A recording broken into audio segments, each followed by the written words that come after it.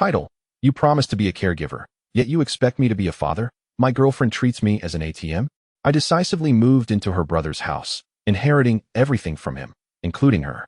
Little does she know, I have awakened a supernatural ability that allows me to see the spirits of the deceased. By helping these lost souls fulfill their final wishes, I can attain everything. With an extraordinary space, futuristic technology, and unmatched skills, I became resolute, indulging in the company of beautiful women as I forged my path. I fought warlords, kicked down tycoons, and even kings bowed before me. When my materialistic ex-girlfriend came crying to reconcile, her sister-in-law was already expecting twins. Chapter 1. The Awakening. Where have I ended up? What is my grandfather called? My grandfather is called. The incessant ringing of my phone jolted me awake. It was Mengdi Khan. I glanced around the unfamiliar, yet vaguely familiar rental room. Have I crossed over? But how could this happen without any apparent reason? No Yun truck, no lightning, and no red stones. In this alternate world, I was celebrating my 28th birthday, watching the goddess I had adored for 6 years lavishly spend my money on another. My heart ached. Under the guidance of a good friend, I indulged in a lavish meal, which fully opened up my new world. Afterward, I celebrated my rebirth with drinks and barbecues with my friends, only to wake up and realize I had crossed over. Did I drink myself to death? Shaking my head, I pondered. Indeed, I had perished from overindulgence, and now I had reincarnated here, Blue Star. That it seemed that the memory-erasing soup of Mengpa had lost its efficacy, and I regained my previous life's memories. I picked up my phone, which had been ringing incessantly, and the screen displayed, "Dear Tingting." This was the object of my affection in this life, Liang Tingting, affectionately nicknamed Lu Rian. Memories flooded back, and I couldn't help but slap myself twice. It turned out that in this life, I was also a devoted admirer. I had adored Liang Tingting for 6 years, and now, in this body of a 21-year-old in the final year of college, I spent my days delivering food and my nights driving, while also toiling to carry cement and sand. I worked any job that paid, except for those that involved illicit activities. Every cent I earned went to Liang Tingting, and this ungrateful girl only allowed me to hold her hand. Nothing more. Yesterday, I took a job carrying sand, and after a grueling climb up 6 flights of stairs without an elevator, I collapsed upon returning home. I had died twice, and the memories of both lives merged. As I connected the call, before I could speak, the other party launched into a tirade. Mengdi Kun, what are you doing? Why did it take you so long to answer? What have you decided about what I told you yesterday? Consider your grandmother's leg. I blurted out. I had awakened. This devoted admirer could go to hell. Suddenly, a soft, melodic electronic notification echoed in my mind. Ding. The host has obtained a good person card from 2 lifetimes. The Be a Good Person, Do Good Deeds system has been activated. The system has issued a task. Agree to take care of her kind sister-in-law for 30 days, and you will receive the angel's eye reward. What? A system? And rewards? Those familiar with novels on Huang Fanxia know that a system is a marvelous thing. I recalled that while carrying sand yesterday, Liang Tingting had called and asked me to serve as a male caregiver for a month at her brother's house to look after her sister-in-law, who had just given birth 2 months prior. As a real man, I initially struggled to accept the idea of being a caregiver. However, I feared Liang Tingting's anger and merely said I would think it over. But now, with the memories of 2 lives, my perspective had entirely shifted. Having seen her sister-in-law, Zhou Minjing, in Liang Tingting's photo album, I knew she was stunning. Being a caregiver was not out of the question. On the other end of the line, Liang Tingting was exasperated. You, Mengdi Kun, how dare you speak to me like that? You've gone too far. Oh, Tingting, you misunderstood. I wasn't talking to you. There was a flyer distributor at the door who asked if I considered being a duck, and I sent him packing. I quickly concocted an explanation that, you wouldn't dare speak to me like that. But with your dark complexion, no one would want you as a duck. Liang Tingting chuckled, amused by my response. She added, don't think too much. I'll send you the address. You need to go over this afternoon. My brother is quite anxious. All right, I promise to obey, my dear Tingting. Having been a devoted admirer for 6 years, I spoke without hesitation. Perform well, and I'll hold your hand again next time. Liang Tingting concluded, satisfied as she hung up. This was the proper behavior of her devoted admirer. Perform well, my foot. If it weren't for the allure of rewards, I would give you a piece of my mind. From now on, I would no longer be a devoted admirer. I tossed my phone onto the bed and stood up, stretching lazily. A voice echoed in my mind, ding. The host has agreed to accept the task. Angel's Eye has been credited. Since this is the first task activated by the system, an additional reward of beautiful body has been granted. Wow, this system is so intelligent. Just by saying, all right, it automatically accepted the task. As the soft voice faded, I suddenly felt a brightness in my eyes that in this sweltering July by the sea, the room was filled with flies, and it was these very flies that revealed something astonishing to me. They appeared to be moving in slow motion. I picked up a disposable chopstick from yesterday's takeout and effortlessly caught a fly. I tried several more times and discovered that as long as I focused slightly on these flies, their speed would slow down.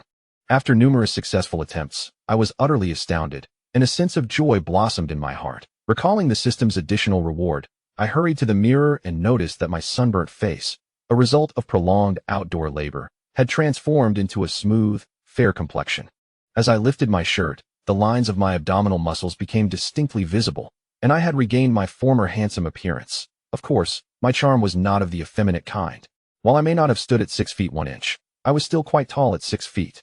I stood tall like a pine tree, with broad shoulders and smooth lines, my face adorned with sharp angles and deep-set eyes that seemed to conceal starlight, radiating vitality and energy. In truth, with a little grooming, Meng Dikun could easily be the school heartthrob. However, the demands of physical labor left me little time to attend to my appearance, causing me to fade into the crowd. Liang Tingting, on the other hand, used my earnings to elevate her education, successfully passing an upgraded examination, while also enrolling in various enrichment classes such as flower arrangement and wine tasting, skills valuable in high society. She worked diligently, and of course, the tuition fees were all covered by me. Over time, Liang Tingting grew increasingly confident, while I became more self-conscious. The more insecure I felt, the harder I worked, believing that when I handed over my earnings to Liang Tingting, I was finally worthy of her. I lightly slapped myself. I am truly pathetic. From now on, I would spend my earnings on myself, not a penny for her. However, thinking about the photos of her sister-in-law on Liang Tingting's phone, a smirk crept onto my face. You wanted to invite a wolf into the house. Don't blame me. Meanwhile, in a wine-tasting class, Liang Tingting hung up the phone and immediately called her brother, Liang Yidong. Brother, it's done. He'll be coming over this afternoon. Yes, I know. I've already been accepted into the upgraded program. He is no longer worthy of me. Rest assured, brother, I know how to maintain my distance from him. Don't worry, brother. We'll merely hold hands, nothing more. That fool is content with just that. Liang Tingting hung up the phone, increasingly aware of her own worth. Before she cast aside Meng Dikun, like a sticky candy, she intended to fully extract his value. Her pursuits in floral arrangement and wine appreciation were all aimed at marrying into a wealthy family. Her first time, of course, must be reserved for her future affluent husband. There was no way she would squander it on the likes of Meng Dikun. Even without her brother's reminder, she understood. In Lehigh City, at the Happy Home community, Liang Yidong ended his call, cheerfully muttering to himself, having a devoted admirer for my sister is quite delightful. Liang Yidong had been aware of Meng Dikun's presence since his sister entered high school. Meng Dikun had been raised by his grandfather, who passed away when Meng Dikun was in his second year of high school. That same year, Liang Yidong and Liang Tingting also lost their parents. When Liang Yidong learned that Meng Dikun's grandfather left him a deposit of 500,000, he encouraged his sister to keep him hanging. The expenses for Liang Yidong's graduate studies were also covered by Meng Dikun. Over the years, he had grown accustomed to taking advantage of Meng Dikun's generosity. Liang Yidong walked from the living room balcony into the master bedroom, addressing his wife, Zhou Minjing. It's settled. That lad will come over this afternoon. Zhou Minjing reclined against the bed, her back resting on a soft pillow, her long hair casually pinned up with a simple sharp clip, revealing her elegant, fair neck.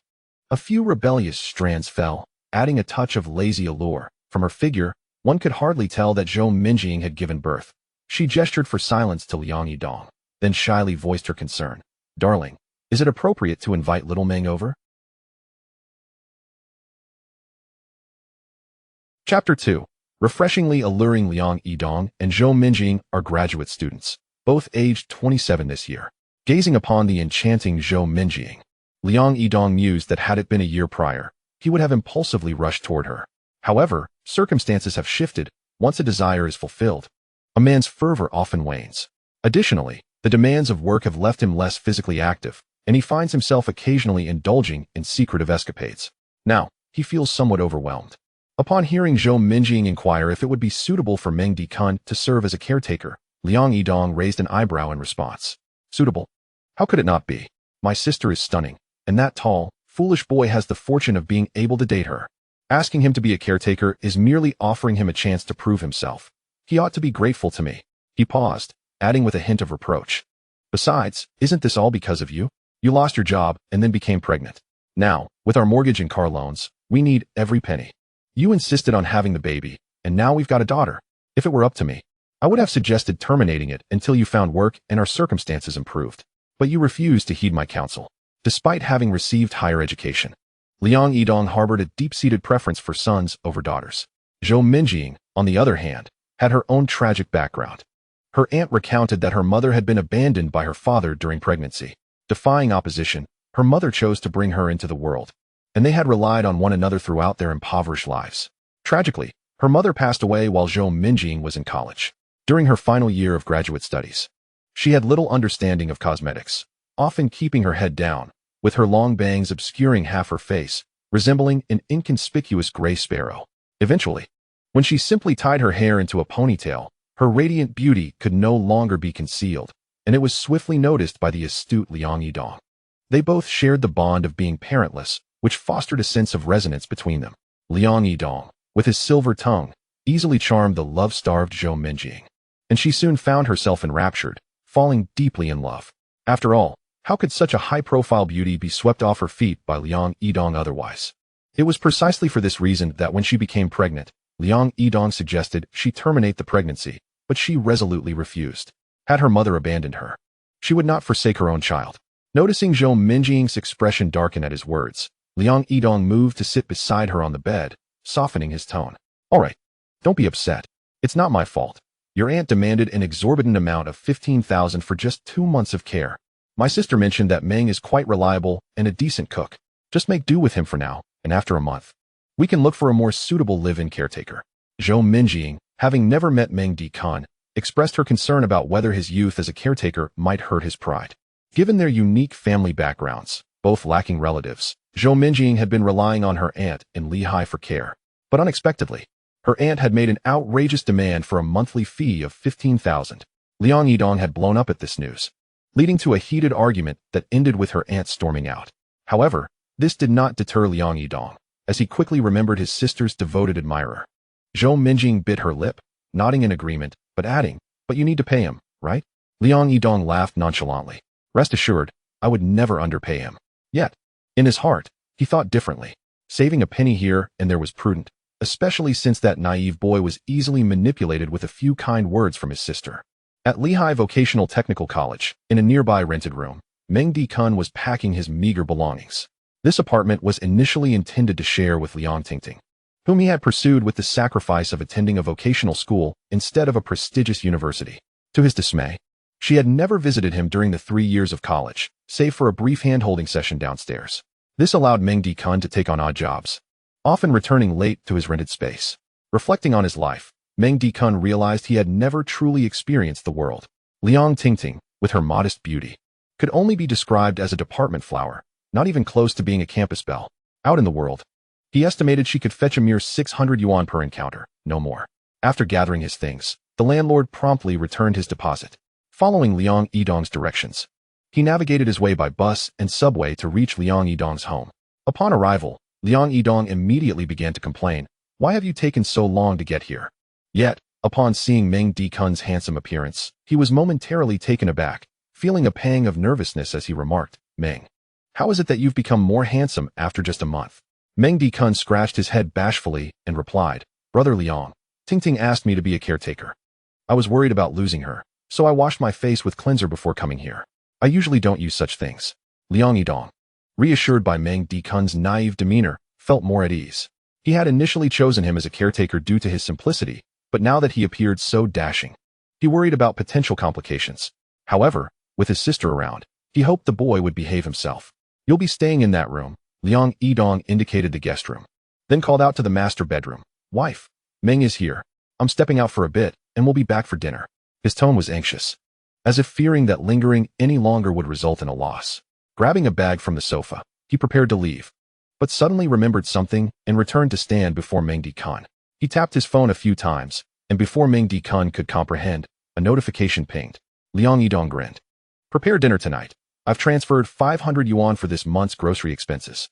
I know it's not sufficient, But didn't you save a bit from your part-time job during school? You can cover the rest for now. He winked at Meng Dikun before abruptly shutting the door behind him. Meng Dikun chuckled helplessly, realizing he was being set up to pay for his own employment. Thank goodness Liang Yidong didn't run a company. Otherwise, his employees would surely be exploited. With that in mind, he thought, well then, big brother, if I do something outrageous in the future, don't blame me. Consider it my wages. Surveying the apartment, which measured 89 square meters with 2 bedrooms, a living room, a kitchen, and a small study, he recalled that it had been purchased at 25,000 yuan per square meter. He wondered how much it had depreciated since then. Liang Yidong, in his folly, had disregarded market trends and bought in a less desirable area 2 years ago. Meng Dikun sighed. He had a stake of 300,000 yuan in this property and needed to find an opportunity to reclaim his investment. After placing his belongings in the guest room, he pushed open the slightly ajar door to the master bedroom, intending to greet Zhou Minjing, who lay upon the bed. Meng is here, she softly said, her voice laced with a hint of drowsiness. Duo was quite restless last night. I just woke up. Before Meng Dikun could respond, Zhou Minjing's gentle voice, like a soft breeze, offered a warm welcome, leaving him feeling comforted. Upon their first meeting, Meng Dikun was struck by how cultured and graceful Zhou Minjing appeared. He couldn't help but reflect on what kind of good deeds Liang Yidong must have performed in his past life to marry such a wonderful wife. Meng Dikun chuckled softly and approached the bedside. No worries, sister-in-law. I just want to check on Duo.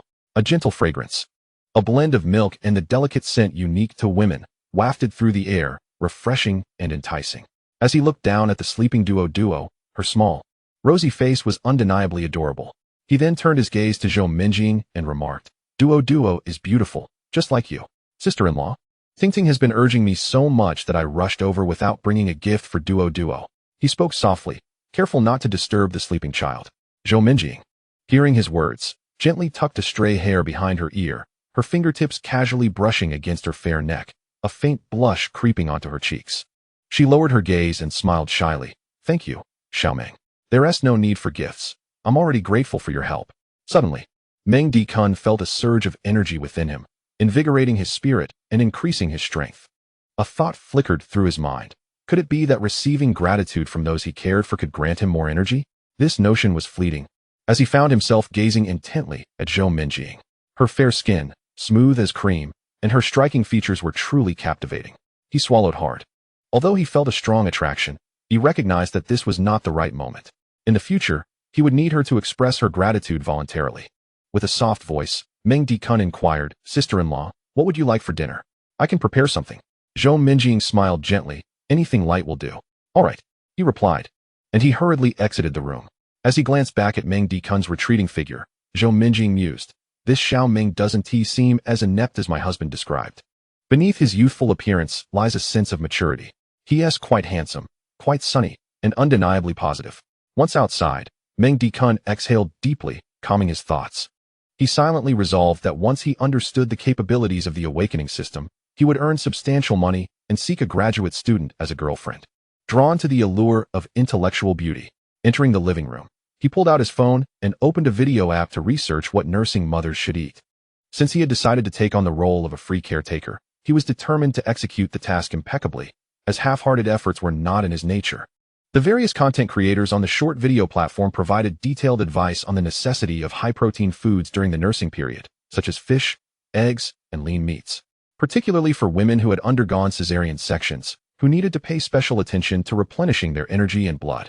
Carp soup was highlighted as a crucial dish, not only beneficial for milk production but also for healing wounds. Adding ginger slices would help eliminate any fishy odor, simmering until the broth turned a rich milky white. He noted all the key points. Contemplating that this task was manageable, he merely had to follow the instructions. Quietly, he opened the door and peeked inside. Sister-in-law, I'm heading to the market. Zhou Minjing, having tidied up a bit, carefully got out of bed.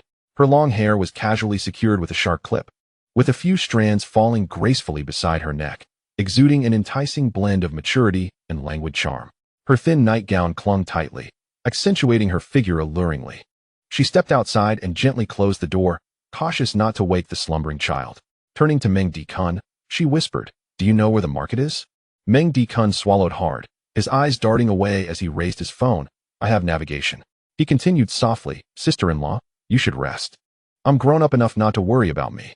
However, Zhou Minjing paused and gently replied, wait a moment, there's an electric bike downstairs. Here's the key.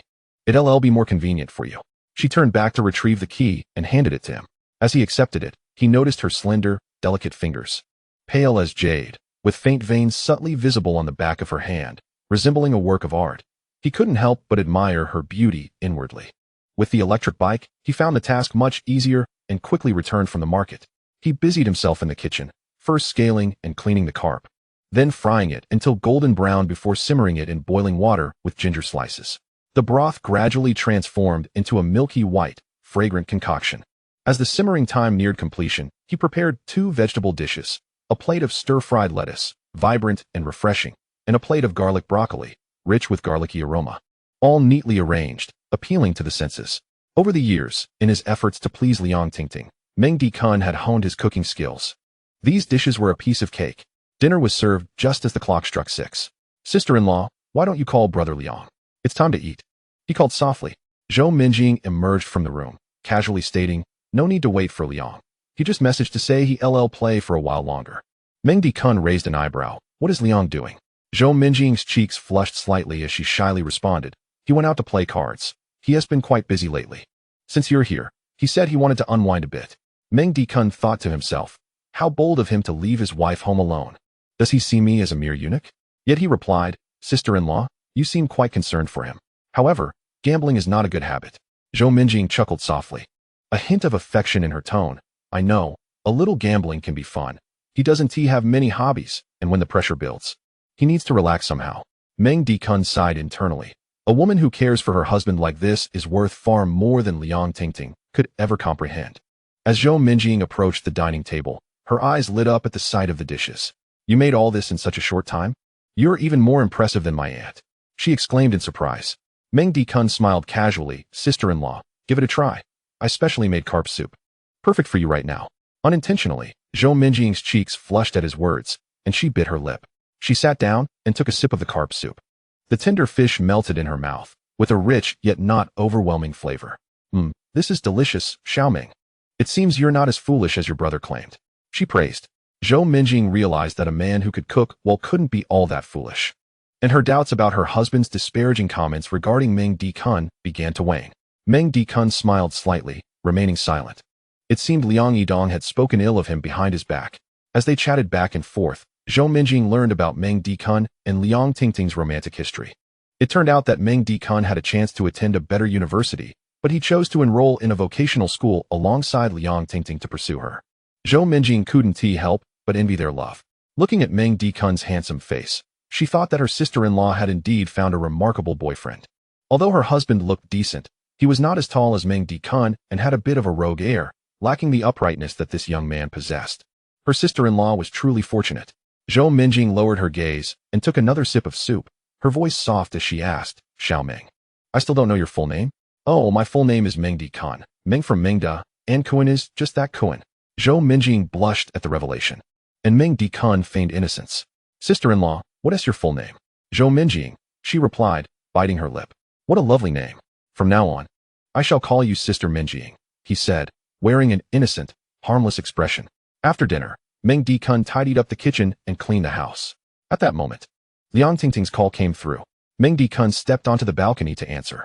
Xiao Kuan Gu, I heard from my sister-in-law that you are doing quite well as a caregiver. Of course, how could I possibly bring shame to our Tingting? Meng Dikun feigned pride in his response. By the way, Tingting, we are about to graduate.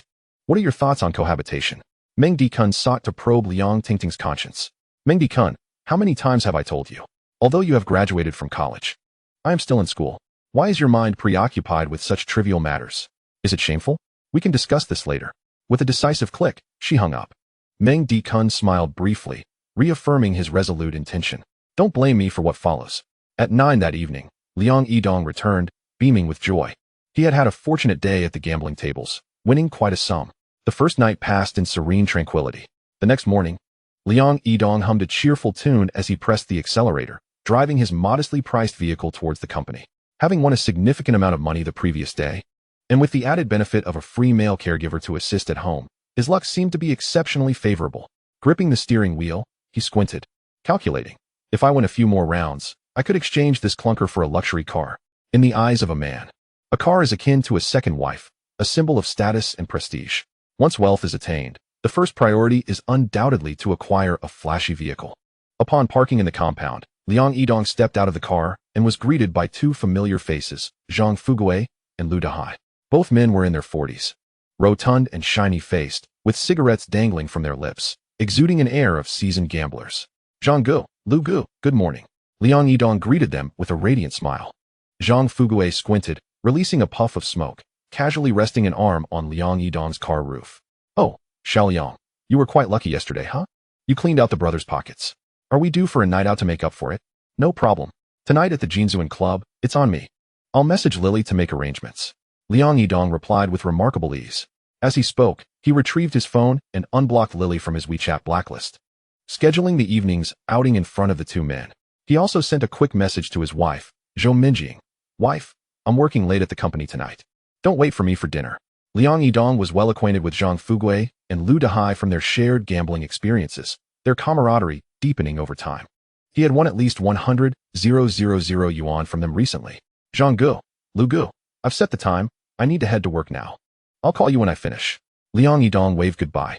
The two men nodded, and once Liang Yidong had departed, Zhang Fugui and Lu Dehai exchanged knowing glances. Zhang Fugui extinguished his cigarette with a somber tone. I heard Xiao Liang's wife is quite attractive? Lu Dehai chuckled. Attractive is an understatement. I've seen her a few times. She's truly exceptional, and just gave birth. You know how wealthy men are drawn to that. A glint of greed flickered in Zhang Fugui's eyes. We've baited him with enough hooks. It's time to reel him in. Tonight, I'll find a good brother and pull off a big score. They shared a sinister laugh, envisioning the possibilities. Meanwhile, at Zhou Minjing's home in the happy community, after Liang Yidong left for work, Meng Dikun completed his duties as a caregiver and exchanged pleasantries with Zhou Minjing before deciding to take a stroll nearby, hoping to find someone in need of assistance and to explore any further functions of the system's Angel SI. After a morning of wandering, he received no system notifications. And aside from swatting flies and mosquitoes, he found no additional use for the Angel's Eye. As a man who had awakened with the resolve not to be a sycophant, he felt a burning desire within. To live comfortably, one must have money. This system, which awakened him, surely concealed a path to wealth. However, after hours of searching, he found himself empty-handed. As evening approached, Meng Dikun quickly prepared dinner, the aroma wafting through the kitchen. Zhou Minjing smiled gently at him. Your brother Liang is working late tonight. Let us eat first.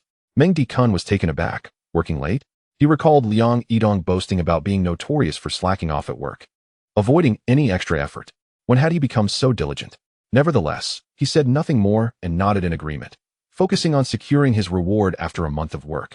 Indifferent to the rest, the night passed quietly, and the following morning, as Meng Dikun served breakfast, he noticed Liang Yidong had yet to return. Zhou Minjing frowned, casually remarking, is he working late to the point of not even coming home? Meng Dikun remained silent. After breakfast, he tidied up the kitchen and resolved to venture outside again, questioning the capabilities of the Angel SI, which claimed to be divine but seemed only capable of swatting flies. Surely it could do more? At 10 o'clock that sunny morning, feeling somewhat fatigued from his wandering, Meng Dikun sat down on a nearby bench, scrolling aimlessly on his phone, his mind elsewhere. Although being a caregiver was relatively easy, it did not yield any income. In the Blue Star Dragon country, a man without money is worth less than a dog. Just as he contemplated his plans for the upcoming month, a familiar figure caught his eye. Was it Liang Yidong? Liang Yidong stood at the intersection, his gaze fixed intensely on Meng Dikun. Strangely, he appeared drained of color, starkly contrasting against the vibrant surroundings, resembling a scene from an old film. The sunlight, greenery, and passers-by seemed to shun him. Meng Dikun rubbed his eyes, questioning his vision. Yet, in the next moment, a more bizarre occurrence unfolded. A passerby, oblivious to Liang Yidong's presence, walked directly through him. Liang Yidong remained utterly motionless, rooted in place. What on earth? Meng Dikun's heart raced as he slowly rose from the bench, his throat dry. He stared at the monochrome figure. A startling thought flashed through his mind. Could the Angel SI grant him true sight? Liang Yidong's form flickered in and out of focus. He observed Meng Dikun and realized that Meng Dikun was staring back at him. Could it be that Meng Dikun could see him? Liang Yidong moved, his figure gliding silently towards Meng Dikun, halting directly in front of him. Xiaoming, can you see me? Meng Dikun felt a chill, the temperature around him seemingly dropping several degrees. His mind was in a daze, but he nodded, aye. I think I can. However, after a brief moment of shock, Meng Dikun regained his composure and inquired, what has happened to you? Weren't you supposed to be working late? How did you end up like this? Liang Yidong's voice quivered with regret. This is wonderful. I thought I was invisible to you, that you couldn't hear me. Meng Dikun, I am no longer human. I didn't go to work yesterday. I went gambling. Meng Dikun retorted, you really can't change your ways, can you? Did you stay up all night gambling and die from it? Just then, a passerby glared at Meng Dikun, frowning. Young man, you're quite handsome. Why resort to cursing? I haven't provoked you. Meng Dikun felt his face flush and quickly waved his hands in apology. I'm sorry, it wasn't directed at you. I was on a call. He composed himself, pulling out a Bluetooth headset from his pocket and clumsily inserting it into his ear, pretending to mumble into it. Once the passerby had moved on, he quickly scanned his surroundings for a secluded corner. Liang Yidong floated behind him, his head bowed, radiating guilt. I lost a lot of money yesterday. I felt I couldn't repay it, and I didn't want to. This morning, I jumped out of a window. But in that moment, I regretted it. I realized. Meng Dikun shook his head. Liang Yidong, you truly are a coward. And what about your wife and child? Xiao Meng. I acknowledge my mistakes. From the moment I leaped, I reflected upon my life. Although I never cherished my daughter, her smiling face filled my mind at that instant. It seems that in the final moments of life, one becomes profoundly benevolent. Perhaps this is indeed true. Meng Dikun retorted sharply. What good is it for you to say such things now? Liang Yidong suddenly knelt, his ethereal form trembling slightly against the ground. He raised his hand and struck himself across the face, the sharp sound echoing only for Meng Dikun to hear. Xiao Meng, I realize that since your sophomore year, I have taken advantage of you, exploiting your affection for Tingting as if you were my personal ATM. I am a scoundrel.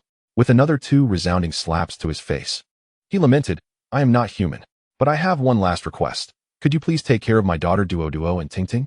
They are the ones I cannot bear to part with. At this moment, only Meng Dikun could hear his words, and he could only turn to him for solace. Before Meng Dikun could comprehend the situation, a gentle system prompt resonated in his mind. Ding. The good deed system has issued a task. Agree to assist the repentant soul in caring for his beloved daughter for 1 year, and you shall receive the reward of the Eye of Insight. Wait. Liang Yidong mentioned caring for both his daughter and sister, yet the system only referenced his daughter. Could it be that the system automatically filters out the wicked? Meng Dikun confirmed with the system. System, please repeat your task. Ding. The good deed system has issued a task. Agree to assist the repentant soul in caring for his beloved daughter for 1 year, and you shall receive the reward of the Eye of Insight. Indeed, the system does not regard Liang Tingting as worthy. The Eye of Insight, its name alone suggests it is a remarkable gift. Moreover, Duo, that child, beams like a little sun. Who wouldn't he be enamored by her sweetness? After all these years, Meng Dikun had cared for both Liang Yidong and his sister. So caring for a small child should pose no challenge. As for the child's meals, her mother is certainly capable. Very well, I shall grant your request. Liang Yidong abruptly lifted his head, his eyes brimming with gratitude, astonished by Meng Dikun's swift agreement. However, I will only care for your daughter. As for your sister, you must understand her true nature. A jolt of apprehension coursed through Liang Yidong. Had Xiao Meng already discerned his sister's intentions? Nevertheless, someone who could see spirits would undoubtedly see through her little schemes. After years of interaction with Meng Dikun, he knew him to be a man of his word. Choking back tears, he replied, then please take good care of my daughter. Xiao Meng, thank you. In my next life, I shall work for you. Liang Yidong bowed repeatedly, expressing his gratitude, and gradually, as his obsessions faded, his shadow grew fainter until it finally dissipated into the air. Ding. The host has agreed to accept the task. The Eye of Insight has been granted. Due to the benefactor being a repentant soul, the system has awarded additional gifts. The techniques of the Arhut Fist, a 9th-degree black belt in Taekwondo, the medical text pediatric master and gynecology master, advanced hacking skills, and the memories of the benefactor. As the system's voice faded, Meng Dikun felt a surge of powerful energy penetrate his body. A fiery strength coursed through him, tightening his muscles as if forged in flames. He clenched his fists, the joints cracking ominously. With a single blow, not even a pig would stand, let alone a cow. Simultaneously, the memories of Liang Yidong's life flooded into Meng Dikun's mind. Knowledge from the text's pediatric master in gynecology master seemed to be inscribed in his brain, as the essence of countless medical techniques and remedies came to him effortlessly. Furthermore, he adeptly grasped various hacking skills. A smirk crept across Meng Dikun's face. Liang Yidong, You have deceived me countless times in life, yet you have bestowed upon me this grand gift after your demise. Eagerly, he tested the eye of insight. Following the system's instructions to blink 3 times, the world around him transformed dramatically. The soil beneath his feet became transparent, revealing stones buried within and the pipes of the sewer system, as if the facade had been stripped away. Glancing up at the distant crowd, he gasped. One person was entirely unclothed. The garments of passers-by had vanished, and then a striking woman approached, clad in a captivating shade of purple. A few more blinks returned his vision to normal. What a remarkable ability this is. Meng Dikun proceeded to examine Liang Yidong's memories, discovering that he had recently visited the Golden Ding Club, engaging in unsavory activities, drunkenly embracing 2 heavily made-up women, grinning like a foolish monarch. However, Liang Yidong retained a sliver of conscience. During his escapades, he had taken all necessary precautions, returning home unscathed. Next, he had entered an underground casino with 2 middle-aged men. Initially, luck favored him, and he won 4 million, but soon lost everything. In a desperate bid to recover his losses, he embezzled 2 million from the company's accounts, only to lose it all again and borrow another 4 million from the casino. While borrowing, he signed an agreement stipulating he must repay within a month, or forfeit his house, car, and even offer up his wife as collateral. Liang Yidong, overly confident, had signed without a second thought. Ultimately, he lost the entire 4 million. Meng Dikun mused. No wonder he only asked me to care for his daughter and sister. He has already put his wife up as collateral. Liang Yidong may have been morally bankrupt, yet he was undeniably intelligent, having gained admission to Lehigh University and subsequently pursued a master's degree. However, his hubris led to his downfall, as he had clearly fallen into a trap. Upon returning from the casino, Liang Yidong stumbled back to the company, making his way to the rooftop and leaping off. Meng Dikun internally scorned him. Liang Yidong, you truly are a beast. You sought your own release, leaving a mess behind. It is said that women who have just given birth are susceptible to postpartum depression. Having only cared for her for 2 days, the first task of the system remains incomplete. I cannot allow her to encounter any misfortune. The system would rescind its rewards. With these newfound skills, wealth would soon be within reach. With this thought in mind, Meng Dikun hastened his return. Chapter 6. 50 kilograms of gold. Upon returning to Zhou Minjing's home, he found her in the process of changing from her usual loungewear into a fitted cream-colored suit, which perfectly accentuated her elegant figure, exuding grace, competence, and allure. At that moment, armed with Liang Yidong's memories, Meng Dikun realized just how radiant she appeared in that attire. Zhou Minjing, flustered, hurriedly swapped her high heels for flat shoes. Seeing Meng Dikun enter, she exclaimed, "Xiao Meng, you're back. I was just about to call you. The hospital just informed me that Liang Yidong is in trouble. I must go see. Please take care of Duo. I have already prepared the milk in the refrigerator. Just remember to heat it before feeding her. Rest assured, Sister Minjing. I will look after Duo. It will be no trouble at all." Meng Dikun replied calmly. "Thank you," Zhou Minjing said hurriedly as she rushed out the door. Meng Dikun suddenly called after her, his tone steady. "Sister Minjing, no matter what you encounter, stay strong, for you still have Duo. I wonder how Zhou Minjing will react once she learns of Liang Yidong's misdeeds. Perhaps it is wise to prepare her for the worst." Zhou Minjing was momentarily taken aback, but soon expressed her gratitude with a meaningful glance towards Meng Dikun before turning to leave. Liang Yidong had not returned for the night, and a call from the hospital had just come in, urging her to prepare herself for the worst. A sense of unease washed over her. With no job and lacking any familial ties to Liang Yidong, their household expenses entirely relied on his earnings. The thought of any misfortune befalling him felt like the sky was caving in on her. Women may be perceived as weaker, yet a mother's strength is formidable. Reflecting on her child, Duo, she found the resolve to be strong once more. After Zhou Minjing departed, Meng Dikun quietly entered the master bedroom. There, Duo lay soundly asleep, her cherubic face glowing like a rosy apple. Her petite form curled up snugly, pudgy fingers clutching the blanket, a satisfied smile gracing her lips, indicating she had just enjoyed a hearty meal. Meng Dikun couldn't help but chuckle at her adorable demeanor, realizing that the year he was assigned to care for Duo felt all too brief. Returning to the living room, Meng Dikun moved to the balcony, blinked 3 times, and activated his perspicuous eye. His gaze pierced through the concrete, allowing him to glimpse into the opposite apartment. It was 11 in the morning, and most people were at work. However, some couples were engaged in the harmonious exercise of life. He shook his head, and, turning away from the balcony, murmured to himself about how to leverage his newfound abilities for financial gain. Suddenly, he glanced down and froze. Beneath the mattress of the master bedroom downstairs lay a meticulously arranged row of gold bars, accompanied by 20 stacks of red banknotes. Astonished, he thought to himself about the audacity of such a household and sensed trouble brewing. With his advanced hacking skills, he hurried to the study, accessed Liang Yidong's computer, and unlocked the password. Now, possessing Liang Yidong's memories, he navigated the computer as if it were his own. With practiced speed, he typed away, noting that Liang Yidong's residence was located in Haiqing City, Jinshui District, Jinshui Street, in the Happy Home Community, postal code 211103. Consequently, the apartment below was 1003. Soon, he pinpointed the occupant of 1003, Zhao Dahan. Despite being a mid-level official, his position was within a core department of power. A corrupt official, Meng Dikun thought. I shall not be courteous. He typed a few more commands, connecting to the Wi-Fi of 1003. Upon accessing the router, he discovered that there was only one electronic device in the household, the electronic lock with a camera at the entrance. The camera's records indicated that Zhao Dahan visited every 2 weeks, arriving at 10 in the evening and leaving at 11. Calculating the time, he realized that Zhao Dahan would come again tonight. It was imperative to act before 10 o'clock. If he were to make a misstep and move the treasures, it would be disastrous.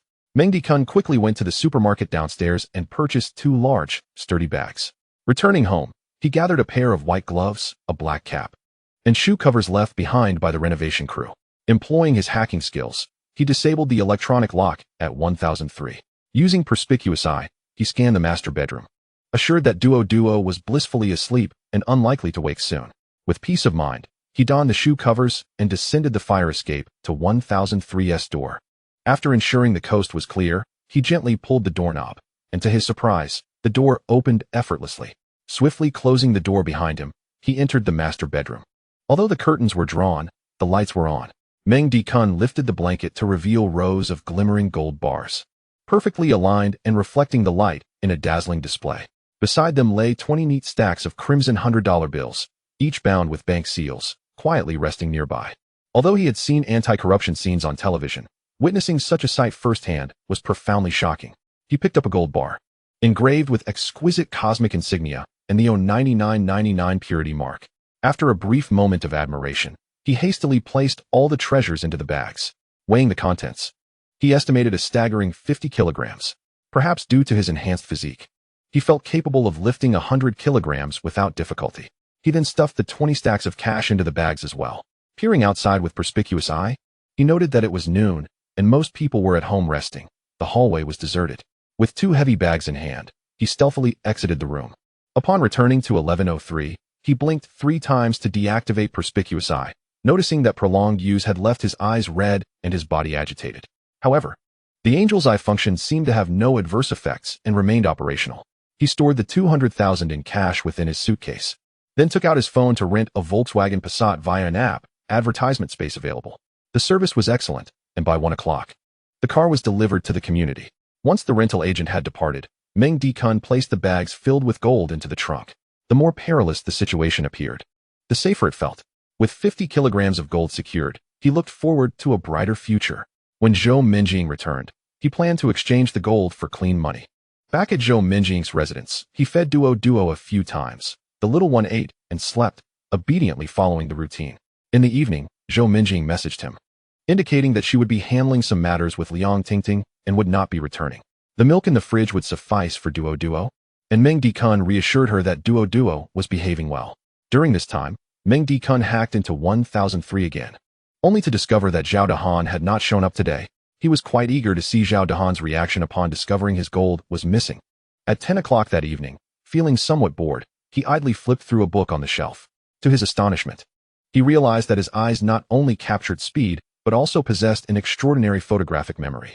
He had merely skimmed the book, yet he had memorized all its contents. If he were to retake the college entrance examination, he would undoubtedly achieve top honors. Thrilled, he proceeded to peruse every book on the shelf. Chapter 7. Never Want to See Him Again.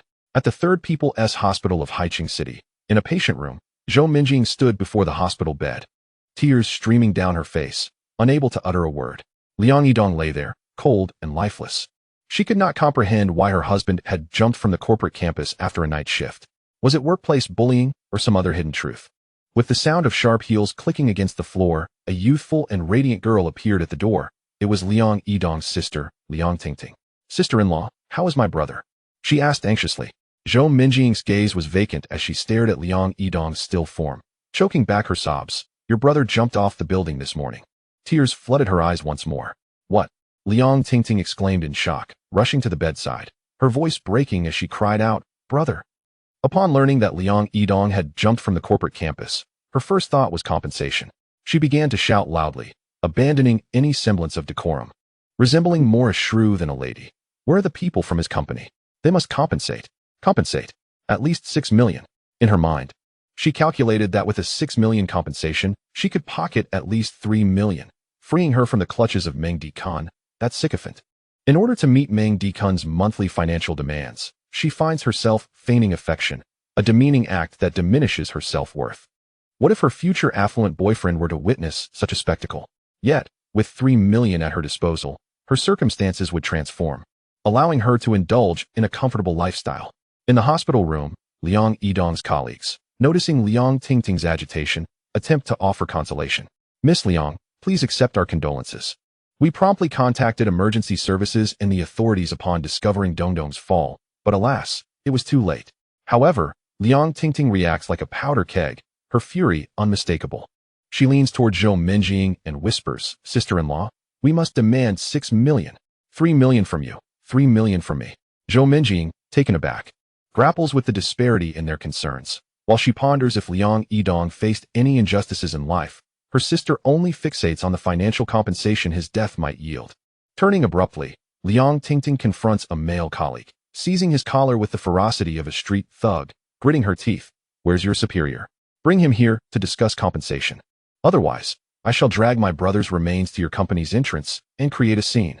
Given the nature of the incident, 2 police officers present quickly intervene, urging her to calm down as the investigation is ongoing. Investigation? This tragedy occurred within your company. You are responsible for his demise. Summon your leader to provide compensation. Liang Tingting refuses to relent. As she continues to grip her colleague, a group enters the room, investigating officers, along with Liang Yidong's boss and co-workers. The male colleague breathes a sigh of relief, exclaiming, Manager Wang, you have finally arrived. Seizing the opportunity to speak, Liang Tingting rushes forward, demanding compensation. Manager Wang scoffs, dismissively pushing her aside. Compensate you? The responsibility lies with you. With tensions escalating on both sides, the officers swiftly separate the two to prevent further conflict. The lead officer steps forward, his voice grave, who is a family member of Liang Yidong. Zhou Minjing rises slowly, her voice trembling. I am his wife. Liang Tingting quickly joins her, urgency in her tone. I am too. I am his sister. The urgency in her demeanor suggests she fears missing out on any financial restitution. The officer approaches Zhou Minjing, presenting an investigative report. Hello, I am the head of the task force assigned to this case. The investigation has concluded. Your husband committed suicide. The night before the incident, he embezzled 2 million yuan and was involved in illegal activities such as gambling. It appears this was not his first offense. The location of his illicit dealings has been sealed, while the gambling operations remain under investigation. Zhou Minjing takes the report, murmuring in disbelief. This cannot be true. He would never do such a thing. Liang Tingting snatches the report, her eyes flickering with understanding, aware of her brother's true character, and begins calculating her next steps. The officer hands her a mobile phone. These pieces of evidence are irrefutable. This is your husband's phone. We have retrieved some chat records for your review. As she gazes at the disturbing messages, she realizes that Liang Yidong's illegal activities had persisted since her pregnancy. At that moment, Zhou Minjing feels her heart shatter, and the weight of despair threatens to engulf her.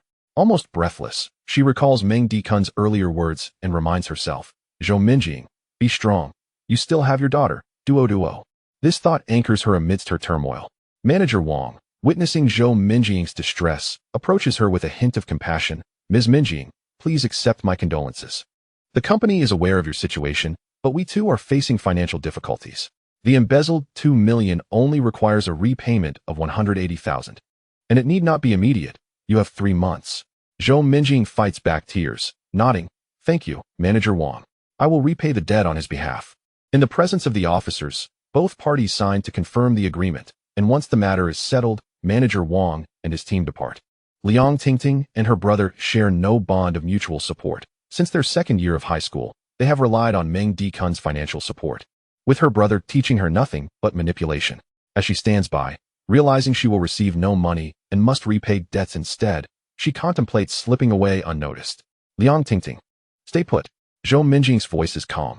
Liang Tingting turns awkwardly. Sister-in-law, is there something else? Zhou Minjing fixes her gaze. Have your brother cremated tonight.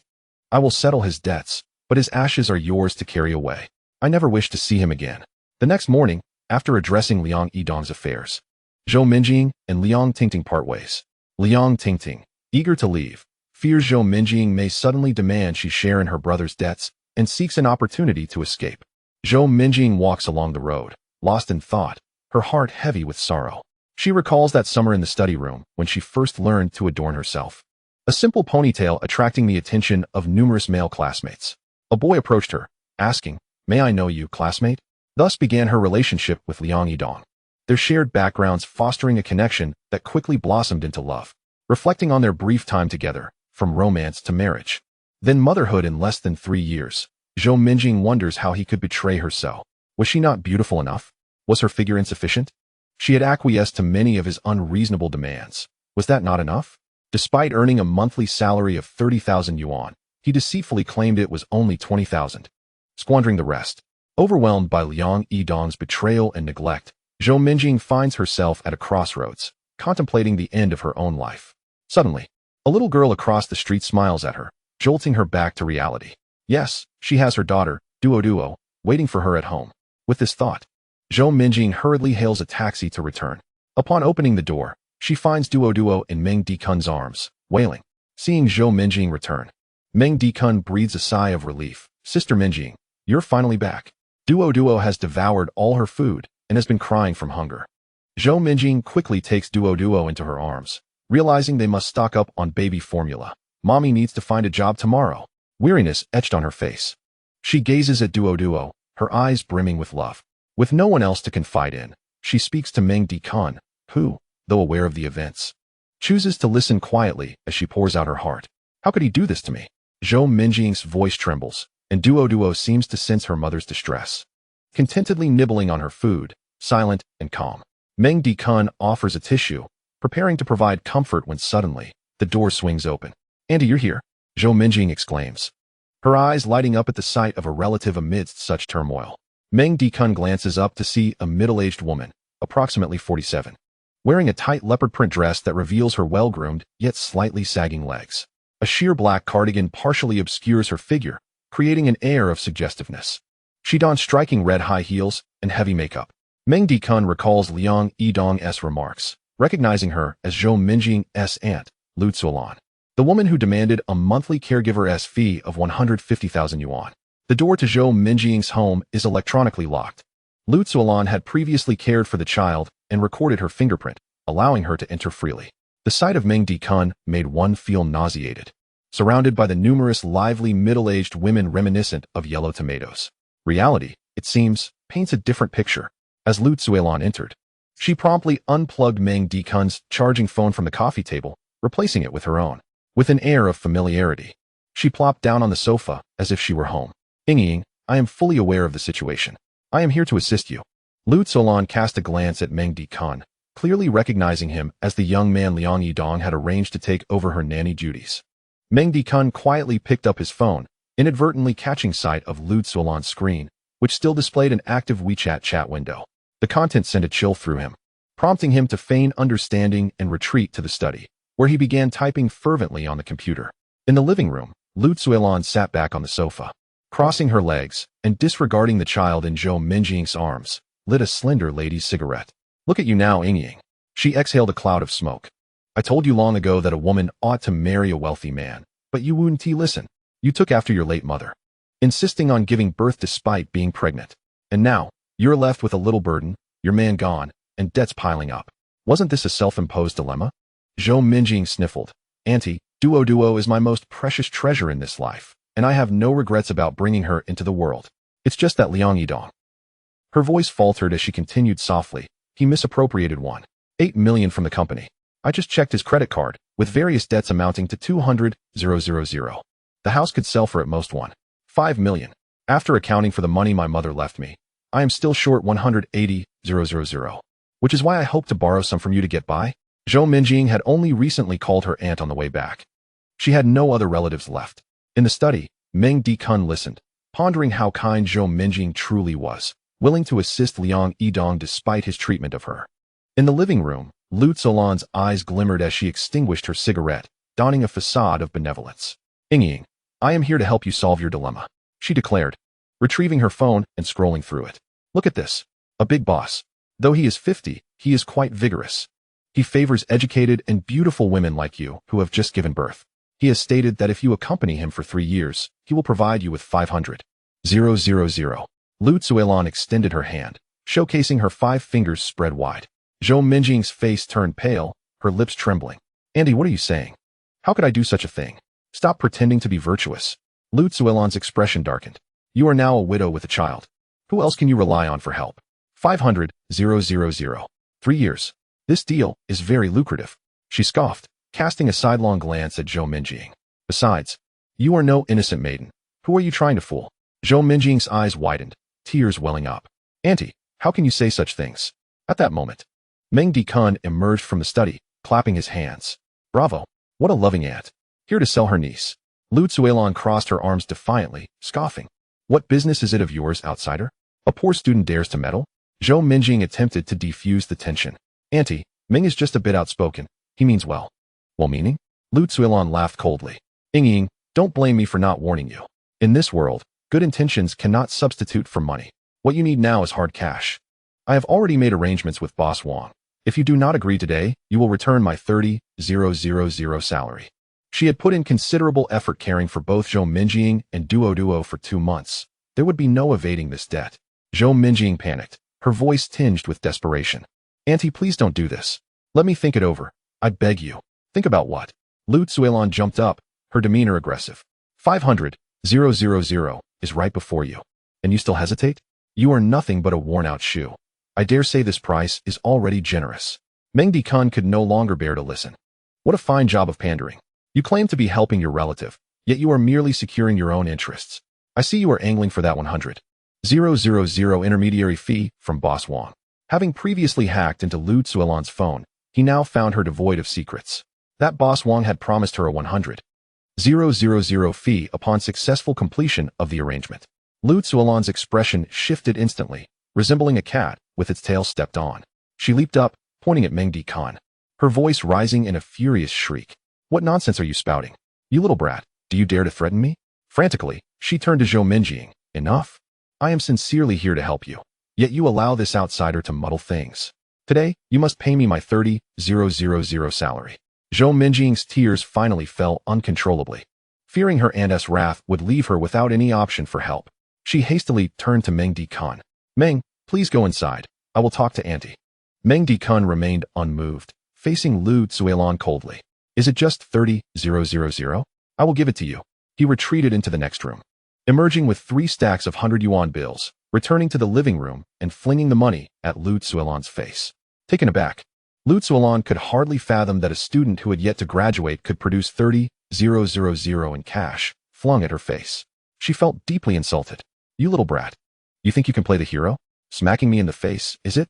Fine, I'll indulge you. She began to slap her own face, taunting him. Come. Strike here. Go on, hit me if you dare. With a sharp crack, Meng Dikun raised his hand and delivered a stinging slap across Lu Zuolan's face, the force of which sent her heavily made-up visage askew. Who are you calling a little brat? With rapid succession, he delivered 2 more resounding slaps, sending one of her false eyelashes flying, dangling from her mouth like a dying insect. Who said I had matured? A flurry of slaps followed, transforming Lu Zuolan's face into a swollen mass, her once vibrant makeup now a muddled palette of bruises, teardrops, and smeared blush. With a trickle of blood at the corner of her mouth, her dentures askew. Meanwhile, Zhou Minjing, cradling Duo, stood frozen, her mind blank. By the time she regained her senses, Lu Zuolan's visage had become grotesque, her swollen face squishing her eyes into mere slits. She rushed forward, tightly grasping Meng Dikun's hand. Meng, please stop. No more. Concerned for Zhou Minjing and the child in her arms, Meng Dikun coldly withdrew his hand. Lu Zuolan, still reeling from the blows, finally regained her composure, pointing at Meng Dekan, her speech slurred from the swelling. You dare to hit me? You little brat. I will report you. I will report you. Trembling, she pulled out her phone. Zhou Minjing, fearing her aunt would indeed call the authorities and have Meng Dekan arrested, stepped forward, pleading. Auntie, please, don't report him. Meng is still young. He acted impulsively. Please don't hold it against him. Yet Meng Dekan remained unfazed, leisurely retrieving his phone and waving it. Lu Zuilan, go ahead and report. I'm curious to see if you dare. If you do, I will send this video to your husband and son. Meng Dechuan spoke as he took out his phone and played a video.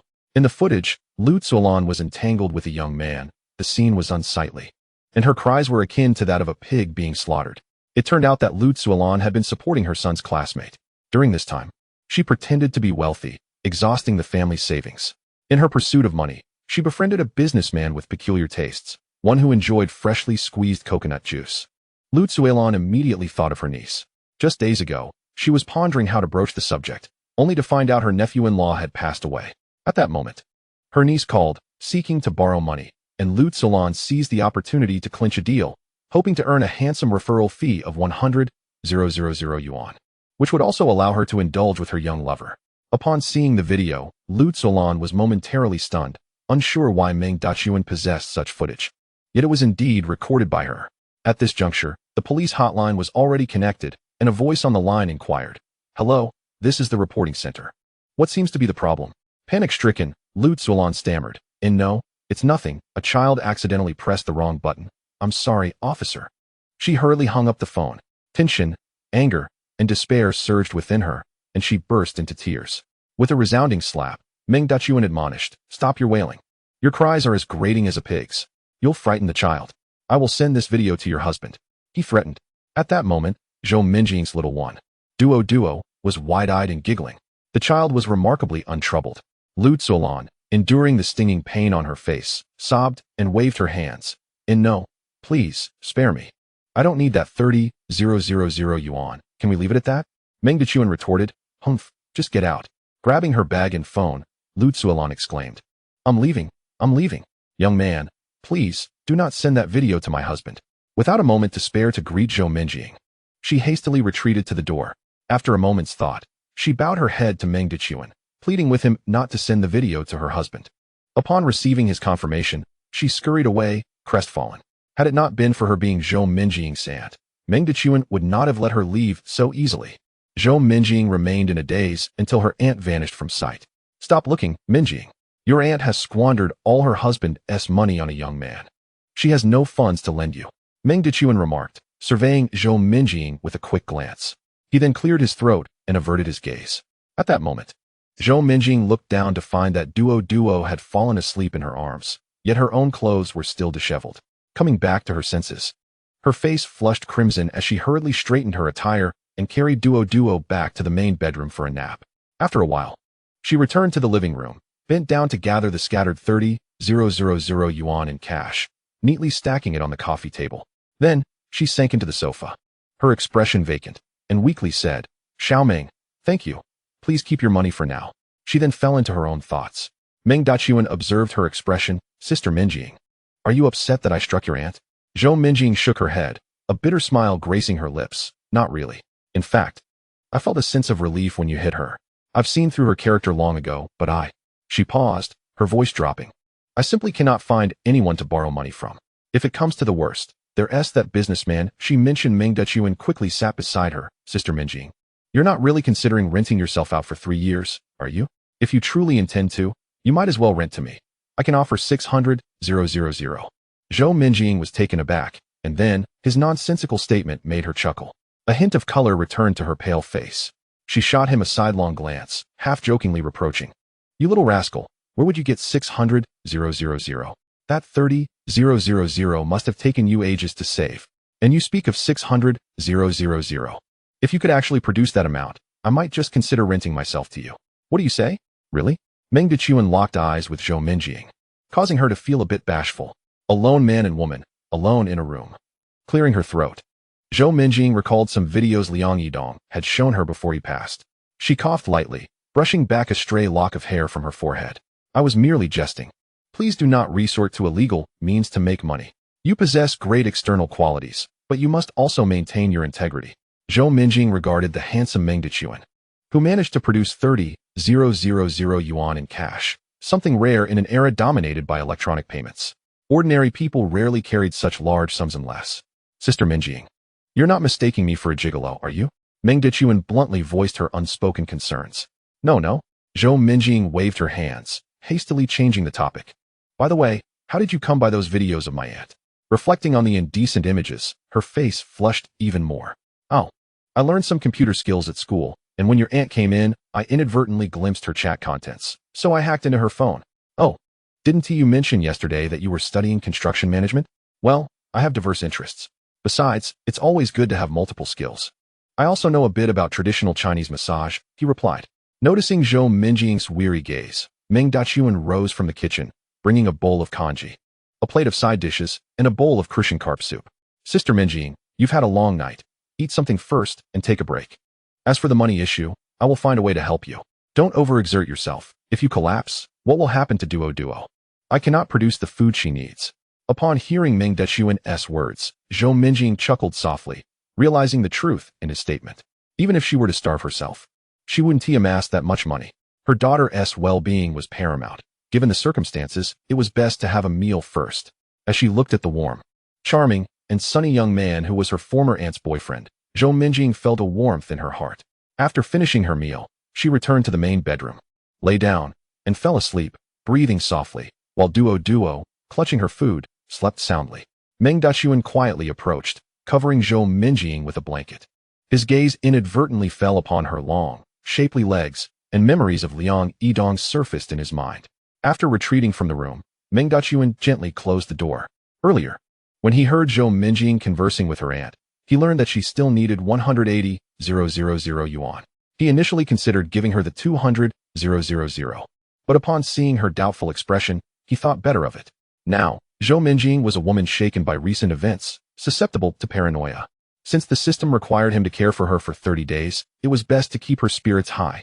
With that thought in mind, Meng Dechuan returned to his study, contemplating how to launder the gold in his car. He booted up his computer and began typing furiously. Utilizing the formidable learning capabilities of the Angel's Eye and the advanced hacker skills to sift through potential gold trading points. His criteria were safety, reliability, and expedience.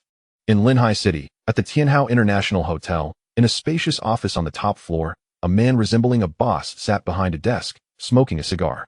This man was Du Tianhao, the proprietor of the hotel.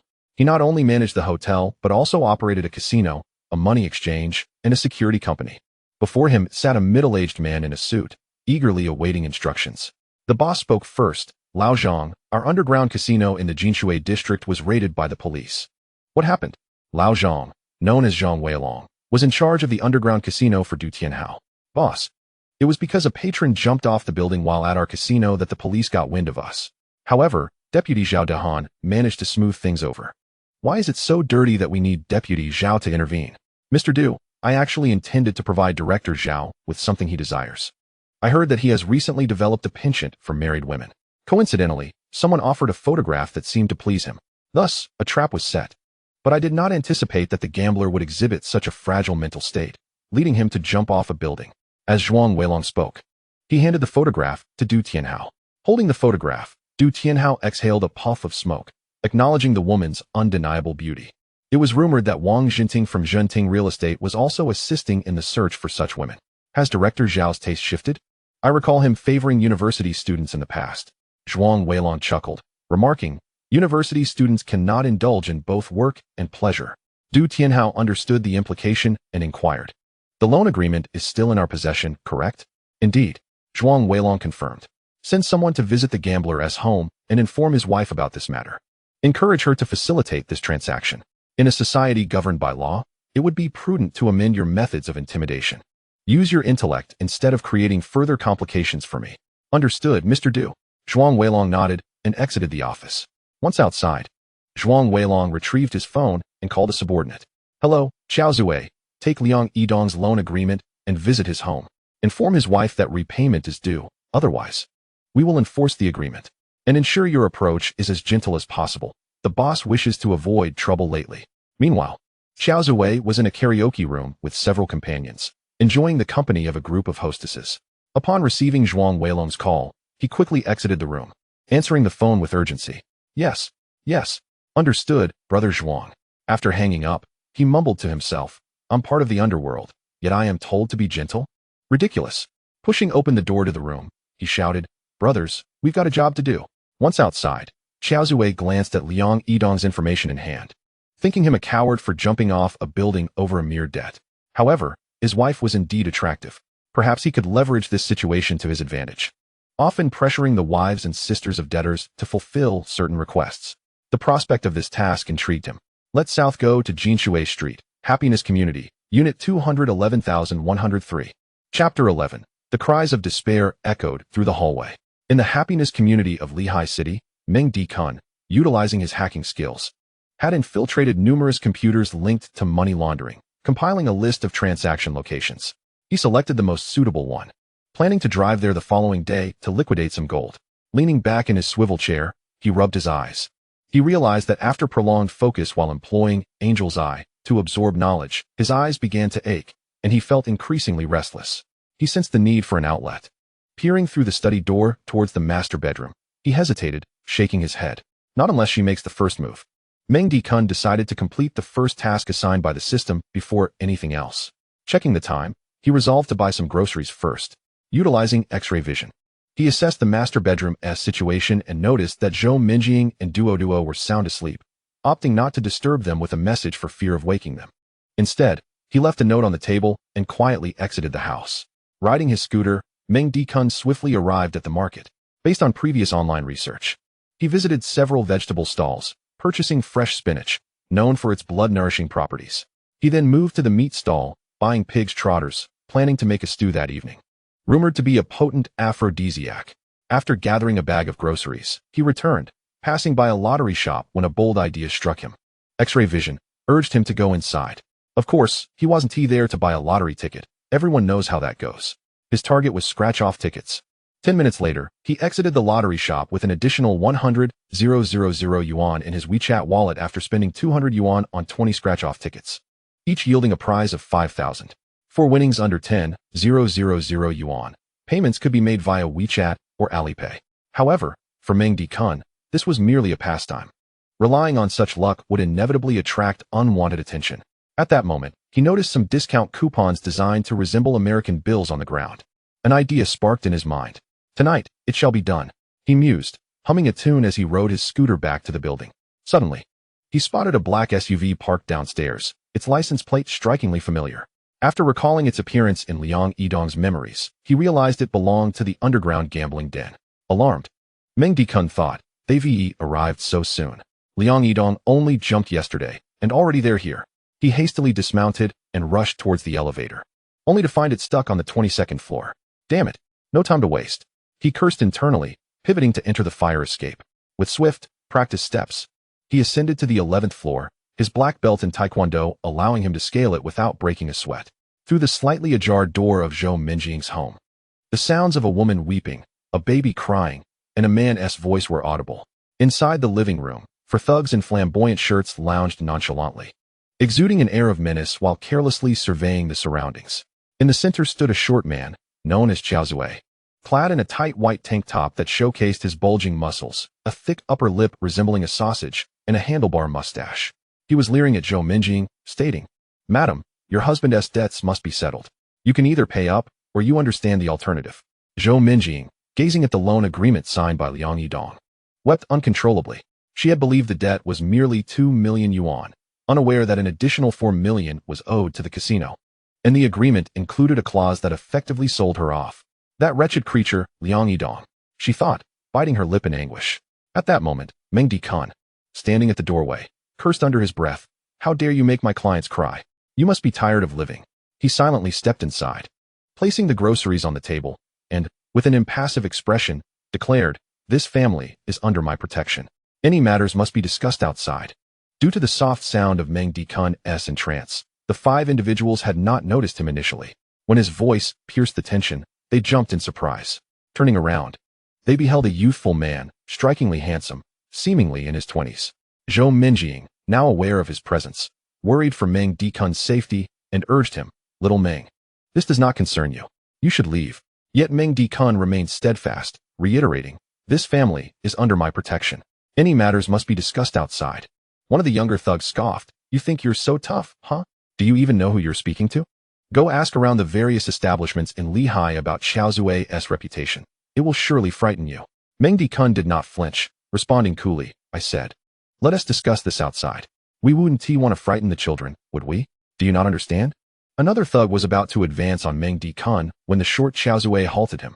He stepped forward, narrowing his eyes as he scrutinized Meng Dikun. With a sneer, he flexed his muscular arms as if ready to strike. "Kid, do you even know where you stand?" Meng Dikun remained silent, aware of Xiao Zui's identity. "Do you know who I am?" Xiao Zui asked, gesturing to himself with his thumb. Meng Dikun shook his head, replying, "I do not. I repeat, any matters must be discussed outside." With hands on his hips, Xiao Zui sneered, "All right, kid, you've got guts, but I hope you still have that courage later." He gestured to his 4 subordinates, and the 5 of them grumbled as they exited the room. Meng Dikun made a gesture of invitation, and after they left, he followed, deftly seizing the loan agreement from Zhou Minjing's hands and shutting the door behind him. As soon as the door clicked shut, Zhou Minjing heard the dull thud of bodies hitting the ground, accompanied by the sickening sounds of joints dislocating. Terrified, she clutched her child and trembled as she prepared to call the authorities. Peering through the peephole, her expression froze in shock. Lying on the floor were not Meng Dikun, but rather the group of men, their arms and legs contorted in unnatural angles, writhing in pain, mouths agape, yet unable to utter a sound. One of Meng Dikun's feet pressed down on Xiao Zui's chest, while the other rested on a yellow-haired subordinate's face. Regaining his composure, Xiao Zui let out a wail, and his 4 companions began to cry out for help. Meng Dikun leaned down and slapped Xiao Zui across the face. "Do you know where you are standing?" Xiao Zui choked out, "Do you know who I am?" Meng Dikun pointed to himself with his thumb, and Xiao Zui shook his head, tears streaming down his cheeks. Meng Dikun shifted his foot from Xiao Zui's chest to between his thighs. With both arms dislocated, Xiao Zui could only weakly shake his head, pleading, "Please. Big brother, no?" At that moment, Zhou Minjing hurriedly opened the door. "Xiaoming, stop. This could lead to someone's death. Please, just let it go." Xiao Zui glanced gratefully at Zhou Minjing, and at that moment, her child, Duo, let out a few giggles. "All right." Meng Dikun agreed readily, and with a smirk, he shifted his foot, causing a sickening crack as Xiao Zui's right thigh joint dislocated. Xiao Zui's anguished screams echoed through the corridor. Chapter 12. Becoming Duo's godfather. Meng Dikun tossed the loan agreement on at Xiao Zui's face, declaring, "This agreement is inherently illegal. However, I will not let you off easily, since it's a gambling debt. We shall settle it at the gambling table. Give me an address, and in the final days of the agreement, I will come find you." Xiao Zui nodded weakly, thinking to himself that the man was surprisingly decent. "Get lost." Meng Dikun kicked Xiao Zui, who, desperate to maintain his dignity in front of his subordinates, bit down hard. Suppressing a scream, the 4 subordinates who had been wailing fell silent upon witnessing their leader's agony. One of them, leaning against the wall, carefully said, "Brother, our arms and legs are dislocated. We can't even crawl away." Realizing the situation, Meng Dikun decided to assist, quickly resetting the joints of 3 of the subordinates. "Get out of here. If I see you in this neighborhood again, I will strike you down." "Yes, yes."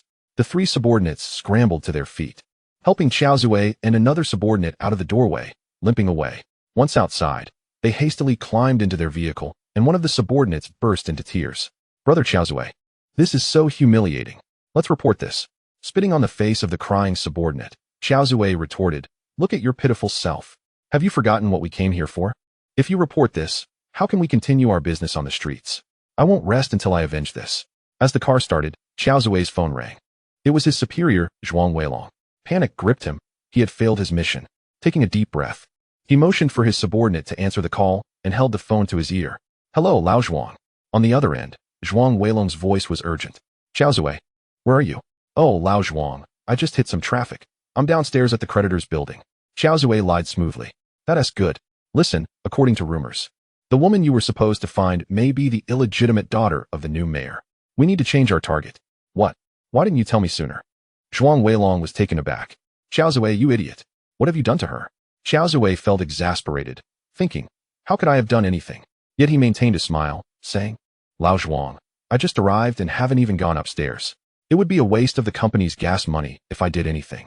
Before Xiao Zui could finish, Zhuang Weilong abruptly said, "As long as nothing happened, that's fine," and hung up the phone.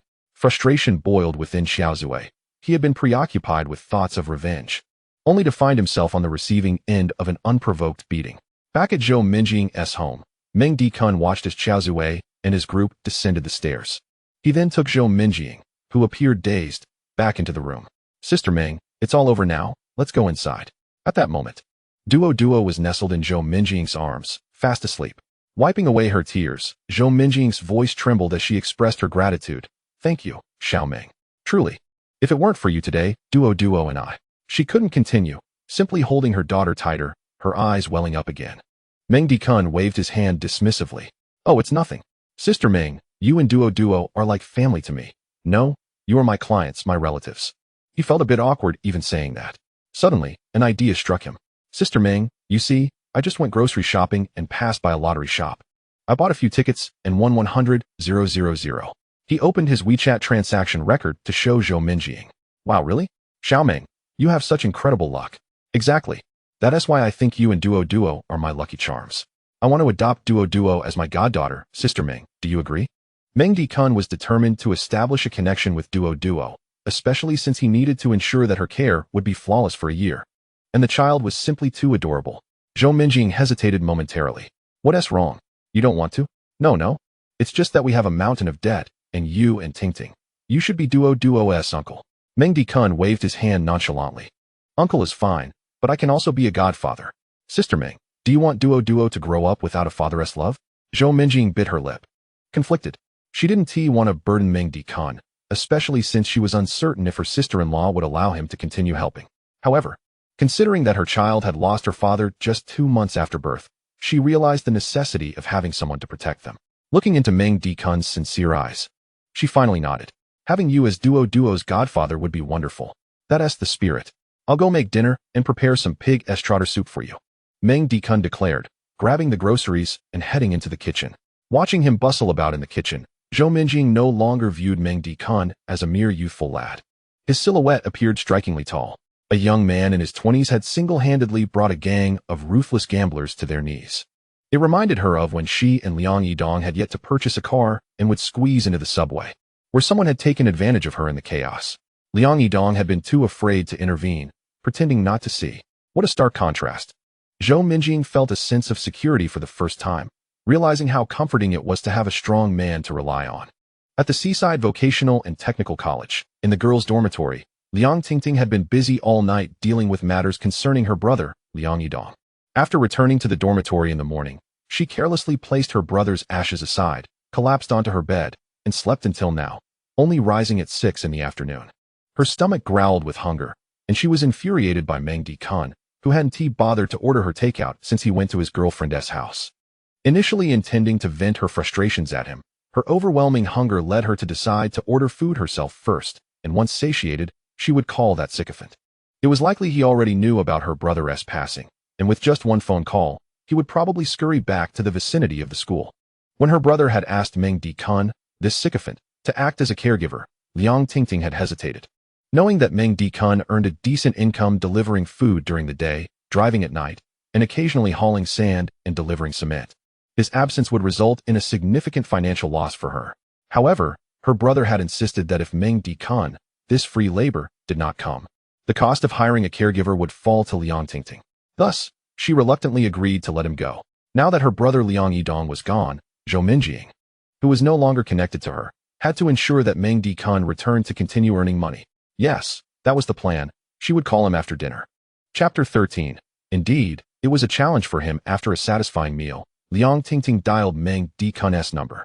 At that moment, Meng Dikun and Zhou Minjing were seated at the dining table, with Zhou Minjing delicately sipping pig trotter's soup. Upon receiving Liang Tingting's call, Meng Dikun had already surmised what she was about to say. He put the call on speakerphone and placed the phone on the table. Hello, Tingting, what's the matter? Hello, Brother Kun, where are you right now? Just finished eating, taking a walk outside.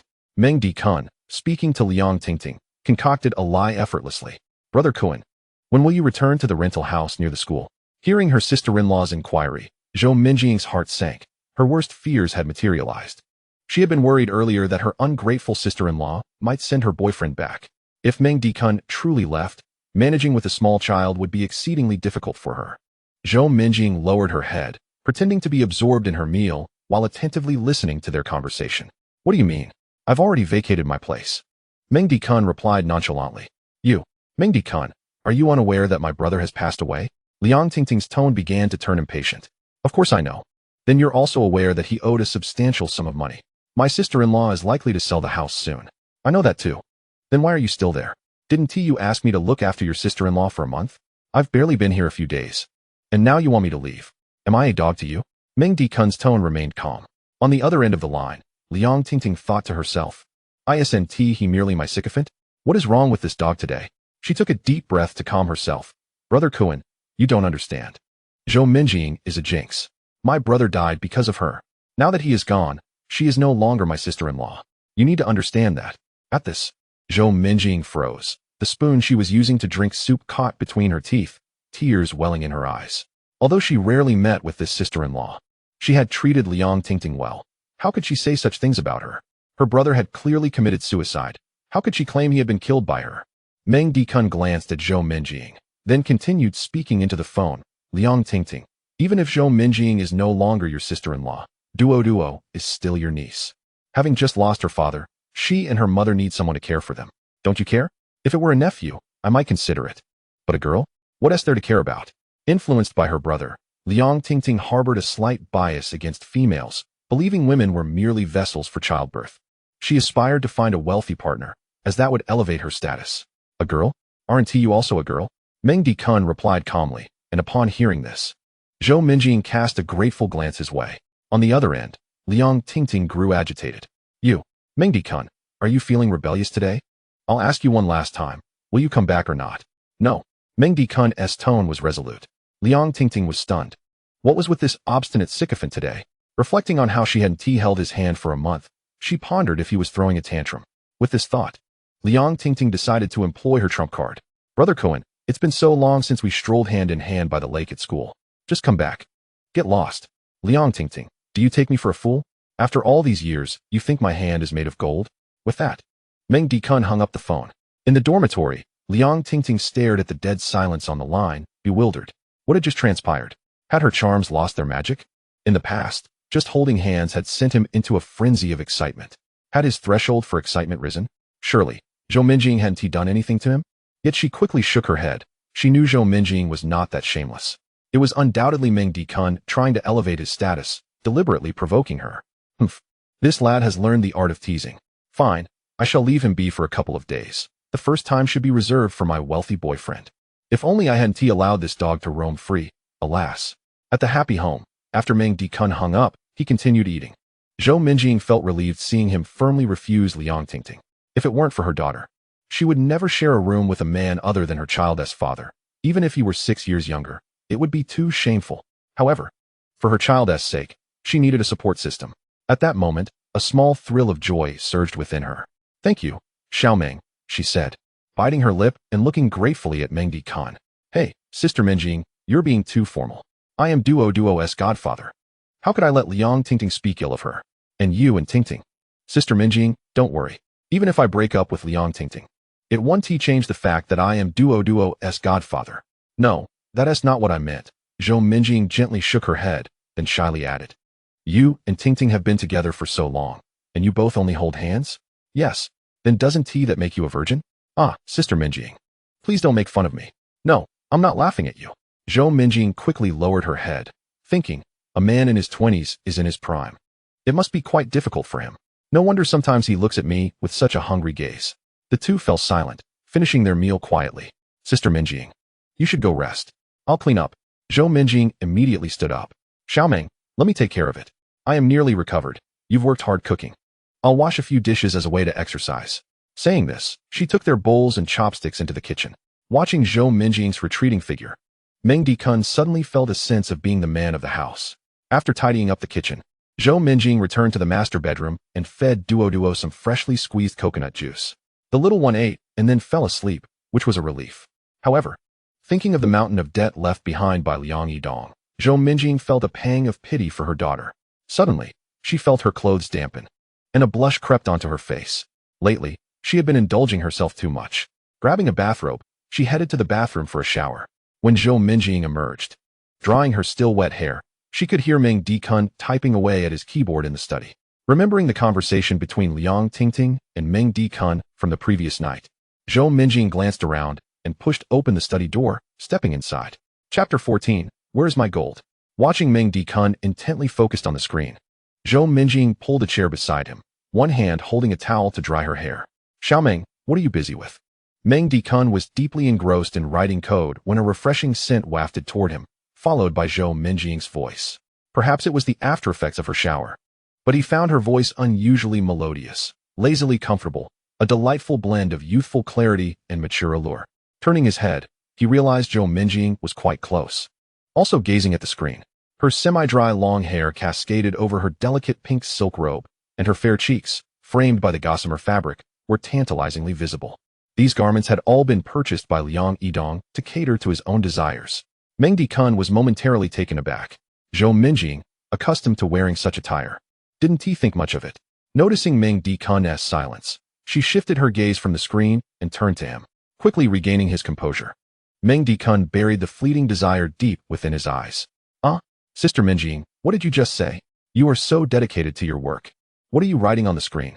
Zhou Minjing pointed delicately at the display. She refrained from questioning how Meng Dikun could so adeptly navigate Liang Yidong's computer. A mere password, not capable of hindering him. Oh, I am developing a quantitative model code for stock trading. What? Xiaomeng, you can do that too? You are impressive. Zhou Minjing gazed at him with admiration. By the way, I almost forgot to ask, did you learn Taekwondo at school? This afternoon, you faced 5 intimidating individuals single-handedly, leaving them searching for their teeth. It made me feel so secure. Yes, Xiaomeng, I never expected you to be such a treasure. Sister Minjing, I've told you. You and Duo are my lucky stars. Ever since I met you, the moves I struggled with have suddenly become second nature. And the code that once baffled me now seems clear. Meng Dikun spoke earnestly, while Zhou Minjing regarded him with a mix of skepticism and curiosity. Is that really true? Is it that miraculous? Of course it is. I don't know how, but it just is. Meng Dikun adopted an innocent demeanor. Zhou Minjing, looking into his clear eyes, felt he was not deceiving her. At that moment, she suddenly recalled her purpose for entering. Right? Xiaomeng, I wanted to discuss something with you. To repay my debts. It seems I will have to sell this house. In a few days, I will rent a place, and once Duo is a bit older, I will find a job to cover your babysitting fees. I won't let you do this for free. Sister Minjing, if you continue to speak like this, I will be upset. I've already said, I am Duo's godfather. You needn't worry about money. I will handle that 4 million from the casino. As for the house, selling it is wise. It severs the past and opens the door to new beginnings. Moreover, regarding the 200,000 debt, you still owe 20,000, right? I'll give you that tomorrow. This year, you just focus on taking good care of Duo. Don't think about finding a job. Hearing Meng Dikun's words, Zhou Minjing felt warmth in her heart. However, she couldn't help but wonder, Xiaomeng, do you really have that much money? Meng Dikun smirked, not at the moment. But I will tomorrow. He picked up a string of walnut beads from his desk. These belong to my great-great-grandfather and are said to have been used by Tang Bohu. They could easily sell for over 10 million. I've been wanting to sell them. I already found a buyer online, and the payment can be processed tomorrow. Meng Dikun's tall tales flowed effortlessly. He had actually bought the string for 5 yuan at a market, yet it could indeed fetch a fortune. As one could trade such beads for gold. My goodness, is this truly so valuable? I initially thought it was mere trinket. Zhou Minjing's mouth formed an O shape as she gingerly took the beads, caressing them lightly, afraid of damaging them, then carefully placing them down. If this could indeed sell for over 10 million, she would certainly cling tightly to Meng Dikun. These recent days of borrowing money had opened her eyes to the harsh realities of life. Observing Zhou Minjing lost in thought, Meng Dikun interjected, All right, Sister Minjing. You should rest. Only by resting well can your body recover quickly. And Xiaomeng, what about Liang Tingting? Don't worry, she can't control me. For all these years, she has only ever held my hand, thinking I'm a fool. Zhou Minjing felt a rush of joy, for the sake of her daughter. She must compete for Meng Dikun against Liang Tingting. Nodding slightly in determination, she turned to leave the study, just as Meng Dikun called out to her. By the way, Sister Minjing, just so you know, what is it? I'm not just a treasure boy, I'm a real man. Meng Dikun proclaimed, flexing his bicep. Zhou Minjing laughed brightly, playfully chiding, You little rascal. After she departed, Meng Dikun continued to debug his code. Tomorrow, he would liquidate the gold, then fund his account to test the effectiveness of the quantitative model he created through the angel's eye. If successful, he would exploit the American market. After a while, Zhou Minjing returned with a cup of milk, softly saying, "Xiao Ming, don't overexert yourself. This milk is freshly prepared. Drink it while it's warm." She placed the milk on the table, her cheeks flushed, and slipped out like a thief. Meng Dikun, feeling a bit parched, lifted the cup and drank it all at once. What brand of milk powder is this? Sweet, rich, and quite delightful. Under the moonlight. In an old neighborhood 3 kilometers from Happy Home, Zhao Dahan had just finished work, savoring noodles with garlic, thoroughly enjoying himself. A few days prior, an anti-corruption inspection from his superiors had frightened him greatly, but fortunately, they had not investigated the Happy Home property. He had initially planned to visit Happy Home the day before, but for safety, he had delayed for 2 days. Finishing his meal, he wiped his mouth and hummed a tune as he strolled downstairs, walking toward the Happy Home community, which was only 3 kilometers from where he lived. The apartment numbered 211003 was gifted to him by Du Tianhao of Tianhao Group under the name of a neighbor from his hometown. Each time Zhao Dahan leveraged his power to assist Du Tianhao with a project, Du Tianhao would discreetly place some gold in the apartment. The more dangerous a place, the safer it felt. The property management at Happy Home was average, with relatively lax entry and exit protocols. But who would have thought that someone in this community had stashed 50 kilograms of gold at home? Zhao Dahan had a keen sense of evasion. After entering the community, he wandered around a few times, ensuring no one was following him, before quietly slipping into Building 2, Unit 1. Reaching the door of 1003, he donned the white gloves he had prepared in advance, skillfully entered the code, opened the door, and swiftly closed it behind him in one fluid motion. Taking a deep breath, he savored the scent of gold, so fragrant. While other corrupt officials preferred cash, he favored gold. It occupied less space and appreciated in value. A brand new 100 yuan bill weighs approximately 115 grams, while a gram of gold is worth far more.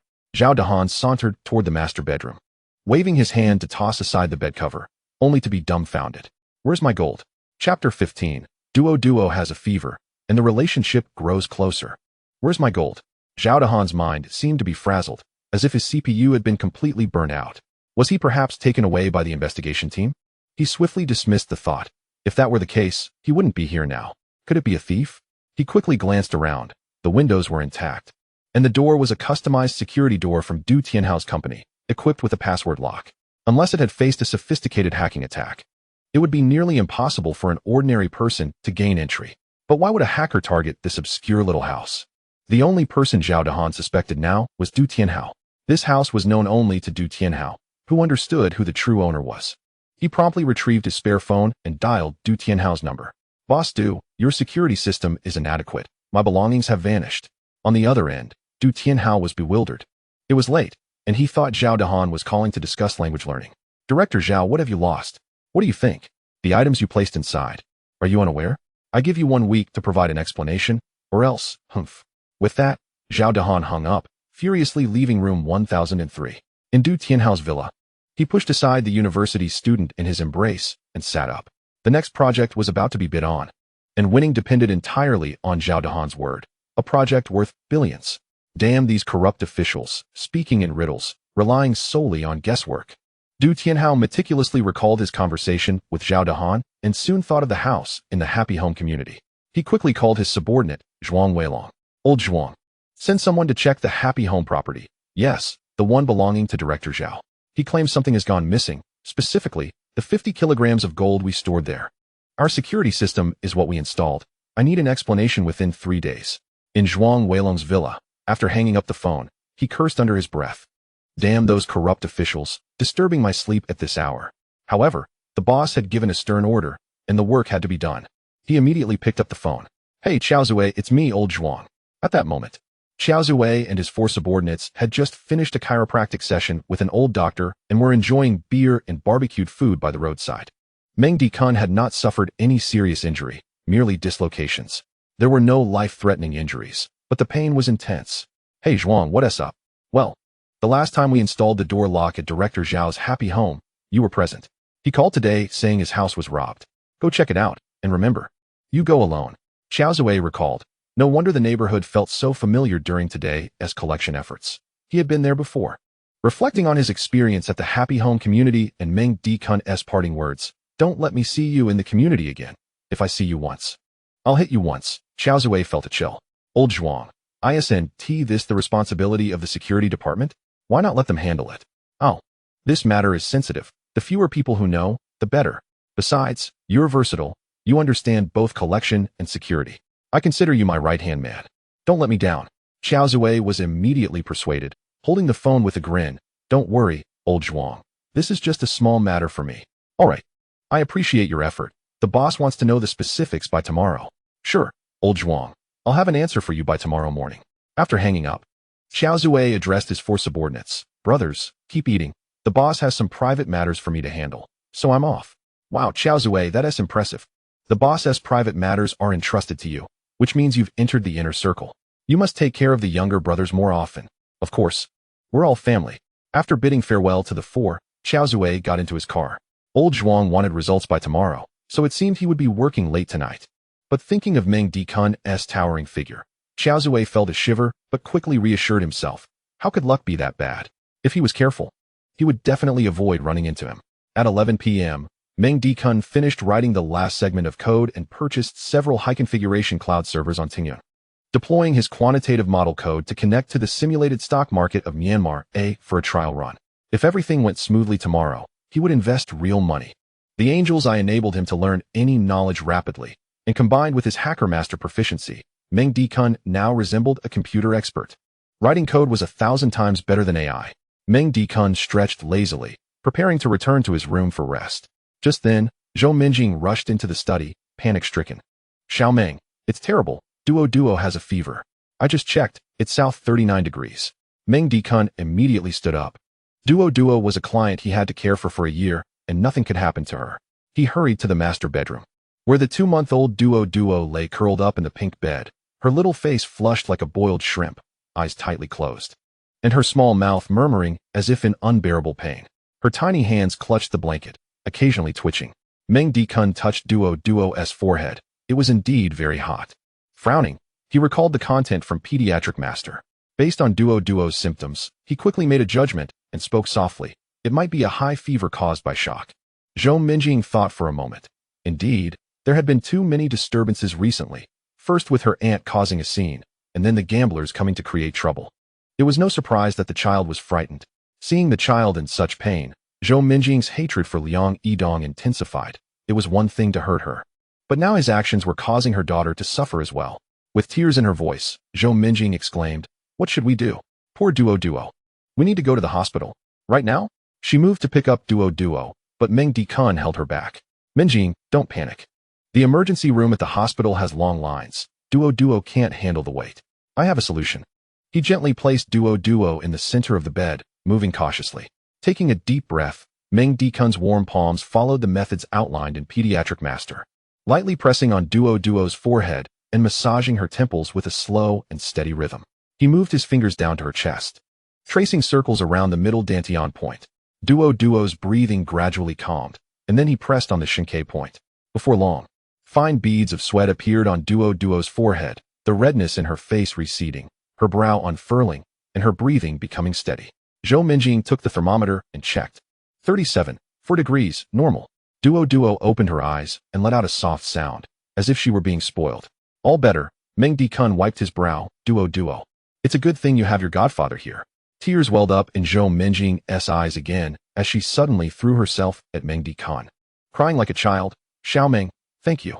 Thank you for saving Duo." She held him tightly, burying her face in his shoulder, her tears soaking his shirt. Meng Dekun's shoulder quickly became drenched with her tears. He gently stroked her soft hair, running his fingers along her smooth back, while softly patting her and saying, "Minjing, don't cry. You mustn't get too emotional right now.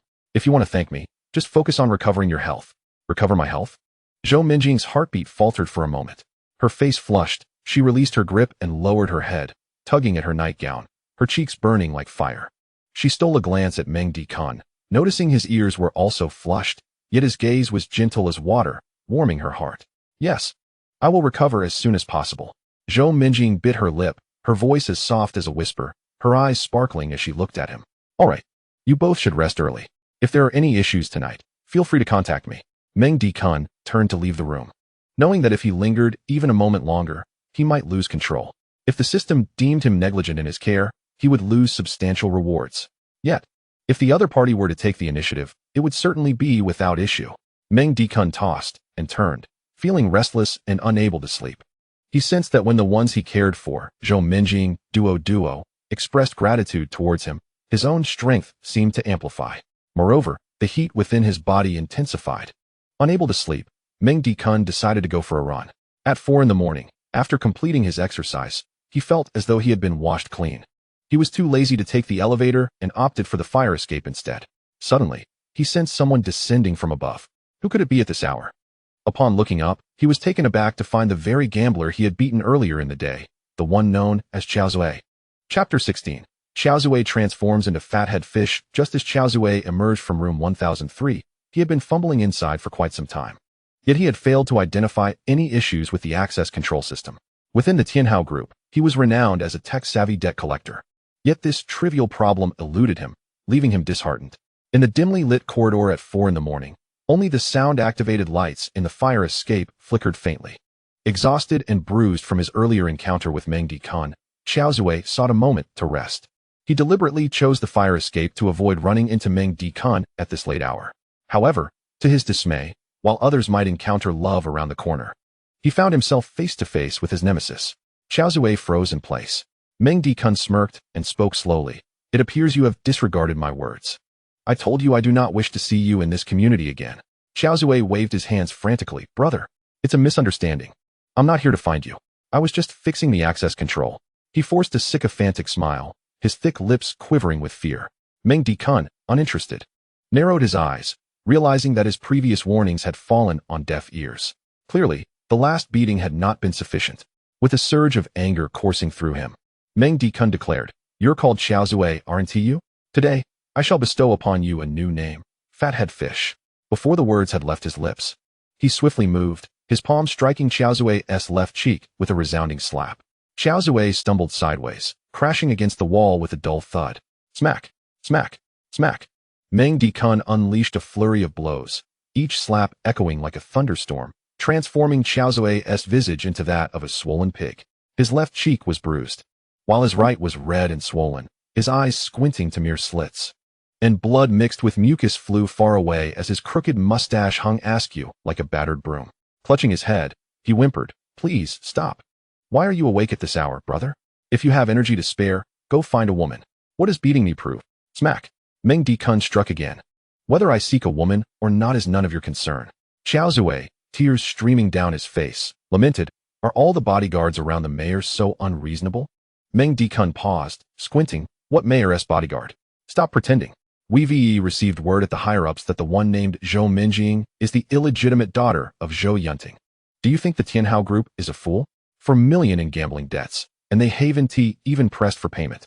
Gasping for breath, with a face swollen like a steamed bun, Qiao Zui exuded despair. Meng Dikun, recalling Liang Yidong's memories, knew that Zhou Minjing had been raised solely by her mother, and she had never mentioned her father. Could Qiao Zui's claim be true? Meng Dikun tightened his grip on Qiao Zui's neck, sneering. So you're saying that 4 million in gambling debts need not be repaid? Qiao Zui coughed as if on the verge of collapse. Well, they haven't pressed us yet. Meng Dikun contemplated for a moment, then demanded, Get lost. Don't let me see you again. Remember, each time I see you, I will hit you. Right, great hero. Qiao Zui felt as if he had been granted amnesty, scrambling away down the stairs in a haphazard manner. At 6 in the morning, Qiao Zui returned home, intending to find some medicine to soothe his injuries. With his current appearance, he could not face anyone. If he stepped outside now, his nickname would undoubtedly become Fathead Fish. At that moment, his phone rang. He glanced at the screen, and the name Zhuang Weilong made his heart skip a beat. Swallowing hard, he steeled himself to answer the call, his voice muffled as though stuffed with cotton. Hello, Brother Zhuang? Hello, Qiao Zui. Have you checked Director Zhao's residence at Qingfujiyuan? Did you uncover any issues? Brother Zhuang, I've been at it for ages and found nothing. That Zhao fellow is likely just making a fuss because he thinks we didn't pay him enough. His voice dripped with resentment. Recalling the humiliation of being beaten into a fathead fish by Meng Dikun earlier that morning, igniting a greater fire within him. Zhuang Weilong paused for 2 seconds before softening his tone. That shouldn't be the case. Qiao Zui, why don't you go back for another round and conduct a thorough investigation? Ouch. Qiao Zui flinched in pain, nearly dropping the medicine bottle, and exclaimed, No way. That wretched place is cursed for me.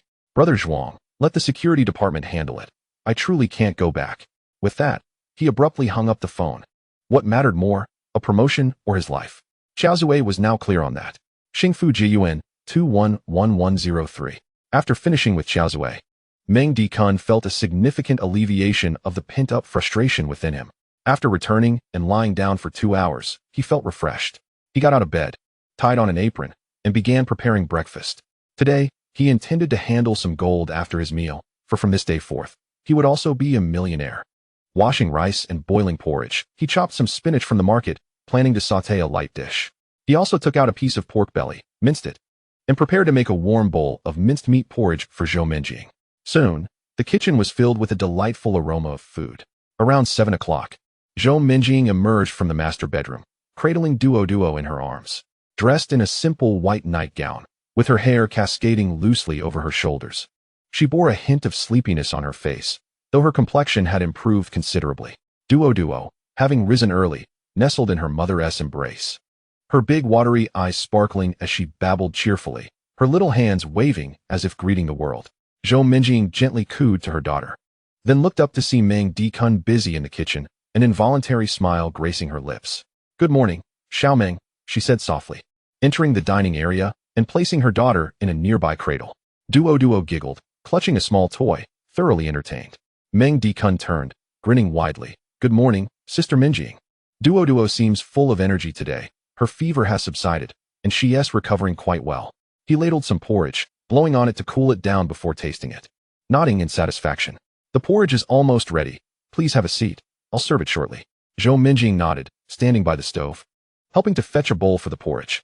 The kitchen was cramped, and as she turned, she inadvertently bumped into Meng Dikun's chest, causing the bowl in her hands to slip. She gasped, but Meng Dikun was quick on his feet, catching the bowl and instinctively supporting her waist. The warmth of his palms seeping through her thin gown, making her heart race. Both froze for a moment, their eyes locking. Zhou Minjing's face flushed crimson, resembling a ripe peach, her breath quickening like a startled deer. Meng Dikun softly admonished, be careful. If you drop it and Duo doesn't eat, that would be a problem. Zhou Minjing lowered her head, her hair cascading over her flushed face, her voice barely above a whisper. I'm so clumsy, always causing trouble. Quickly, she turned to leave the kitchen, taking a seat at the dining table. Stealing a glance at him, she noted his tall stature, the apron accentuating his form, and his diligent demeanor exuded a comforting warmth that reassured her. Biting her lip, an unusual feeling surged within her. This man, a few years her junior, always seemed to provide a sheltering presence in her moments of vulnerability. Zhou Minjing yearned to repay Meng Dikun's kindness, wishing to do something for him. Chapter 17, 33 million received before long. Meng Dikun served 2 bowls of steaming, minced meat porridge and a plate of spinach, calling out, Sister Minjing. It's time to eat. He bent down to tease Duo. Little girl, does the porridge made by your godfather smell good? Zhou Minjing took her seat, lifting her bowl and sipping the porridge, the steam warming her face and masking the smile at the corners of her mouth. She softly remarked, Xiao Meng, your culinary skills have made Duo quite greedy. She looked up, her eyes sparkling brightly. In the room, 3 individuals shared breakfast like a happy family. Sister Minjing, I plan to visit the Linhai Cultural Market today. How about taking Duo along with me? I feel uneasy leaving you both at home. Sure. It's been a while since I've been out. Staying cooped up at home is quite stifling. All right, let's tidy up a bit after breakfast. After their meal, the 2 carried Duo downstairs and entered the Volkswagen Passat rented by Meng Dikun. Once Zhou Minjing settled in the back seat with Duo, Meng Dikun made his way to the driver's seat, started the engine, and navigated towards the Linhai Cultural Market. Having obtained his driver's license in his freshman year, and with prior experience as a chauffeur, Meng Dikun drove smoothly, cautious not to speed as he had learned from past misfortunes. However, they would inevitably be hitting the highway soon. Zhou Minjing refrained from inquiring about the car. Having spent several days together, she had discovered Meng Dikun's myriad of talents, cooking, hacking into others' phones, and even treating children. He was truly impressive. When not in bed, Zhou Minjing was rather conventional and traditional, not asking questions unless prompted by the man. Gazing out at the scenery, Zhou Minjing felt elated. Through the rearview mirror, Meng Dikun admired her captivating beauty and suddenly recalled what Xiao Zui had mentioned in the corridor. Could it be that Zhou Minjing was indeed the illegitimate daughter of the newly appointed mayor?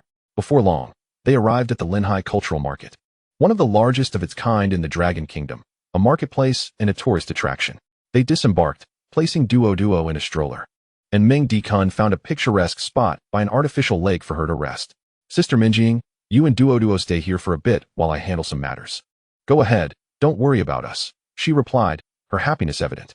Returning to the parking lot, Meng Dikun retrieved a backpack and a handbag from the trunk, holding a glossy string of walnut beads in his hand as he proceeded deeper into the market. Eventually, he stopped in front of a shop, glancing at the door number and the sign. According to his findings from the dark web, this was indeed the place. The shop specialized in the purchase of gold jewelry, antiques, and calligraphy. It was modestly decorated, but the sign was quite distinctive, a pitch-black board with Jubiozai inscribed in white, adorned with a white snow lotus beside the character for treasure, without the small text in the lower right corner. Most would likely assume it was a shop selling paper money. Standing at the entrance, Meng Dikun peered inside, activating his gaze of insight. Noticing someone within, he pushed the door open and stepped inside. The shop's interior was tranquil, filled with a faint scent of agarwood. A slender man in his 30s sat behind the counter, leisurely polishing a jade pendant. Dressed in a gray tang suit, he exuded an air of shrewdness, his lips curling into a professional smile. Upon seeing Meng Dikun enter, he set down the jade pendant, rose, and greeted, "Young brother, are you here to sell or to buy?" Meng Dikun surveyed the interior, his gaze falling on several yellowed paintings on the wall and 2 blue and white porcelain vases in the corner. The surveillance camera behind the counter blinked red. He didn't rush to respond, instead fiddling with the walnut beads in his hand, producing a soft clicking sound, and then whispered, "Boss, I was referred by Scarface. If it's convenient, could we discuss this elsewhere?" The man paused for half a second before his smile deepened. Without further ado, he stepped around the counter, retrieved a closed sign, hung it up, and locked the door. He gestured for Meng Dikun to follow him through a wooden door, leading him into what felt like another world. In stark contrast to the shop's modest exterior, the interior was lavishly adorned. Thick wool carpets, a massive crystal chandelier overhead, and exquisitely framed calligraphy on the walls surrounded a redwood tea table, complete with a purple clay teapot releasing fragrant steam. A wine cabinet against the wall displayed bottles of red wine glimmering under the light, alongside a small cigar box. A young woman in her 20s stood by the tea table, clad in a dark green fitted cheongsam that split high on her thigh, revealing her fair legs. She gracefully approached Meng Dikun with 2 cups of freshly brewed tea, her smile gentle. "Sir, please enjoy this tea." Meng Dikun, momentarily captivated, quickly diverted his gaze as he sensed the allure of the woman. The man seated at the tea table motioned for Meng Dikun to take a seat, his smile now more restrained. "Young brother, since Scarface referred you, let us speak candidly. Where's the merchandise?" Without further ado, Meng Dikun dropped his backpack and handbag onto the carpet. The man's eyes brightened as he crouched down to unzip the bag, revealing stacks of gleaming gold bars. He picked one up, examining the intricate cosmic insignia and the O9999 purity mark etched on it. His pupils constricted in surprise. "Excellent. Shuya, prepare the good tea," he called to the woman. She nodded and brought over 2 cups of fragrant Longjing tea, placing them on the table before stepping aside. Meng Dikun casually adjusted the walnut beads in his hand, leaning back in his chair. 50 kilograms, 999 purity. "Boss, name your price." He adopted an air of authority, determined not to appear weak despite this being his first transaction. The man pondered for a moment, his smile reminiscent of a cunning fox. "The walnut bracelet's origin as a relic of the Ming dynasty is of little consequence. In the world of antiques, discerning value relies heavily on one's keen eye. Even if a shopkeeper invests a staggering 33 million in a counterfeit, no one could discern a flaw." At 11 a.m., Meng Dikun emerged from the treasure-gathering pavilion. Sunlight graced his face as he glanced at his phone, the bank notification still warm. 33 million. An auspicious start, albeit not in the billions. Nevertheless, 33 million was undeniably exhilarating. Chapter 17. Consulting traditional medicine. Meng Dikun quickly made his way to the artificial lake, where Duo and Zhou Minjing awaited him. As he approached, he noticed Zhou Minjing's long hair elegantly pinned up, exuding a mature charm as she animatedly conversed with a youthful, radiant girl. The two occasionally leaned down to tease Duo, their laughter bright and melodious. It seemed Zhou Minjing sensed Meng Dikun's presence. She turned, her eyes sparkling, and waved, "Xiaoming, over here." As he drew near, he greeted her, "Sister Minjing, I've completed my task." "Who is this?" Zhou Minjing turned, smiling warmly. "Allow me to introduce you. This is my junior from Linhai University, Su Ruoqing, who has just entered her sophomore year and is now the campus belle." She then turned to Su Ruoqing. "This is my distant cousin, Meng Dikun. My family has been dealing with some matters, and he has come to assist me and duo. Meng Dikun nodded at Su Ruoqing, his gaze lingering for a moment. Her slender waist and long legs. Her skin delicate and flawless. With his perspicacious vision still active, he inadvertently glimpsed her graceful figure through her sheer dress. Noticing that her undergarments sported playful cartoon designs, bears and rabbits, infusing a hint of youthful charm. As Su Ruoqing approached, she smiled at Zhou Minjing, saying, "Sister, I have some matters at school, so I must take my leave." She waved goodbye, playfully pinching Duo's cheek, and as Meng Dikun watched her depart, he found himself momentarily entranced. Zhou Minjing gently nudged him. "What do you think?" Feigning ignorance, Meng Dikun replied, "Sister Minjing, what do you mean?" Zhou Minjing shot him a sidelong glance, her lips curving into a teasing smile. "I mean my junior. Xiaoming, I think Liang Tingting is not suited for you. Shall I play matchmaker for you and Ruoqing?" Meng Dikun scratched his head. "That could work, but I still prefer someone pursuing graduate studies as a girlfriend." Upon hearing this, Zhou Minjing's cheeks flushed. After all, she herself was a graduate student. Hastily changing the subject, she inquired, "Did you sell your bracelet?" "Indeed, it fetched 33 million. Zhou Minjing's mouth formed an shape. "How much?" "Just 33 million, he replied. "Xiaoming, you have now become quite the eligible bachelor. Duo, and I might truly have to rely on you in the future." "Not a problem. By the way, Sister Minjing, weren't you short 200,000 last time? I'll transfer that to you." As he spoke, Meng Dikun sent Zhou Minjing 200,000 via WeChat. Zhou Minjing was taken aback, glancing at the transaction record, tears welling in her eyes. At that moment, she noticed Meng Dikun's eyes glistening. "Xiaoming, what is wrong with your eyes?" Meng Dikun rubbed his eyelids and chuckled. "Perhaps I'm just feeling overheated. I've been feeling rather restless lately." "You're still young. Your health is paramount. I know a traditional medicine clinic. Liang Yidong went there for treatment before. It's not far from here. Let's go take a look." "Sister Minjing, I'm fine, truly unnecessary. Don't be stubborn. It's south very close." Unable to resist Zhou Minjing's insistence, Meng Dikun realized his condition was indeed a result of wanting the sun. Perhaps it was a side effect of his special vision. After lunch, Zhou Minjing fed Duo a bit more, and then they headed to the traditional medicine clinic. The Wang Clinic, nestled in a corner of an alley, was an unremarkable establishment. Upon entering, they were greeted by a wall lined with herbal cabinets, the air thick with the scent of medicinal herbs. There were few patrons, allowing them to bypass the queue and enter the consultation room directly. Duo was already asleep in her stroller, which Zhou Minjing set aside. Behind the desk in the consultation room sat an elderly traditional doctor with thinning hair, clad in a white coat, who looked up seriously, who is seeking treatment. "Please, have a seat." Zhou Minjing gently pulled a small stool closer, turning to coax the reluctant Meng Dikun to sit down. "Doctor, please take a look at him." The doctor, maintaining a stern demeanor, instructed, "Extend your right hand. Let me feel your pulse." Zhou Minjing, like a caring spouse, took Meng Dikun's left hand and placed it on the mat, effortlessly rolling up his sleeve. The doctor finally cracked a smile. "Young man, your wife seems to care for you quite well." Zhou Minjing laughed awkwardly, retreating a couple of steps, while Meng Dikun smirked without offering an explanation. "How old are you, young man?" 21, Meng Dikun replied. In truth, his body was 21, but his mind carried the memories of 2 lifetimes, making his psychological age far beyond that. "What seems to be the issue?" "Oh, I've been feeling a bit overheated and hyperactive. Sometimes my eyes are slightly red and swollen." The elderly doctor nodded, quietly feeling his pulse for a moment. For the next few minutes, the room fell silent, the only sound being the scratching of the doctor's pen against paper. The doctor lifted his gaze, glancing at the sleeping Duo in the stroller, and asked Zhou Minjing, "Is the child 2 months old?" "Yes, 2.5 months, she affirmed with a nod. "Did you have a natural birth or a cesarean?" "A cesarean," Zhou Minjing replied, momentarily taken aback. "Aren't we here for Meng Dikun's consultation?" "Yet, since the doctor asked." She answered truthfully. The doctor nodded. A cesarean generally requires 3 months of rest before resuming intimate relations. Upon hearing this, Zhou Minjing's face flushed bright red. Just as she was about to respond, the doctor continued, "Your husband has no significant issues. The hyperactivity and heat are symptoms of excess yang energy and an imbalance of yin and yang. I will prescribe 2 doses of cooling medicine. After half a month, ensure to schedule regular intimate encounters. Don't hold back. Although you may not be ready for that yet, as young people, you have your ways." And I needn't elaborate further. It was evident that the doctor regarded them as a married couple. On the way back, both were silent.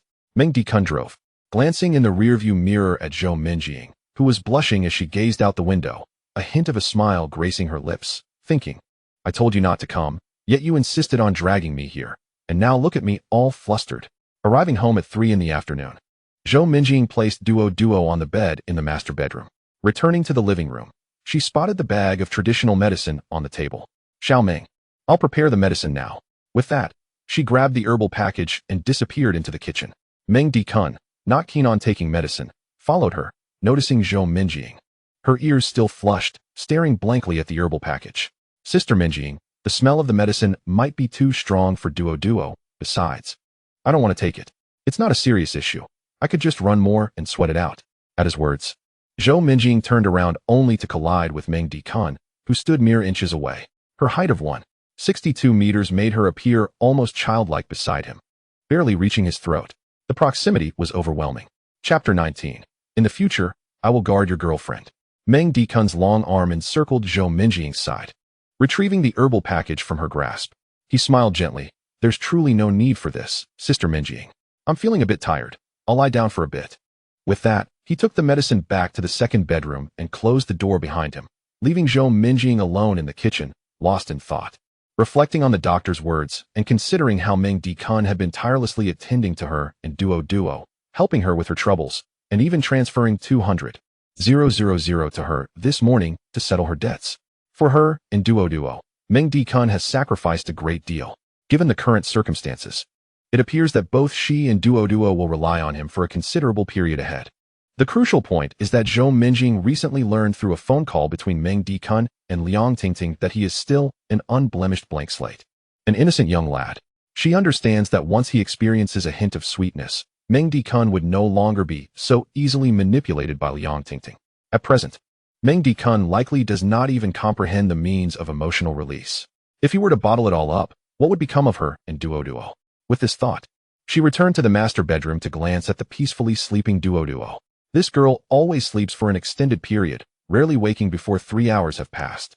She changed into a new nightgown and approached the door of the secondary bedroom, biting her lower lip, her gaze oscillating between shyness and determination. She swallowed hard and encouraged herself. I am merely acting as a guiding teacher. There is nothing to be embarrassed about. Taking a deep breath, her slender fingers gently knocked on the door, her voice as soft as a whisper. Xiao Ming, I'm coming in. As the door swung open, Zhou Minjing entered, her heart racing. Meng Dikun lay half reclined on the bed, resting his eyes. His eyes were indeed somewhat sore. It was warm outside, yet not hot enough to warrant air conditioning. So he had simply removed his shirt, revealing a sculpted chest, the lines as defined as if chiseled from stone. Hearing the noise, he opened his eyes, sat up, and smiled. Sister Minjing, I told you, I don't like taking medicine. A run in the evening will suffice.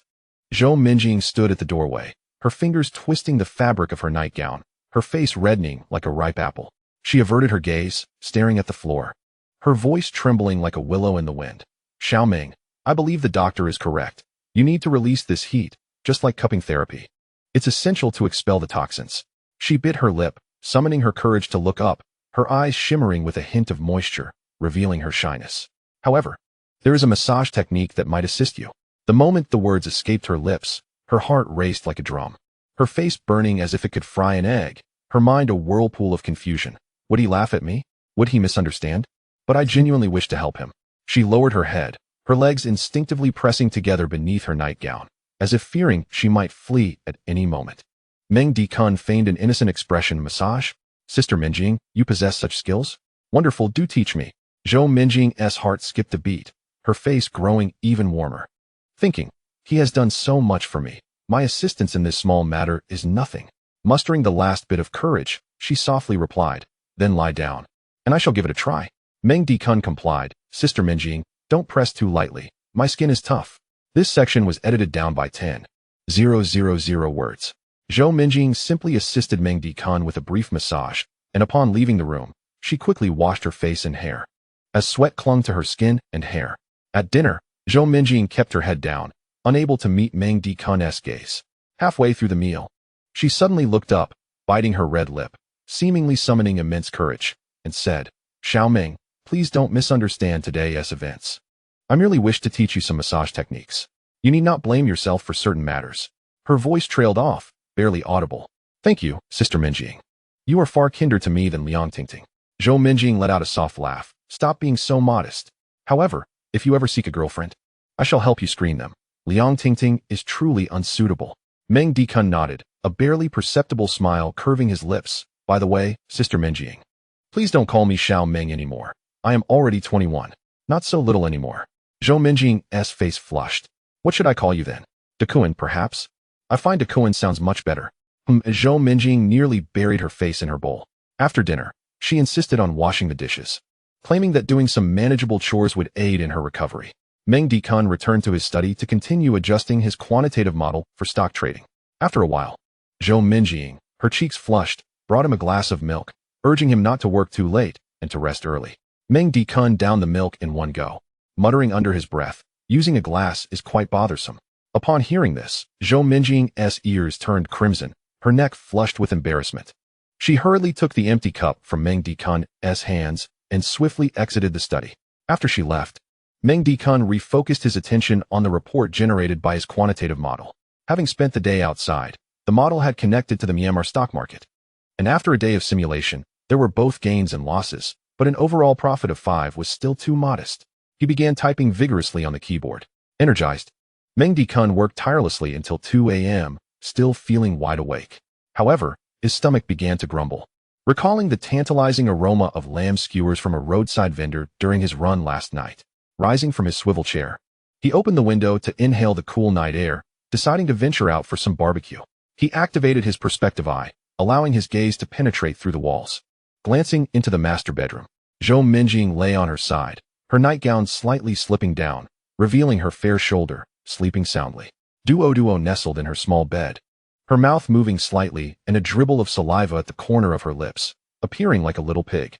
A smile crept across Meng Dikun's face, warming his heart. He approached the door, changed into his sneakers, and quietly descended the stairs. At the roadside, food stalls bustled even at 2 a.m., the sounds of frying noodles and rice echoing. Meng Dikun approached a lamb skewer stall, the flames crackling, the aroma of cumin mingling with smoke wafting through the air, tempting him. The stall owner, a woman in her 50s with a few strands of white hair hidden among her dark locks, donned a greasy apron and skillfully flipped the skewers, her face betraying signs of fatigue. Meng Dikun stepped up and placed his order. Boss, 10 lamb skewers and 2 lamb kidneys with a bit of blood, and make sure to add plenty of chili. The female owner looked up, forcing a smile, coming right up, as Meng Dikun scanned the payment QR code. He was momentarily taken aback upon noticing a shadowy figure sitting on a small stool behind the stall owner, a young man whose contours were indistinct, gazing intently at the stall owner with a complex expression. Another ghost? Chapter 20. The manifestation symbol. The apparition seemed to sense Meng Dikun's gaze, turning to meet his eyes. In that moment, they locked eyes for 3 seconds before Meng Dikun averted his gaze. After completing his payment, he raised his phone and said to the stall owner, "I'll come back to collect it in a bit." "All right, young man," the stall owner replied with a smile, continuously flipping the skewers, the firelight casting a rosy glow on her cheeks. Meng Dikun turned and headed towards the nearest 24-hour convenience store. The young ghost floated behind him. Upon entering the store, he grabbed a pack of 20 cigarettes. Although he now had money and could afford more expensive brands, he still preferred the taste of Likun. Turning back to the stall, he sat at a makeshift table, and the young ghost quickly settled across from him. Meng Dikun calmly pulled out his lighter, flicked it open, and lit a cigarette, exhaling a puff of smoke in the ghost's direction. "Brother, can you see me?" The young ghost's voice was deep, tinged with uncertainty. Meng Dikun nodded. To avoid the previous awkwardness, he casually pulled out a Bluetooth headset and put it on. Taking a deep breath, he released a smoke ring and replied calmly, "I can see you. That is wonderful. I've tried countless times, but no one has ever been able to see me." The young ghost's form quivered with excitement. "Now, tell me your story. What is your relationship with this stall owner?" Meng Dikun had noticed the ghost's unwavering gaze on the stall owner, sensing that their connection must be significant. The young ghost paused, his expression darkening as he floated beside the stall owner and whispered, "She is my mother, Wang Fong." The young spirit, resembling a remorseful child, rested his hands upon his knees and began to recount his tale. "My name is Lin Xiong, a third-year finance student at Lehigh University, with a minor in AI and machine learning. By my sophomore year, I had already obtained the CFA Level 1 certification and won a silver medal in an international quantitative trading competition using my self-developed neural network model. My mentors declared that my future was boundless. However, 2 years ago, my life crumbled entirely due to a romantic entanglement. My father abandoned my mother and me when I was very young, eloping with a youthful temptress, fearing that a potential stepfather would mistreat me. My mother forsook many suitors and raised me single-handedly. My mother was exceptionally capable. She worked as a cleaner, a part-time worker, and a cook, and with her diligent hands, she miraculously purchased a 2-bedroom apartment in Lehigh a decade ago. 2 years ago, I fell for a girl named Xiaoya, who claimed to be from the art department of a neighboring school. She was exceptionally sweet, her smile enchanting enough to ensnare one's very soul, and I regarded her as a celestial being descended to earth. I was inexperienced in matters of love, from primary school through university. My mother had insisted that my sole focus be on my studies. Initially, she enforced strict rules, forbidding me from dating until after my graduate entrance exams. Thus, my initial feelings for Xiaoya were merely infatuation, but she soon seemed to sense my affection, orchestrating encounters and actively pursuing me, showering me with milk tea and handmade gifts. I swiftly fell deeply in love. We began to date frequently, but one fateful day, my mother caught us. Upon returning home, she incessantly admonished me, claiming that the girl was a manipulative seductress, urging me to distance myself from her. I refused to believe this, convinced that my mother was intentionally trying to sabotage our relationship. In a fit of anger, I argued, accusing her of disrespecting my choices. At that moment, the lamb skewers and lamb kidneys ordered by Meng Dikun were ready, and the proprietress, Wang Fong, brought them over and placed them on a small table. "Young man, your order is ready," she said. Meng Dikun nodded and thanked her. Lin Xiang glanced at Wang Fong, his eyes filled with remorse as he continued. "I vividly remember that summer 2 years ago.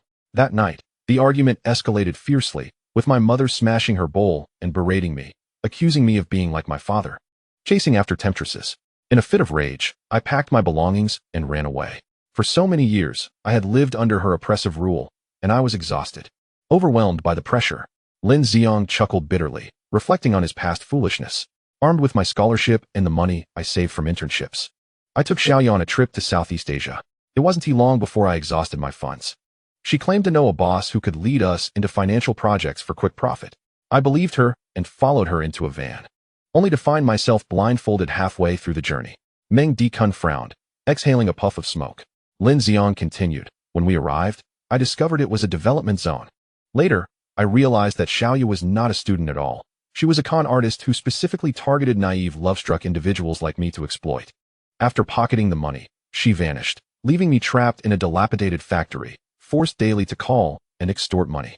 My studies in quantitative trading had not equipped me for such deceit.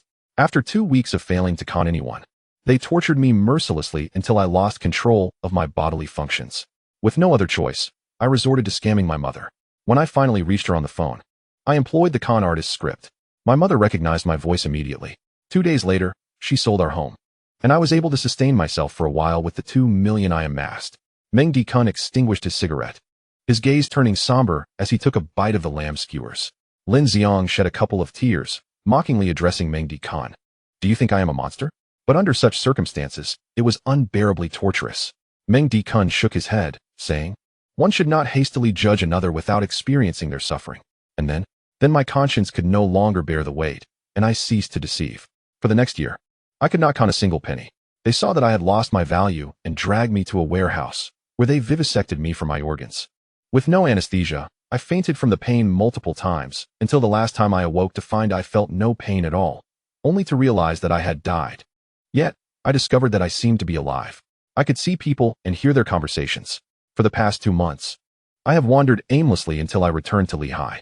At this moment, Lin Xiang looked at Meng Dikun, his eyes suddenly ablaze with hope. "Brother, you can see me and hear my words. You must be a remarkable person. Could you help care for my mother? She has spent all her money to rescue me. I am a scoundrel, and I have left her with no support. Please, could you assist her in enjoying her twilight years? I vow to repay you in my next life as an ox or a horse." As soon as he finished speaking, Meng Dikun's mind echoed with the system's gentle voice. "Ding.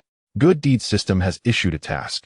Assist the remorseful soul in ensuring her kind mother lives comfortably in her later years, and you shall receive 107 manifestation tokens as a reward." Chapter 21. Do not enter manifestation tokens? Meng Dikun pondered. "System, what are manifestation tokens?" Manifestation tokens allow a remorseful soul to appear temporarily. The specific duration is 10 minutes.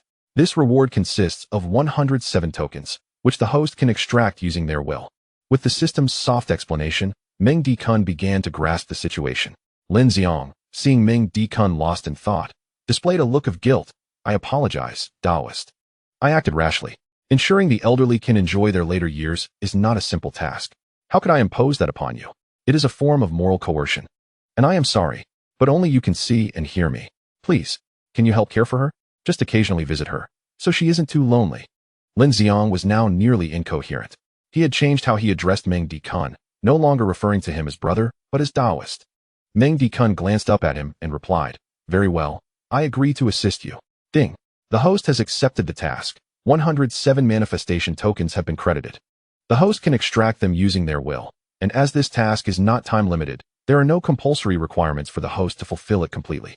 Lin Xiang looked at Meng Dikun in disbelief, excitedly grasping his hand, which was gnawing on the lamb kidney. Really? Taoist? Is this true? From a bystander's perspective, it seemed as though Meng Dikun was struggling to tear into the lamb kidney, as if his teeth were not strong enough. Indeed. Truly. Please do not shake. Lin Xiang hastily knelt at Meng Dikun's feet, repeatedly bowing. Thank you, Taoist. May I ask your esteemed name? I shall repay you in my next life. As an ox or a horse? Meng, from the teachings of Confucius and Mencius, the Meng of morality, the Day of virtue, and the Kun of Kunlun. He replied, and please, do not call me Taoist. I am not a Taoist. Thank you, Mr. Meng. Lin Xiang bowed once more, his ethereal form beginning to dissipate. Meng Dikun quickly interjected, wait. Don't you want your mother to see you one last time? What? Is that possible? Lin Xiang exclaimed in astonishment. It should be, but there are many people around now. Let's wait a bit. During this waiting period, Meng Dikun ordered another 20 lamb skewers, as his appetite grew alongside his increasing strength. By 4 a.m., the other stalls began to close, leaving only Wang Feng's grilled lamb skewer stand open. Noticing Meng Dikun still seated, Wang Feng wiped her hands with a cloth and smiled apologetically. Handsome, I must close up now? Boss, your lamb skewers are truly delicious. Meng Dikun sincerely praised. Hee. My son used to love them. I was often too busy with other things to make them for him. After he passed, I stopped everything else and focused on grilling lamb skewers as a fond memory. Would you like your son to visit? Wang Feng was momentarily taken aback. Young man. What are you joking about? My son is no longer with us. At that moment, there was no one near the mobile stall, and the area happened to be a blind spot for the surveillance cameras.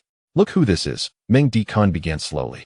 Suddenly, he concentrated his thoughts and produced a manifestation talisman, affixing it to Lin Xiang's back. In an instant, Wang Feng was taken aback, the cloth in her hand slipping silently to the ground. She stared wide-eyed at the person who had suddenly appeared before her, tears streaming down her face. Lin Xiang stood before her, his voice choked with emotion. Mom, I am deeply sorry. It is the son's unfilial behavior that has caused you to suffer. Please take care of yourself. In the next life, I will still be your son. Wang Feng trembled as she reached out, embracing the pale Lin Xiang. Xiang, my son. It is my fault for pressuring you to study relentlessly and forbidding you from engaging in other pursuits. I should have made you aware of the complexities of society sooner. Perhaps then you would not have been so easily deceived.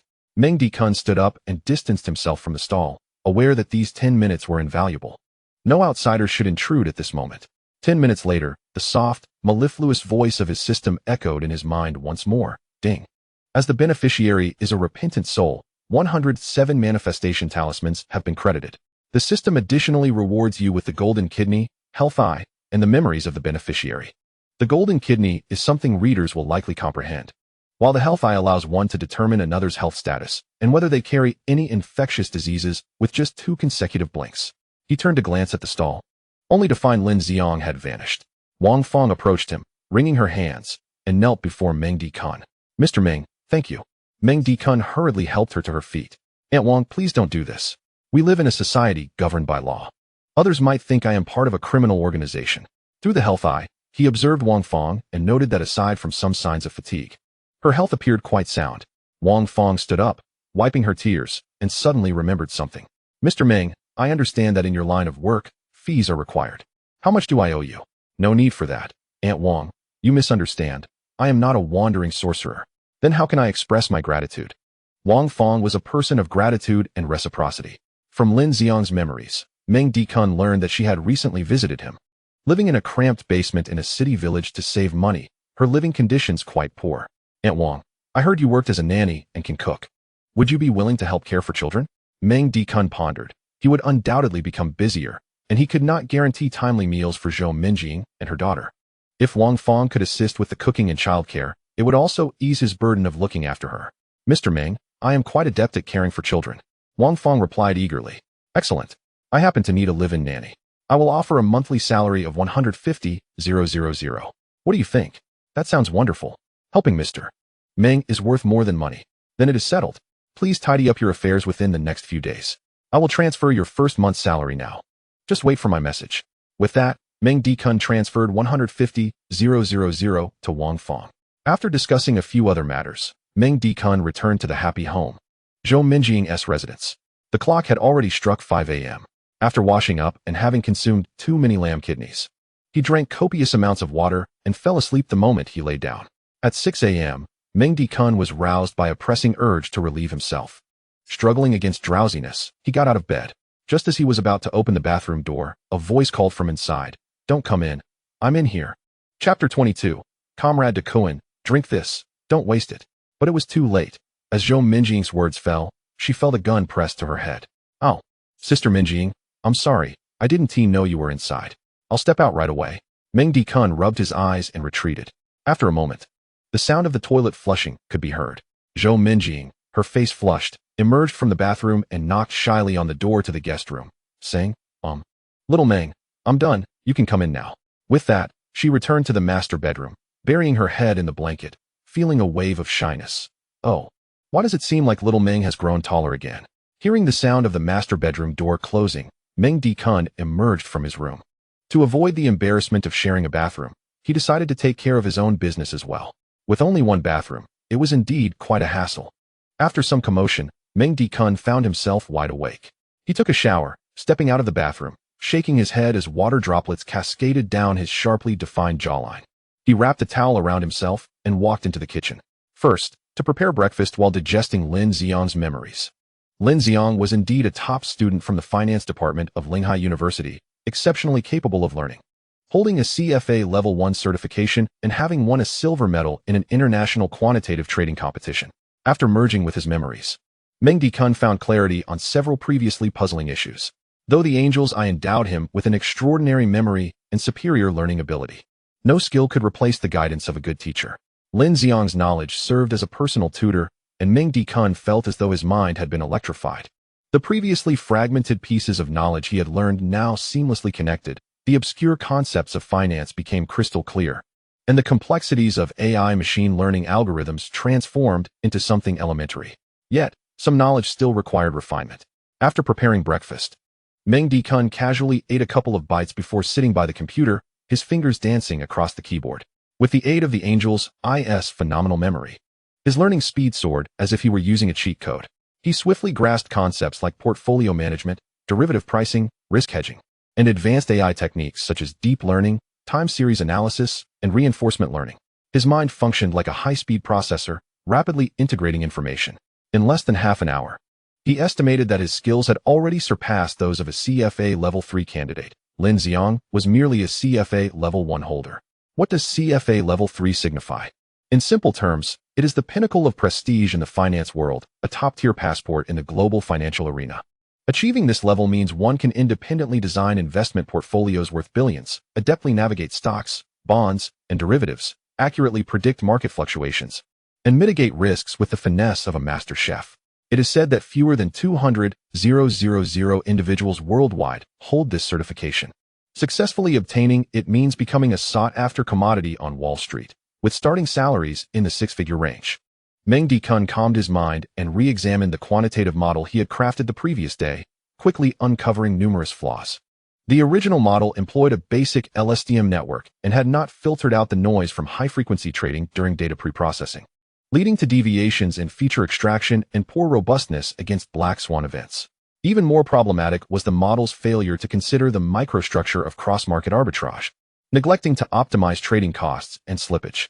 He scoffed. It seems that achieving a 5 return in the simulation was merely a stroke of luck. With another round of rapid modifications, he swiftly corrected the automated quantitative model. An hour later, Meng Dikun connected the model to a simulated trading platform in Myanmar and commenced testing. At 8 a.m., sunlight streamed through the curtains like shards of gold. Zhou Minjing emerged from her room, cradling Duo. The sunlight filtered through her nightgown, hinting at her graceful figure. And the aroma of kanji wafting from the kitchen warmed her heart. Remembering how she had helped Meng Di-kun with a massage the day before, a small sense of delight filled her. Just then, she heard the sound of rapid typing coming from the study. Duo, quickly greet your godfather and wish him a good morning. Meng Di-kun turned around to see Zhou Minjing with her hair cascading loosely over her shoulders. Her appearance still bearing the traces of sleep, yet her smile radiated like spring blossoms. In her arms, Duo, just over 2 months old, had a cherubic face resembling a delicate dumpling. Duo opened her little mouth and cooed a few sounds, her voice sweet and tender. Zhou Minjing observed Meng Di-kun, who was shirtless, and handed him a short-sleeved shirt, saying, "Put this on, don't catch a chill." Meanwhile, she couldn't help but steal a glance at his well-defined muscles. I was quite irked. How could I possibly catch a chill? Yet, Meng Di-kun accepted the shirt and donned it. He reached out, gently pinching Duo's cheek, exclaiming, "Good morning. Duo, the little princess looks splendid today." He then turned to Zhou Minjing, "Sister Minjing, the meal is on the stove, the porridge is warm. Shall I serve you a bowl?" "No need, I can manage." She paused, tucking a loose strand of hair behind her ear, biting her lips softly. Her eyes momentarily betraying a hint of bashfulness as she said in a soft voice, "From now on, just call me Minjing. Referring to me as sister makes me feel like an old aunt." Meng Di-kun grinned mischievously, nodding. "All right, Minjing, I've wanted to call you that for ages. But I was afraid you'd think me frivolous and toss me out to sleep on the street." Zhou Minjing's cheeks flushed crimson, akin to a ripe peach. Embarrassed, she lowered her head to tease Duo, muttering softly, "Who would dare to chase you away?" However, a sweet smile danced on her lips. Unintentionally, she glanced at Meng Di-kun's computer screen, noting the dense lines of data, causing her heart to tighten. Her brows furrowed in concern as she remarked, "Meng Di-kun, now that you have some wealth, are you really going to play the stock market? Aren't you afraid of being taken advantage of?" Meng Di-kun leaned back in his chair, exuding a carefree attitude. "Minjing, have no worries. This is my quantitative trading model, designed to profit off others. It's as stable as can be." "Quantitative trading model?" Zhou Minjing tilted her head in confusion, her long eyelashes fluttering like a naive fawn. Suddenly, it seemed she recalled something. "Oh, I think I've heard of it. A couple of years ago, on the forum of my alma mater, Linhai University, there was a junior named, right, Lin Xiang. I heard he was incredible at this. His model could predict stock fluctuations. What a pity. I heard he met with an unfortunate accident while traveling abroad with his girlfriend. Otherwise, I could have contacted him through our campus network to help you." Observing Zhou Minjing's constant concern for him, Meng Di-kun smiled gently. "Thank you, Minjing. However, my abilities are quite formidable as well." For some reason, upon hearing Meng Di-kun proclaim his own strength, Zhou Minjing momentarily froze, a blush creeping from her elegant neck to her cheeks. Flustered, she hurriedly turned her attention back to Duo, attempting to mask her embarrassment, playfully chiding, "All right then. Just be careful. The stock market is a battlefield. It can be deadly without bloodshed." Her tone was laden with concern. After saying this, she embraced Duo and headed to the living room, murmuring to herself, "What on earth is wrong with me?" After finishing their meal, she noticed the weather was pleasant. She changed into a refreshing white dress and pushed Duo's stroller, planning to take a stroll around the community. Passing by the study, she took Duo's tiny hand and said, Duo, wave goodbye to your godfather. Wish him great fortune and no losses." Duo waved her little hand and babbled a couple of sounds. Meng Di-kun looked up, grinning. "Thank you, little princess. This time I won't lose." Suddenly inspired, Zhou Minjing returned to the master bedroom. After a while, she brought a glass of milk back to the study, saying, "Meng Di-kun, drink this. You need your nutrition." Chapter 23. The Stock God. After Zhou Minjing left with Duo, the data from the simulated trading on the computer screen began to emerge, revealing a profit of 20. Incredible. This model could make even Buffett kneel in admiration. Meng Di-kun retrieved the account he opened at Longtai Securities during his sophomore year and logged into the official website. Back then, he was just a naive youth with a principal of 5,000 yuan. After a series of reckless operations, his account balance was a dismal 124 yuan. Painfully losing money. But that was no longer the case. Meng Di-kun now had over 30 million yuan in his bank account. With ample resources, he felt at ease. Meng Di-kun took out his phone and called the bank. After a facial recognition operation, he activated the high-limit transfer privileges and directly transferred 1 million yuan to his securities account. He modified his program to connect the automatic quantitative trading model to the real market. At 9 a.m., the Myanmar A-share market opened for trading. Meanwhile, at the Tianhao International Hotel in Linhai City, in the office of Du Tianhao, the chairman of Tianhao Group, the opulent decor and the sweeping view of the blue Pujiang River from the floor-to-ceiling windows created an impressive sight. In the spacious office, Du Tianhao held a Cuban cigar in one hand, the smoke curling upwards, while he flipped through a report with a furrowed brow. Opposite him, Zhuang Weilong stood rigidly, his suit impeccably pressed, yet beads of sweat formed on his forehead. Du Tianhao exhaled a smoke ring, his voice low. What does this report mean? The door at Happiness Garden wasn't broken? Zhuang Weilong swallowed nervously, replying in a hushed tone, Yes, boss. I sent Xiao Zue and the security department to investigate. The lock is intact, and the security system is functioning normally. The surveillance shows that in the past 3 months, only Zhao Dahan has entered that house. And on several occasions, he carried bags. He continued cautiously. Do you think he might have moved the gold himself? Du Tianhao squinted, rotating the cigar between his fingers as he pondered.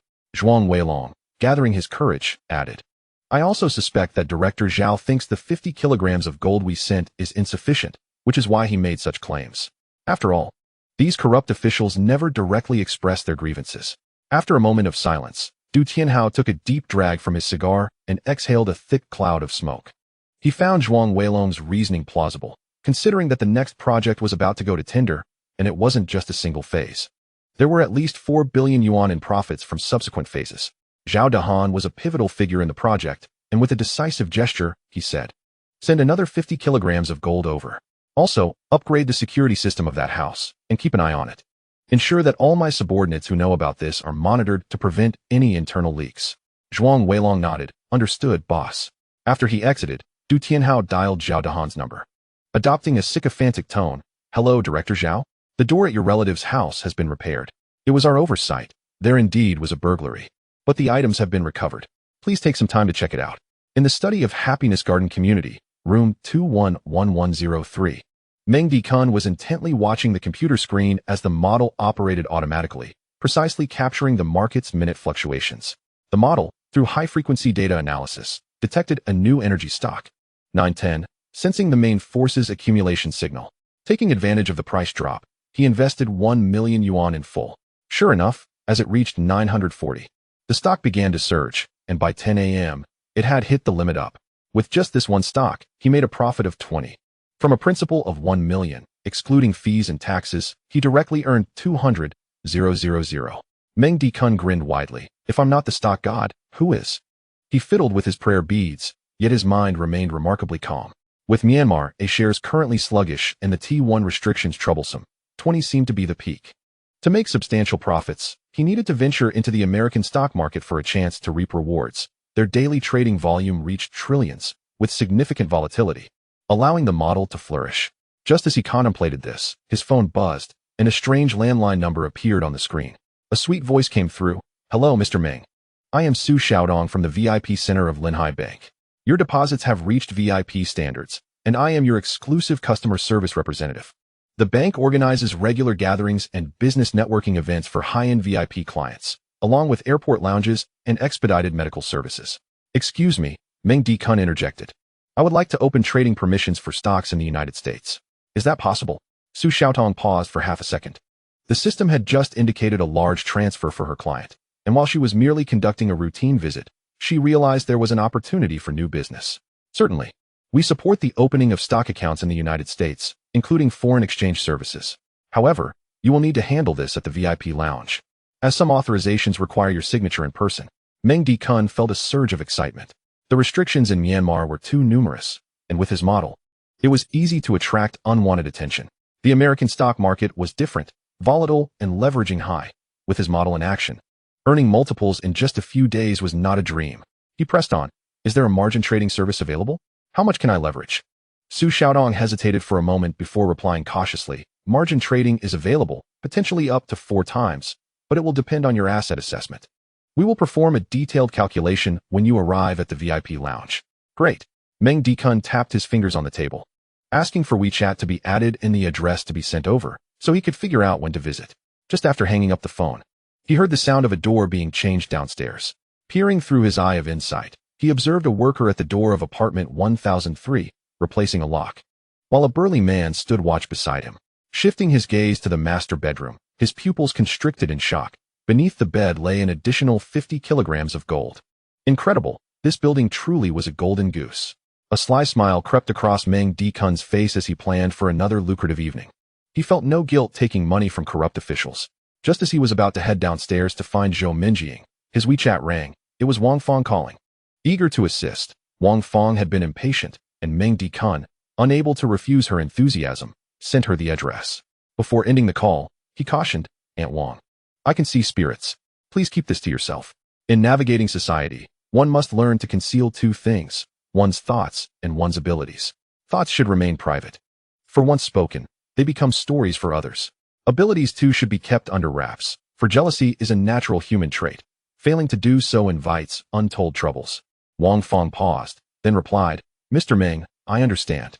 I am a professionally trained nanny. Whether it's your extraordinary abilities or even minor matters concerning your home, I will not disclose anything." "Good to hear." After hanging up, Meng Dikun surveyed the two-bedroom apartment, contemplating the need for an upgrade. He browsed property listings online, and after a few minutes, he found a promising option, a unit in Phoenix Garden, just 10 kilometers from Happiness Garden. It was a mid to high-end community, well-landscaped, with amenities including a private kindergarten and fitness center, exactly what he desired. The property was a spacious 168 square meters, with 5 bedrooms and 2 living areas. The owner was desperate to sell before relocating abroad, pricing it at $50,000 per square meter, a significant drop from the previous $80,000. The total would be around $8.4 million, and he thought he could negotiate further. Perfect. This would surely delight Duo and Minjing. Over the past few days, Meng Dikun had realized that when his clients were happy, he felt a surge of energy himself. Investing in joy was worth every penny. Moreover, it seemed fortune was smiling upon him once again.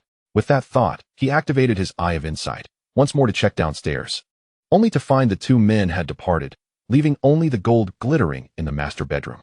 Chapter 24. The live-in nanny Wang Fong lived not far from Happiness Garden. Early in the morning, she hurriedly arranged her street vendor items and rushed to Meng Dikun's place to fulfill her role as a nanny. Not only did Meng Dikun allow her to see her son one last time, but last night, at the moment he turned away, she felt as if she had caught a glimpse of her son's spirit, giving her renewed hope in life. After packing her belongings, Wang Fong hailed a taxi and, following Meng Dikun's address, arrived at the entrance of Happiness Garden 211103 in 20 minutes, just as the clock struck 11 a.m. Having completed his tasks, Meng Dikun was about to head downstairs to find Zhou Minjing and Duo when he heard the doorbell ring. Opening the door, he found Wang Fong standing there with her suitcase. Today, she had clearly taken the time to tidy herself up, shedding the appearance of a street vendor. Though she was 52, her posture remained as upright as a pine tree, with an air of dignified grace reminiscent of an elegant matron from an old film. She wore a navy blue shirt with rolled-up sleeves, paired with sleek black trousers. Her dark hair, threaded with silver, was styled in a low bun, and her fair complexion highlighted her slightly upturned almond-shaped eyes, which sparkled with warmth as she smiled. "Are you Aunt Wang?" "Yes, Mr. Meng." Meng Dikun was taken aback for a moment, then grinned. "Aunt Wang, you've arrived rather quickly. I didn't notice last night, but seeing you today, I hardly recognized you. You must have been quite the beauty in your youth." Wang Fong lowered her head slightly, a hint of amusement in her eyes. "You flatter me. Mr. Meng, I'm getting older now, turning 52 soon. There's nothing beautiful about that." According to her son Lin Xiang's recollections, Wang Fong had indeed attracted many suitors in her younger days. "Mr. Meng, may I come in? It's nearly lunchtime. Let me prepare a meal for you." Wang Fong quickly immersed herself in her role as a nanny. "Oh, of course, come in." Meng Dikun welcomed her inside. Once she set down her suitcase, she headed straight to the kitchen to begin her tasks. After sitting for a while, Meng Dikun felt the urge to relieve himself and headed to the bathroom. Just as Wang Fong entered the kitchen, Zhou Minjing returned, pushing Duo in a stroller. She unlocked the door with her fingerprint and stepped inside. Casting a glance toward the kitchen where she spotted a stranger diligently chopping vegetables in a navy blue shirt, her posture straight and poised, Zhou Minjing blinked her long lashes, surveying the room, thinking, "No, I'm in the right place. This is my home." "Who are you?" she asked, her voice soft yet inquisitive. Wang Fong turned at the sound, her gaze meeting Zhou Minjing's strikingly beautiful face, while the baby in the stroller, Duo, slept soundly. Remembering Meng Dikun's request for her to assist with the child, she quickly set aside her tasks, wiped her hands, and bowed slightly. "You must be Mrs. Meng?" "Mrs. Meng?" Zhou Minjing was puzzled but quickly recalled Meng Dikun. She waved her hands dismissively, explaining, "Oh no, I'm his sister-in-law." Just then, Meng Dikun emerged from the bathroom. Walking into the kitchen, "Minjing, you're back. I forgot to mention, this is Aunt Wang, the live-in nanny I hired." He then turned to Wang Fong, saying, "Aunt Wang, this is the person I asked you to take care of, Zhou Minjing, and our goddaughter, Duo. Wang Fong's respectful gaze momentarily flickered with surprise, realizing the complexity of the relationships involved. However, having witnessed Meng Dikun's remarkable abilities, she quickly composed herself, mentally reminding herself, it's best not to pry into the affairs of extraordinary people. She nodded respectfully, assuring him, "Understood, Mr. Meng. Caring for children is my specialty. You can count on me." With that, she turned back to her tasks. Zhou Minjing gently tapped Meng Dikun on the shoulder, whispering, "Dikun, come here. I need to talk to you."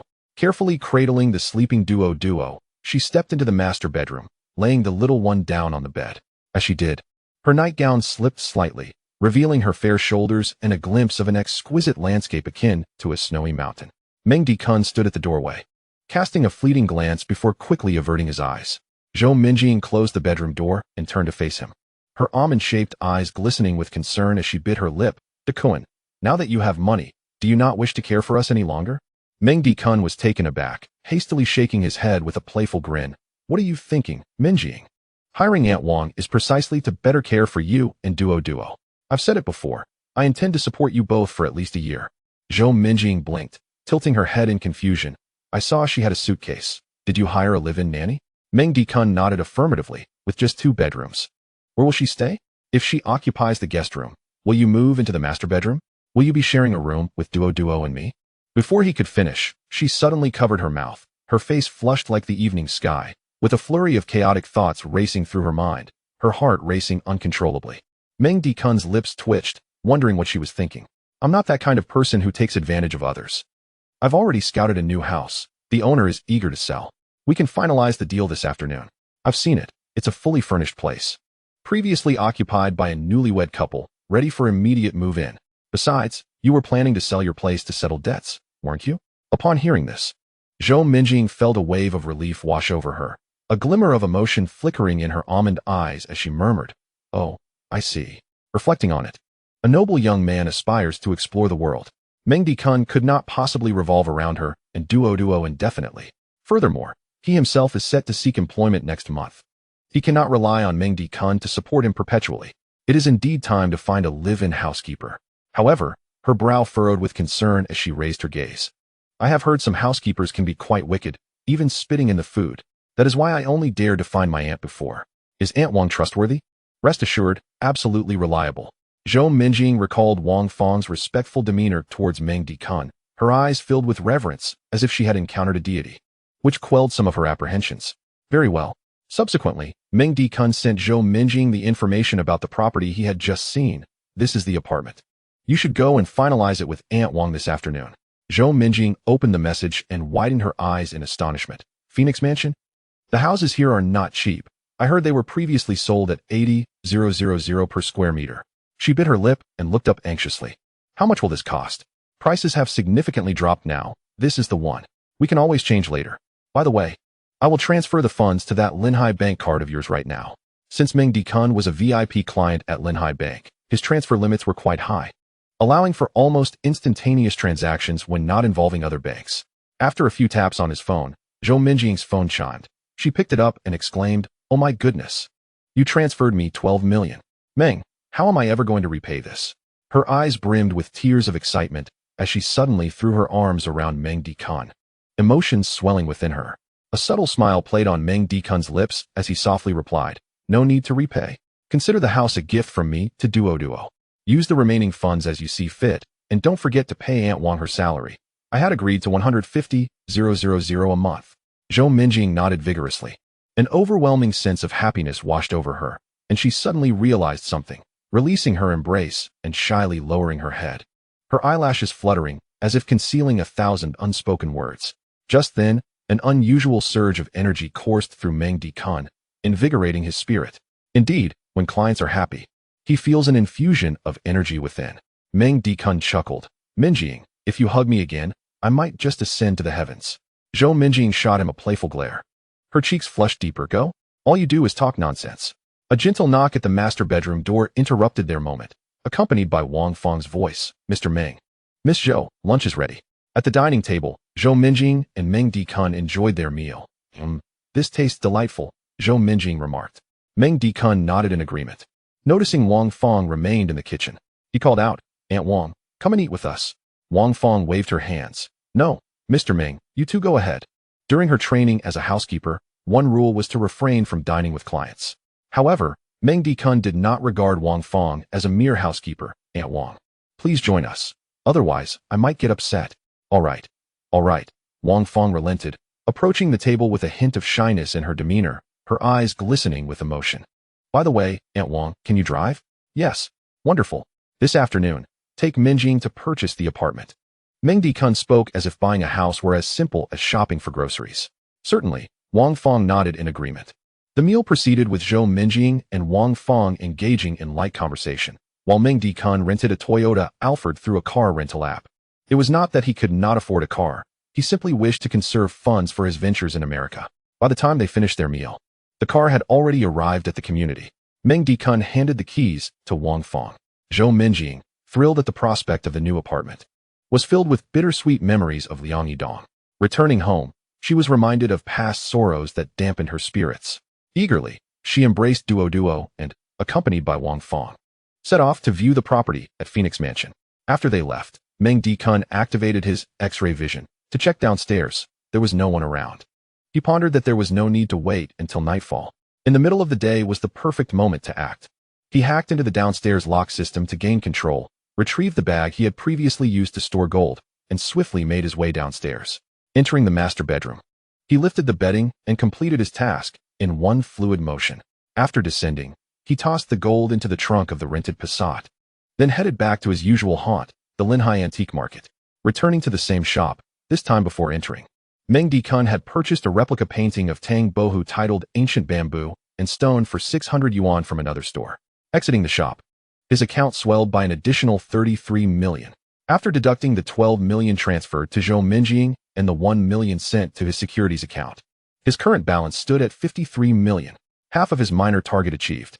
Meng Dikun climbed into the rented Volkswagen Passat and dialed the number of his dedicated bank manager, Su Xiaotong, at Linhai Bank. Hello, Miss Su.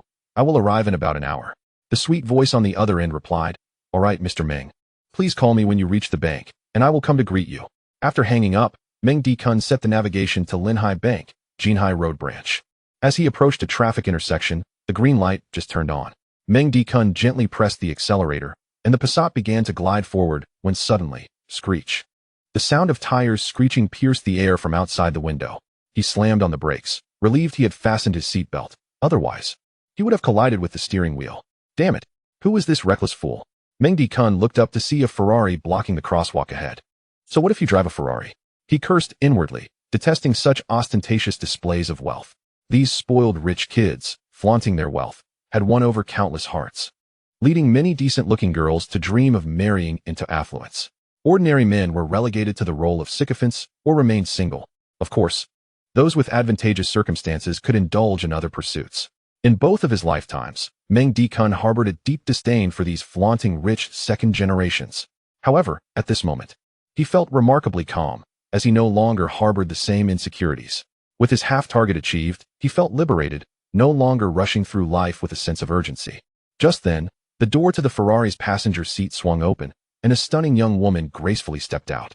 Dressed in a white lace chiffon dress that swayed gently in the breeze, highlighting her slender waist and alluring curves, she wore sheer stockings that accentuated her long legs. Completed with crystal-embellished high heels, Meng Dikun blinked 3 times, activating his X-ray vision. This rich second-generation's car was indeed impressive. What was she up to? Why was she approaching him? Before Meng Dikun could process the situation, the woman swiftly opened the passenger door, slid into the seat, and closed the door with a decisive thud, as if she were getting into her boyfriend's car. Meng Dikun turned, bemused. What was happening? Did she mistake him for a rideshare driver? Drive, the woman commanded, her tone crisp and authoritative. Meng Dikun raised an eyebrow. This scene felt oddly familiar. It seemed she had quarreled with her wealthy boyfriend and was now seeking refuge in a random car, hoping to elicit a chivalrous response from a man enchanted by her beauty. Yet, Meng Dikun was no ordinary man. Miss, This is a private vehicle, not a rideshare. If you need a taxi, you can use XX for a convenient and economical ride.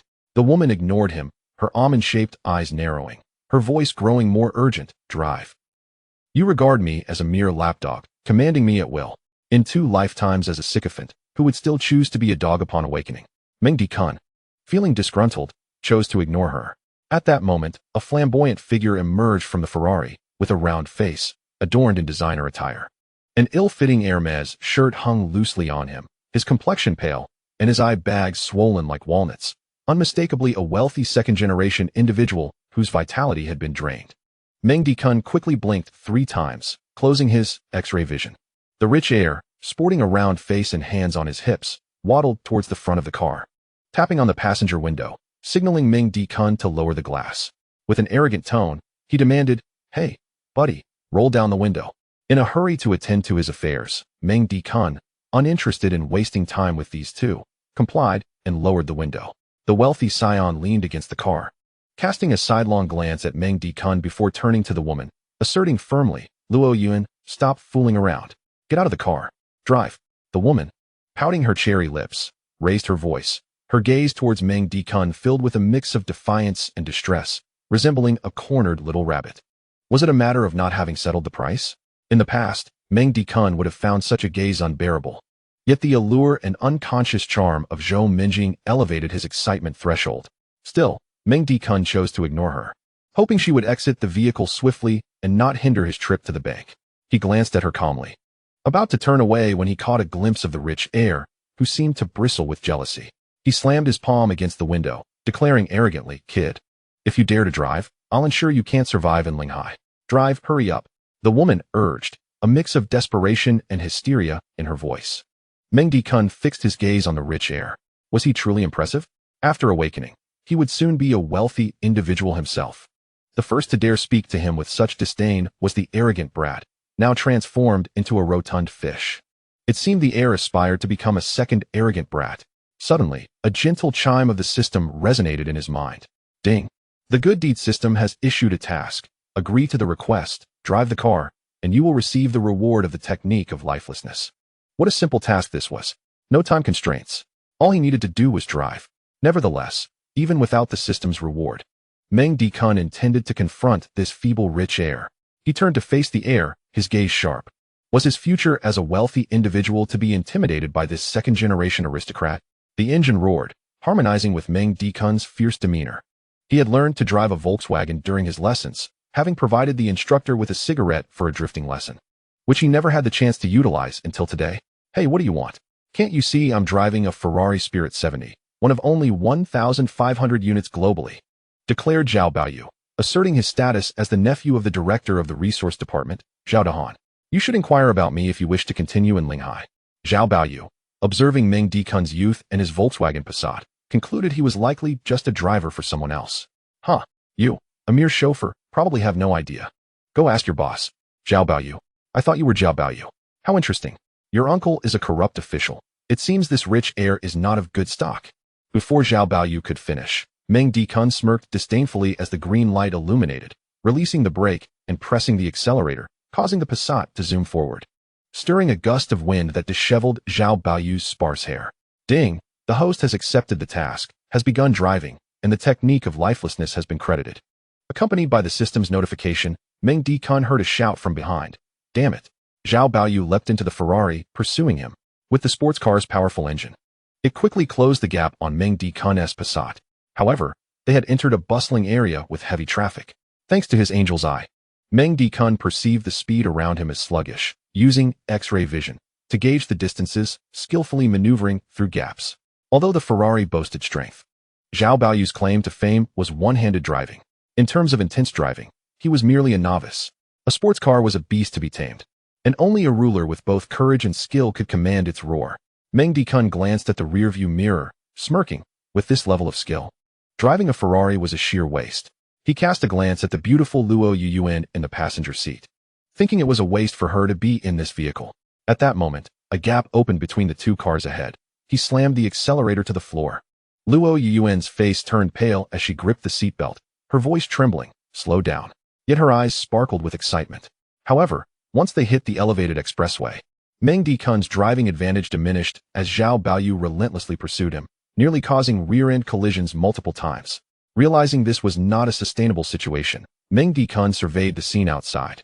Having arrived at the outskirts of the development area, with a swift turn of the wheel, he exited the elevated road, heading down a route filled with large trucks. Veering into a secluded alleyway with a bumpy surface, the Passat jolted violently as it sped through, while Zhao Baoyu gritted his teeth in pursuit. Suddenly, a loud thud echoed as the low chassis of the Ferrari struck a rock, causing his face to turn green with pain as he slowed down. This Ferrari Spirit 70 was a gift from his mother, and today was its inaugural drive. He felt a pang of regret over such aggressive driving. Yet, recalling the arrogance of the man in the Passat, who had dismissed him and undermined his dignity in front of a woman, Zhao Baoyu slammed down on the accelerator, determined to catch up. But in that fleeting moment of hesitation, Meng Dikun seized the opportunity, locking onto the corner with X-ray vision, sharply turning the wheel, executing a drift with the Passat, disappearing from view. As Zhao Baoyu reached the smooth road, he pressed the accelerator to the floor. The Ferrari roared. Yet he was left bewildered. The taillights of the Passat were nowhere to be found. After turning several corners, he found himself alone, furiously pounding the steering wheel. Damn it. You're finished. Just wait. At the end of the alley, Meng Dikun noticed Zhao Baoyu had not followed and prepared to continue towards the Linghai Bank. He glanced at the passenger seat, still inquiring, "Where are you going?" The woman kept her head down, silent. "Your name is Luo Yuyuan, right?" Meng Dikun asked again, having overheard Zhao Baoyu call her that. Still, she remained quiet. "Hey, is there something wrong with you?" Meng Dikun blinked twice, activating health vision to scan Luo Yuyuan, discovering she was quite healthy. Moreover, she was like a blank slate. The protective film had yet to be torn. Oh my, this rich heir's possession was still unopened. Meng Dikun contemplated whether he should be the one to break that seal. After all, with over 20 chapters already, he hadn't indulged yet. And the readers might start clamoring for more. Since crossing over, his craving for cigarettes had also returned. Leaning back in his seat, he pondered how to strike up a conversation with the lovely young woman beside him. He pulled a cigarette from his pack, placing it in his mouth, habitually patting his pocket, only to frown and mutter, "Damn, where's my lighter?" Luo Yuyuan, seated in the passenger seat, her long legs slightly crossed beneath her chiffon skirt, caught sight of his actions. Immediately, she leaned forward, delicately retrieving a lighter from the center console. Turning towards Meng Dikun, she clicked it open with a flick, igniting the flame. Having often helped her father light cigarettes in her childhood, Luo Yuyuan felt a wave of nostalgia wash over her as Meng Dikun held the cigarette. Instinctively, she wanted to light it for him. The reason for her earlier silence stemmed from the overwhelming aura of intense hormones radiating from Meng Dikun, leaving her somewhat disoriented. Coupled with the exhilarating speed of the Ferrari pursuing the Passat, her heart raced uncontrollably, leaving her momentarily breathless. Out of the corner of her eye, Luo Yuyao cast a serious glance at Meng Dikun. This handsome figure, seemingly just a 21-year-old elder brother, exuded an undeniable air of maturity in his every gesture. Meng Dikun, momentarily taken aback, noticed her focused demeanor, and a playful smirk curled upon his lips as he lowered his head to light a cigarette, the tip glowing red. He inhaled deeply, exhaling a cloud of smoke while narrowing his eyes to scrutinize Luo Yuyao, pondering, this beauty certainly possesses a keen sense of awareness. In 2 lifetimes, it was the first time a cool, little beauty had taken the initiative to light a cigarette for him. Luo Yuyao set down the lighter and returned to her seat, a faint blush creeping onto her cheeks. This youthful and alluring yet oblivious aura stirred something within Meng Dikun, prompting him to take a deep drag from his cigarette before extinguishing it. Never mind. Let's get in the car. Chapter 27. Oh, how much licking?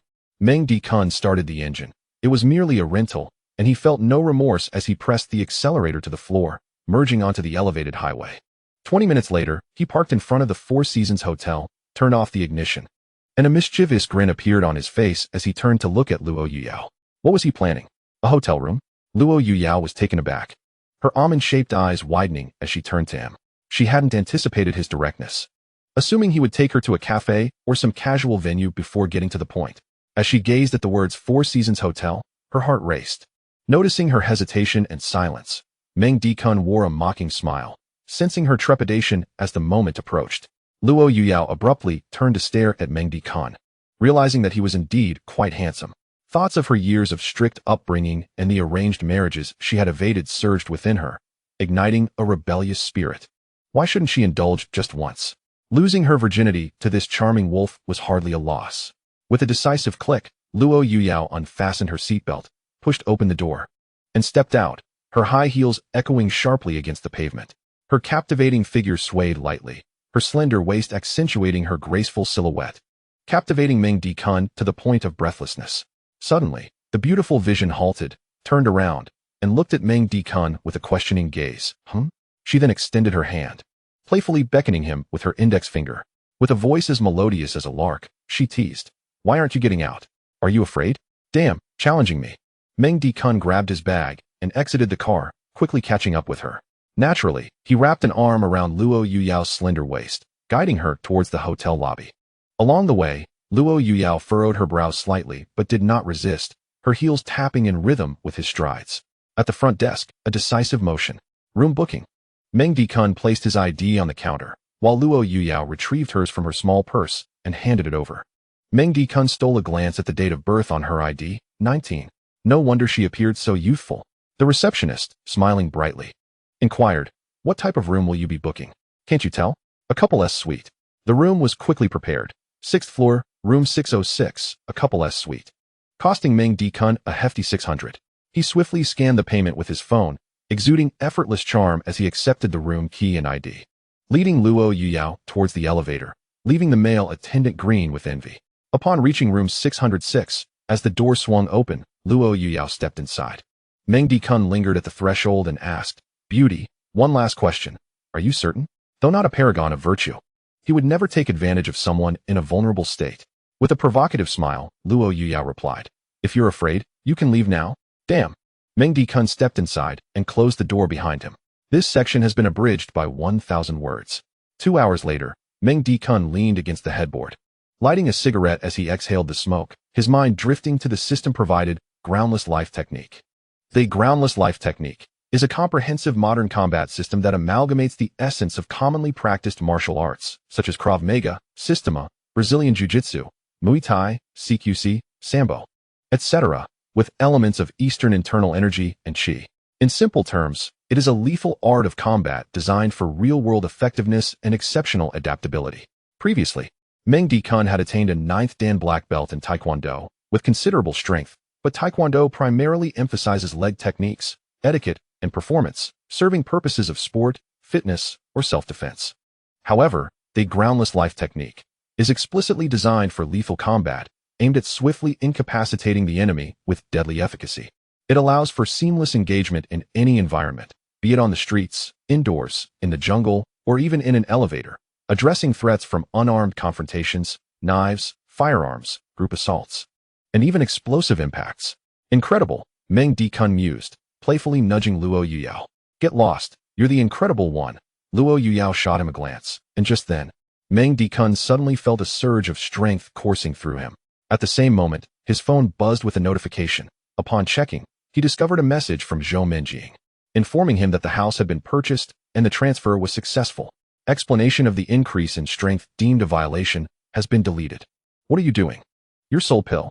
An hour later, Luo Yuyao had fallen into a deep slumber. Meng Dikun glanced at her. Her slender neck, delicate shoulders, alluring collarbone, and petite waist were all perfectly captivating. This experience was indeed a tremendous gain. He marveled at his good fortune, then headed to the bathroom for a quick shower. Upon emerging, he heard his phone buzzing incessantly. To avoid waking Luo Yuyao, he hurriedly answered the call. "Hello?" On the other end, a sweet voice chimed. "Hello, Mr. Meng. Have you arrived?" Slapping his forehead, Meng Dikun exclaimed, "Oh no, I completely forgot about the important matter." He quickly replied, "Sorry, Miss Su, I'm stuck in traffic." "Are you about to close?" "We're just about to wrap up, but no worries, Mr. Meng, as a VIP client. We can extend our hours if you need to complete your business. In that case, please wait a moment. I'll be there shortly." He hung up, quickly grabbed a casual shirt from the bedside, threw it on, and pulled on his jeans. He glanced back at the bed, where Luo Yuyao lay with her eyes closed and long hair sprawled across the pillow, seemingly lost in a sweet dream. Just as he was about to leave, he had a thought and picked up Luo Yuyao's phone. Utilizing the ability of Angel's Eye to remember the unlocking password, he added her as a friend and transferred her 5,000 yuan, with the note, "For services rendered." She was indeed worth that amount. However, given the treacherous nature of the world, He worried that this fleeting encounter could lead to accusations of misconduct, which could easily become a serious matter. But with the transfer and the note, such actions could be considered merely a transaction, resulting in a few days in custody at most. Caution is the mother of safety. Gently placing Luo Yuyao's phone back where he found it, he quietly closed the door behind him, leaving without a sound. Meng Dikun hurriedly exited the hotel lobby, the cigarette pack jingling in his pocket. The thought of lighting a cigarette briefly crossed his mind, but was quickly suppressed. Earning money was paramount. He needed to open an account quickly. Perhaps he could catch the opening of the stock market in Eagle Nation tonight. As he stepped out of the lobby, he spotted a couple at the front desk checking in. The woman, named Su Qianqian, with an oval face and exquisite makeup, was adorned in a form-fitting dress that accentuated her figure. She was the very object of Meng Dikun's previous infatuation, Liang Tingting's roommate. The man beside her, clad in flashy attire, was Su Qianqian's new boyfriend, Yang Wei. Yang Wei's eyes were glued to Su Qianqian, grinning smugly. "Baby, what are you looking at?" Lost in thought, Su Qianqian averted her gaze, smirking dismissively.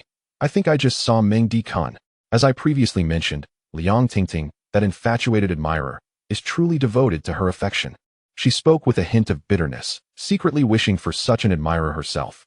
Yang Wei raised an eyebrow, a mischievous smile creeping closer. "Oh? Just how devoted is he?" Chapter 28. Opening a stock account, Yang Wei's hand roamed unceremoniously around Su Qianqian's waist, to which she playfully protested. "Get lost. Is it the same? You have no idea. That guy works 3 jobs daily for Liang Tingting, exhausting himself like a dog.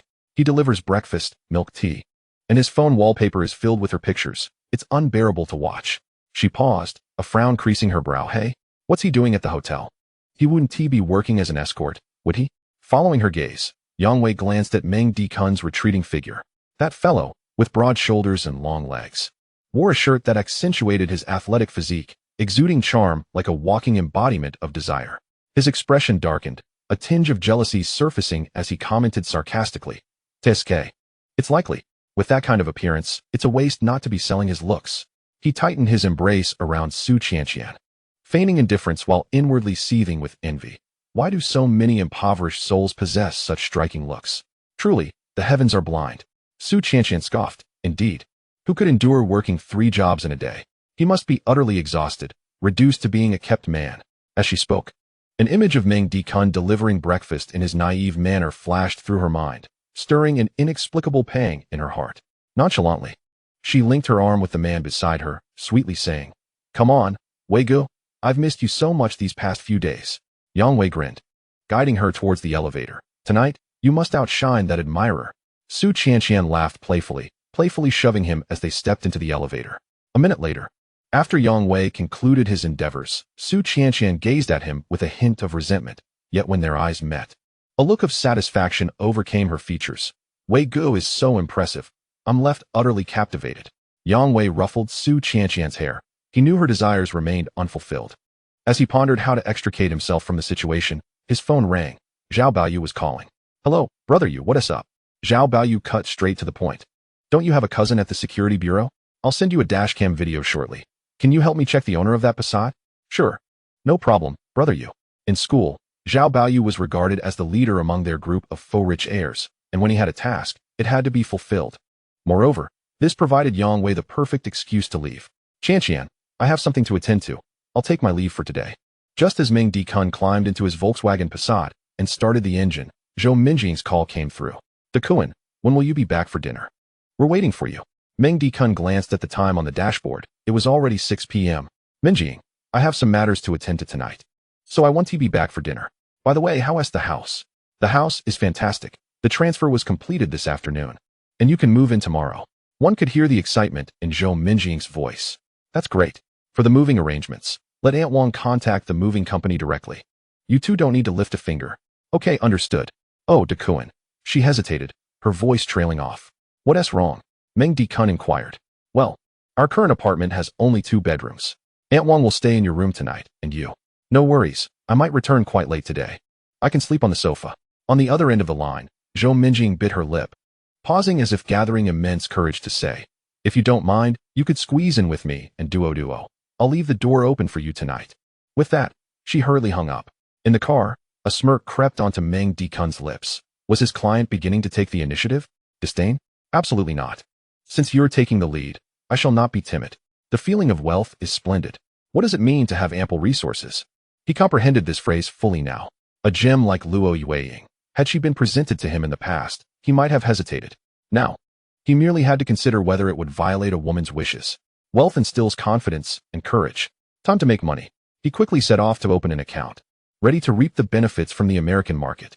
Meng Dikun pressed the accelerator, departing the hotel parking lot. At the Linhai Bank, Jinhai Road branch, Su Xiaotong sat at her desk, her gaze lingering on the computer screen displaying Meng Dikun's information, momentarily lost in thought. With deposits exceeding 10 million, he ranked among the lower tier of clients in the bank, thus left for her to handle. Otherwise, he wouldn't have come her way. However, this afternoon, the account received a deposit of 33 million, and at just 21 years old, he was undoubtedly a top-tier prospect. She had come from a remote town, working tirelessly to gain admission to Linhai Bank. Her sweet demeanor and fluency in standard Mandarin coupled with top exam scores leading to her rapid promotion to a client specialist right after graduation. Meng Dikun was her very first client. Notably, he was even younger than she. Which girl doesn't harbor youthful dreams? Su Xiaodong was no exception. Throughout her 4 years in college, she had turned down numerous suitors, many of whom were faux rich heirs, yet she had dismissed them all. She desired a truly capable partner. Now that she had a salary, she began enrolling in courses, cooking, floral arrangement, and the like, to enhance her soft skills. In her floral arrangement class, there was a classmate named Liang Tingting, who, every session, boasted about her admirer and how he treated her so well, funding her living expenses and tuition. Yet, once she found a wealthy husband, she would cast aside that admirer. Su Xiaotong found such behavior utterly disgraceful. If one wished to be in a relationship, one should commit sincerely.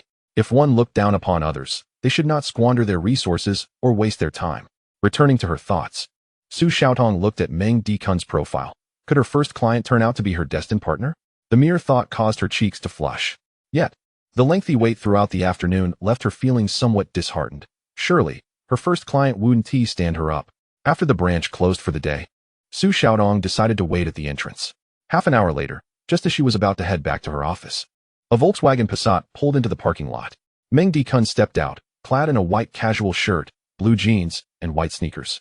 With his sleeves rolled up to his elbows, his handsome face radiating charm. Upon raising her eyes, she noticed a short-haired young woman in the bank uniform, her white shirt accentuating her alluring figure. "Are you Manager Su?" Su Xiaodong quickly approached. "Yes, you must be Mr. Meng." Meng Dikun nodded, having anticipated that Manager Su would be an alluring woman, as his previous impressions of dedicated client managers often led to such assumptions. To his surprise, she was a fresh-faced, charming young lady whose dimpled smile was as refreshing as a spring breeze. Su Xiaodong was equally taken aback. This client, left to her, was as handsome as a model. Beneath his youthful exterior lay a maturity that belied his age of 27 or 28. Driving a Volkswagen, how modest. Having encountered numerous faux rich heirs with meager deposits but extravagant cars, her impression of Meng Dikun improved further. "Manager Su, I apologize for keeping you waiting." "Not at all. It's my pleasure, Mr. Meng. Please, this way." Su Xiaotong swiped her employee card, leading Meng Dikun through the exclusive entrance into the bank. She brought him freshly brewed coffee, placing it before him, her voice sweet and professional. "Mr. Meng, you previously mentioned a desire to open an overseas stock account, correct?" Leaning back in the leather chair, Meng Dikun lit a cigarette, releasing a cloud of smoke as he spoke with a steady tone. "Manager Su, I wish to open an Eagle Country Securities account to engage in stock trading, maximizing my funds for swift operations. Can you arrange that?"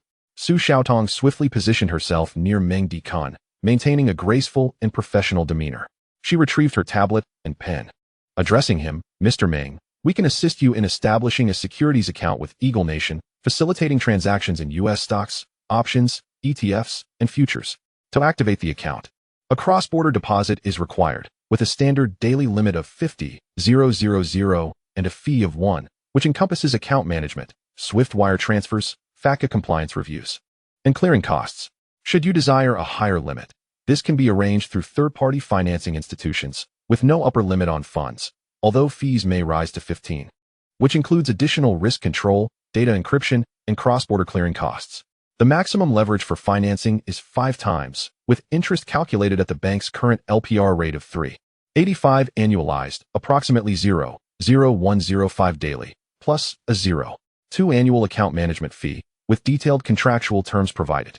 Meng Dikun flicked the ash from his cigarette, contemplating that the 50,000 threshold was insufficient. If he were to engage, he would aim for something substantial. The clients in Eagle Nation indulged in fast food daily and had become complacent. Not capitalizing on this opportunity would be a disservice to them. He then inquired, I wish to finance. How quickly can this be activated? Chapter 29. Luo Yuyao's mother Su Xiaodong scrolled through her tablet, stating, using your deposit of 53 million Long Kingdom coins, approximately 7.5 million, based on the current exchange rate of 7.066, after transferring to your Eagle Nation account. You may apply for 5 times leverage, allowing for operations up to 37.5 million. The financing process is as follows. Meng Dikun glanced over the details. Recognizing they were predominantly related to risk and interest, which he was currently indifferent to, he extinguished his cigarette and, not waiting for Su Xiaodong to finish, interjected, Manager Su. I have no issues here. Can we proceed immediately? Observing his urgency, Su Xiaodong nodded vigorously. Certainly, Mr. Meng. Please hold on. Our supervisor is also working late. I will seek his approval and expedite your account activation. With that, she rose and departed.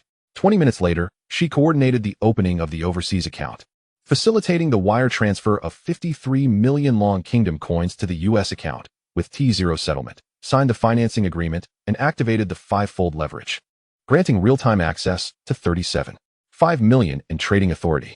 She presented the tablet with a dimpled smile, saying, Mr. Meng, this tablet is a gift from the bank. Your account is now activated with a financing balance of 37.5 million.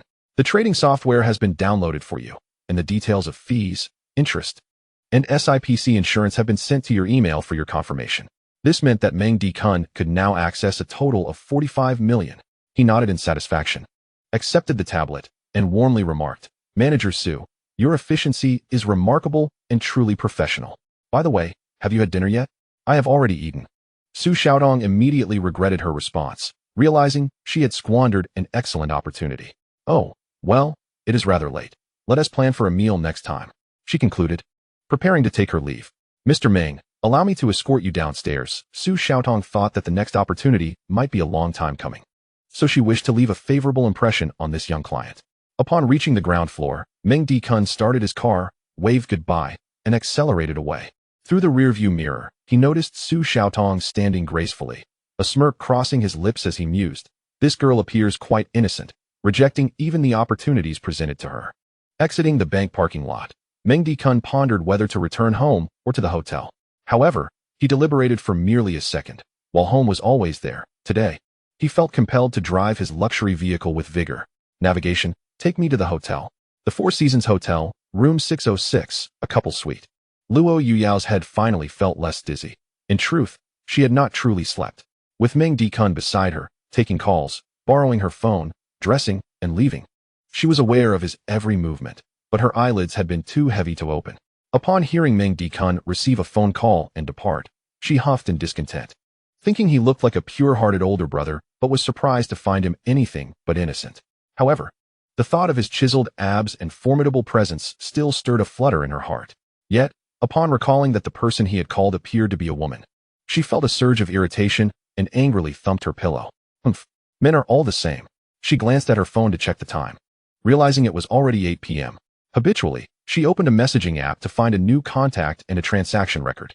Upon inspecting the details, she recognized the silhouette of a male figure as Meng Dikun and noted the transaction's remark, fees for services.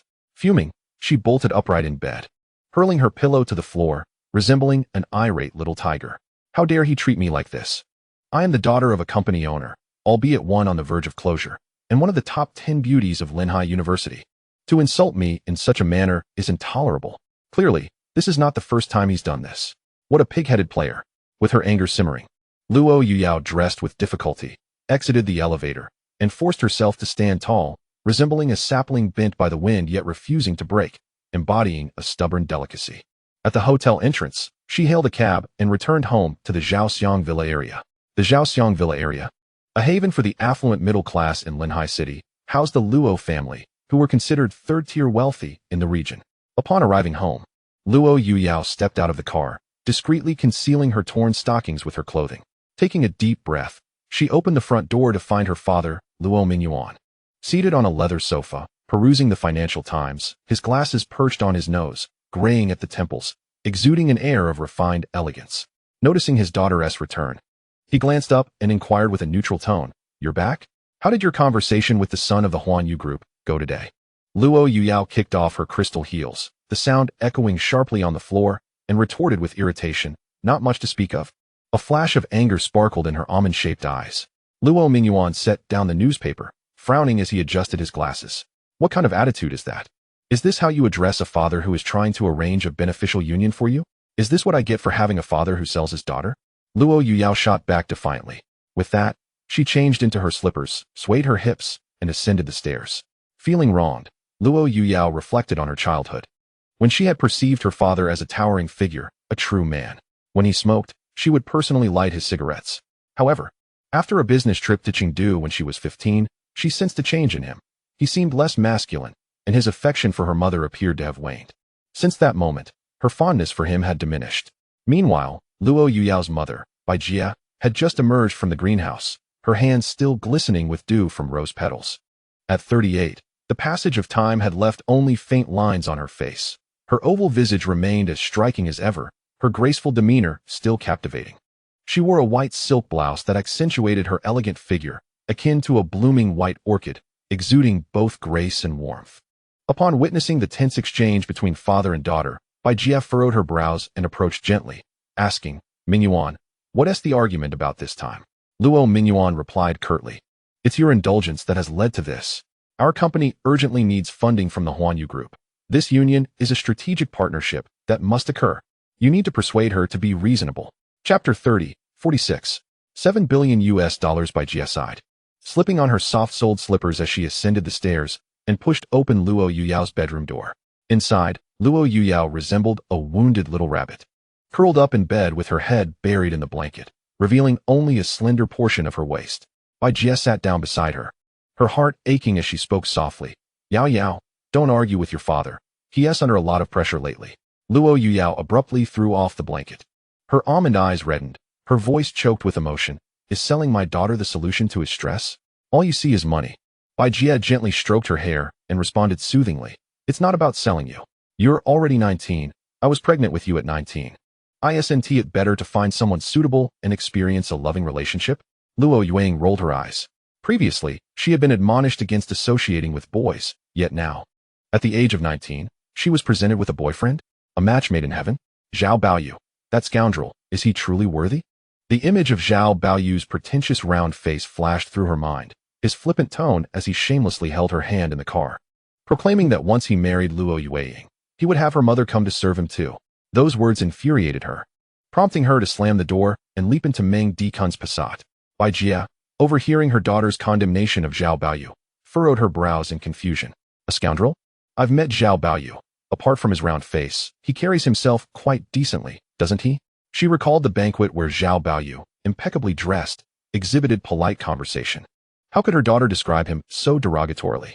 Luo Yuang turned her head, casting a resentful glare at her mother, her heart scoffing. "Decent? That beast not only desires me, but has his sights on you as well." Given her father's recent attitude, if Zhao Baoyu were to request her mother Bai Jia to accompany him, her father might just consent. She refrained from voicing her thoughts and simply muttered, "Mom, please leave. I need some quiet." She burrowed back into her blanket like a turtle retreating into its shell, refusing to engage further. Bai Jia paused, her daughter's unusual stubbornness igniting her curiosity. Furthermore, as a woman, she keenly observed that her daughter's youthful innocence had given way to a more alluring demeanor of a budding wife. What was happening with Yao Yao? Could it be that she had a romantic interest? Bai Jia quietly exited, her footsteps gradually fading away. Luo Yuang pulled back the blanket, peering out, fists clenched as she muttered under her breath, "Money, money, money." Her mind was consumed by thoughts of wealth. Staring at the ceiling, she bit her lip and snorted disdainfully. Despite her father Luo Mingyuan's company being valued at 500 million, he could not possibly produce 50 million in cash on demand. Yet, if she defied him, he would cut off her allowance. Luo Yuang had already tasted the thrill of rebellion today, and it felt exhilarating. What was money after all? She could earn it herself. Studying finance, she had saved all her New Year's money. The T1 in Myanmar was not enticing enough for her. Last month, she had opened an account in the Eagle Nation. Luo Yuang took out her phone, launching the stock trading app for the Eagle Nation. ready to select a few stocks that might multiply her investment tenfold, granting her freedom. Dreams must be dared. Who knows what could come to fruition? At the Four Seasons Hotel, on the 6th floor, room 606, a couple's suite awaited. Before heading upstairs, Meng Dikun had extended the room for another day at the front desk. As he swiped his card to enter the room, it was already 8:40 p.m. The tablet provided by the bank was rather cumbersome to operate, and he had delayed his arrival by purchasing a high-end MacBook Pro at an electronics store along the way. Inside the room, it was eerily empty, still imbued with Luo Yueying's fragrance, the scent of heated skin, and other disordered remnants. Meng Dikun chuckled lightly, noting how swiftly the girl had fled. Yet, it was for the best. Women only hinder one's swiftness in drawing one's sword. Without a woman present, he could focus entirely on his quantitative model. He called the front desk to order a bowl of beef noodles, opened his computer, and connected to the cloud-based quantitative model, integrating his Eagle Nation stock account for automated trading. After completing these tasks, he encrypted the system and code images to upload to the cloud, ensuring he could operate his quantitative model program from anywhere with internet access. Once everything was prepared, it was already 9:20 p.m. After finishing his noodles, the time was perfectly 9:30 p.m. Due to a 12-hour time difference between Long Nation and the Eagle Nation, the market in the beautiful country opened at 9:30. Pouring himself a glass of water, he settled in front of the computer screen, observing his program executing trades on his stock account, which held an initial capital of $45 million. With T0 trading in the Eagle Nation, he watched the program continuously buying and selling stocks. His account balance rising, $48 million, $50 million, $60 million, $80 million. A smile crept across Meng Dikun's lips as he reclined comfortably on the large bed. Thanks to the formidable learning capabilities of Angel's Eye, the code he had written, merging high-frequency trading with big data predictions, was simply invincible. The sensation of earning money while lying down was utterly delightful. The pent-up heat from earlier in the day had dissipated, and now, the pleasure of profit brought him profound relaxation. Before long, he drifted off to sleep, yet the program continued to run automatically. By the time the market closed, Meng Dikun's account had swelled to an astonishing $4,670 million. A single trading day had yielded over tenfold returns. Those elites on Wall Street were likely now referring to him as their master. On Blue Star, across the ocean, in the Eagle Nation, Juanma Securities was a modest brokerage firm located in an unremarkable glass building in Boston's financial district. Its founder, Will Cart, a 40-year-old Harvard Business School dropout, had established this zero-commission trading platform through his keen market instincts and insights into retail investors. They collaborated with several banks in Long Nation to provide cross-border investment services. After the market closed, Will glanced at the back-end account data and was astonished to find that one newly registered user had engaged in high-frequency trading. Opening the detailed data, Will leaned back against the backrest of his ergonomic chair, hands clasped behind his head, exclaiming, "Oh my God, this must be a stock market prophet." The new user had executed hundreds of trades involving Xinghui Technology, Thunder Energy, and Tianhe Retail, consistently profiting in bullish markets and reaping rewards in bearish ones, as if orchestrating the very pulse of the market. Unable to contain his excitement, Will took screenshots of these miraculous trades, carefully obscuring the personal information. He then shared the images on the most active social platform, X, in the Eagle Nation, ensuring to watermark them with the company's logo. Relying on his established follower base, the post created waves akin to a stone cast into a tranquil lake, instantly generating a flurry of likes, shares, and comments. Is this even a human operation? After checking the transaction times, there were no milliseconds of error. This cannot possibly be human trading. It's as if a deity is at the helm. I suggest the FBI immediately investigate whether this person is indeed a god. This image must be edited. I need to open an account at Juanma Securities. Can I have dinner with this person? This is nothing short of the god of trading. Luo Yueying tossed and turned, unable to sleep through the night. Unsurprisingly, she had suffered losses again. Switching to the Eagle Nation social app, X, she had followed several stock influencers, one of whom was Will. X functioned similarly to a popular short video app. It tailored recommendations based on her interests, so her interface did not feature mundane notifications like Daily Contest, Today's Champion, or Juice Queen. She immediately stumbled upon Will's post and was utterly captivated by his trading prowess, lamenting, "Sigh, we both opened accounts at Juanma Securities. Why am I so inept? If only I possessed his skills."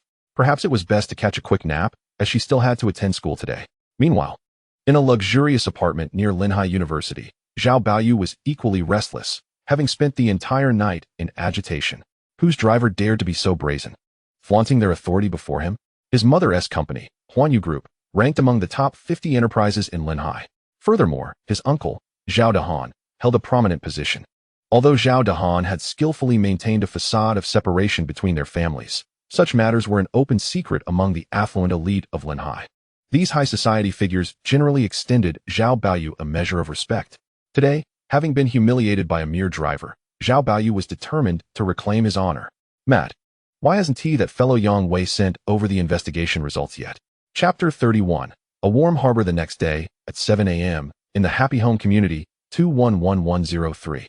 Zhou Minjing awoke languidly in the master bedroom, cradling her daughter Duo, who was sleeping soundly, perhaps still suckling her tiny lips. She glanced at the bedside, only to find it empty, a wave of disappointment washing over her.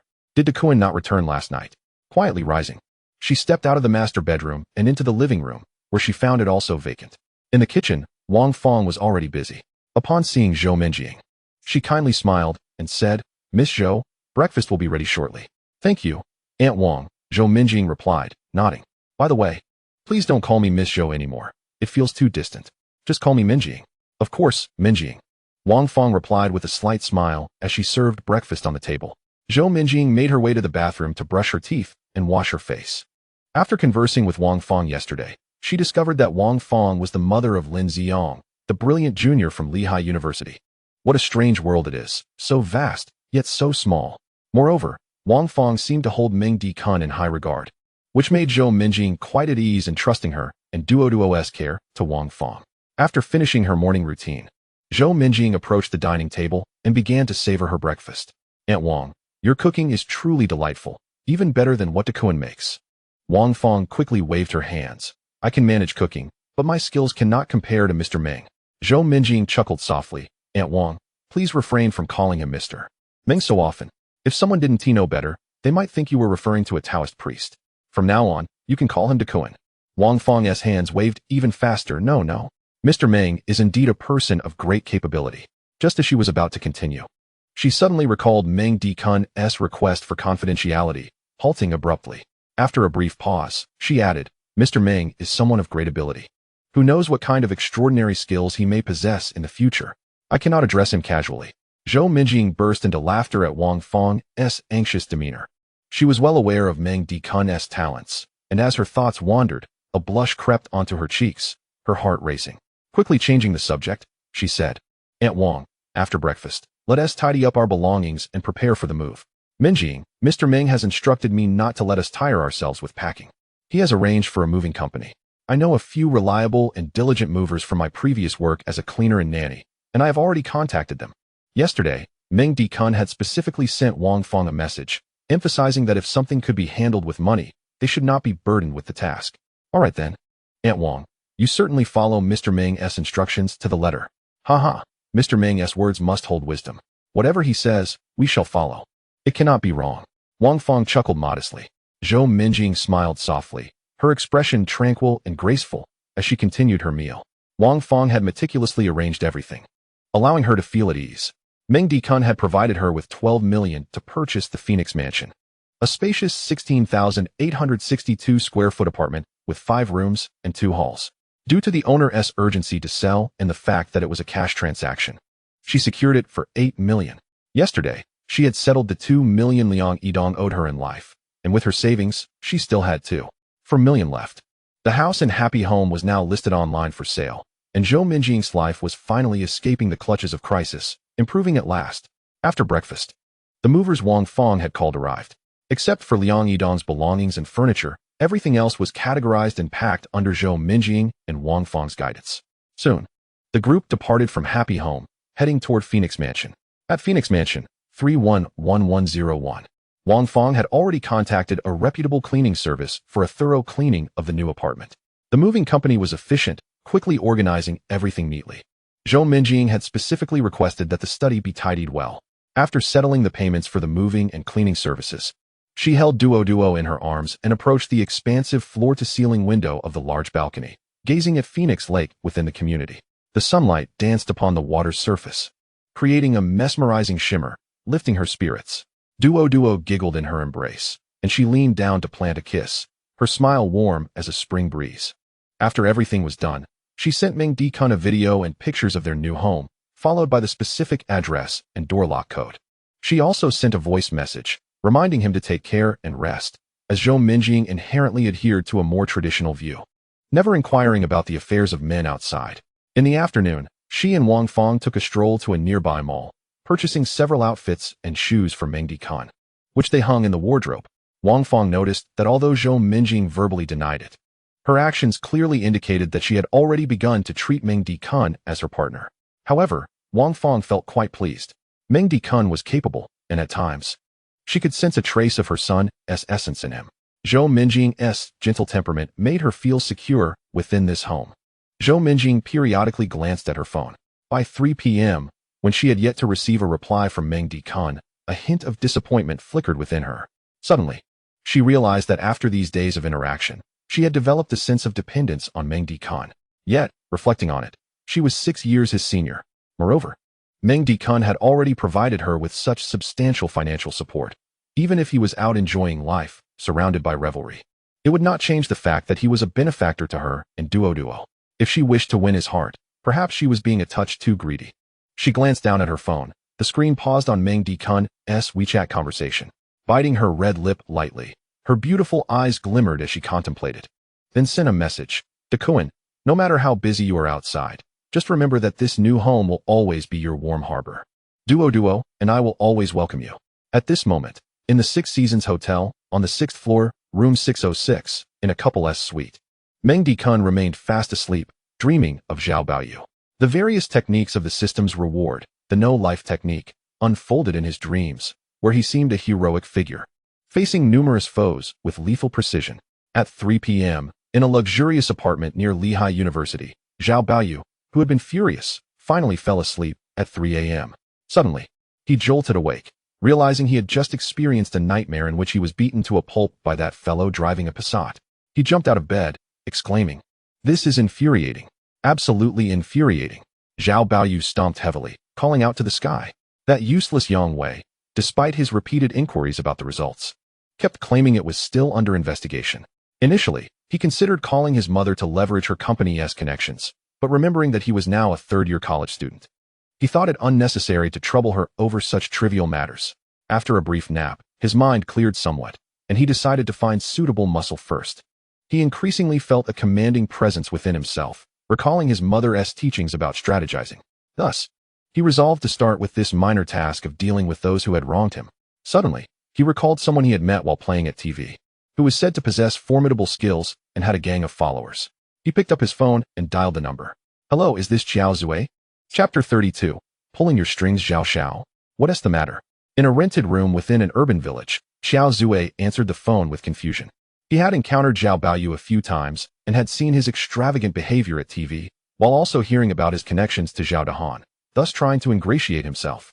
Due to the severe swelling of his face and mouth, Xiao Zue's voice came out somewhat muffled. "Xiao Zue, what happened to your voice? Did someone hit you?" Zhao Baoyu inquired, sensing something was off. "Oh, how could that be? I recently had a bad tooth and had one pulled." Xiao Zue hastily explained that the rental property was secretly leased by him, unknown to anyone, solely for the purpose of recuperation. If others discovered that he, Xiao Zue, had been beaten to such a state, how could he continue to navigate the social scene in Linghai? "Oh, I see. Are you still able to assist? Help me deal with someone." Zhao Baoyu wanted him to take action against Meng Dikun directly. Recently, Zhao Baoyu's mother had frequently advised him to avoid trouble. Thus, he did not intend to employ anyone from his mother's entourage. Given Xiao Zue's current condition, he was reluctant to face anyone, even a ghost, and quickly declined. "Ah, Zhao Xiao, I'm not only suffering from toothache but also dealing with stomach issues and overall weakness. I fear I may not be up to it. By the way, who do you wish to confront?" "It should be someone who works as a driver, either as a chauffeur or for a ride-hailing service. Just a minor character. If you can't manage, just lend me some of your men. The more, the better. I'll cover the expenses. I intend to frighten that ignorant fellow." As for Meng Dikun's identity, Yang Wei had yet to provide any details, but from his attire, he appeared to be an ordinary individual. For such a lowly creature, instilling fear was far more amusing than outright violence. Upon hearing of the monetary opportunity, Xiao Zue immediately recalled another subordinate, Liu Bo, who had been seeking his favor recently. "Xiao Zue, now a mid-level enforcer in the Tianhao group, understood that climbing the ranks required not only the support of superiors, but also a solid foundation among subordinates. Appropriately assigning some side jobs to his juniors could foster their loyalty. All right, as long as Zhao Xiao's funds are secure, securing personnel is no issue. After negotiating the terms, Zhao Baoyu completed the transaction, with Xiao Zue pocketing a portion and handing the remainder to Liu Bo, instructing him to gather 20 capable subordinates to bolster Zhao's presence. Just as Zhao Baoyu finalized the transfer, his sycophant Yang Wei called, Yuga, I've traced that Volkswagen Passat. It turns out it's from XX Rental Company. A rental? I knew he was a pauper. Zhao Baoyu scoffed, having assumed Meng Dikun was the driver for some affluent boss or a ride-hailing operator, only to discover the vehicle was leased. Truly, wealth constrains one's imagination. Who rented the car? Have you found out? Zhao Baoyu pressed further. Yes, indeed. It's a fellow named Meng Dikun, a student from Linghai Vocational and Technical College, hailing from a small town, lacking any significant background. And you won't believe the coincidence. This guy is actually the pet of my new girlfriend's roommate. How intriguing. A college student from a modest town. Zhao Baoyu recalled the haughty glint in Meng Dikun's eyes, presuming he was connected to a powerful figure. It turns out he was merely posing, a mere sycophant. This clarified everything. He likely rented the car for his goddess. Zhao Baoyu had his fair share of female students, most of whom had their own admirers. Observing those boys fawning over the girls he had already grown weary of filled him with a sense of pride. A background-less sycophant dared to let his unattainable girlfriend sit in the passenger seat? How reckless. Yuga, how about I handle this matter for you and help you vent your frustrations? Yang Wei was eager to impress Zhao Baoyu. After contemplating, Zhao Baoyu recognized that he was destined to take charge of the Huanyu group in the future.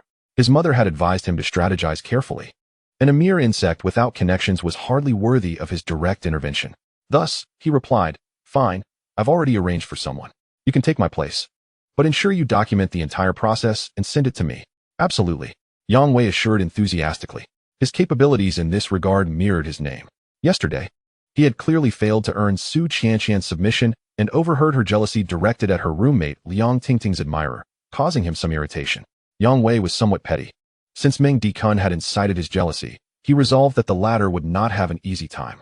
Using Zhao Baoyu's influence, he intended to personally deliver a few kicks to Meng Dikun and send the footage to Su Qianqian, proving that other sycophants were mere dogs beneath his feet. At Linghai Vocational and Technical College, in the girls' dormitory, Su Qianqian returned to find Liang Tingting practicing flower arrangement, which irked her. Liang Tingting was already attractive, and mastering skills expected of a wealthy daughter-in-law would undoubtedly lead her to a better marriage than Su's. A beggar does not envy a millionaire, but they do envy a beggar who is better off than them. Thus, she sarcastically remarked, Oh, Tingting, busy are we? When will you and your boyfriend Meng Dikun return from your hotel? Liang Tingting shot Su Qianqian a fierce glare. How many times must I tell you? Meng Dikun is my fellow townsman. Although he has feelings for me, I have never agreed to be his girlfriend, let alone share a hotel room. Please refrain from spreading falsehoods. Is that so? Yesterday, I was with my brother Wei at a hotel and ran into Meng Dikun. I thought you were there too. My apologies for the misunderstanding. Su Qianqian said before sashaying out of the dormitory, pleased at Liang Tingting's annoyance. After Su left, Liang Tingting sat in the dormitory dazed. Meng Dikun, that sycophant, went to a hotel behind her back? Impossible, absolutely impossible. He had been loyal to her for so many years. How could he so easily abandon her? However, recalling Meng Dikun's recent attitude towards her filled her with dread. What if he truly stopped being devoted?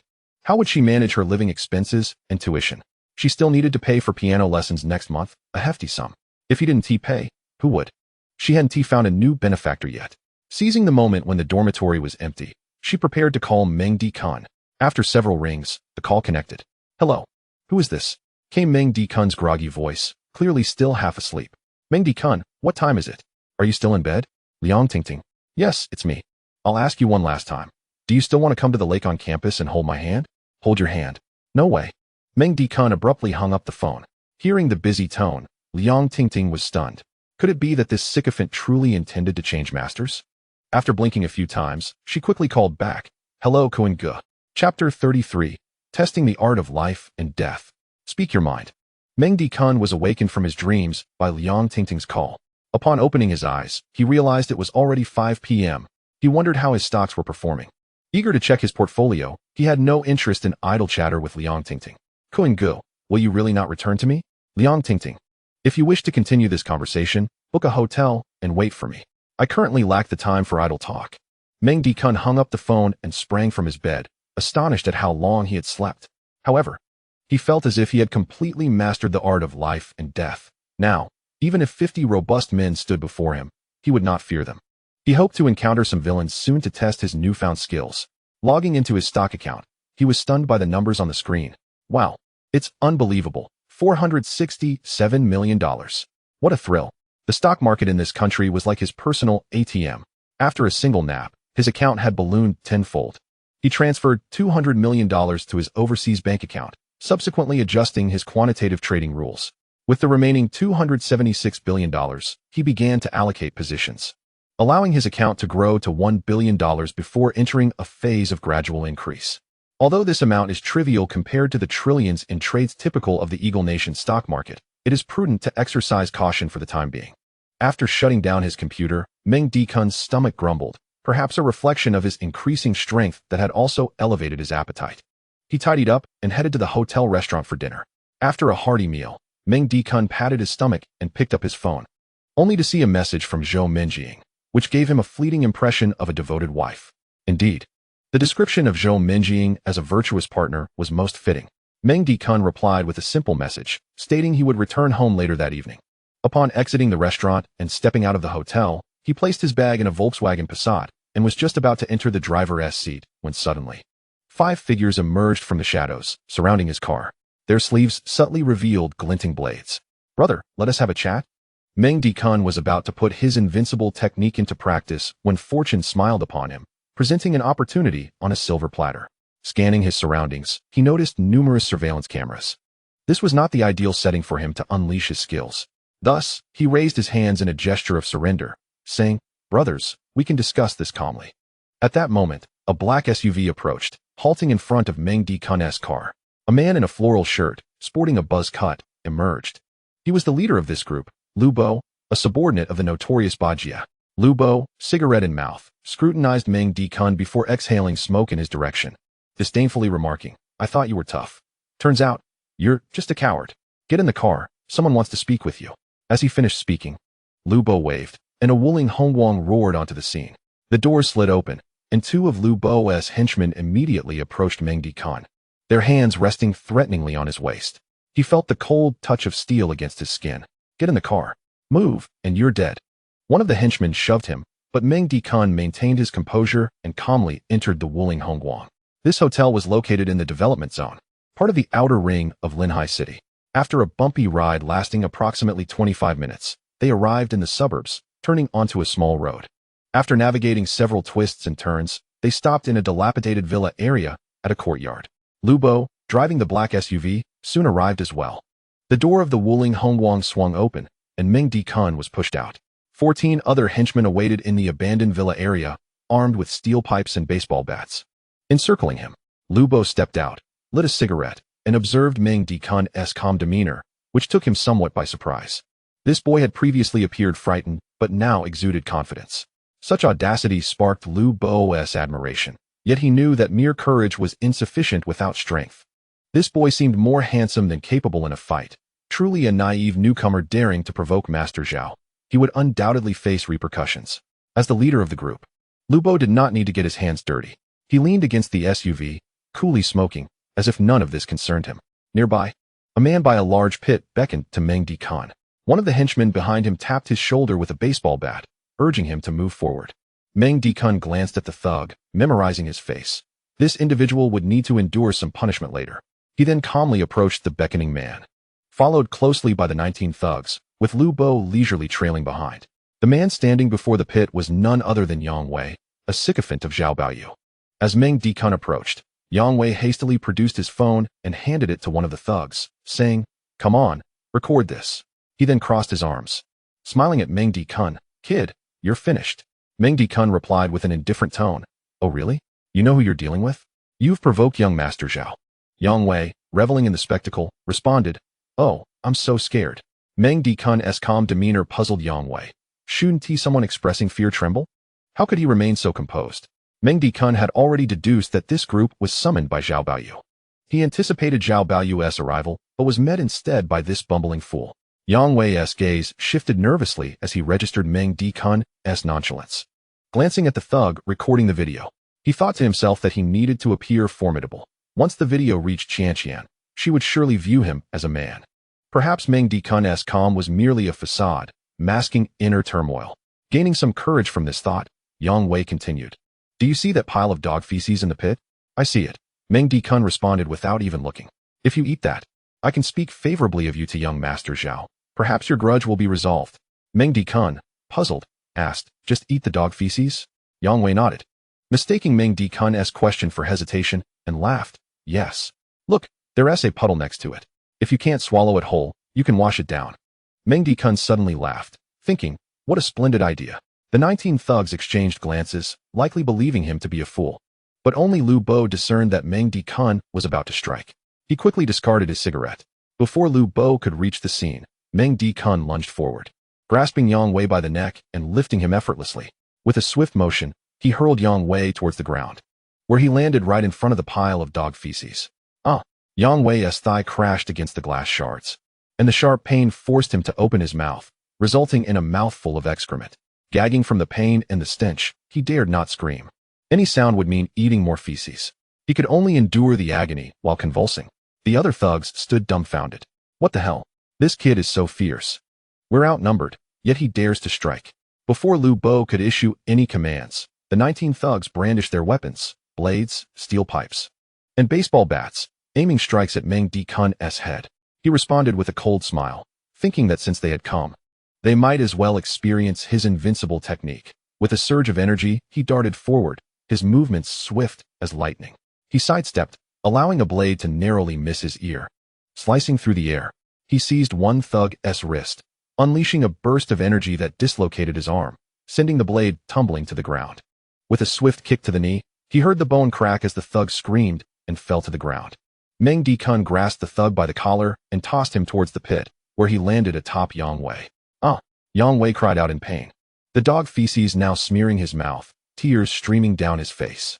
The remaining thugs charged forward, weapons raised, but Meng Dekun weaved effortlessly among them, delivering precise and ruthless strikes, elbowing one in the temple, kneeing another in the ribs. Each blow was delivered with deadly accuracy. The ruffians fell one after another, their wails rising and falling like withered leaves caught in a tempest, each being hurled into the pit, crashing upon Yang Wei. With each impact, Yang Wei let out a cry, cursing profusely. In less than a minute, all 19 ruffians were tossed into the pit, their cries echoing in disarray. Lu Bo stood in shock, his feet seemingly anchored to the ground. Incredible, truly remarkable. This was evidently a master. He contemplated fleeing, yet he had already accepted a payment. And there were still 19 brothers in the pit watching him. With a furious roar, Lu Bo charged forward. His shout meant to bolster his courage as well as intimidate Meng Dekun. In a narrow encounter, a fierce shout embodies momentum. Yet, the expressionless Meng Dekun exuded a more lethal aura. In comparison to Lu Bo, who descended like a ferocious tiger, Meng Dekun remained as calm as a deep abyss.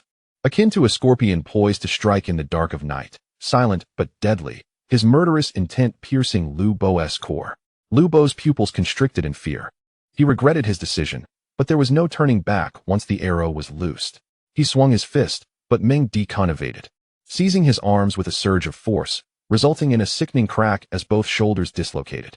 With a swift kick, he struck the back of Lu Bo's knees, causing them to buckle with a resounding snap. Lu Bo shrieked in agony, collapsing like a sack of flour. Of all 20 ruffians, Lu Bo suffered the most. Both his hands and feet were dislocated. What choice did he have, being the leader? Meng Dekun looked down coldly, grasping Lu Bo by the collar and flinging him into the pit. With a thud, Lu Bo landed atop Yang Wei, who yelped in surprise, his face smeared with excrement. Succumbing to unconsciousness, Meng Dekun jumped into the pit, kicking aside the ruffian sprawled over Yang Wei, unfastening his belt, and dousing Yang Wei's face with a bowl of filth to rouse him. With a grin, he asked, "Can you stomach this?" Yang Wei, with a sorrowful expression, shook his head. "Oh, you can't eat it? Do you see that puddle over there? You can drink while you eat. And if water isn't tea to your taste, I have some fine broth here." As the excrement dripped down Yang Wei's face, he shed tears, reluctantly nodding. "Woe is me, brother, I can eat it. I can eat it, just let me." Meng Dekun scoffed and turned to Zhao Baoyu, declaring that if anyone wished to trouble him, let them come personally.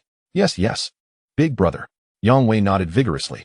Meng Dikun approached Lu Bo, rummaging through his pockets until he found Lu Bo's car keys. Scanning the area, he noted that aside from a Wuling Hongguang and Lu Bo's SUV, there were 2 more sedans parked nearby. Without hesitation, he slashed the tires of both sedans with a machete. He then tossed the knife in front of Lu Bo, stating, "I've taken your car. I'll park it in front of that hotel. You can fetch it yourself. As for the rest of you," he paused. "Oh, there are 22 of you. You can take that Wuling Hongguang back. It has ample space." With that, Meng Dikun drove away in Lu Bo's SUV, leaving behind chaos. After Meng Dikun's departure, Lu Bo, seething with frustration, bellowed, "Is there anyone still able to move?" One of the younger ruffians stumbled forward. "Brother Bo, I can still move. Get my phone from my pocket and call Brother Zue." The young ruffian fumbled through Lu Bo's pockets, retrieving the phone and dialing. Once connected, he put the phone on speaker, holding it to Lu Bo's mouth. "Hello, Xiaobo, are you done?" Came the indistinct voice of Xiao Zue. Lu Bo burst into tears. "Brother Zue, you must avenge us. What happened? Were you bullied?" "Yes, unexpectedly. That fellow turned out to be tough." Lu Bo sobbed like a helpless child. "What is his name? Whoever dares to bully me in Linhai is finished." Xiao Zue, a prominent figure in Linhai's underworld, had never feared anyone besides Meng Dikun during this time. "Whoa, I heard that person is named Meng Dikun."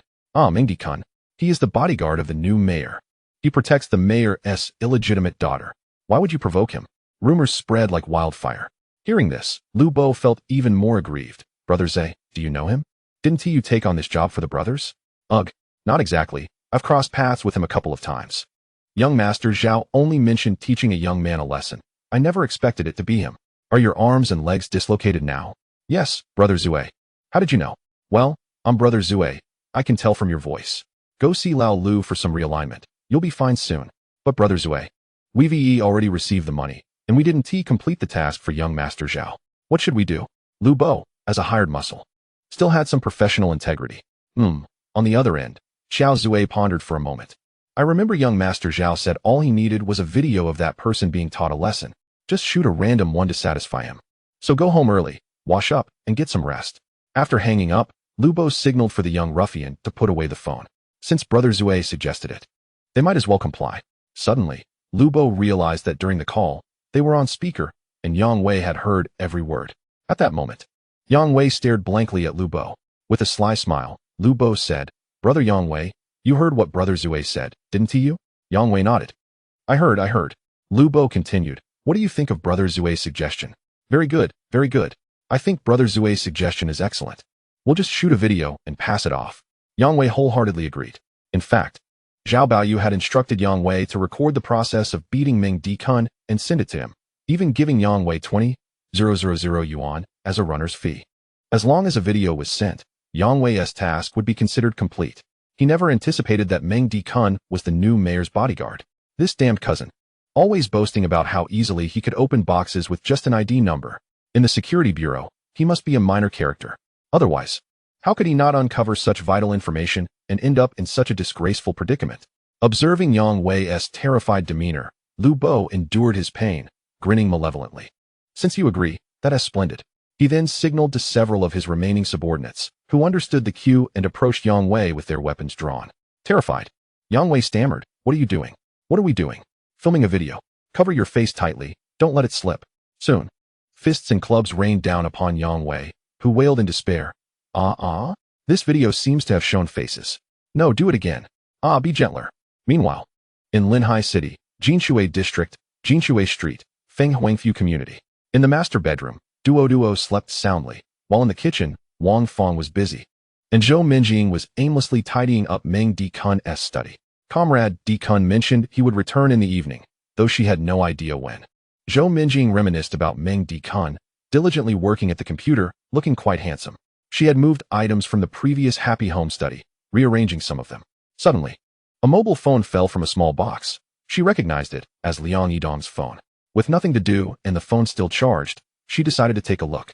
Since the police had restored many chat records from this phone previously, curious about Meng Dikun's relationship with Liang Tingting, Zhou Minjing opened the chat history between Liang Tingting and her brother.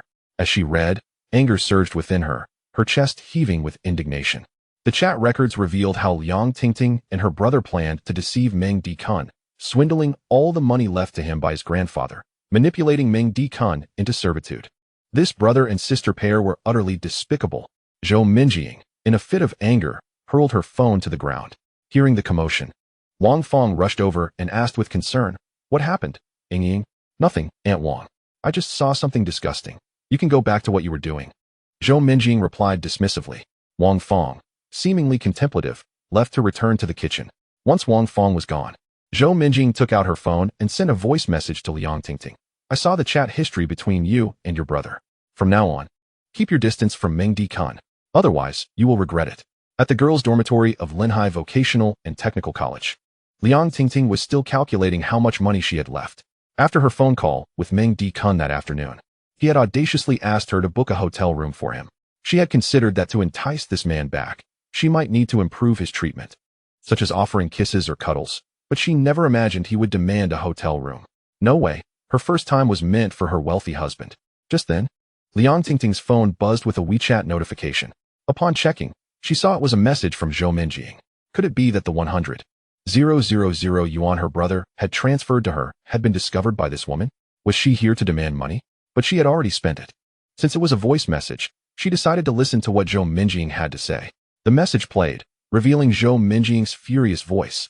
"Liang Tingting, I saw the chat history between you and your brother. From now on, keep your distance from Meng Di-kun. Otherwise, you will regret it." What was going on? What did she mean by your Meng Di-kun? He was clearly my dog. After a few seconds of shock, Liang Tingting suddenly understood.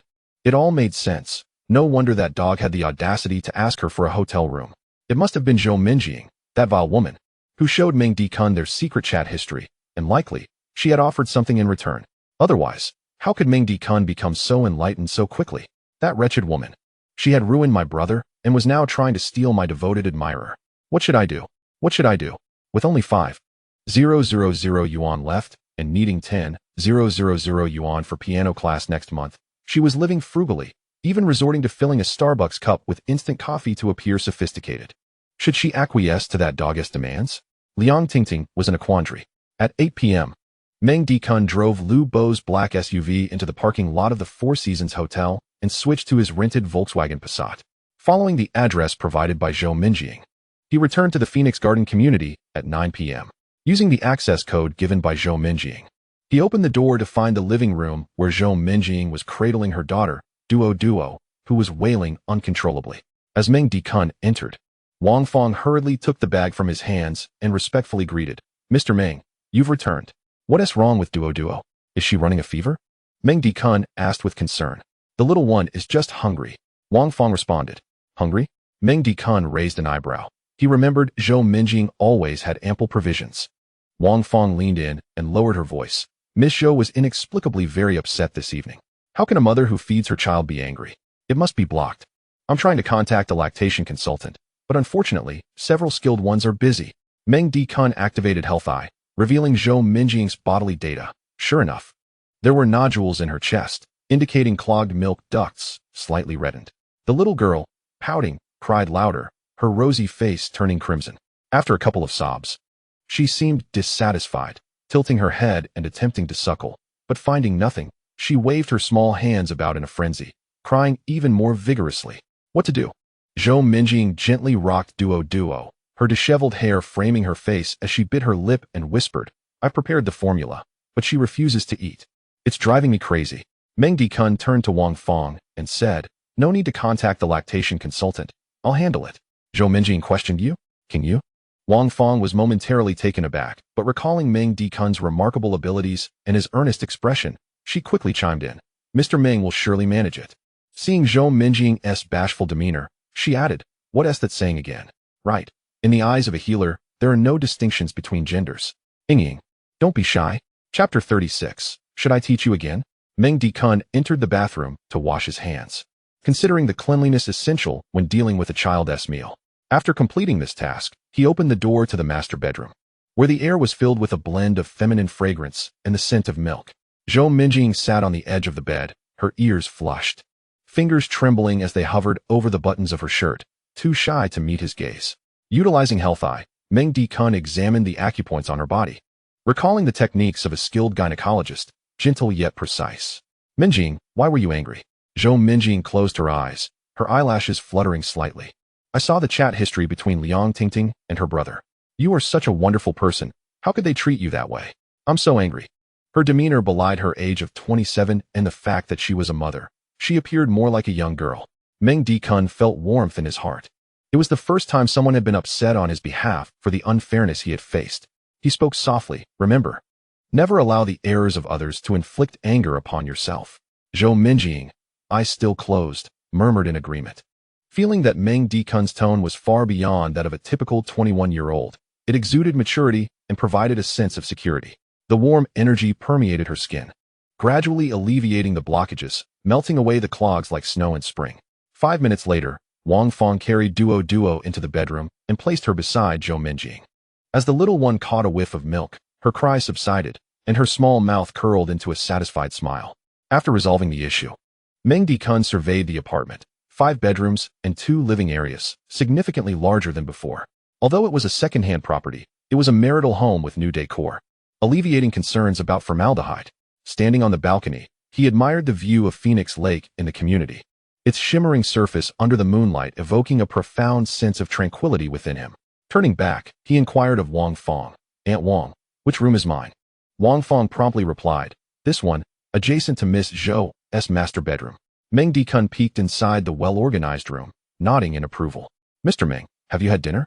Knowing you were coming back, I simmered some lamb. I remembered you liked lamb kidneys, so I grilled a couple for you. Would you like to try? I've eaten, but I would still love to sample Aunt Wang's cooking. Although Meng Dikun had dined at the hotel, he felt a bit hungry after the exertion from the fight in the abandoned villa area. Wang Fong beamed at his response, resembling an inspired schoolchild, and hurriedly set the food on the dining table. Meng Dikun began to eat heartily. At 10 p.m., in an old neighborhood of Linhai City, the sign of Lao Lu's Bone Clinic still glowed.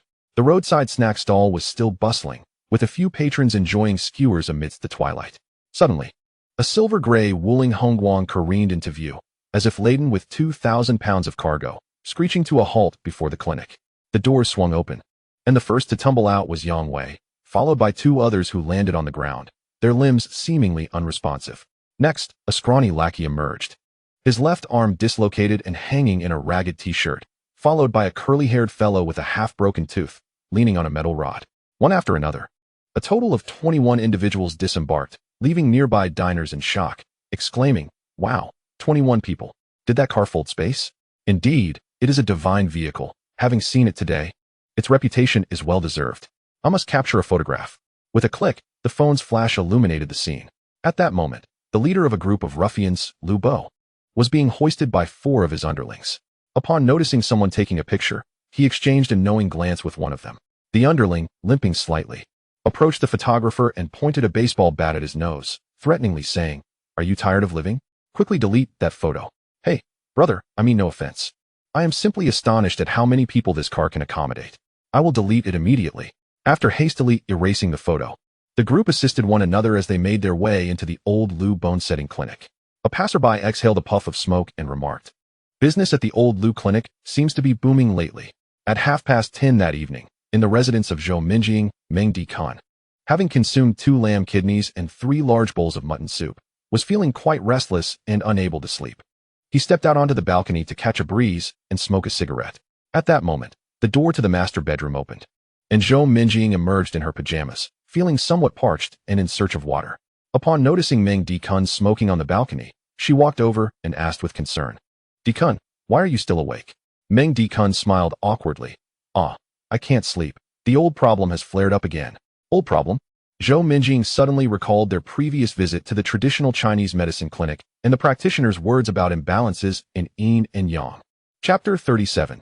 Remember to bring headphones. Due to having eaten Wang Fong's cooking, Meng Dikun was experiencing severe internal heat, and the nodules on his legs were swollen significantly. Zhou Minjing massaged for quite some time, her wrists and jaw aching, before finally alleviating the blockage. The following morning, after breakfast, Wang Fong took her baby stroller and went for a stroll around the neighborhood with Duo, leaving Meng Dikun and Zhou Minjing at home to enjoy their breakfast. Zhou Minjing appeared quite normal, dressed in a cream-colored loungewear ensemble, her hair styled in a low bun, seated across from Meng Dikun. Unlike the last time when she had been shy after giving him a massage, she was now eating her breakfast calmly, which left Meng Dikun feeling somewhat unaccustomed. He preferred her bashful demeanor and thus playfully remarked, "Minjing, your potential in massage is truly impressive. It's nearly professional level, especially when you get so engrossed. That expression. Those movements, utterly captivating. Your gaze, that hair flip, simply enchanting." Zhou Minjing set down her spoon, resting her chin on her delicate hand, and smiled at him, asking, "Do you like it?" Meng Dekun's heart skipped a beat, thinking, "Oh dear, she's not shy at all. This isn't as fun anymore." He then awkwardly chuckled and coughed. Yes, I like it very much." He lowered his head to eat a few spoonfuls of congee to mask his embarrassment. Zhou Minjing gazed at him, her bright eyes earnest, and said seriously, "Rest assured, Dekun, even though you have money now, I won't become dependent on you." Meng Dekun was taken aback, setting down his spoon, and grinned, "Minjing, what's wrong with relying on me? In fact, I would prefer it if you did." Zhou Minjing's cheeks flushed crimson, and she hurriedly explained, "Dekun, that's not what I meant." She bit her lip, her voice dropping, "You're young, and I'm worried you might be too naive, falling victim to women." Little did she know that within the 21-year-old Meng Dekun resided a soul that had traversed from another realm. A smile crept onto Meng Dekun's lips as he observed her earnest expression, feeling a warmth in his heart. She was genuinely concerned for him. "Minjing, what do you wish to convey?" Zhou Minjing took a deep breath, calming herself as the flush on her face faded slightly, and met his gaze with concern in her eyes. "Dekun, I actually want to say that Liang Tingting has always viewed you as a fool. She never intended to be with you. Now that you have money, you must be extra cautious. You must remain sharp. Don't let her charm you with sweet words or hand-holding, and then you find yourself giving her your money. You need to save your money for your future wife." Her tone was earnest, overflowing with concern, yet she feared that Meng Dekun might think she was meddling too much. Zhou Minjing only knew that Meng Dekun had over 20 million. If she were aware that he possessed several billion in US dollars, she would likely not be worried about his future wife at all. Meng Dekun remained silent, his gaze steady as he pondered her words. It dawned on him that Zhou Minjing had seen the transaction records from the previous day and was worried about him being deceived by Liang Tingting. A warmth blossomed in his heart. This woman cared for him as she did for Duo, which was rather endearing. Seeing him silent only heightened Zhou Minjing's anxiety, and she bit her lip, speaking softly, "Dekun, I'm not in the best state right now. Otherwise, I would ensure you experience a man's pleasures. No, don't misunderstand. I merely want you to see women in a different light and not be fooled by someone like Liang Tingting. Even if I were to give myself to you, I wouldn't become dependent on you." "Oh dear, what am I even saying?" As she stumbled over her words, her face flushed deeply, and she felt flustered. Appearing like a little girl, her beauty laced with awkward sincerity, Meng Dekun chuckled, "Minjing, don't worry, I'm not a child anymore. With you as my teacher, I've already matured." He deliberately emphasized matured with a raised voice. "Stop with the banter." Zhou Minjing replied in a playful yet reproachful manner, "I am serious, but I know that Liang Tingting is your white moonlight. If you truly wish to help her, she must pay some price in return. As for what price, that depends on your thoughts. However, I believe that after 6 years of being her devoted admirer, it should not be in vain. If she asks you for money again, be straightforward. Do not tell me that you still need me to teach you. That is an instinct inherent to men." After several intimate encounters with Meng Dekun, Zhou Minjing sometimes realized that he did not always exhibit the naivety suggested by his appearance. Meng Dekun listened to her words and chuckled, "Minjing, you really don't treat her like your sister-in-law." Zhou Minjing sighed. "What she said that day hurt my heart too much. But I am helping her. Someone who plays with others' feelings like that will inevitably face consequences. Some people are not as kind-hearted as you. Unable to accept reality, they may go to extreme lengths." Just then, Meng Dekun's phone rang. He looked down to see it was Liang Tingting. "Speaking of the devil, the green tea has arrived." He answered the call and switched it to speaker mode. "Hello, Tingting." On the other end, Liang Tingting noticed that Meng Dekun's tone seemed considerably better than yesterday's. Instantly feeling hopeful, "Hey, Brother Kuan, are you still at my sister-in-law's house?" "Yes, why? I think we should have a good talk. Can you come to school today?" Liang Tingting's voice was gentle. Meanwhile, Zhou Minjing nodded, giving Meng Dekun an encouraging look. Meng Dekun smiled slightly. "Sure, I will come to find you shortly." He ended the call. At that moment, Zhou Minjing seemed to remember something, quickly getting up and heading to the master bedroom. When she returned, she held a USB drive and a notebook, placing them in front of Meng Dekun. "You are going to Linhai Vocational Technical College, right? It's on the way. Please help me deliver this notebook to Linhai University. It's for one of my junior sisters, the one we met at the scenic lakeside market, Suruaching.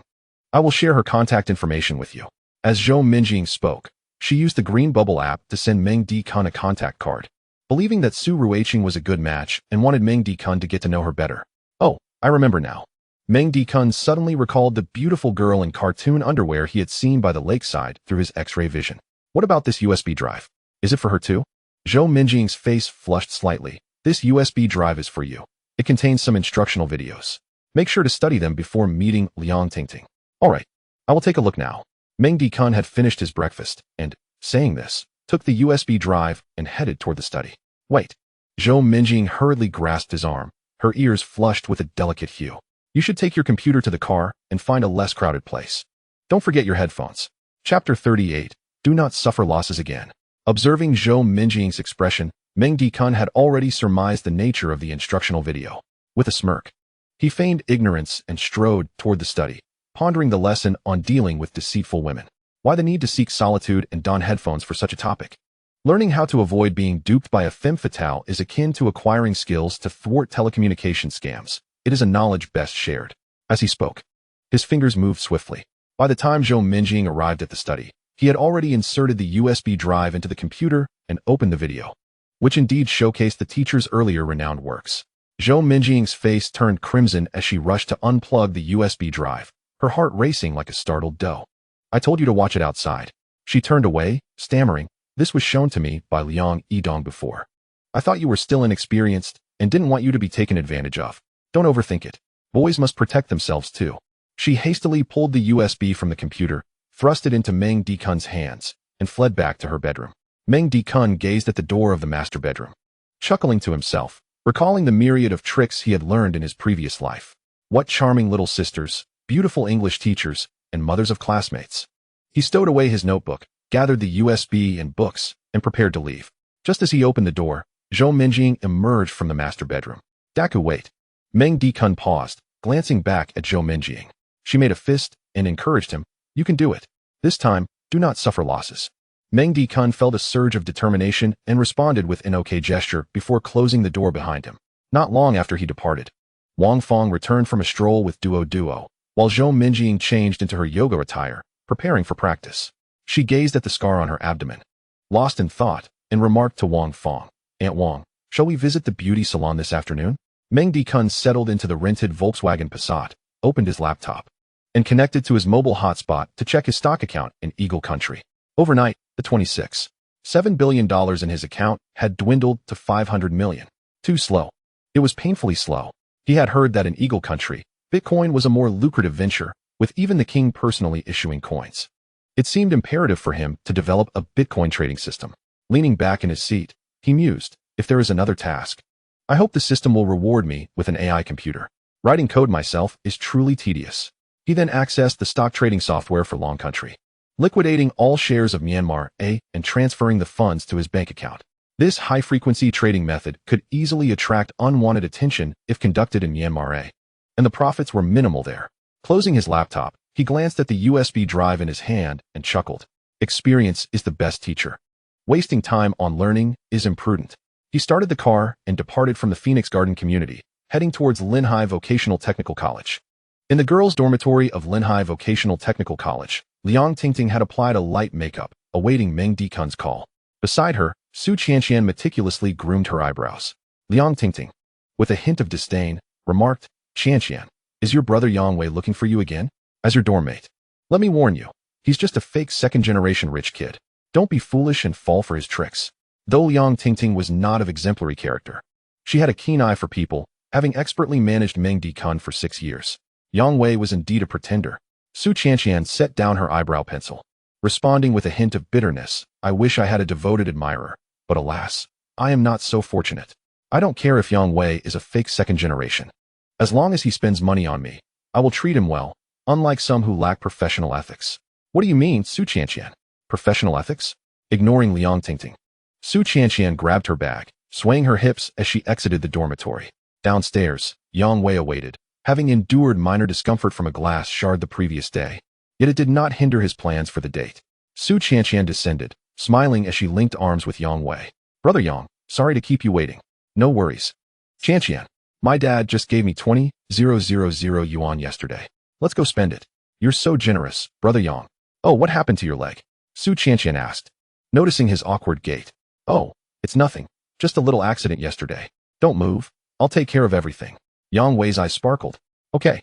Suddenly, he spotted someone walking a dog beneath a tree, and a wave of nausea hit him. What's wrong, Brother Yang? Nothing. Just remembered a particularly unappetizing dish. He quickly pulled Su Qianqian away from the side of the dog, and, upon reaching the school gate, noticed Meng Dikun stepping out of a sleek black Volkswagen Passat. Yang Wei promptly hopped into his well-used BMW 3 Series, donning a baseball cap. Meng Dikun observed the old BMW as it sped past him, indifferent to its presence. The girls at Linhai Vocational Technical College were often deceived by the pseudo-rich from the neighboring Linhai University. Had it not been for Meng Dikun, one could easily imagine Liang Tingting ensnared in the clutches of a fake second-generation driver. Lighting a cigarette, Meng Dikun dialed Liang Tingting's number. A moment later, Liang Tingting emerged, masked, clad in a chic outfit and white stockings. This attire, which once struck Meng Dikun as irresistible, now seemed a familiar charm.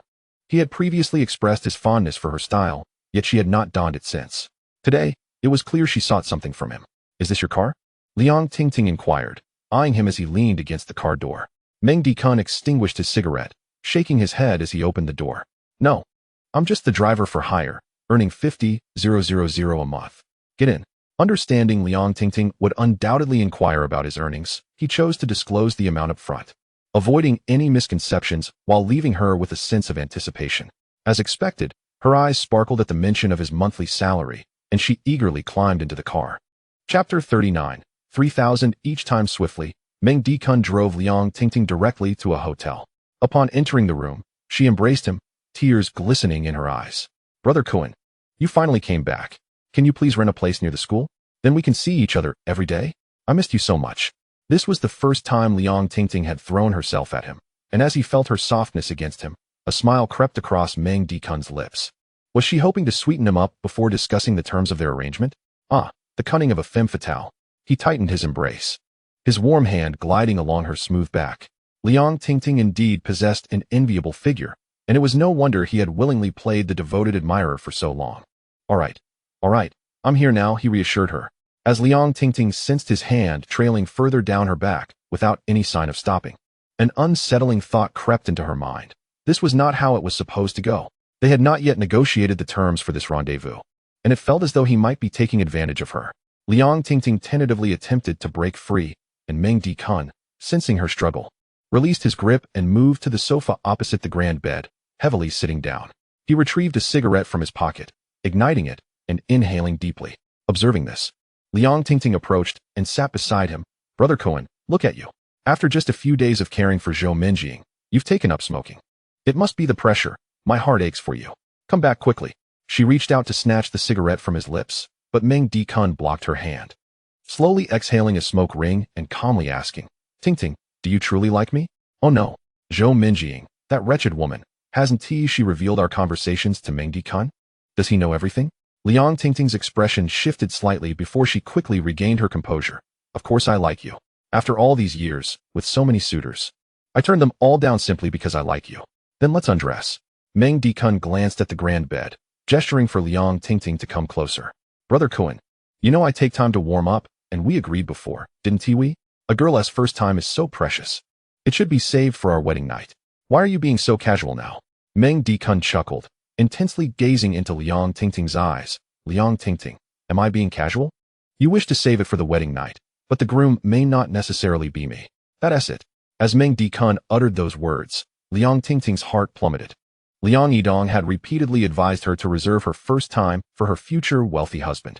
Meng Dikun must know everything. It must be that Zhou Minjing told him. Fine. Zhou Minjing, just wait. From this day forth, Liang Tingting will stand against you. A whirlwind of frustration surged within Liang Tingting, and she feigned innocence, her voice trembling. Brother Kuan, what do you mean? Have you forgotten the times we sat by the lake, hand in hand, dreaming of a beautiful future? You are surely my future husband. Has some wicked woman led you astray, tempting you with sweet nothings, making you impatient? Brother Kuan, are you really going to break the promise we made by the Daming Lake? Enough, Liang Tingting. Before she could finish, Meng Dikun interrupted. Do you even believe your own words? Let us get to the point. You just want money, don't you? Brother Kuan, that is not what I meant. How could you think that of me? Liang Tingting attempted to maintain her facade, but Meng Dikun placed the cigarette but in the ashtray and stood up, declaring, "If we're talking about feelings, you don't want to undress. If we're discussing money, you bring up feelings. Since you lack sincerity, I 1T force you. Let us part ways today." "No, please." Liang Tingting quickly grabbed his arm. She needed money, although she had passed her exams for further studies. She still had to prepare for her master's entrance exams, along with piano and dance classes, all of which required funding. With her next home not yet secured, after years of living a comfortable life, the thought of taking on a part-time job was daunting. She could no longer pretend. "Yes, I want money. Brother Cohen, could you continue to support me financially like before?" Meng Dikun turned back, a teasing glint in his eyes. "Now that is more like it. Isn't it better to talk about money?" He returned to the sofa, crossing his legs. "I can give you money, but it won't be like before. Just handing it over for free. You'll have to pay a price." "What price?" Liang Tingting's heart raced. "Could it be a loan? Be my real girlfriend for a day. 5,000. Meng Dikun stated. Liang Tingting was taken aback. She wasn't naive and understood what he meant by a real girlfriend. She blurted out, 5,000? That's too little. A college student escort charges at least 10,000 a day. Meng Dikun laughed. "I didn't know you were so market savvy. Then it's 10,000 a day?" Liang Tingting was surprised by his sudden willingness. She hesitated. She had kept herself intact because she knew that men, especially wealthy ones, preferred their partners to be pure and untainted. But without money, she couldn't sustain herself until she found a wealthy boyfriend. Moreover, with modern technology, things could always be restored. Wiping away the tears she had shed during her earlier performance, she asked earnestly, "So, it's 10,000 a day? We must clarify how this day is calculated. Since this is business, all terms must be clear. If it's by the hour, that's 24 hours in a day, so if you spend an hour with me, it's deducted from that, until the 24 hours are used up. If it's less than an hour, it still counts as 1 hour. For instance, if you're my girlfriend for 1 hour and 20 minutes, that counts as 2 hours. How does that sound? I'm being generous, right?" Liang Tingting's eyes widened at Meng Dikun's response. "What? By that calculation, 10,000 for 24 hours means 416 per hour, cheaper than a foot masseuse. That's too low. If that's how it's calculated, I can't agree. I'll only consider you my girlfriend for 2 hours. 4 hours. Meng Dikun countered. 5 hours. 4 hours. Liang Tingting insisted, her bottom line being 2,500 per session. Meng Dikun pondered for a moment. Then let us do it by session. To be my girlfriend for 1 session, 3,000. Deal? Chapter 40. Liang Tingting regrets hearing Meng Dikun's suggestion. Liang Tingting lowered her head, contemplating with the demeanor of a shrewd businesswoman. 3,000 per session indeed aligned with her bottom line, but calculating by session would yield too little. 10,000 for a day, 4 hours. Although the unit price was only 2,500, completing 1 transaction would secure 4 transactions. If Meng Dikun decided to buy by session, what if he grew tired of her one day? She needed to ensure he purchased in bulk. "Your offer is acceptable, but," she continued, "you must buy 100 sessions at once. What do you think? 3,000 for 1 session, 100 sessions would total 300,000. If she used it sparingly, it should sustain her until she found a wealthy boyfriend. However, 300,000 was no small sum. Given Meng Dikun's monthly salary of 50,000, he would have to abstain from eating and drinking for half a year to gather that amount. Therefore, her tone was more of negotiation. She originally planned to suggest installment payments if he disagreed, but first, she needed to secure him. "All right." Meng Dikun agreed without hesitation. His tone was as casual as if he were buying a radish at a market. "Then I'll purchase 100 sessions all at once for 300,000. Would you prefer WeChat or bank transfer?" Seeing Meng Dikun's willingness, Liang Tingting suddenly felt a twinge of regret. Had Meng Dikun inherited a fortune from his grandfather? She should have asked for 200 sessions. Not to mention, she had heard from her roommate Su Qianqian that most men couldn't last even 20 minutes. It was merely a blink of an eye. However, she kept her thoughts to herself, fearing Meng Dikun might perceive her as greedy and end the transaction. Next, we delve into the particulars. Liang Tingting explicitly clarified that their relationship was purely transactional. Once the agreement was made, the male party could not demand a refund. The female party was obliged to fulfill her duties, and during the contract's duration, she was to acquiesce to any requests from the male party, provided they did not pertain to life or health safety. In the event of a breach, a penalty of 3 million yuan would be incurred. Furthermore, she could not obstruct the male party from pursuing romantic interests, and during her menstrual cycle, the contract could not be enforced. After a patient and meticulous half-hour discussion, both parties ultimately reached a consensus. Meng Dikun produced a laptop and documented these terms, accompanied by a portable printer and seal he had purchased en route. Upon seeing the printer and seal, Liang Tingting's eyes widened in astonishment. He had come prepared. Soon, Meng Dikun printed the transaction terms. Here it is. If everything looks satisfactory, let us exchange signatures and impressions. Liang Tingting scrutinized the contract with utmost seriousness, even more so than during her college entrance examinations. She pointed out several ambiguously worded clauses, such as the stipulation that their romantic connection existed solely during the contract's performance. At all other times, they were merely ordinary classmates. Meng Dikun amended the contract accordingly and printed a revised version. Liang Tingting conducted another thorough review and, finding no issues, signed and stamped her impression. Meng Dikun promptly used his wealth app to transfer 300,000 yuan to her. Ding! Your wealth app has received 30,000 yuan. At the sound of this notification, Liang Tingting finally felt a sense of relief. Now, Meng Dikun had acquired the rights to Liang Tingting as a contractual girlfriend for 100 instances. He placed the agreement in his bag and suggested Liang Tingting tidy her hair before they proceeded with their serious business. 4 hours later, Meng Dikun emerged from the room whistling, entered the elevator, and habitually opened his messaging app, discovering that a friend request had been accepted. Oh right. He still needed to deliver notes to Meng Ying's junior, Su Racking. Inside the room, Liang Tingting awoke, her body aching. Staring blankly at the ceiling as thoughts of which beauty clinic to visit began to swirl in her mind. After a moment, she laboriously reached for her phone on the bedside table, glancing at the screen and gasping. Goodness, it was already 2 in the afternoon. 4 hours had elapsed. And at 3,000 per session, that amounted to less than 1,000 an hour. Oh no, she regretted not agreeing to 5 hours a day instead. But the contract had already been signed. A breach would incur a tenfold penalty of 3 million yuan. She had barely warmed her 30,000. Resigned, she gazed at the empty room, realizing Meng Dikun was no longer there. Suddenly, her stomach grumbled. It dawned on her that she hadn't eaten lunch. That rascal had taken such advantage of her. She had to treat him to a meal today. Grabbing her phone, she dialed Meng Dikun's number. Initially intending to confront him, but reconsidering her approach in hopes of a better outcome next time, perhaps leading to another 100 sessions. So, she softened her tone. Hello? Brother Kun, why did you leave? Don't you know I haven't eaten? On the other end, Meng Dikun, driving, chuckled. Liang Tingting, according to our agreement.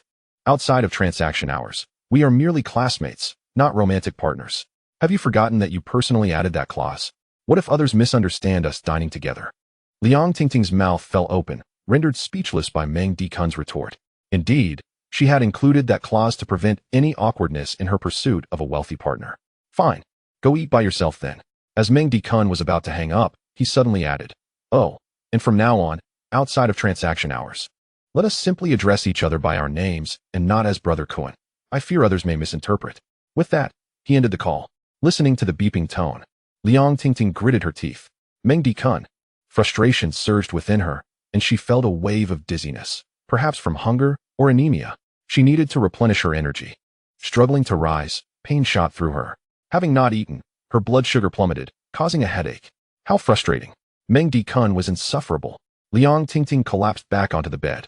Feeling too dizzy to leave, she opted for takeout instead, and after some thought, she utilized a delivery app to order pain relievers, anti-inflammatory medication, and swelling treatment. Chapter 41. Zhao Baoyu's mother in the East Suburb Villa District of Linhai City, the most prestigious residential area. In Villa number 46, Zhao Baoyu reclined on the couch, watching a video sent by Yang Wei in the middle of the night. The video depicted a man stripped down to his underwear, being beaten by a group of thugs, his face seemingly smeared with dog excrement. Following the video, Yang Wei had sent a voice message. Brother Yu, the task you assigned has been completed. That Meng Dikun has been taught a lesson by us. He claims he will never dare again. You wouldn't believe it. He ingested several mouthfuls of dog feces. Ugh. As he continued, Yang Wei emitted a gagging sound. I apologize, Brother Yu. It was just too revolting. Chuckling at the video, Zhao Baoyu couldn't help but emit a lewd laugh. However, he realized that the half-naked Meng Dikun bore a striking resemblance to Yang Wei. He remembered Meng Dikun appearing quite robust when he had seen him from outside. With curiosity, he clicked on another video sent by Lu Bo, one of his subordinates, which contained the same content but from a different angle. It seemed the man being beaten was indeed Meng Dikun. It was surprising to find him a facade of strength, as beneath his clothing, he was but a frail figure. At this realization, a smug smile crept onto Zhao Baoyu's round face as he murmured to himself, in Linhai, no insignificant figure can act so brazenly before me. Allowing you to suffer this time will serve as a lesson. Should you dare to be so arrogant in my presence again, it shall not be merely a lesson. Just then, the sound of high heels echoed from upstairs, and a regal woman descended. It was none other than Zhao Baoyu's mother, Lu Qiaolon. Zhao Baoyu quickly placed his phone on the table, rose from the couch, and hurried to his mother, linking arms with her. "Mother, are you heading to the company?" "Yes," Lu Qiaolon responded, glancing at her son, who then assisted her to the sofa. "Son, how did your conversation with Luo Mingyuan's daughter go the other day?" "Average," Zhao Baoyu replied, his round face devoid of enthusiasm. Seeing her son's expression, Lu Qiaolon shook her head, pondering what kind of partner would capture his attention. "Though the Luo family may not match our standing, I think the girl is quite decent. Otherwise, why would Luo Mingyuan agree? If you aren't keen on Luo Yueying, shall we explore other options?" "Mother, no. While I may not fancy Luo Yueying, I have my sights set on her mother, Bai Jia." "You," Lu Qiaolon scolded gently, tapping her son's forehead. Perhaps due to her overly indulgent affection for Zhao Baoyu since childhood, he now harbored an unusual interest in women aged 26 to 39. "No. Last time, I was enamored with a girl named Zhou Minjing. I had my uncle arrange a meeting, but he mentioned she was the illegitimate daughter of the new mayor. So I let that go. Now that I've finally taken an interest in Bai Jia, you refuse. How am I to live my life?" Zhao Baoyu turned away as he spoke, and Lu Qiaolon shook her head, lamenting, "It's all because you were spoiled as a child." She then instructed her male secretary beside her, "Please step outside and wait for me. I have something to discuss with the young master." "Understood, Director Lu." Once the hall was left with just the mother and son, Lu Qiaolon took Zhao Baoyu's hand and, with a hint of concession, said, "Son, if you wish to be with Bai Jia, you must first marry Luo Yue." Zhao Baoyu was overjoyed. "Really? When have you ever deceived me, Mom?" "That's wonderful," he exclaimed, planting a kiss on Lu Qiaolon's cheek. With a smile, Lu Qiaolon's expression turned serious. "You're grown up now, and there are some truths you must know. In fact, your uncle, Zhao Dahan, is your biological father." After Lu Qiaolon finished speaking, she glanced at her son, feeling somewhat shy, yet Zhao Baoyu remained remarkably composed. "I suspected as much." "You did?" "Yes, I caught glimpses of you two back in the day, and ever since Uncle Zhao's wife passed away, he has treated me like his own son. How could I not guess?" Lu Qiaolon felt embarrassed. She thought her son would need time to digest this revelation, but his calm demeanor surprised her. She continued, "Since you're aware, it would be wise to keep a low profile for now. A new mayor has been appointed to investigate corruption, and you know your uncle, though a department head, is being closely watched. So many eyes are on him. In Blue Star, the director of the energy department directly reports to the royal court. Rest assured, Mom. Outside, I only refer to him as my uncle. I'm already giving him face. Besides, I've been targeting outsiders when I've had to deal with conflicts. You've been fighting again? Who is it this time?" "Just a minor character. It's done." "Mom, you seem a bit overprotective lately. Have you hit menopause?" Zhao Baoyu replied impatiently. "Dear mother, worry not. I've learned to strategize effectively, and if trouble arises, there's always our second uncle in the capital." Lu Qiaolon sighed. "Just be cautious, while outside. Do not mention that Zhao Dahan is your uncle. Avoid any risky business." I know. I'm heading back to school now. Remember your promise." "I want Bai Jia." Zhao Baoyu waved his hand dismissively and turned to leave the hall. Lu Qiaolon watched him depart, feeling helpless. At this rate, trouble was inevitable. At that moment, the male secretary returned to the hall. Leaning towards Lu Qiaolon, he reported, "Director Lu, we have news from the prison. That individual was dealt with 3 days ago." Upon hearing this, a fierce glint appeared in Lu Qiaolon's eyes as she murmured, "As long as he's taken care of." "Have they located that USB drive? It contains too many of our secrets." "Not yet. They're still searching," the secretary replied. "Though the man is gone, I want to feel at ease until we find it." "Hurry," Lu Qiaolon urged. "Understood." On his way back to school, Zhao Baoyu sent the video of Meng Dikun being beaten, shared by Yang Wei, to Luo Yue. He then sent a voice message, "Luo Yue, this person is the driver who took you away that afternoon. Don't you feel guilty for the harm inflicted on an innocent person? Hee. Just be honest and be with me. As long as you agree to be my girlfriend, I will persuade my mother to release funds to your father's company immediately." Zhao Baoyu set down his phone, his round face beaming with pride. By employing both charm and authority, winning over Luo Yue seemed quite simple. At Linhai University, at 2:30 in the afternoon, Meng Dikun had arranged to meet Su Ruoqing at a private dining establishment.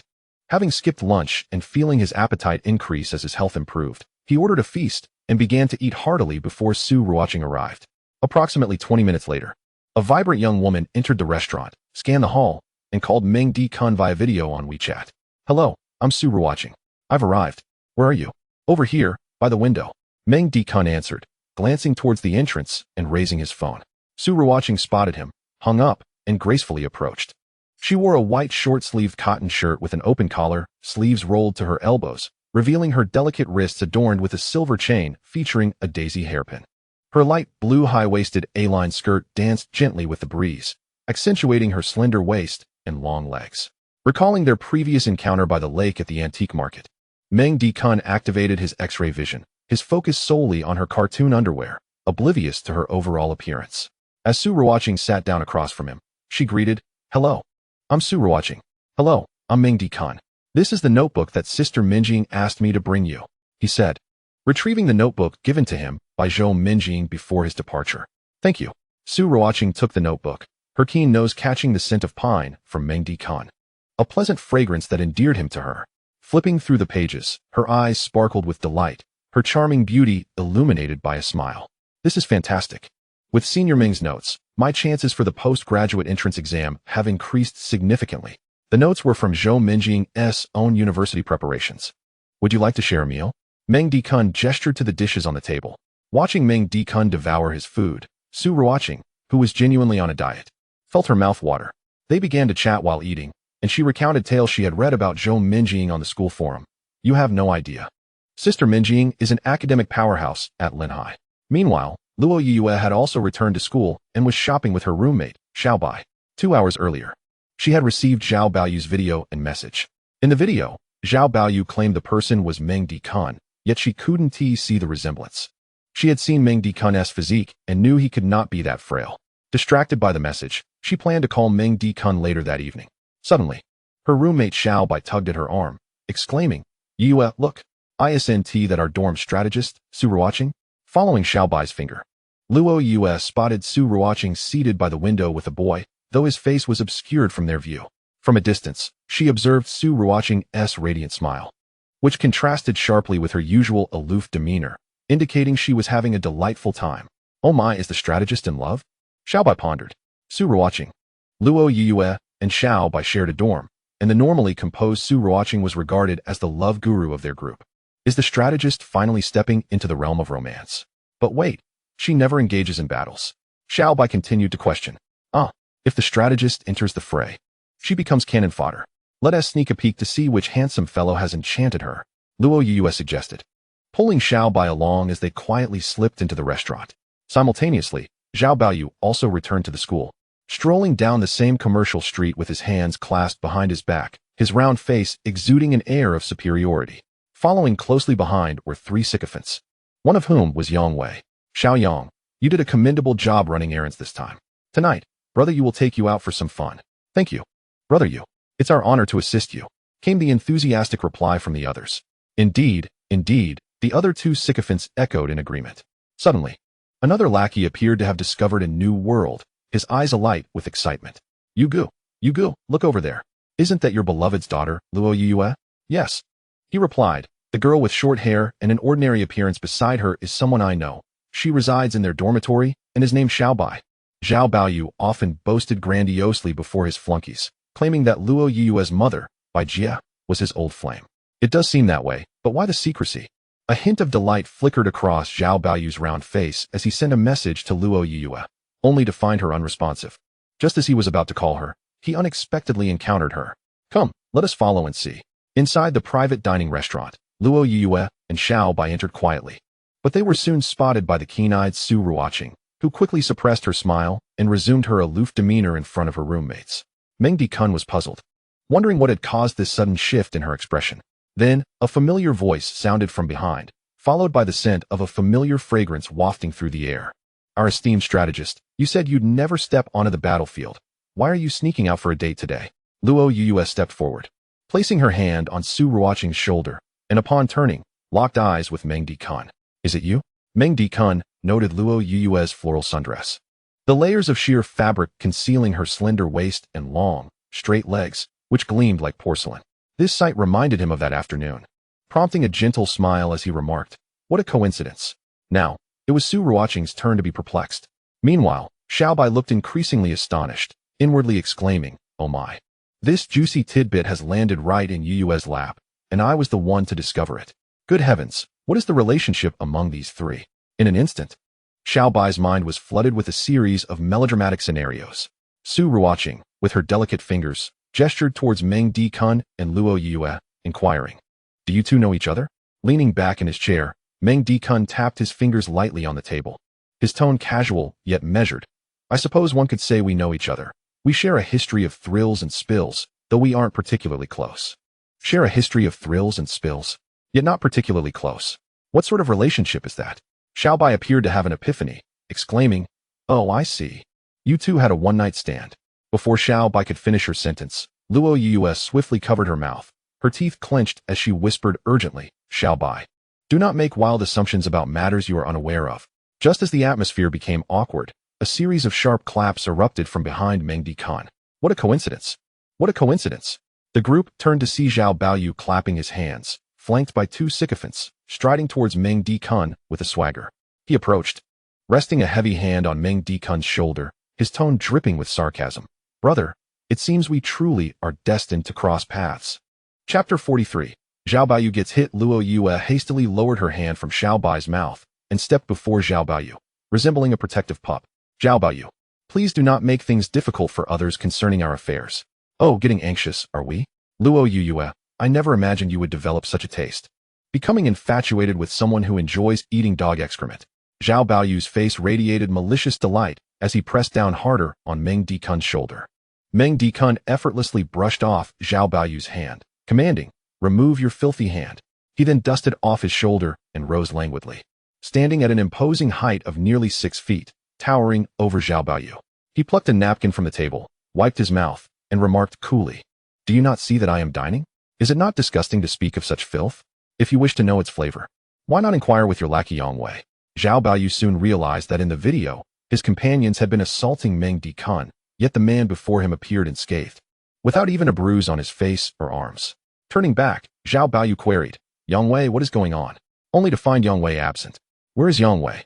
One of the lackeys scratched his head and replied, "Yang Wei mentioned a stomach ache when he entered and went to the restroom." In truth, Yang Wei had spotted Meng Dikun upon entering and had promptly concocted an excuse to slip away. "Damn it, could I have been tricked by that lackey? I'll settle the score with him later." Zhao Baoyu thought to himself before turning to Luo Yue, saying, "Luo Yue, allow me to give you a piece of advice. Your father's company will be forcibly executed in 2 months. If you slap this boy 10 times, you might still have a chance to be my girlfriend." Rather than dealing with Meng Dikun himself, Zhao Baoyu found pleasure in having Luo Yue deal the blows. At this moment, Luo Yue confirmed that the person being beaten in Zhao Baoyu's video was not Meng Dikun. She addressed Zhao Baoyu firmly, "Zhao Baoyu, I will say this once more. My father's matters are unrelated to me, so do not threaten me with them. How shameful that you, the illustrious Zhao heir, would resort to such despicable tactics using video manipulation." Luo Yue felt immense disappointment toward her father, realizing that being the pampered daughter of a wealthy family was no longer desirable. Upon leaving home yesterday, she had resolved never to ask her family for money again. As long as she refrained from asking for money, her father could no longer manipulate her. Zhao Baoyu clenched his jaw. The last time Luo Yue had descended from his sports car to enter Meng Dikun's Passat, it had already been a source of humiliation.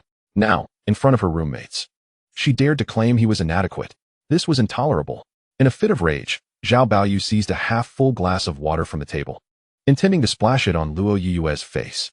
Upon noticing this, Meng Dikun swiftly turned, shielding Luo Yue in his embrace. After all, he was Luo Yue's first man. How could he allow her to be doused in public? The majority of the water splashed onto Meng Dikun's back, while Luo Yue's face pressed against his sturdy chest, providing her with a sense of security reminiscent of her childhood, when her father had exuded a masculine presence. In that moment, Luo Yue felt an unusual paternal affection. Meng Dikun turned, stating calmly, "To splash water on a woman is hardly gentlemanly." "You." Zhao Baoyu glared at Meng Dikun, his nostrils flaring. One of Zhao Baoyu's lackeys, noticing his anger, sought to assert himself. With a stern expression, he stepped forward, declaring, "Does our Yu need your instruction on how to conduct himself? You are simply courting death." He then swung his fist towards Meng Dikun, a cold smirk playing on his lips. This lackey, a student from the sports academy, stood slightly taller than Meng Dikun and appeared more muscular, which contributed to his underestimation of Meng Dikun's abilities. However, Meng Dikun possessed the undying, earthly technique. rendering such petty skirmishes beneath his notice. He merely shifted his body slightly, effortlessly evading the blow, and in one fluid motion, slapped the lackey across the face. The impact sent the lackey staggering backward before he tumbled to the ground, a bright red handprint marking his cheek. Given the multitude of cameras surrounding them, Meng Dikun had only exerted a fraction of his strength. He dusted off his hands and smirked derisively, constantly playing the tough guy. Do you think this is some sort of heroic saga? Meanwhile, outside the private dining restaurant, a crowd had gathered, some already taking out their phones to capture the spectacle. Zhao Baoyu glanced at his fallen lackey, cursing, "Useless fool." Upon witnessing the formidable presence of Meng Dikun, Zhao Baoyu felt a twinge of apprehension within. Yet the throngs of onlookers outside compelled him to act. Clenching his teeth, he thought, how dare he? One must consider the master when striking a dog. Do you not see that I stand beside you? Do you not know who I am? My uncle is Zhao Dahan. Before making his move, Zhao Baoyu intended to harness his uncle's influence to intimidate Meng Dikun further. Noticing that Meng Dikun remained unresponsive, Zhao Baoyu's courage swelled. He thought, you are clearly courting disaster today. He then lifted his foot and aimed a kick at Meng Dikun's abdomen. To his surprise, Meng Dikun did not evade the blow, and Zhao Baoyu felt a surge of triumph, believing Meng Dikun had succumbed to fear. However, upon contact, he was met with an overwhelming recoil that surged through his body. In an instant, Zhao Baoyu was propelled backward like a kite severed from its string, soaring through the air until he collided forcefully with the solid wooden wall of a private dining establishment. The impact produced a resounding crash, leaving a noticeable dent in the wall, while splinters scattered about. Outside, a university student, clutching his phone to capture the spectacle, tightened his fists and muttered, "What a relief." Last winter, this student, Yuan Hua, had been humiliated by Zhao Baoyu, who had betrayed him. Unable to enjoy that fateful evening, he had stood beneath his girlfriend's dormitory, attempting to reach her, only to be met with her caution against further contact, fearing misunderstandings with her brother Yu. Yuan Hua had yearned for retribution. Yet Zhao Baoyu's affluent background and concealed connections had rendered him powerless. Today, however, someone had finally avenged his grievances. Within the restaurant, another feeble companion hesitated for a moment before rushing to assist Zhao Baoyu. "Brother Yu, are you all right?" Zhao Baoyu, leaning against the wall, felt numbness in his right leg. After gasping for breath, he burst into tears, pleading with his companion. "He attacked me. Call the authorities. Call for help." "Of course, Brother Yu," the young man replied, reaching for his phone to contact the authorities. At that moment, 3 patrol officers pushed through the crowd, commanding, "Make way, make way." Yuan Hua, upon noticing the arrival of law enforcement, scanned the gathering with clenched teeth and muttered, "Who on earth reported this?" It was well known that these officers had been bribed by Zhao Baoyu, who typically received favorable treatment. The trio of officers entered the restaurant, led by a middle-aged sergeant accompanied by 2 younger officers.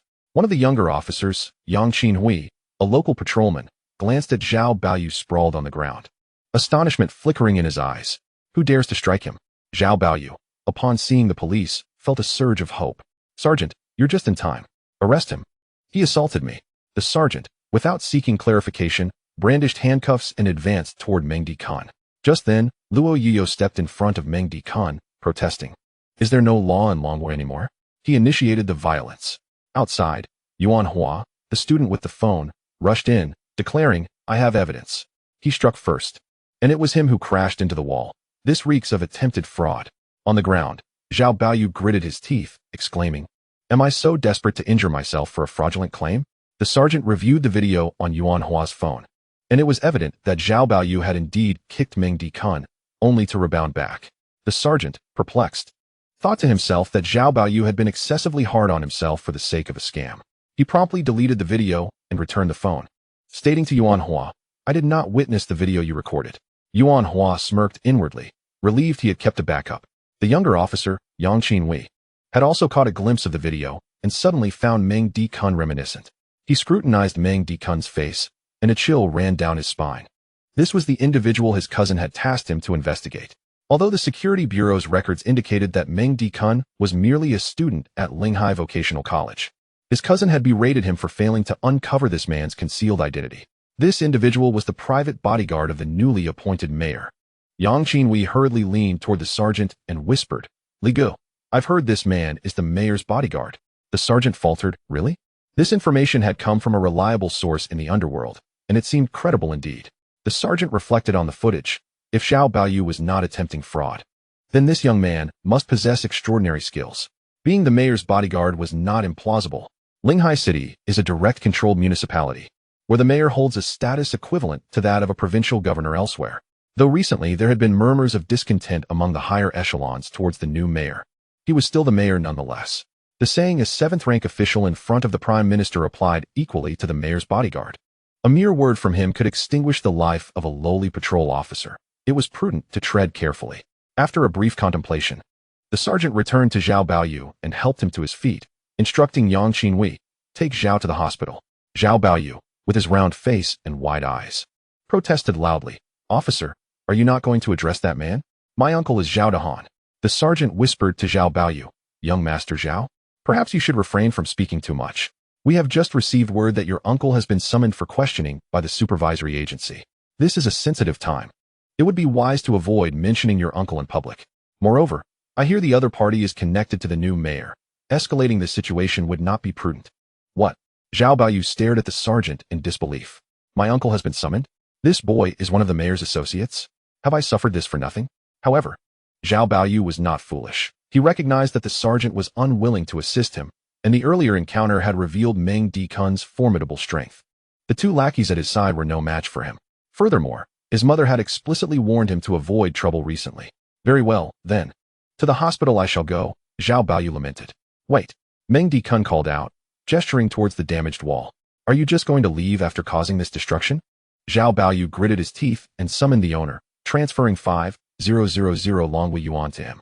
Then, casting a defiant glance at Meng Dikun, he thought, "Mother always said to endure for a moment and maintain peace. We shall see what unfolds." With the assistance of a young officer, he departed from the restaurant. Once outside, Zhao Baoyu was consumed by indignation. He could not swallow this humiliation and felt it was time to leverage his family's connections. He retrieved his phone and called his cousin Zhao Gao in Kyoto. "Hello, brother, it's me. I need your help to investigate someone." After Zhao Baoyu left, the middle-aged sergeant approached Meng Dikun and whispered, "Brother, we must ensure that we properly educate that Zhao Baoyu later.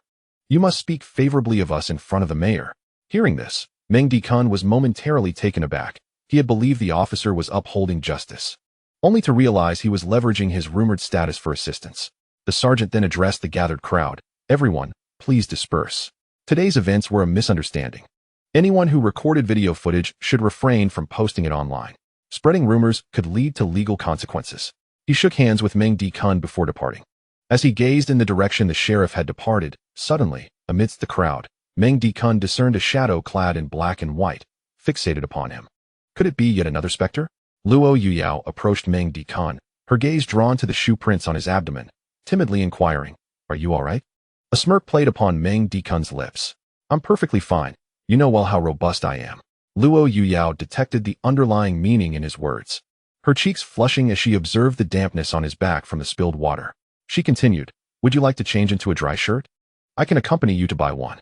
At this moment, Meng Dikun's peripheral vision caught sight of the specter still watching him intently, prompting him to remain silent in response to Luo Yuyao's question. Noting his silence, Luo Yuyao gently nudged him. "Hey, I'm talking to you." "Oh, it's nothing. Just a little water. It'll dry in no time," he replied, then smiled at her. "And by the way, I'm not He. I'm Meng Dikun, the Meng from Chaomingda, and the Kuan from the character below. Please remember to save my contact." He then turned towards the window side booth where Su Ruqing still appeared dazed, greeting her, "Classmate Su, I've delivered Sister Minjing's items. I have other matters to attend to, so I'll take my leave." "Oh, all right, goodbye," Su Ruqing responded, waving her delicate hand at him. As Meng Dikun departed the restaurant, Su Ruqing found herself captivated by his charm. Luo Yuyao bit her lip, thinking to herself, "Why didn't he converse with me a bit more? What a dismissive attitude. After all, that was my first encounter." Yet, the way he had just protected her had been undeniably gallant. Roommate Xiaobai, observing the expressions of both Luo Yuyao and Su Ruqing, cautiously asked, "What is the nature of your relationship with him?" As Meng Dikun made his way to the parking lot, he noticed that the black and white shadow continued to trail him. He entered his vehicle and sent a message to Zhou Minjing, informing her of his delayed return. Upon starting the car, the specter glided into the vehicle alongside him. Meng Dikun drove directly to the abandoned villa district where he had previously engaged in a confrontation, parking in the desolate square. He stepped out, lit a cigarette, and the specter followed, observing him silently. Exhaling a cloud of smoke, Meng Dikun spoke languidly, "Brother, You followed me all this way. What is it that you seek? Chapter 45. The scapegoat of Huan Yu Group. The middle-aged specter, upon hearing Meng Dekun's voice, glanced around nervously, realizing that no one else was present in the desolate square. It was just him and Meng Dekun. Stop looking around. I'm referring to you. Meng Dekun turned his gaze, locking eyes with the specter, whose ethereal form seemed to freeze in that moment. Young man, can you truly see me? Meng Dekun blew a smoke ring towards the specter. What do you think? The middle-aged apparition's face filled with astonishment. Clearly, the young man was able to see and hear him. Are you a celestial master? Meng Dekun shook his head, responding calmly. Not at all. I am no celestial master. However, I can indeed see you. You may call me Mr. Meng. Now, tell me, why are you following me? Do you know me? Mr. Meng, my name is Xingjun. I died 3 days ago in Linghai City Prison. I don't know you personally. I didn't mean to follow you. I was actually trying to find Zhao Baoyu's mother, but I lack her new address. However, I noticed your remarkable skills and figured you might have some information regarding Zhao Baoyu, so I followed you. Xingjun's emotions surged, causing him to stumble over his words. Meng Dekun interjected, take your time, no need to rush. After swallowing hard to steady himself, Xingjun continued, Mr. Meng, could you promise me a few things?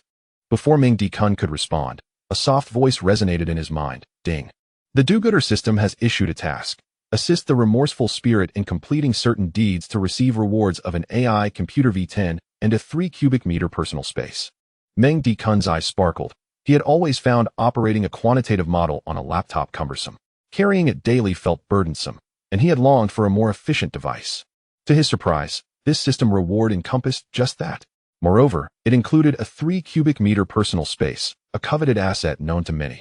Without hesitation, he declared, all right, I accept. Ding. The host has accepted the task, agreeing to aid the remorseful spirit in completing certain deeds. Rewards of an AI computer V10 and a 3 cubic meter personal space have been credited. Due to the nature of the benefactor being a remorseful spirit, their memories will be granted upon their departure. As the system's gentle voice echoed again in his mind, Meng Dekun felt a subconscious awareness of the 3 cubic meter space, which contained a computer and the previously awarded 106 manifestation talismans. Suddenly, he pondered the meaning of certain deeds. How many were required? Was he destined to be overwhelmed? What if the system ensnared him? No wonder the rewards were so generous. System, how many is certain deeds exactly? Host need not worry. The disappearance of the remorseful spirit signifies the completion of the tasks. Ah, I've been duped. Never again shall I agree to matters so hastily. With urgency, Meng Dekun turned to Xingjun, adopting a notably courteous demeanor. Brother Xing, you appear to be my elder, so I shall address you as such. Mr. Meng, you are too courteous. Just call me by my name. There's no need for modesty. By the way, you mentioned wanting me to assist you with certain matters. What exactly are they? It won't be too many, will it? Meng Dekun inquired cautiously, as he had already committed to the system. Refusing or failing to complete the tasks would result in repercussions, a fate he had yet to experience, but knew would be severe. He needed to clarify the tasks at hand to keep them manageable. Seeing Meng Dekun's inquisitive gaze, Xingjun felt a pang of anxiety. He feared that Meng Dekun's swift agreement might lead to regret. Hastily, he waved his hands. Mr. Meng, you needn't worry. It won't be too many. Not too many. Just how many are we speaking of? Well, I wish to find Zhao Baoyu's mother, Lu Qiaolan. I seek vengeance. If possible, I would prefer to enact it myself. Xingjun replied after a moment of contemplation. All right, that counts as one. Do you have any others? Meng Dekun prompted carefully. I haven't thought of anything else yet. But Mr. Meng, if you could assist me with this one matter, I would be immensely grateful. Meng Dekun sighed. Brother, you're not the system. Only the system's determinations count. Never mind. We'll take it one step at a time. Let's first clarify your situation. Would you care to share your story? Meng Dekun leaned against the car, flicking ash from his cigarette, his gaze penetrating Xingjun's semi-transparent form. Xingjun lowered his head, his voice hoarse and laced with deep remorse.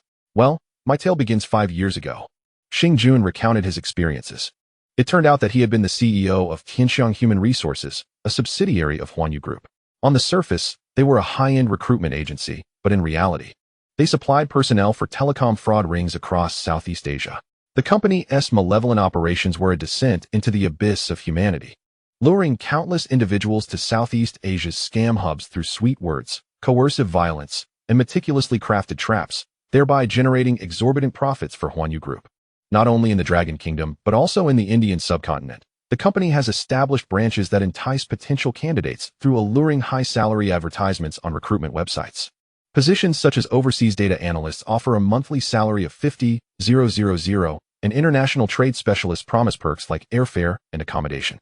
The majority of applicants are recent university graduates or unemployed youths who, during interviews, are coerced into paying training fees or visa costs. Subsequently, they are deceived into Southeast Asian regions like Laos, only to be smuggled into Cambodia's telecom zones. 2 years ago, approximately 5,000 young individuals from the Dragon Kingdom fell victim to false job offers in data entry and were lured to Cambodia, where they became ensnared as slaves in fraudulent schemes. What astonished Meng Dikun the most was that Wang Feng's son, Lin Xiong, was among those deceived by this company. Xing Jun's organization employs decoys like Xiaoya, masquerading as models, office workers, or university students, who exploit social platforms or everyday encounters to lure targets into Southeast Asia under the guise of romance or entrepreneurial ventures. The company also maintains ties with certain gangs in Southeast Asia, colluding with them to carry out kidnappings. Victims are incapacitated with drugs, loaded into trucks, and smuggled into the zones.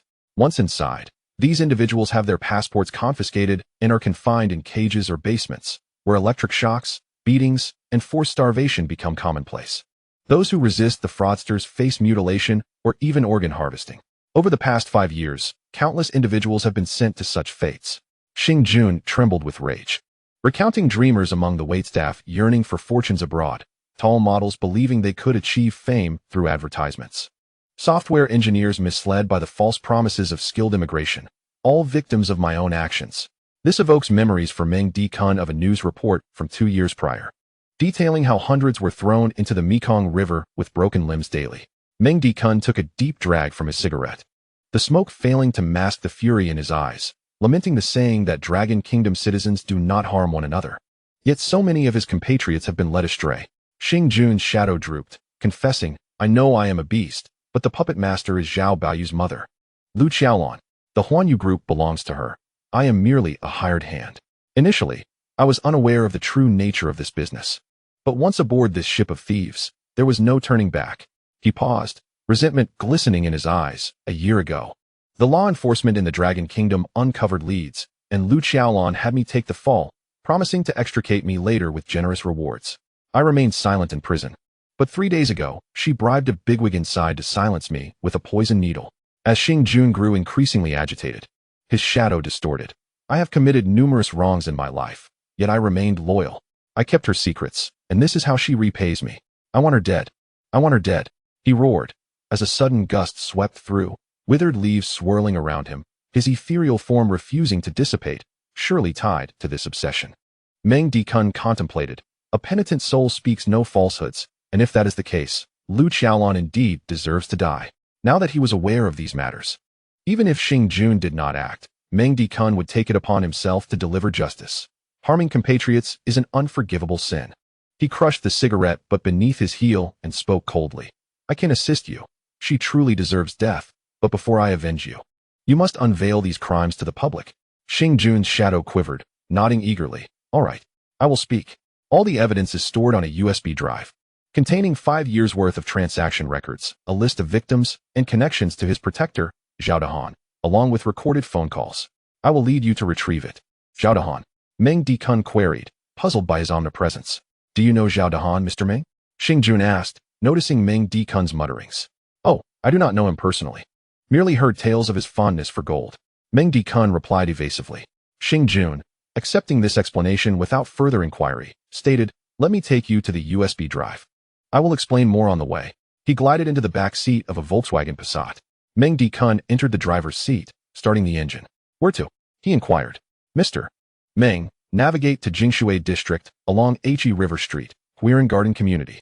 Xing Jun's residence was also in Linhai City, Jingshui District, a fortunate coincidence. On the way, Xing Jun elaborated on the relationship between Zhao Dahan and Lu Xiaolon. Zhao Dahan is the eldest of 3 brothers. His second brother, Zhao Dadai, is doing well in Kyoto, while the third brother, Zhao Dijian, passed away long ago. He was Lu Xiaolon's husband.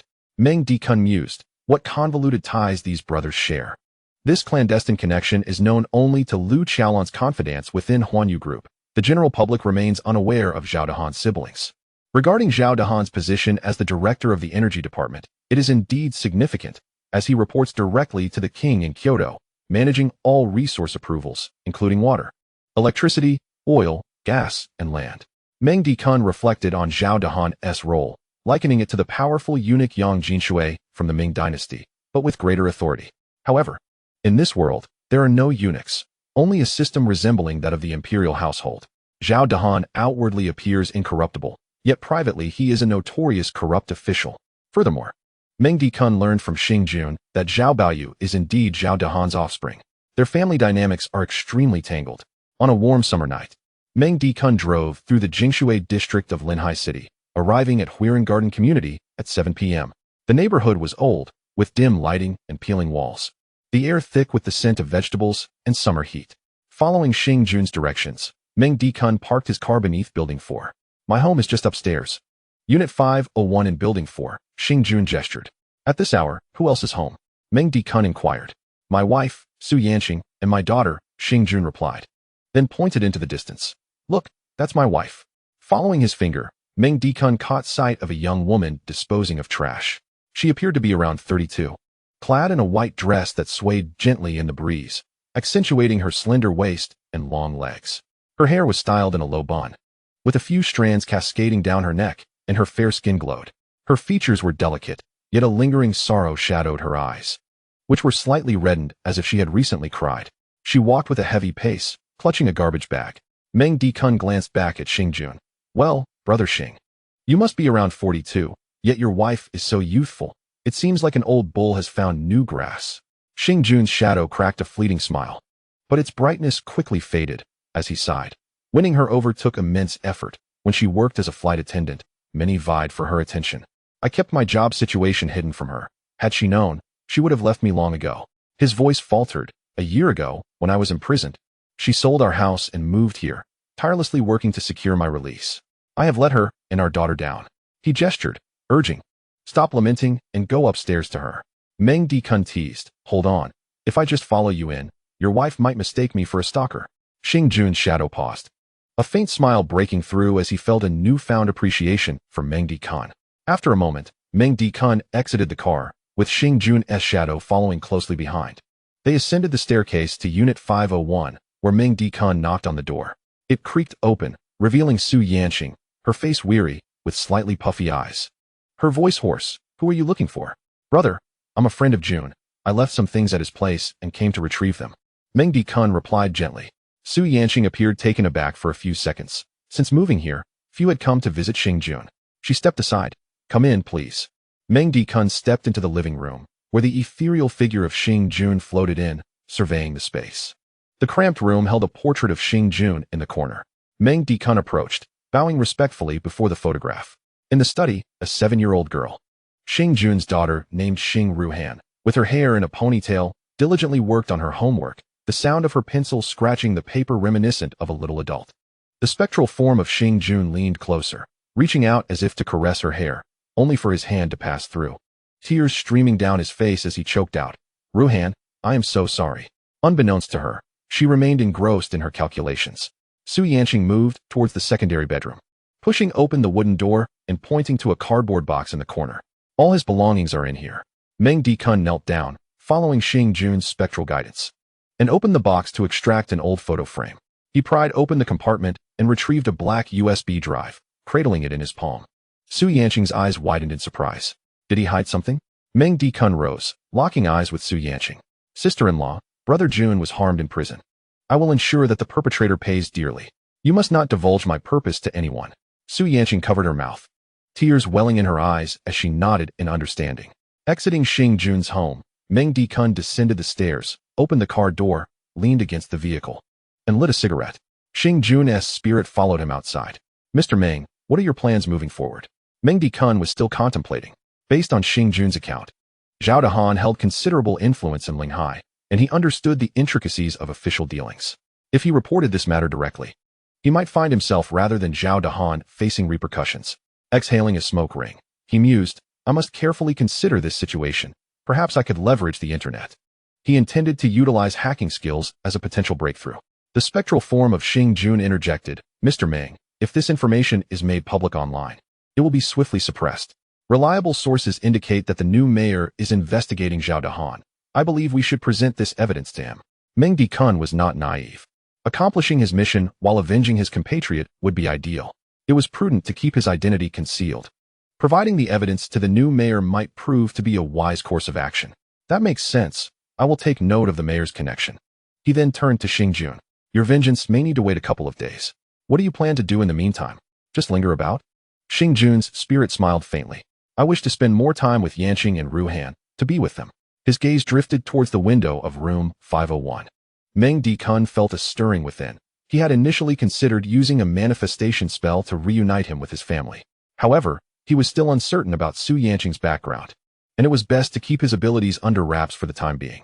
At that moment, Meng Dikun's phone rang. He glanced at the screen and saw it was Wang Fong calling. Hello, Aunt Wang. Hello, Mr. Meng. Will you be returning tonight? Meng Dikun pondered. He still needed to examine how to utilize the rewards from the system and anticipated a later return. I might be late. Just save me some food. Understood. Wang Fong replied, her voice betraying hesitation. What is it, Aunt Wang? Earlier, when I went downstairs to take out the trash, I encountered a man near the elevator who glanced at our home before leaving. I felt a bit uneasy with you not around. Chapter 47. Mayor Zhou appears all right. Aunt Wang, I understand. I will return immediately.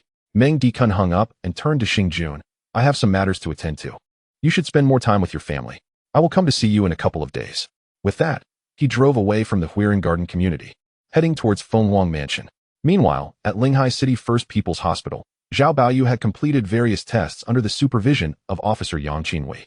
Given the numerous cameras in the restaurant, Meng Dikun had only utilized the first layer of his internal skill, and although Zhao Baoyu had crashed into a wooden panel, the examinations revealed only minor surface injuries without any damage to his bones. However, there was a slight internal injury that current medical instruments could not detect. When the test results emerged, Yang Qinhui perused the report, his brow furrowing as he pondered. This is nothing. Could Zhao Gongzi genuinely be attempting to fabricate a claim? He approached Zhao Baoyu, who was resting in the waiting area, gently clearing his throat before presenting the report. Zhao Gongzi, the results are in. A fierce glint flashed in Zhao Baoyu's eyes as he snatched the report from Yang Qinhui's hands, muttering angrily, damn it, I need the best lawyer. No matter who that thug is working for, if he broke a few ribs, I'll make sure he spends years in prison. Scanning the report, his pupils dilated in disbelief at the findings. CT normal, X-ray shows no fractures, MRI shows no abnormalities, only minor surface abrasions. Impossible. Absolutely impossible. How can this be? He exclaimed. Just moments ago, it felt as though a car had run over my chest. This report must be a forgery. Yang Qinhui, feeling awkward, smiled apologetically. Zhao Gongzi, I personally retrieved the report. How could it be fake? You truly have no severe injuries. I don't believe it. Zhao Baoyu's round face quivered with rage as he violently tossed the report aside, the pages scattering onto Yang Qinhui's chest. Let's switch hospitals. With that, he gestured for his two lackeys to support him as they exited the emergency hall. After visiting 2 more hospitals, all reports confirmed only surface injuries. Zhao Baoyu felt numb. Yet, at that moment, his chest ached less, leading him to question if it truly was merely a superficial injury. With the hospital reports exonerating him, his fury had nowhere to go. Suddenly, Zhao Baoyu recalled his lackey Yang Wei, who had deceived him with a fake video of Meng Dikun being reprimanded. Infuriated, he resolved to teach this deceitful minion a lesson. Zhao Baoyu commanded the tall lackey, big guy, notify everyone in the group. Before I return to school, find Yang Wei. Understood, brother Yu. Let us head back to school. Upon returning to Linghai University, Zhao Baoyu made his way directly to the dormitory where Yang Wei was confined. The tall lackey kicked the door open with a loud bang, and Zhao Baoyu, with his hands clasped behind his back, strode in, observing Yang Wei kneeling on the floor. Gritting his teeth, he growled, Yang Wei, you wretched dog. You conspired with outsiders to deceive me. Do you have a death wish? He lunged forward, raising his right foot to deliver a punishing kick, only to suddenly recall the moment in the private restaurant when he had kicked Meng Dikun in the abdomen, resulting in his own painful recoil. He quickly retracted his foot. Yang Wei, trembling in fear, turned to brace for the impact, only to find Zhao Baoyu retracting his foot. Relieved, he assumed Zhao Baoyu had shown him mercy, and he eagerly began to explain, Brother Yu, I truly didn't mean to. You don't understand the circumstances. Slap. Before he could finish, Zhao Baoyu struck. Just as he was about to speak, Zhao Baoyu's phone rang. He took out his mobile device and glanced at the screen. It was his cousin Zhao Gao calling from Kyoto. Hello, Brother, how is the matter I asked you to investigate coming along? Little brother, the person you wanted me to look into is just an ordinary student. He is definitely not the bodyguard of your Mayor Zhou. According to the regulations of the Dragon Kingdom's officialdom, bodyguards for officials must be registered, and this ordinary individual is untraceable. But cousin Zhao Gao would certainly have the means to uncover the truth. A fleeting smirk crossed Zhao Baoyu's face. Damn it, a fraud. Let's see how I deal with you. After discussing a few other matters with Zhao Gao, he ended the call and slapped Yang Wei across the face. This issue with my girlfriend is now your responsibility. If you fail to handle it properly, don't expect to associate with me anymore. With that, Zhao Baoyu huffed and exited Yang Wei's dormitory. Meanwhile, Meng Dikun was speeding towards the Phoenix Mansion community. Fortunately, both the Huiran Garden and Phoenix Mansion are located in the Jingshui district, allowing him to return within 20 minutes. At present, he was waiting for a 90-second traffic light. Seizing the moment, Meng Dikun's consciousness activated, retrieving the AI Computer V10, a reward from the system. The device resembled the latest model of a popular brand of computers. But Meng Dikun soon discovered that he could operate it with just his thoughts, without the need for a keyboard. He commanded the computer to check the camera data of the smart lock at Phoenix Mansion 311101. To his surprise, a stranger was lingering at the door for several seconds, hesitating to ring the bell before ultimately departing. Judging by his appearance, he appeared to be a man in his 50s. Meng Dikun then instructed the intelligent computer to conduct a facial recognition search across the internet, and swiftly, a match with a similarity score of 9,999 appeared. It was none other than Zhou Yunting, the newly appointed mayor of Linhai City. Meng Dikun stroked his chin, murmuring to himself, what brings him here? Could it be that this new mayor is indeed Meng Ying's father? Chapter 48. One must be courteous to that young man. Just as Meng Dikun was lost in thought, a car behind him honked gently a few times. He looked up to see the light had turned green. With a thought, the AI computer returned to its space, and he also copied the contents of the USB drive given to him by Xing Jun pressing down on the accelerator. He continued towards the Phoenix Mansion. 15 minutes later, at 8:30 p.m., Meng Dikun returned to the community. Just as he parked beneath Building 3, he noticed someone pacing at the entrance, currently facing away from him. Observing the individual, Meng Dikun estimated him to be around 52 years old, approximately 175 centimeters tall. Slightly thin, dressed in a gray polo shirt, with neatly combed graying hair emanating an aura of authority. When the figure turned, Meng Dikun recognized him as Zhou Yunting. It appeared that Zhou Yunting had made a decision, as he departed from the entrance toward a black MPV. Upon reaching the vehicle, a man resembling a bodyguard opened the door for him. Meng Dikun thought to himself, is he leaving? Based on the information he had recently obtained using the AI computer, Meng Dikun deduced that Zhou Yunting was indeed there to investigate corruption, and according to big data analysis, he seemed to be an honest official. Noticing that Zhou Yunting was about to leave without a meeting, likely still contemplating how to confront Zhou Minjing, Meng Dikun swiftly approached the black MPV and asked, excuse me, are you Mayor Zhou? Suddenly, for plainclothes security personnel materialized beside Zhou Yunting, shielding him. Zhou Yunting, who was about to enter the car, paused and turned to look at Meng Dikun. With gold-rimmed glasses perched on his nose, he exuded an academic air, yet his gaze was profound. And you are? I am Meng Dikun. Upon hearing Meng Dikun's name, Zhou Yunting frowned.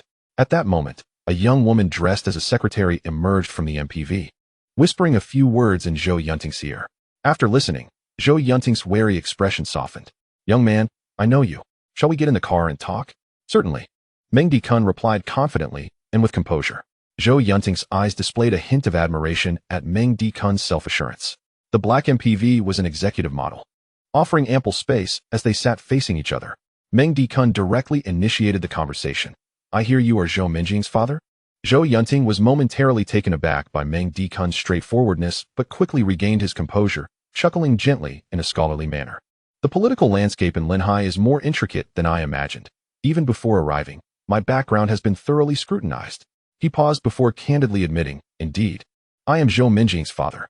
Little Meng, I am aware of some information regarding you, and I appreciate your care for Ying during this time. Meng Dikun smiled, thinking to himself that his lineage must have been investigated down to the last detail. However, he replied, caring for Sister Ying is my honor. Mayor Zhou, since we are at the doorstep, why not come up and sit for a while? Zhou Yunting sighed. Actually, I only discovered last month that Ying is my daughter. I owe her and her mother an apology. However, it is not yet the right time for a reunion. I wish to wait for a more suitable opportunity. Zhou Yunting spoke frankly. So, Little Meng, I hope you will keep our meeting today a secret from Ying and anyone else. Meng Dikun nodded. No problem. Since Mayor Zhou has made this arrangement, I am sure you have your reasons. Zhou Yunting patted Meng Dikun on the shoulder, saying, Little Meng, there is no need for such formality. Just call me Uncle Zhou. If you need anything in the future, feel free to reach out to me.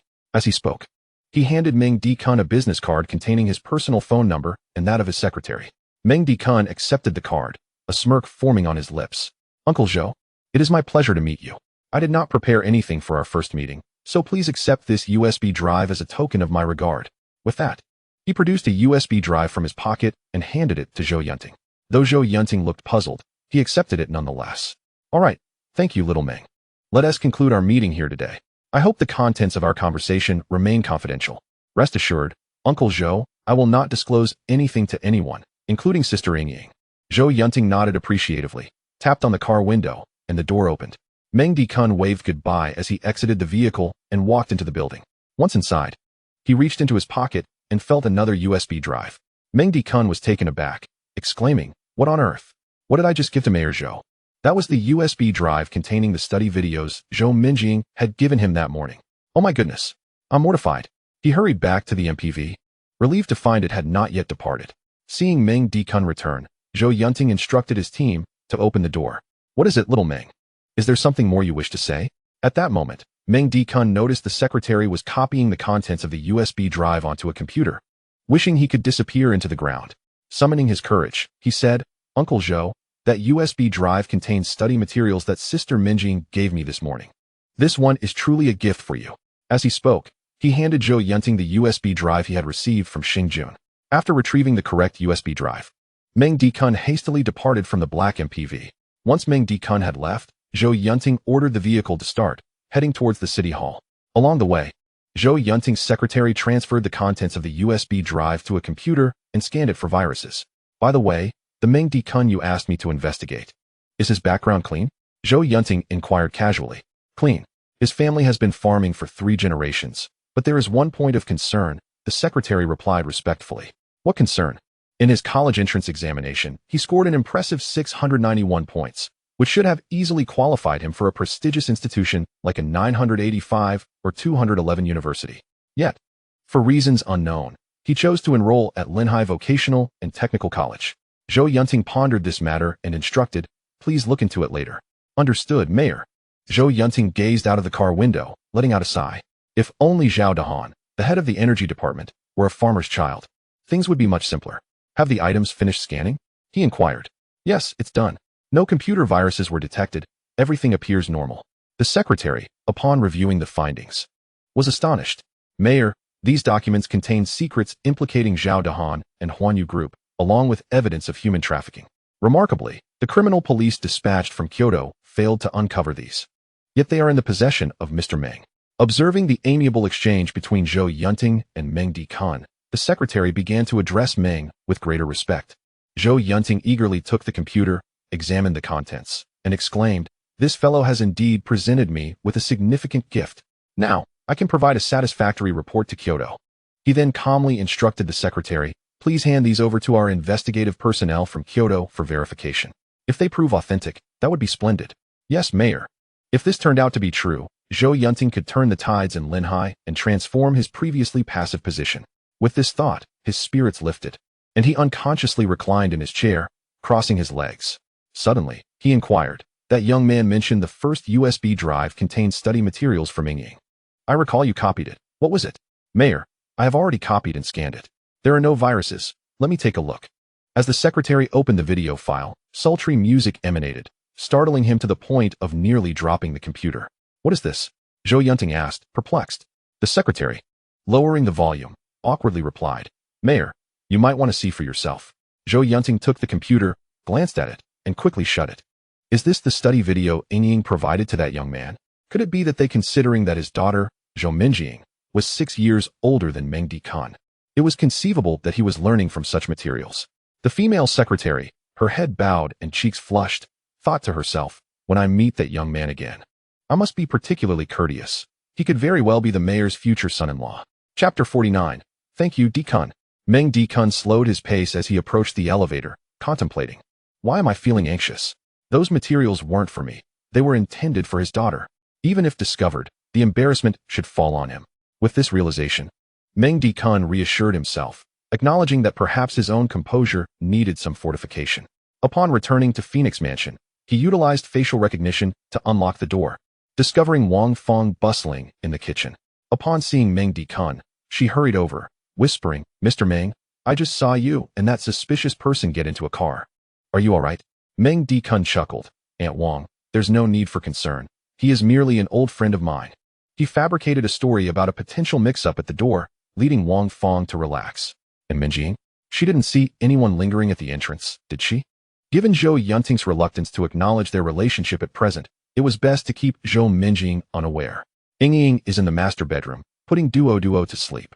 Rest assured, Mr. Meng, I won't let Ying worry unnecessarily. Just as Wang Fong finished speaking, Zhou Minjing emerged from the master bedroom in yoga attire. Upon seeing Meng Dikun, she swiftly closed the bedroom door, cheerfully exclaiming, "Dikun is back. Duo is asleep, and I was just about to exercise. By the way, you haven't had dinner yet. Aunt Wang, please heat up the food." Meng Dikun glanced up, momentarily captivated.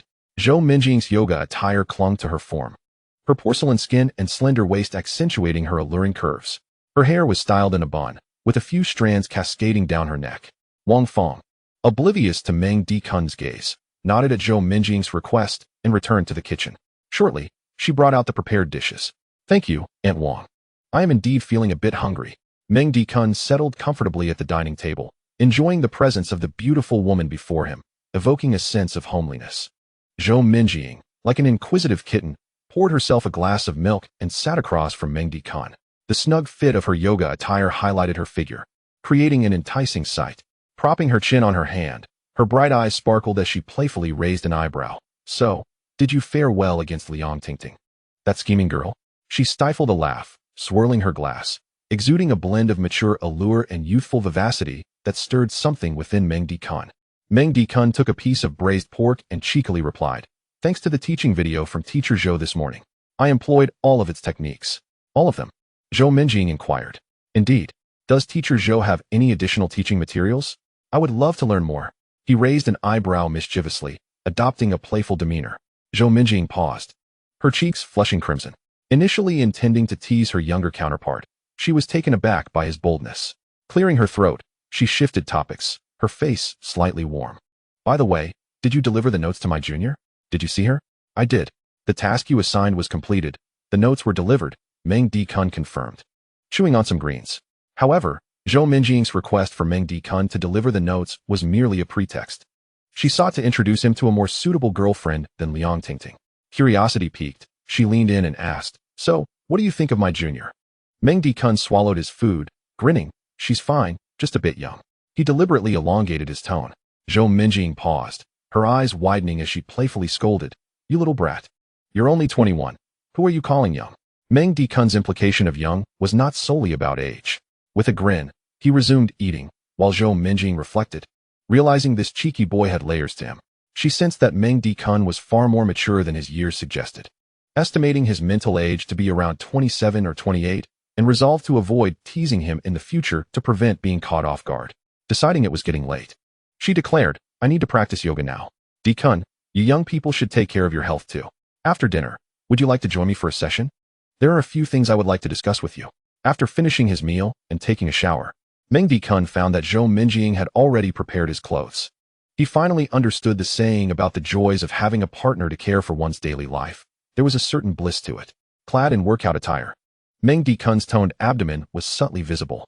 The Phoenix Mansion, a spacious 5-room, 2-living-room abode, had one room converted into a gym. Upon entering, he was greeted by the scent of lavender mixed with a hint of feminine fragrance.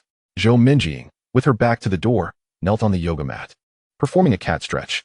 Her pink yoga pants hugged her figure, accentuating her breathtaking curves. From this angle, she resembled a goddess of beauty from ancient Greece.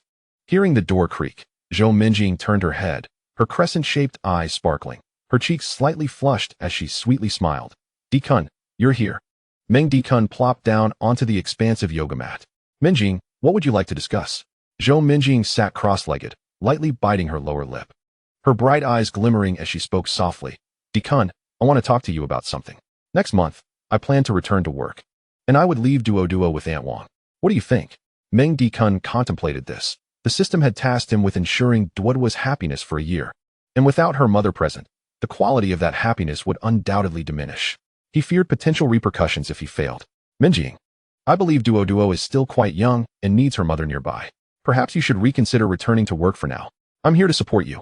I can't keep relying on you financially. She protested, lowering her gaze, her lashes fluttering, a mix of shyness and determination evident in her demeanor. Meng Dikun pondered for a moment and said, how about this? If you seek something to occupy your time, you may start as my personal assistant. Later, I intend to establish a company and would like you to manage it. What do you think? Zhou Minjing looked up in surprise. Really? She had high hopes for her career. After years of education, she yearned to demonstrate her worth. Moreover, she wished to assist Meng Dikun, who at such a tender age had amassed a fortune in the millions. What if some opportunistic vixen set her sights on him? If she were aware that Meng Dikun's assets had already surpassed 100 million in US dollars, her concern would undoubtedly deepen. Why would I deceive you? Furthermore, I heard from your junior that you were quite the academic prodigy at Lehigh University. I trust you to manage things well, Meng Dikun remarked. In the afternoon, while conversing with Su Ruoqing, he learned that Lehigh University had both a beauty ranking and an academic ranking, in which Zhou Minjing featured prominently. However, she had only begun to adorn herself after entering a relationship, which led to her appearance on the beauty list. Meng Dikun planned to transfer 200 million US dollars worth of Eagle coins to the domestic market the following day to venture into some real industries. In Longhua, mere wealth is insufficient. Zhou Minjing was not only academically gifted but also possessed moral integrity, coupled with the hidden identity of a mayor's daughter, making her a fitting candidate for management. Observing the earnestness in Meng Dikun's eyes, which indicated he was not jesting, Zhou Minjing excitedly embraced him. Thank you, Dakun. You have given me and Duo a second chance at life. How can I ever repay you? Meng Dikun smirked. Oh dear, I've had a long day, and my shoulders are a bit sore. Zhou Minjing promptly stepped forward. Come, let me give you a massage. Chapter 50. This grudge, I, Zhao Baoyu, must avenge. In the eastern suburban villa area of Lehigh City, home to the city's elite, within villa number 46, Zhao Dahan paced the hall with his hands behind his back. Zhao Baoyu's mother, Lu Qiaolan, sat elegantly on the sofa, clad in a qipao, her grace still evident as her hair was styled high. Enough already, I've spoken to Baoyu. He'll be home from school tonight. Can you not pace around? Why not sit for a moment? Just as she finished speaking, the front door swung open, and Zhao Baoyu, with his round face and distinctive gait, sauntered in. He tossed his car keys aside and exclaimed, Mom, why did you call me back in such a rush? Upon noticing Zhao Dahan's stern expression in the hall, he raised an eyebrow in confusion. Hey, uncle, weren't you summoned by the inspection agency? You're back? Zhao Dahan's face darkened, and with a surge of anger, he stepped closer and slapped Zhao Baoyu across the face, leaving 5 distinct finger marks. So you know I was called in by the inspection agency. You wasteful brat. You learn nothing and just bark around outside. You've ruined the image I've maintained all these years. Zhao Baoyu felt a wave of grievance wash over him as tears streamed down his face. Even a tiger does not eat its young. How dare you lay a hand on your own son? You are unworthy of being a father. With that, he covered his face and stormed up the spiral staircase, slamming the door behind him. Zhao Dahan stood dumbfounded, his face flushed with rage and confusion as he looked at Lu Qiaolan. Does he know? Does he know I am his biological father? Lu Qiaolan nodded sympathetically. That child is quite clever. He mentioned that he had seen us together when he was young and had guessed the truth. And you, instead of talking to him properly, resorted to hitting him. Zhao Dahan's hands trembled with anger. I have concealed this for so many years for you both. I came here on a bicycle. Do you think this is easy for me? He continued. Just look at that foolish child with his round face. Which part of him resembles me? He looks just like his uncle in Kyoto. Lu Qiaolan's heart sank at this thought, worrying. What if he discovers something? But she quickly regained her composure, turning her head away. You ungrateful wretch. Your brother had barely left when you climbed into my bed.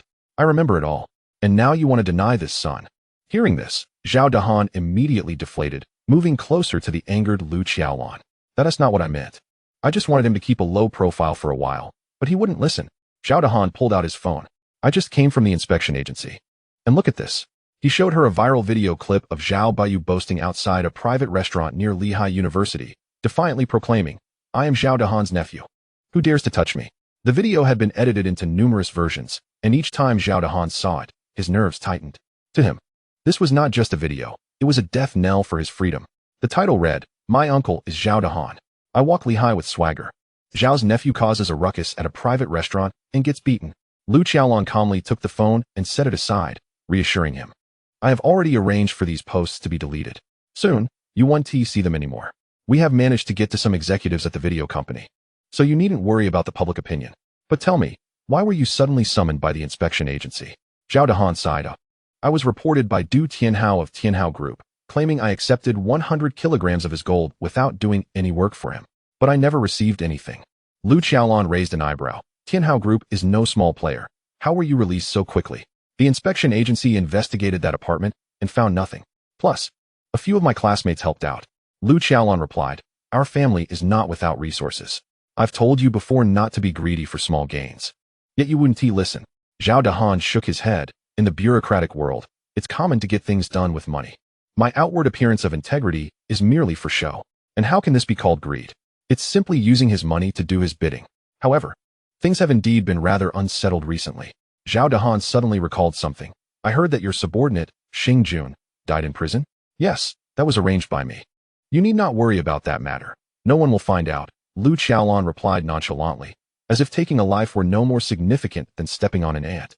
Zhao Dahan urged, make sure it's done cleanly. The new mayor harbors great hostility towards me. Rest assured, there's south just one USB drive we haven't located. But since the person is dead, any secrets we hold will remain unknown to others. Zhao Dahan nodded. It's better to be cautious. After some tender moments between Zhao Dahan and Lu Qiaolon, he slipped away into the night. Once he left, Zhao Baoyu emerged from his room and walked to his mother's quarters, pouting, Mom, please don't let that old man back into our home. Lu Qiaolon, still feeling the pleasant effects of Zhao Dahan's earlier massage, was now leaning towards him and scolded her son. Go away. I told you to behave yourself for a while. But you refused to listen. You've been spoiled. Zhao Baoyu retreated from the room, his face streaked with tears, feeling utterly wronged. His own father struck him. His mother scolded him. With a heavy heart and a pain in his chest, he found no reason to complain. Ugh, this is infuriating. He stomped his foot and shouted skyward. I must make my cousin Zhao Gao investigate that fellow Meng Dikun thoroughly. This grudge, I, Zhao Baoyu, must avenge. At Lehigh University. In the boys' dormitory, Yuan Hua was scrolling through his phone. That evening, he had uploaded the backup video recorded earlier in the day. People generally despised these heartless rich heirs and bureaucrats, and the video quickly garnered widespread shares, likes, and comments. As Yuan Hua anticipated that his video would trend and provide a fitting response to Zhao Baoyu, he was abruptly dismayed to discover that his uploaded video had been flagged for violations and subsequently taken down. In frustration, he struck his dormitory bed with a fist, exclaiming, Damn it! In the Phoenix Mansion community, room 311101, the night outside the floor-to-ceiling window was profoundly dark. Meng Dikun was in high spirits. Zhou Minjing's massage technique was remarkably effective in relieving fatigue. Seizing the opportunity while everyone else was asleep, he entered the study, closed the door, and with a mere thought, summoned the artificial intelligence computer V10 from his spatial realm, setting it down securely on the desk. He had not examined the computer's specifications closely during his earlier journey, but now he was keen to delve into its capabilities. Chapter 51. How did you meet? At first glance, it appeared to be an ordinary laptop of a well-known brand. Yet this device lacked a keyboard, requiring only mental commands for operation. Meng Dikun opened the configuration list, noting the specifications. CPU, Quantum Neural Core Star V12, 512 quantum bits. Capable of executing a billion floating-point operations. It could concurrently process tasks in the hundreds of millions, load 100 large models effortlessly, and its inference speed was exceedingly rapid. Memory, 1024 terabytes, 1 PB, superconducting quantum RAM, with a read-write speed of 50 terabytes, enabling it to run trillion-parameter models with zero latency, and switch tasks as smoothly as breathing. Storage, 10 PB, 10000 TB, black hole compressed storage, utilizing spatial folding technology, boasting a compression ratio of 1106, with an access speed of 100 terabytes, sufficient to store a decade's worth of global internet data. GPU, 128 Phantom X quantum acceleration cards, each equipped with 4096 quantum cores, rendering 3D holograms as vividly as the real world. Battery, a micro-dark energy reactor, capable of lasting 10 years without recharging, using only quantum air cooling for heat dissipation, and operating silently at a constant temperature of 20 degrees. Expansion, supports holographic projection, brain-machine interfaces, spatial data transmission, and is compatible with the Blue Star Global Network Protocol. Meng Dikun marveled at the compact design, thinking to himself, such a small device could replace 10 server rooms. The system's output was indeed extraordinary. However, the items provided by the system could not be mass-produced. Otherwise, all manufacturers of computers, laptops, and servers on Blue Star would face ruin. He returned the computer to the spatial realm with a thought, only to find he could also operate it with his mind while it resided in that space. An utterly exhilarating experience. After experimenting a few times, he realized that the artificial intelligence computer V10, while possessing impressive specifications, did not surpass human intelligence. It could merely load known large models from Blue Star for reasoning and generation, incapable of simulating human emotions, making it unsuitable for creative writing. Yet, it could propose several options for Meng Dikun to choose from, leaving the ultimate decision-making power in his hands, akin to having a sophisticated assistant. Leaning back in his ergonomic chair, hands clasped behind his head, he mused, though it may not be as miraculous as I had hoped, it is certainly sufficient for my needs. At least I will no longer need to manually code. I can simply envision the commands, and with such vast storage, there's no need to purchase cloud servers, alleviating concerns over my code being exposed by cloud service providers. Subsequently, Meng Dikun attempted to access his personal spatial realm, but found himself unable to enter. However, he discovered that all inanimate objects within a 5-meter radius could be placed into the space. Currently, the space had a volume of only 3 cubic meters, but it was a significant improvement, making it much more convenient for storage. After testing the spatial functionality, Meng Dikun deleted the previously deployed quantitative model code from the cloud server, opting to redeploy it on his own computer. Simultaneously, he checked his bank account in the Eagle country, which held $200 million. He planned to call his client manager, Su Xiaotong, at the Linhai Bank the next day to discuss transferring the funds back to the domestic market. Money is meant to be spent. Otherwise, what is the purpose of earning it? In his stock trading account in the Eagle country, the market value of his holdings had reached $2 billion. Observing the profit curve, he noted that as the market value increased, the profitability of his current quantitative model code was gradually declining, indicating that he would need to optimize it soon. Having completed his tasks, Meng Dikun proceeded to analyze Zhao Baoyu's background through extensive data analysis, concluding that this minor issue did not necessitate breaching the Dragon country's security bureau system. After thorough facial recognition and video analysis, he pinpointed the exact address of Zhao Baoyu's mother, Lu Qiaolon, residing at Villa No. 46 in the eastern suburbs of Linhai City. With the information requested by Xing Jun secured, Meng Dikun stood, stretched lazily, glanced at the time, and saw it was already 2 a.m. He returned to his bedroom, lay down, and quickly fell into a deep slumber. Soon, he found himself in a delightful dream, competing with Duo for food. Meanwhile, at Linhai University, in the girls' dormitory room 403, the lights remained on, and 3 girls were still awake. Yao Yao exclaimed, "That boy is so handsome. You really don't have any connection with him?" Xiao Bai, full of curiosity, interjected. Xiao Bai, whose full name is Hu Xiao Bai, sported short hair and was quite infatuated. With 2 prominent canine teeth, resembling a cat demon from a previous life, Luo Yuing lay on her bed, covering herself with a blanket in the sweltering summer heat, and replied impatiently, "Xiao Bai, how many times must I tell you? I simply got out of Zhao Baoyu's car that day, randomly hailed another ride, and it just happened to be his. He then sped off, evading Zhao Baoyu, and dropped me off at the nearest subway station. That was the whole story." Luo Yuing omitted the most crucial details. It felt like a chance encounter between a hero and a damsel in distress. It was a pity nothing more significant transpired. Moreover, that boy was indeed incredibly handsome, and Xiao Bai feigned disappointment. "Can't you stop being so infatuated?" Luo Yuing shot her a glare. In truth, she also held a fondness for Meng Dikun, but she was acutely aware that her domineering father would never allow her to date an ordinary person. Regarding Meng Dikun's assistance, Luo Yuing had reciprocated in her own way, thinking, "I, Luo Yuing, never owe anyone a favor. This evens the score." While Xiao Bai and Luo Yuing chatted, Su Wanqing pretended to study her English vocabulary, actually eavesdropping on their conversation. She recalled the earlier scene at the private restaurant with Meng Dikun, finding him witty and knowledgeable, far from the typical student of a vocational college.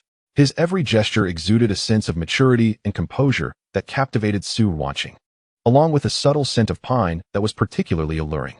Su Wanqing took out her phone, placed it atop her vocabulary book, and opened the green bubble application. Contemplating what to message Meng Dikun, yet hesitating, worried that it was too late and might disturb his slumber. As she pondered, Xiaobai suddenly asked, "Strategist, who are you chatting with?" Su Wanqing froze, quickly dimming the phone screen and denying, "I'm not chatting." Xiaobai retorted, "Your face was glowing green just now. You clearly had the green bubble chat app open." "I wasn't. I was just checking my stock app." Su Wanqing hurriedly denied. "That's good. You are the genius strategist defending the love lives of our entire dormitory. You must not become someone else's plaything. By the way, how do you know that person? What's his name again?" Luo Yueying promptly added, "Meng Dikun." Luo Yueying was also curious about Su Wanqing's relationship with Meng Dikun. Although Su Wanqing had explained it on the way back yesterday, she still wanted to hear more from Su Wanqing herself. "Yes, that Meng Dikun. How did you come to know him?" Xiaobai pressed on. Chapter 52. How much do you want to transfer? "Xiaobai, why are you so nosy? It was merely senior sister Zhou Minjing who asked him to deliver the notes to me. There is no other relationship." Su Ruoqing insisted vehemently, her eyes darting as she swiftly changed the subject. "By the way, what has Chen Lexi been up to lately? She hasn't returned to the dorm for quite some time." The dormitory comprises 4 individuals: Su Ruoqing, Hu Xiaobai, Luo Yuyao, and Chen Lexi. Su Ruoqing is an academic prodigy, a diligent problem solver from a small town, currently ranked 3rd on the campus beauty list. Luo Yuyao is a second-generation rich kid from a mediocre wealthy family, holding the 9th position on the beauty list. Hu Xiaobai, a local from Linhai, has parents working in state-owned enterprises. She has a cute appearance, but has not made it onto the beauty list. Chen Lexi, with a mysterious background, currently ranks 5th. Upon hearing Su Ruoqing mention Chen Lexi, the gossip-loving Xiaobai immediately seized the opportunity to steer the conversation. "I heard that Chen Lexi's parents are pressuring her to go on blind dates. She seems quite distressed and has recently moved out to rent a place. Apparently, it's in the Phoenix Mansion community. Oh, you might not believe it, but I heard Chen Lexi's father is quite a high-ranking official, or so the rumors say." That night, Zhao Baoyu once again had a restless night. The following morning at 9 a.m., Zhao Baoyu finally got out of bed, glanced at the time, and realized that his cousin Zhao Gao had likely already risen. Impatiently, he pulled out his phone and called his cousin. "Hello, brother. Have you managed to find out detailed information about this person I asked you to investigate?" On the other end, Zhao Gao's lazy voice responded, "Yes, I checked. His family has been farming for 3 generations. I thought he was someone significant, but it turns out he's just a minor character, unworthy of my connections. I've sent the detailed report to your email. Don't delay my sleep." After hanging up, Zhao Baoyu quickly opened his computer to check all the information on Meng Dikun. After reviewing the data, a weight lifted from his heart. Indeed, he had no substantial background. The only notable activity was a recent influx and outflow of large sums in his bank account, which currently holds a mere 1 million in cash. Just 1 million. And he fancies himself wealthy. Such arrogance is an affront to the truly affluent. With his round face resting against the window, Zhao Baoyu pondered for a moment. The last time he underestimated someone with a sharp tongue, he was outwitted. Now that this fellow's identity is merely a rumor, for such a backgroundless young man, utilizing Zhao family connections with the police to apprehend him in broad daylight would be a trivial matter. With this thought, Zhao Baoyu felt Meng Dikun was already at his mercy, and he couldn't help but laugh heartily. However, the intensity of his laughter caused a sudden pain in his chest. Sharp as a needle. Ouch, that hurts. Damn it, once I deal with that kid, I need to get a checkup in Kyoto. Zhao Baoyu printed Meng Dikun's information and called the police chief, Li Shi, from the security bureau near the university town, arranging to meet in the parking lot at the east gate of Linhai University. It was a secluded spot. At 11 a.m. in the parking lot at the east gate of Linhai University, Police Chief Li Shi arrived on time, accompanied by Patrol Officer Yang Qinwei. Li Shi got out of the police car and jogged over to Zhao Baoyu, bowing slightly. "Young Master Zhao, you called for me?" Li Shi was already aware that Zhao Baoyu's uncle, Zhao Dahan, had been released from the Discipline Inspection Commission, and his position remained unaffected, indicating that the Zhao family still held significant influence in Linhai, so he dared not neglect Zhao Baoyu. As Chief Li Shi approached, Zhao Baoyu suddenly slapped him across the face. "Damn it, how much benefit has our Zhao family provided you? You didn't help me yesterday." Li Shi, clutching his face in pain, understood that everyone from the director of the security bureau to the lower-ranked officers had received compensation from the Zhao family in this area of University Town. Even when struck, he remained obsequious. "Young Master Zhao, that person is not ordinary. He is the bodyguard of the new mayor, someone we cannot afford to offend." "Nonsense. Take a good look," Zhao Baoyu retorted, tossing Meng Dikun's detailed information at Li Shi's face. The numerous pages scattered to the ground, and Li Shi picked them up one by one. examining them closely. What? He is just an ordinary person. Noticing the watermark from the Kyoto archives, it seemed legitimate. At that moment, Li Shi was also feeling a surge of anger. He turned around and slapped his subordinate Yang Qinhui, who had been following him. Damn it, you deceived me. Yang Qinhui, holding his face, looked wronged. Sir, that information came from Qiao Zue of Tianhao Group. I had no idea. Now you claim ignorance? A police officer believing a rumor from the underworld? Useless. Don't you know that Tianhao Group do Tianhao reported Director Zhao? How could you still trust their word? With a resounding slap, Li Shi vented some of his anger. Yang Qinhui could only simmer in silence, thinking, what use are you? I could have told you not to believe it. Furthermore, you just learned that Director Zhao was reported by Tianhao Group, but he could only keep these thoughts to himself. For the hierarchy was paramount. After all, Li Shi was his superior. This matter would need to be settled with his cousin Yang Wei later. After releasing his frustration, Chief Li Shi turned back to Zhao Baoyu, a sycophantic smile gracing his face. Young Master Zhao, what shall we do next? Zhao Baoyu, with his round face and hands clasped behind his back, displayed an air of authority. From now on, you need not concern yourself with anything. Just keep an eye on Meng Dikun and find an opportunity to frame him with some charge to get him locked up. No problem, rest assured, young Master Zhao. I can't guarantee anything elsewhere, but as long as he dares to come to the university town again, in my jurisdiction, I will ensure he cannot leave. Li Shi assured, thumping his chest. All right, the ball is in your court, chiefly. Zhao Baoyu opened the car door, ready to depart. Li Shi, beaming with ingratiation, called out to him, young Master Zhao? What is it, chiefly? Li Shi hesitated, saying, young Master Zhao, I've been in this position for many years, and I aspire to advance. Could you possibly speak to Director Zhao on my behalf? Zhao Baoyu scoffed dismissively. Don't worry, once you help me with this matter, the position of deputy chief will be within your reach. With that, he pressed the accelerator and sped away. Li Shi bowed repeatedly at Zhao Baoyu's departing Ferrari. Thank you, young Master Zhao. At 6 p.m. in Linhai City, Jingshui District, Phoenix Mansion Community. In room 311101, Zhou Minjing gently nudged the still sleeping Meng Dikun. Dikun, are you all right? You've been sleeping all day? Meng Dikun turned over. Minjing, let me sleep a little longer. He then fell back into a deep slumber, likely due to the fatigue from the initial use of the neural connection with the AI computer V10. Satisfied that Meng Dikun was fine, Zhou Minjing quietly exited the room. The next morning at 6 a.m., Meng Dikun sprang out of bed, feeling invigorated, as if his mind had become remarkably clear and his thought processes accelerated. Grabbing his phone from the bedside table, he called his major account manager at Linhai Bank, Su Xiaotong, without even checking the time. Hello, who is this? On the other end, Su Xiaotong was clearly still asleep. Meng Dikun glanced at the clock and realized it was only 6:30 a.m. and that he had slept for an entire day and night. Returning to the present, he said, Oh, Manager Su, it's me, Meng Dikun. I apologize for disturbing you so early. Upon hearing her major client's voice, Su Xiaotong immediately woke up, sensing an ominous feeling. Why is he calling so early? Could it be that he lost money investing in stocks of the Eagle Kingdom? If he can't cover his leverage, it would be a bad debt. Su Xiaotong was instantly wide awake and cautiously asked, Mr. Meng, is everything all right? What brings you here so early? Well, I would like to transfer $200 million from the overseas account of Eagle Nation back. Upon hearing that it was a transfer, Su Xiaotong's anxious heart settled. Suddenly, she seemed to realize something. Mr. Meng, did you just say how much you want to transfer? $200 million, is there a problem?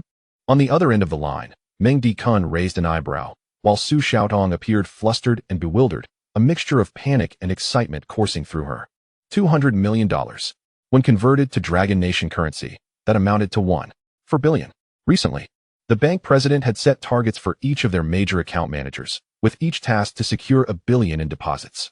Half the year had already passed, and Su Xiaotong had yet to accomplish even half of her target, as her colleagues began resorting to unconventional methods. During this period, she had been in turmoil. In addition to managing Meng Dikun's finances, Su Xiaotong was also responsible for another middle-aged businessman whose company had recently suggested that if she were willing to make certain sacrifices, he could deposit an additional 50 million dragon currency into their branch. The nature of those sacrifices was all too clear to everyone involved. However, the offer was only valid for this week, leaving Su Xiaotong in a state of deep conflict. If what Meng Dikun said was true, her troubles would be resolved. Mr. Meng, are you sure it's $200 million? Absolutely. Meng Dikun replied decisively. Yes. Su Xiaotong pumped her fist in excitement. As for the middle-aged businessman, he can go away. Mr. Meng, please hold on. I haven't started working yet. I sincerely hope you won't find it amusing, but this is my first time handling such a large transfer.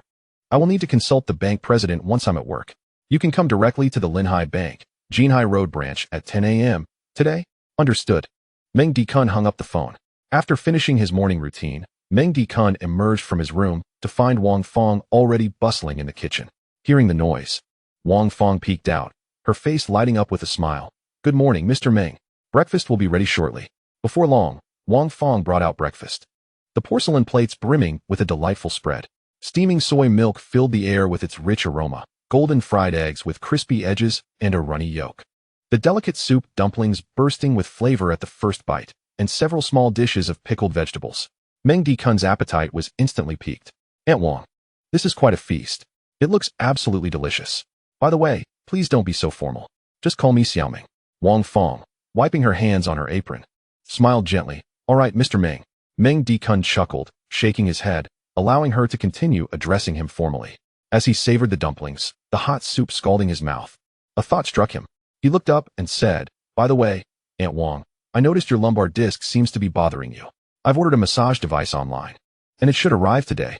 Please sign for it. Mr. Meng, that's not appropriate. Wang Fong thought to herself, I'm just a housekeeper. What right do I have to accept such a gift? Meng Dikun waved his hand, chewing on the fried egg. It is appropriate. If I say it's appropriate, then it is. No need to refuse.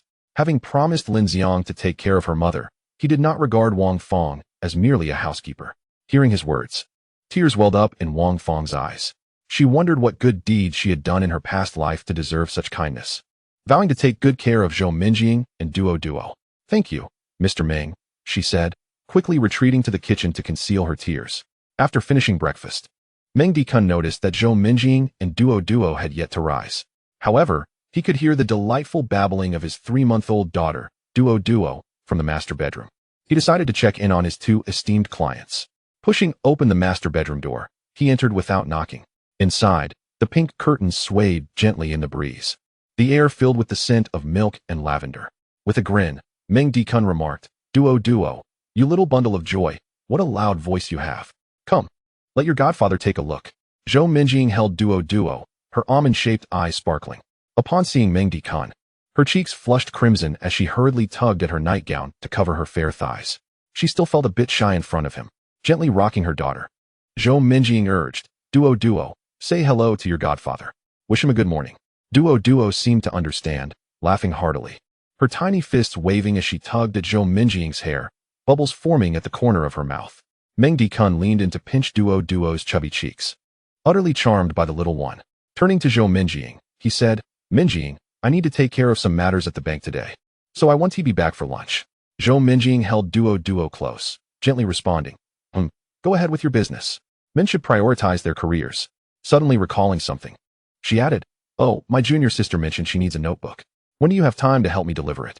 Rising, she walked barefoot across the floor to the bedside table, pulling open a drawer to retrieve a blue notebook titled Advanced Algorithms. She handed it to Meng Dikun with a playful smile, her almond eyes sparkling with mischief. It seemed her junior sister, Su Waking, had shown interest in the notebook, likely drawn to the charming and affluent Meng Dikun. Yet, for some reason, a twinge of jealousy stirred within her, akin to a cat feeling envious. Meng Dikun accepted the notebook, assuring, absolutely. I will complete the task entrusted by my dear Minjing. Zhou Minjing playfully punched his chest. You're such a smooth talker. Now, off you go. Meng Dikun took the notebook downstairs, settling into the rented Passat. As he concentrated, he stored approximately 200,000 cash that he had left in the car into his space. Checking the time, it was only 8 a.m. There was still time to find Xingjun. Starting the engine, he drove towards Huiran Garden. At Huiran Garden, a gust of wind swept through, rustling the leaves of the sycamore trees lining the roadside. Xingjun's ethereal figure loitered at the entrance, as his wife had taken their child to school. He was hesitant to join her, fearing he might miss Meng Dikun's arrival. With his arms crossed and brows furrowed, he muttered to himself, it's been 2 days. Mr. Meng hasn't come yet. I hope nothing has gone awry. Lost in thought, he suddenly spotted Meng Dikun's car entering the community, and he swiftly floated into the vehicle. Mr. Meng, you've finally arrived. Yes, I overslept yesterday and made you wait, Meng Dikun replied. It's no trouble at all. Xing Jun waved his hands dismissively. Meng Dikun looked around, maneuvering the car into a secluded corner of the neighborhood, where the shade of the sycamore trees concealed them. He parked next to a pile of discarded bicycles, stepped out, and retrieved a note detailing the current residence of Lu Qiaolan, the chairman of Huanyu Group. Lighting the note with a lighter, he waited for it to burn completely before handing the ashes to Xing Jun. This is where Lu Qiaolan is currently living. Xing Jun glanced at the note, reading, Suburban Villa Area, Villa number 46. Thank you, Mr. Meng. Lu Qiaolan hasn't been going to the company lately. And since she has multiple residences, even the security bureau's officers wouldn't be able to track someone down easily. If it weren't for Meng Dikun's big data analysis, finding a person in such a vast Linhai would be quite the challenge. Xing Jun suddenly remembered something. Mr. Meng, you mentioned that I could personally take revenge last time. Do you possess any special powers? Getting into the car, Meng Dikun stated. As he settled into the back seat, I do. Xing Jun's ethereal figure floated in after him. Meng Dikun focused his thoughts, retrieving a manifestation talisman and a thin sheet of golden paper from his space.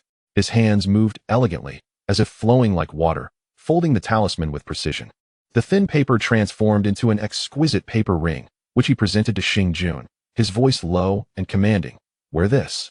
Xing Jun was both skeptical and intrigued, for he had previously experienced the ephemeral nature of his existence. When he grasped the ring, he was taken aback, astonished that he could indeed hold it. Moreover, at the moment his fingers brushed against the paper ring, he caught a glimpse of his own reflection in the rearview mirror. Am I alive? Good heavens, this is extraordinary. Meng Dikun interjected, you are not truly alive. This can only be used once, and for a mere 10 minutes. Use it sparingly. Upon hearing this, Xing Jun promptly removed the paper ring from his finger, now acutely aware of the value of time. He attempted to tuck it into his clothing pocket, marveling that it could fit so effortlessly. Meng Dikun continued, now, you can seek vengeance personally. Remember, the soul's manifestation comes with a time constraint. Understood? Thank you, Mr. Meng. Xing Jun could hardly contain his anticipation as he drifted away into the distance. Observing the spectral figure of Xing Jun receding, Meng Dikun leaned against his Passat, lit a cigarette, and exhaled a puff of smoke, pondering that the show was about to commence. Chapter 54, The Astonishment of 1.4 billion. After a couple of puffs on his cigarette, Meng Dikun glanced at the time, already past 9 o'clock. Calculating the travel time to the Linhai Bank, Jinhai Road branch, he concluded he would arrive precisely by 10 o'clock. He extinguished his cigarette and discarded it into the trash, starting the car and heading towards Jinhai Road. At Linhai Bank, Jinhai Road branch, Su Xiaotong had arrived early to brief the bank president. Upon learning the specific amount involved, the president instructed her to wait at the entrance, as he himself would attend to this client. At this moment, Su Xiaotong stood at the door, tablet in hand, awaiting Meng Dikun's arrival. She had made a special effort with her appearance today. In accordance with the bank's regulations, her long hair was elegantly styled into a low bun, paired with tailored gray trousers, a crisp white shirt, and a gray vest. The outfit accentuated her graceful figure rather than obscuring it, highlighting her slender waist. Her lashes, enhanced by curling mascara, made her eyes sparkle with vitality. The subtle tint of rosy lipstick lent a healthy glow to her complexion, making her appear both energetic and approachable. With a professional smile gracing her lips, she exuded an air of competence, yet the faint dimples on her cheeks conveyed an innocence that resonated deeply. Suddenly, Su Xiaotong's smile faltered. She spotted a middle-aged man with a prominent beer belly, slicked back hair, and a gold watch emerging from a BMW X5 in the parking lot. This man was none other than one of her clients, Wang Jinhai, the owner of Jinhai Trading Company. Wang Jinhai approached her with squinty eyes and a smirk. Xiaotong, what a coincidence. How did you know I was here for business? Before Su Xiaotong could respond, he drew closer, his voice low and sleazy. Xiaotong, how about we discuss my proposal from the other day? Let's have dinner tonight, and if we enjoy ourselves, I'll deposit 50 million Dragon Kingdom currency tomorrow to help you meet your targets. What do you say? He leaned in closer. The overpowering scent of cologne mixed with cigar smoke overwhelming her senses, causing Su Xiaotong to feel queasy. Nonetheless, she maintained her professional smile, deftly avoiding his attempt to place a hand on her shoulder. Straightening her posture, Su Xiaotong retracted her smile, her tone icy. Mr. Wang, I appreciate your offer, but I assure you, I can manage my performance without your assistance. As I have stated before, I do not accept such transactions. Wang Jinhai's expression hardened as he realized that today, Su Xiaotong was particularly aloof. Yet, the more she resisted, the more intrigued he became. He sneered, Xiaotong, don't overestimate yourself. Where will you find 50 million in deposits? Combined with the 20 million I previously deposited, that constitutes 70 of your performance. Do you believe me? With a mere word, I can ensure you are no longer welcome at this bank. Feeling a surge of anxiety, Su Xiaodong glanced towards the parking lot and noticed Meng Dicun's Passat coming to a stop. She took a deep breath, her eyes resolute, and spoke clearly. Mr. Wang, please conduct yourself appropriately. I have a more important client to attend to. Excuse me. With that, she elegantly maneuvered past Wang Jinhai, her heels clicking decisively as she approached Meng Dicun. Mr. Meng, you've arrived. A genuine smile illuminated her face, her eyes sparkling like stars. This way, please. The VIP room is all set. She gestured for him to follow, completely disregarding Wang Jinhai's presence. Following the direction of Meng Dicun's arrival, Wang Jinhai caught sight of the Passat parked in the lot, ordinary black with several scratches, far inferior to his BMW X5. Squinting at Meng Dicun's retreating figure, he scoffed inwardly. This pauper drives a dilapidated car and dresses like a street vendor. How much could he possibly have? Huh. Su Xiaodong is turning her nose up at me for this bumpkin? She will regret this. I will withdraw my 20 million at once. Let us see how she explains that to the president. Wang Jinhai settled himself in the bank's lobby, prepared to wait for Su Xiaodong to emerge so he could withdraw his deposits. Meanwhile, in the VIP room, Su Xiaodong brought freshly brewed coffee to Meng Dicun. Mr. Meng, please hold on. Due to the substantial amount involved, our bank president will personally attend to you shortly. Not a problem, Meng Dicun replied, taking a sip of his coffee before casually inquiring, did that portly man at the entrance give you trouble? Mr. Meng, I apologize for the inconvenience. Su Xiaodong replied with an awkward smile. Just then, the door to the VIP room swung open, and Su Jiangwo, the president of Linhai Bank, entered. At 45 years old, he was impeccably dressed in a suit with a square jaw. Upon entering, he appeared somewhat excited. Mr. Meng, I am Su Jiangwo, the president of the Jinhai Road branch. It's a pleasure to meet you. He extended his business card with both hands. Meng Dicun accepted it casually, rising to shake his hand. You're too kind. I'm merely here to facilitate some business. Su Jiangwo respectfully gestured for him to take a seat, and, leaning slightly forward, asked, So, Xiaodong mentioned you wish to transfer $200 million from your overseas account to domestic accounts? Meng Dicun nodded, prompting Su Jiangwo to sit beside him and open his tablet. Mr. Meng, transferring foreign exchange to the domestic market, based on the Dragon Kingdom's foreign exchange management regulations and the State Administration of Foreign Exchange Guidelines, may involve the following steps. Meng Dicun glanced briefly at the outline detailing funds source verification, foreign exchange account establishment, fund entry, currency conversion, and compliance with tax regulations. He waved his hand dismissively. President Su, you are the expert in this matter. As for the fees and such, I can accommodate any amount. Just don't make me wait. This money was essentially acquired effortlessly in the Eagle country. Paying a fee is inconsequential. Moreover, the intrinsic nature of human relationships is rooted in mutual benefit. When you allow others to profit, they become invested in your success and will strive to protect your interests. Su Jiangwo slapped his thigh, taken aback by Meng Dicun's youth and forthrightness. All right, Mr. Meng, I assure you will see your money within an hour. He then instructed Su Xiaodong. Notify the cross-border business department to set aside their current tasks and prioritize Mr. Meng's request. In no time, the bank bustled with activity as documents were printed, while Meng Dicun, accompanied by Su Jiangwo, remained in the VIP room, signing documents and affixing his fingerprint. Su Xiaodong busied herself throughout the bank, ensuring everything ran smoothly. Indeed, there are no secrets that remain hidden, while the bank maintained a higher level of confidentiality. Wherever people gather, gossip thrives. The news of young client manager Su Xiaodong bringing in a staggering $1.4 billion in deposits quickly spread within the confines of the Jinhai Road branch. When she ventured into the lobby to collect printed materials, her colleagues flocked to her, showering her with congratulations. Xiaodong, you're incredible. $1.4 billion. Indeed, Xiaodong. According to this year's performance requirements, you have accomplished your task in just 14 years. Colleague Li Mei was so excited that she grasped her arm, saying, Xiaodong, $1.4 billion. Your commission must be substantial. You're about to strike it rich. I heard the bonus this time is 800,000. Xiaodong, let's celebrate tonight. Yes, let's celebrate.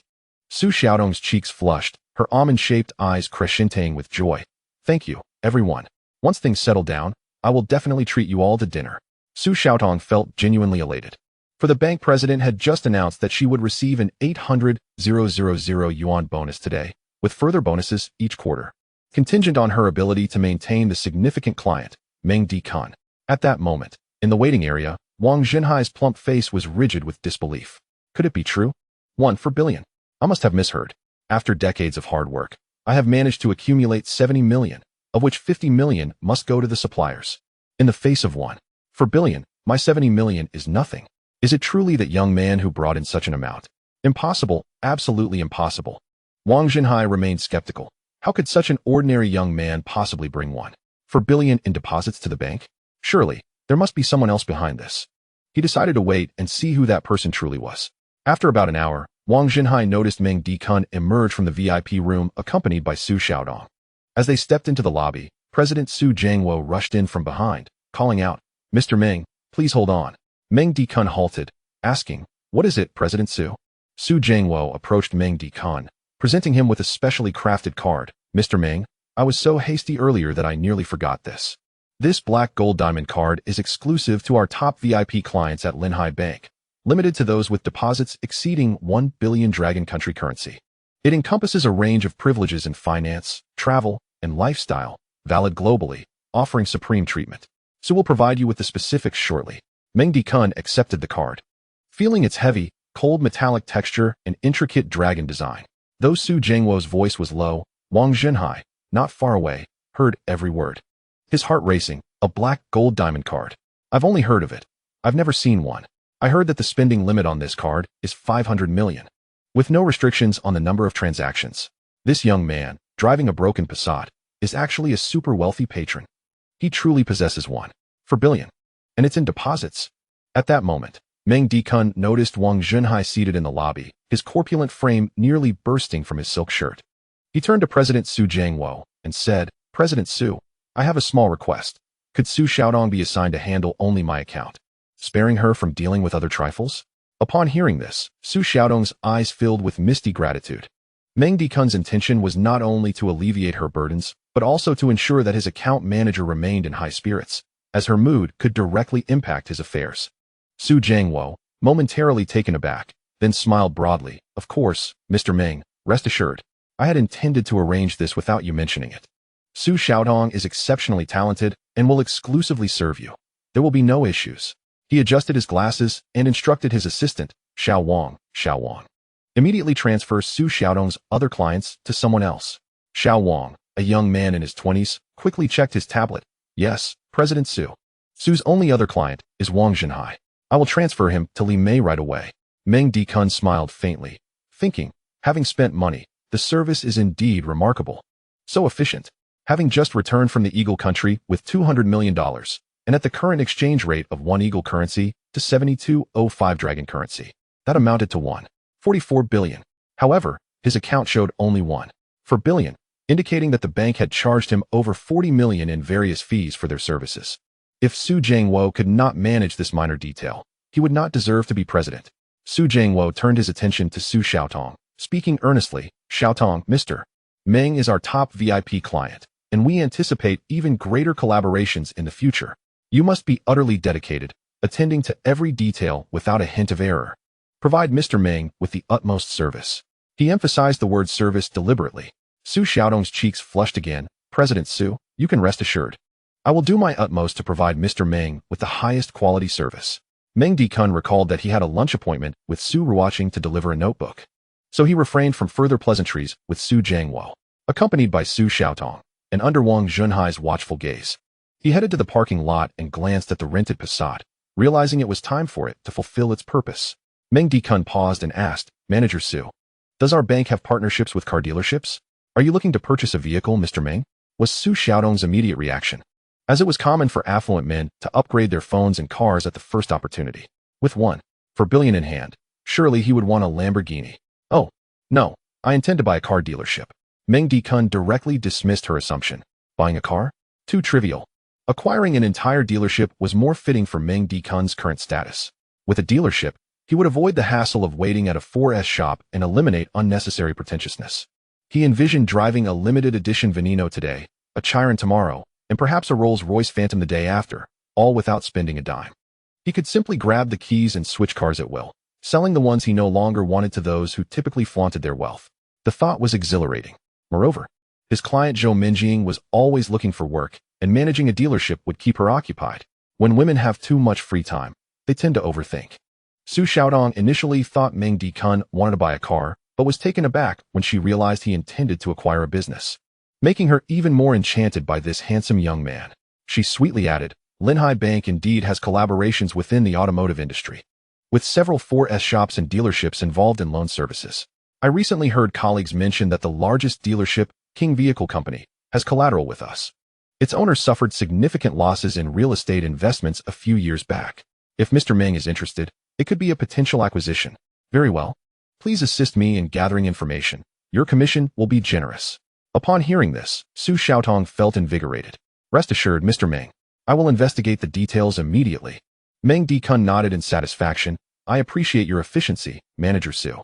I have other matters to attend to, so I shall take my leave. As he watched the Passat's taillights disappear, Su Xiaotong couldn't help but stomp her foot in frustration, lamenting, why am I so foolish? It's already mealtime, and I didn't seize the opportunity to propose dinner. With a long sigh, she lowered her head and headed from the parking lot back to the bank lobby. Just as she was about to enter, she was blocked at the door by Wang Jinhai. Wang Jinhai's greasy smile stretched across his round face, his small eyes glinting with flattery as he spoke in a tone akin to a lapdog. Xiaotong. No, Manager Su. I spoke thoughtlessly earlier. Please forgive me. Are you free tonight? I would like to invite you to dinner. Su Xiaodong's almond-shaped eyes turned cold. Mr. Wang, I no longer require your performance. What are you after now? Wang Jinhai quickly waved his hands. No. Manager Su, I believe there has been a misunderstanding. That was not my intention. I was hoping you could facilitate an introduction for me to your esteemed client. Chapter 56. You really are something. My apologies, Mr. Wang. But my client is exceedingly busy and likely has no time to meet with you. Wang Jinhai's character leaves much to be desired. How could she possibly recommend her Prince Charming, Meng Dikun, to such a person? Su Xiaotong intended to bypass Wang Jinhai, yet he blocked her path. Manager Su, please. Grant me a chance. Mr. Wang, I have matters to attend to. If you continue this nonsense, I may have to call the authorities. Reluctantly, Wang Jinhai stepped aside, watching Su Xiaodong's youthful and radiant figure with deep regret. Truly, he was led astray by his desires. Initially eager to sample the allure of a fresh graduate from the bank, he never anticipated losing the opportunity to connect with an influential individual. A miscalculation indeed. He could only leave in shame. Su Xiaodong had not deceived Wang Jinhai. She genuinely had pressing matters. Upon returning to her workstation, she began researching relevant information about car dealerships. To her astonishment, she discovered that the dealership not only sold vehicles but also engaged in leasing, used cars, and modifications, boasting an impressive profit margin of 30%.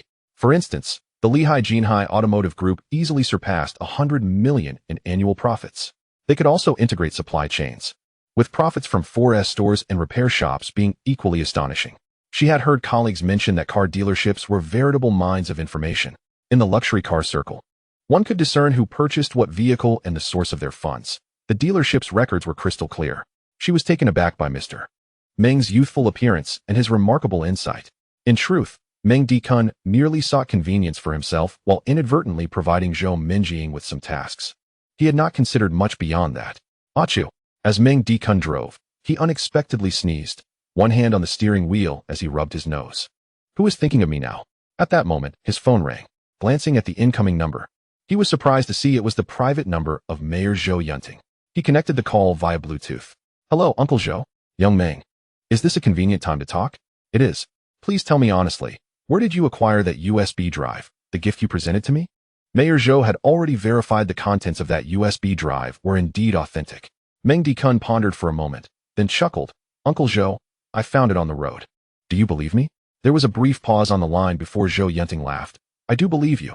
Although Meng Dikun had only met him once, and despite the unique bond he shared with his daughter, they were not yet close enough for such candid exchanges. As a law-abiding citizen, discovering incriminating content on an item he found, he would naturally feel compelled to report it to the newly appointed mayor, which seemed reasonable enough. Meng Dikun added, quite reasonable. Zhou Yunting replied nonchalantly. However, young Meng, this matter encompasses wider implications. Do you require protection? Meng Dikun considered briefly. No, but I hope Sister Minjing remains unharmed. Zhou Minjing and Duo were his clients, and he did not wish for them to face peril in his absence.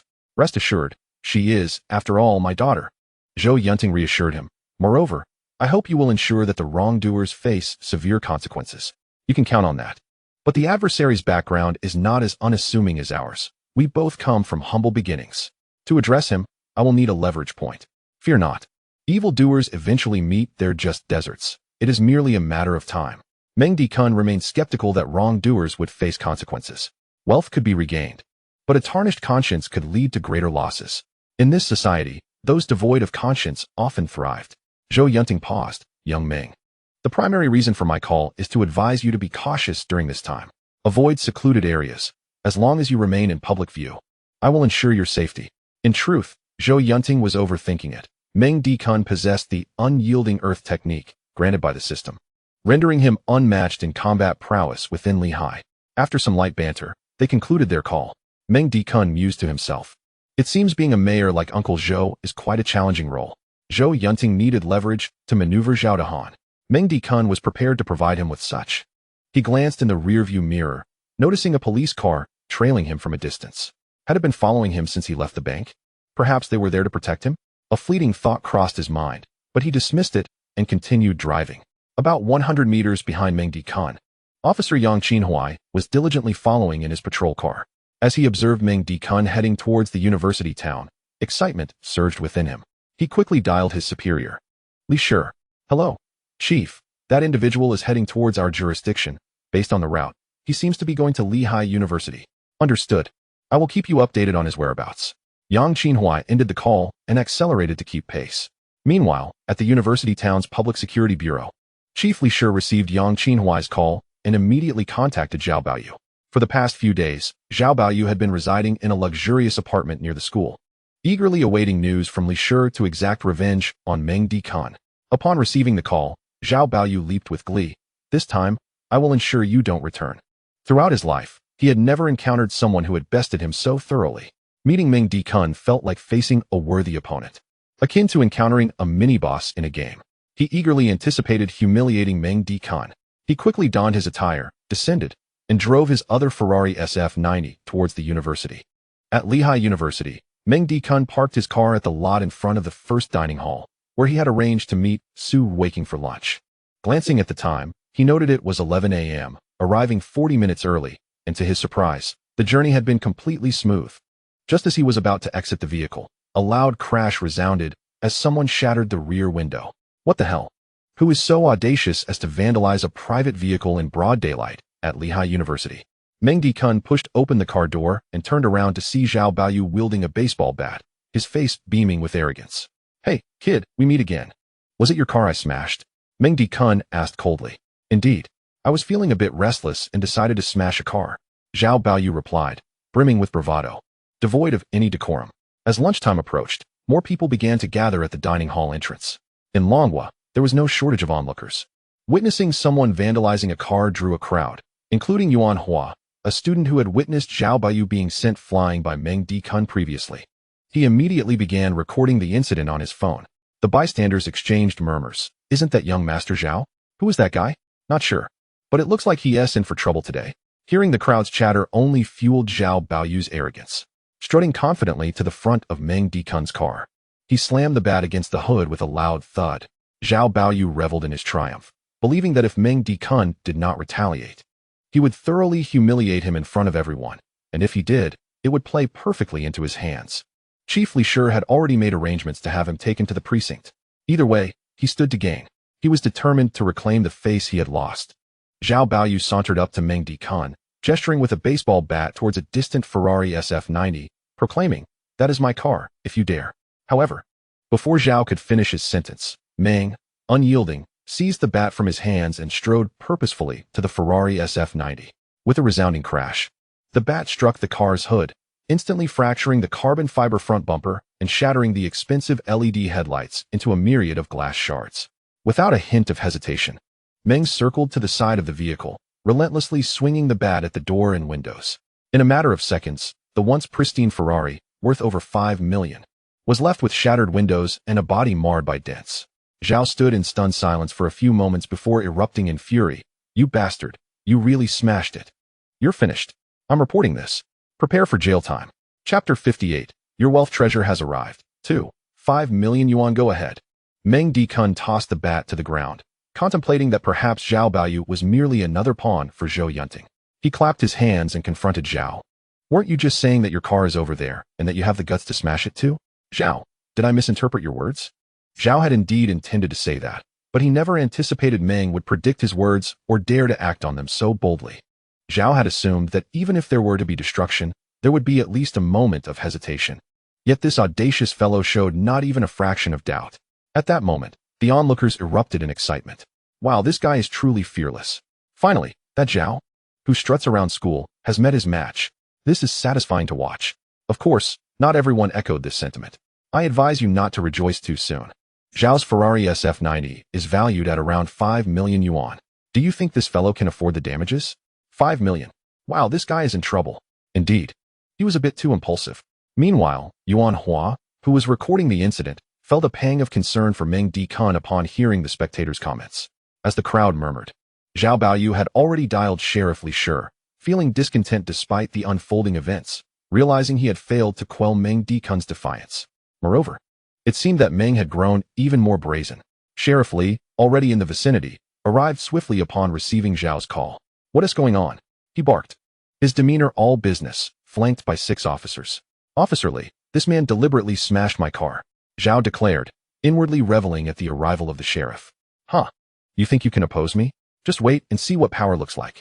Zhao wore a smug expression, while Meng Dikun believed that Sheriff Li would treat both parties fairly, only to be surprised when Li did not pose a single question to him and instead proceeded to cuff him.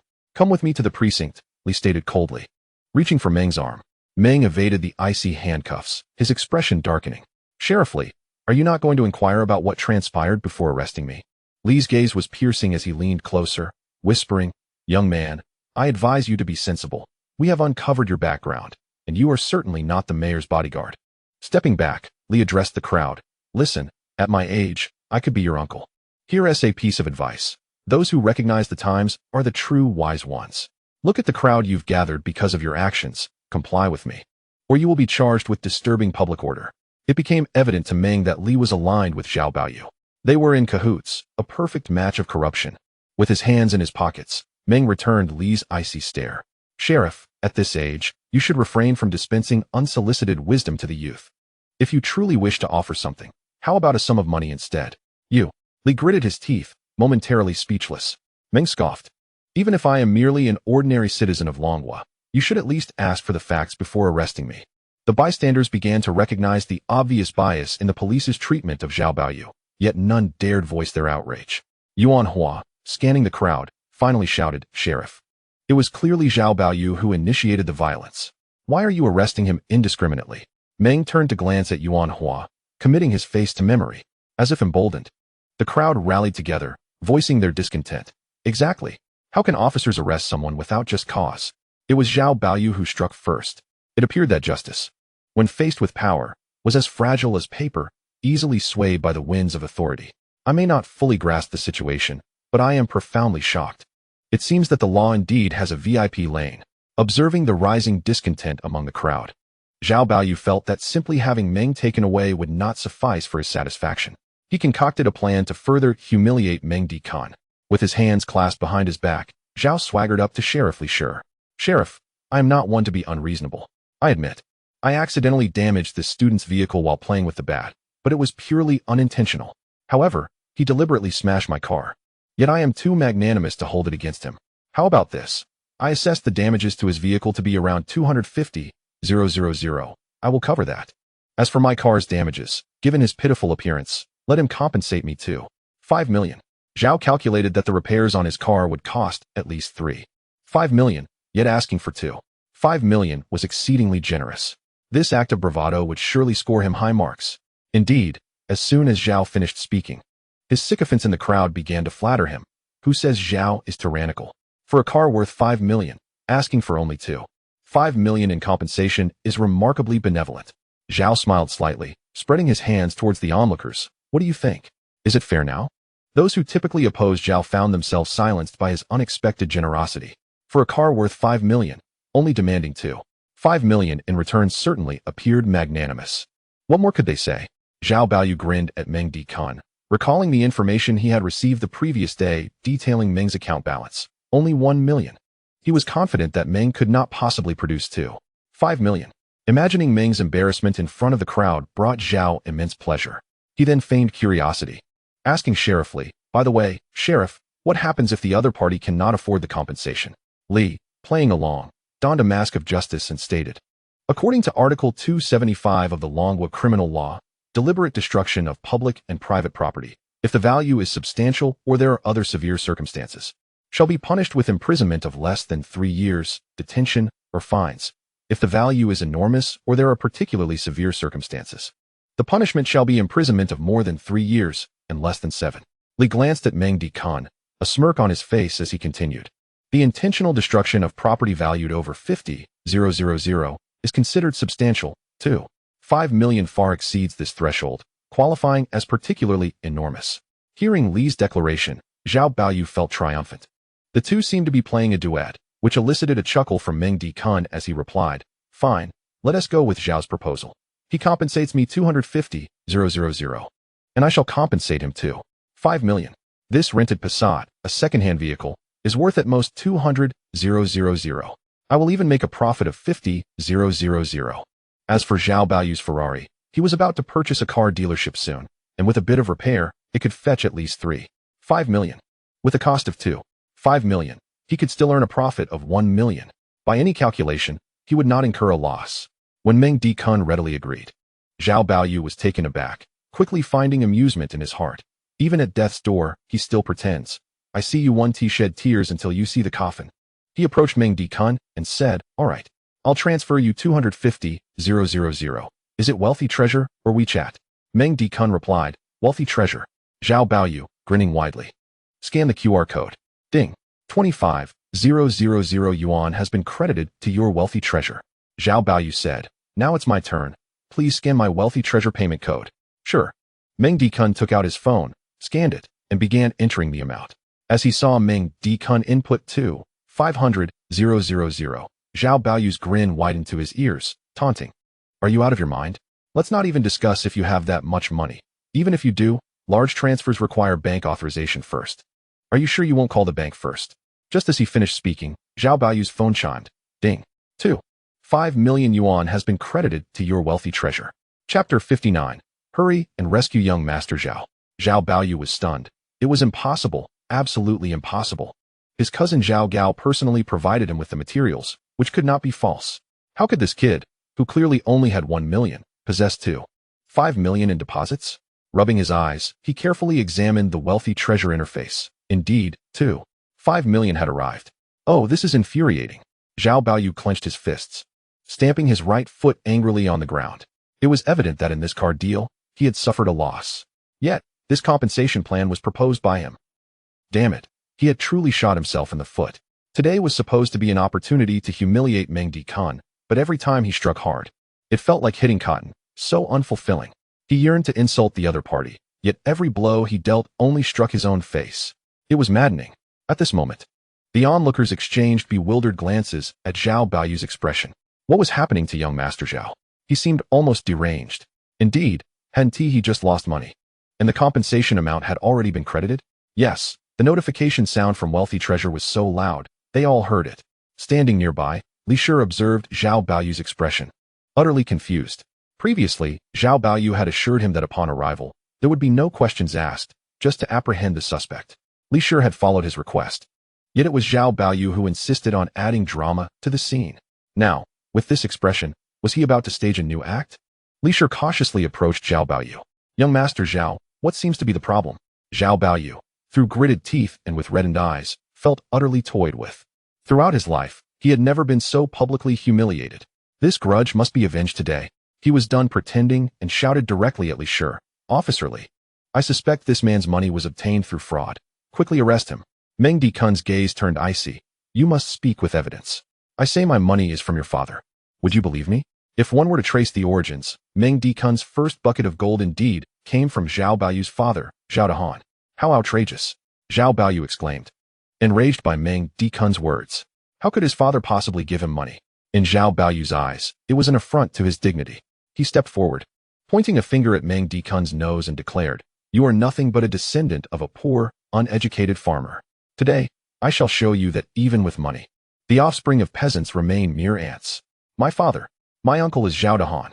Let me show you what power truly means in Linghai. Before Zhao Baoyu could finish his sentence, Meng Dikun seized his hair and slapped him across the face. The noise was deafening. The reason he had restrained himself was to wait for Zhao Baoyu to utter the words "my uncle is Zhao Dahan." This was a leverage point for Meng Dikun to topple Zhao Dahan in his confrontation with Zhou Yunting. However, what ignited Meng Dikun's fury even more was the derogatory remark about being a poor farmer. To hell with you. Who among us has indeed descended from farmers? Zhao Baoyu was momentarily stunned by the sudden slap, in broad daylight, under the clear sky. How could someone publicly slap him?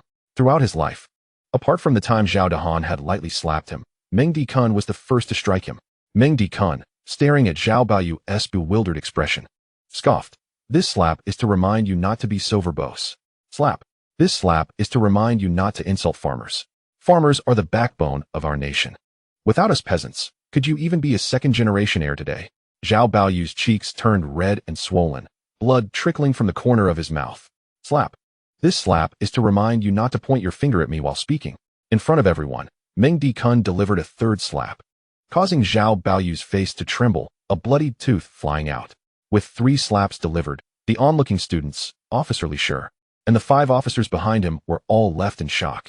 Although many spectators had gathered, the atmosphere was eerily silent. It was as if a pin dropping could be heard.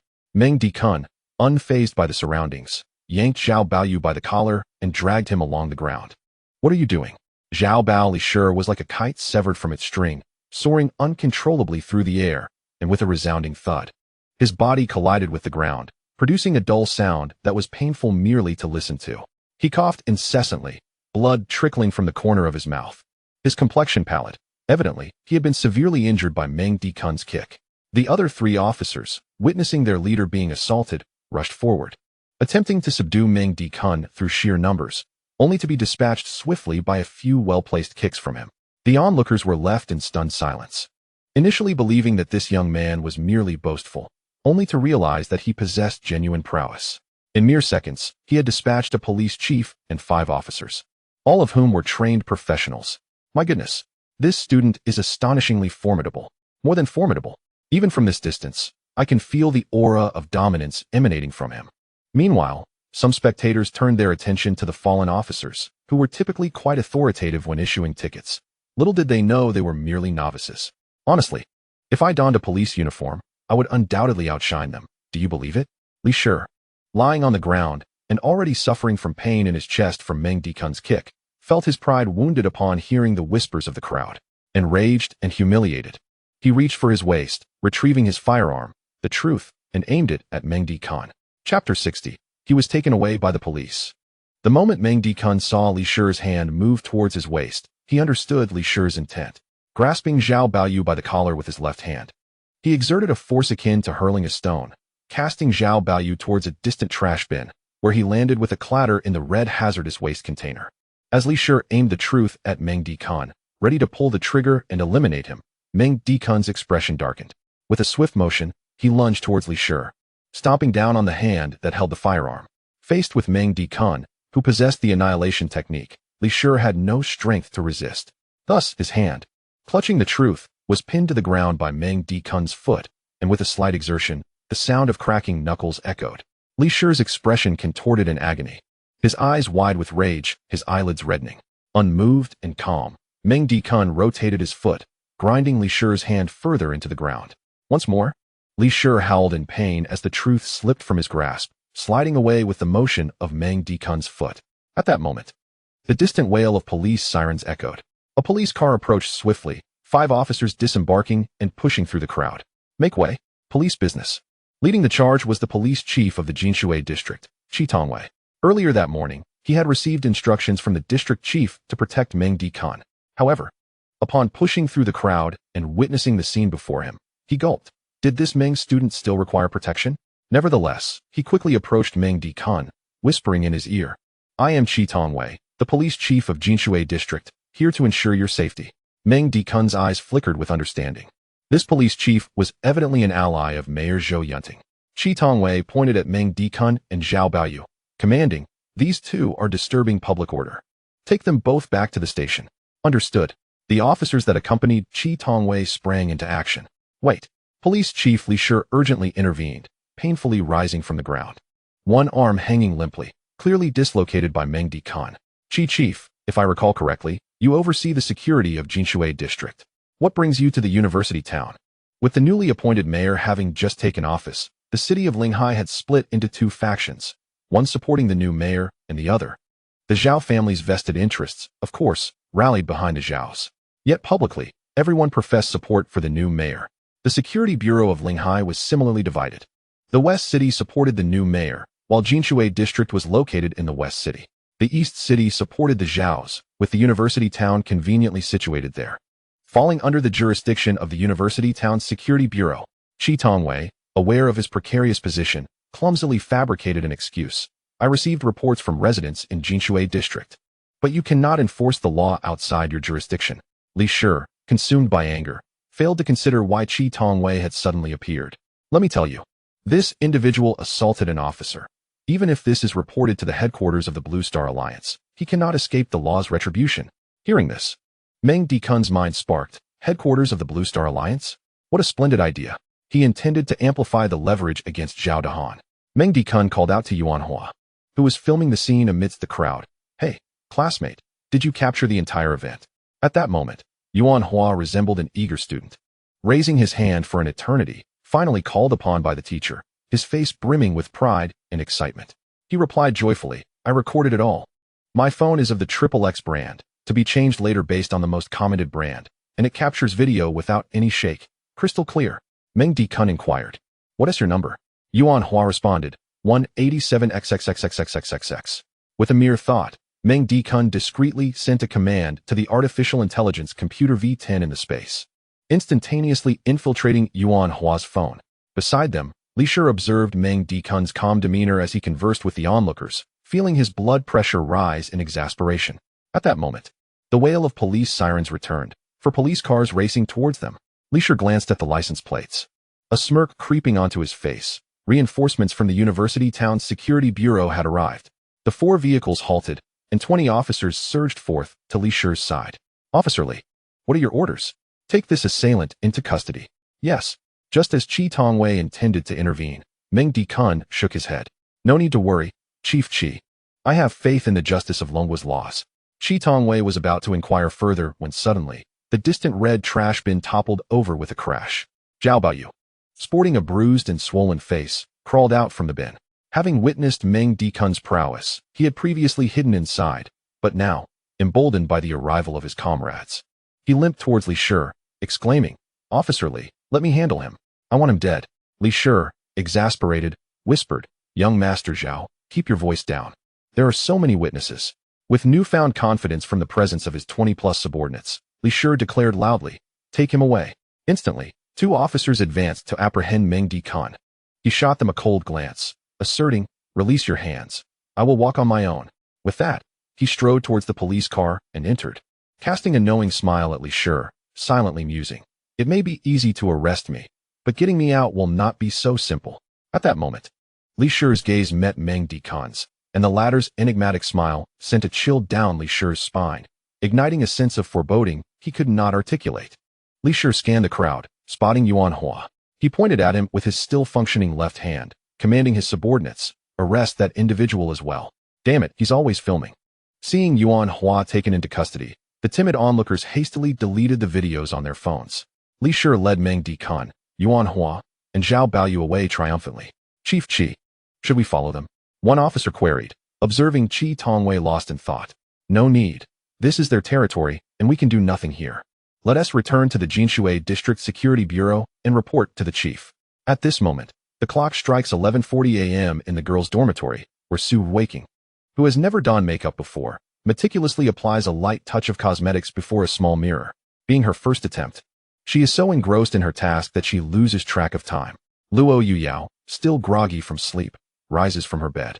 She had spent the previous night obsessively monitoring the stock market of the Eagle Nation, only to face dismal losses. Ignoring her father's advice, he has blocked her card, and now she must rely solely on herself for her living expenses. Staring at the ceiling, she lets out a frustrated sigh. At this rate, I might have to start a live stream. Noticing the silence in the dormitory, Luo Yuyao turns and peers down from her bed, only to find Su Weiking diligently shaping her eyebrows. My goodness, the sun must be rising in the west. The strategist who never adorns herself is now putting on makeup. Who is she preparing to meet? No one, Su Weiking replies, just a friend. I've recently taken an etiquette class, and the book says that wearing light makeup when meeting someone is a sign of respect.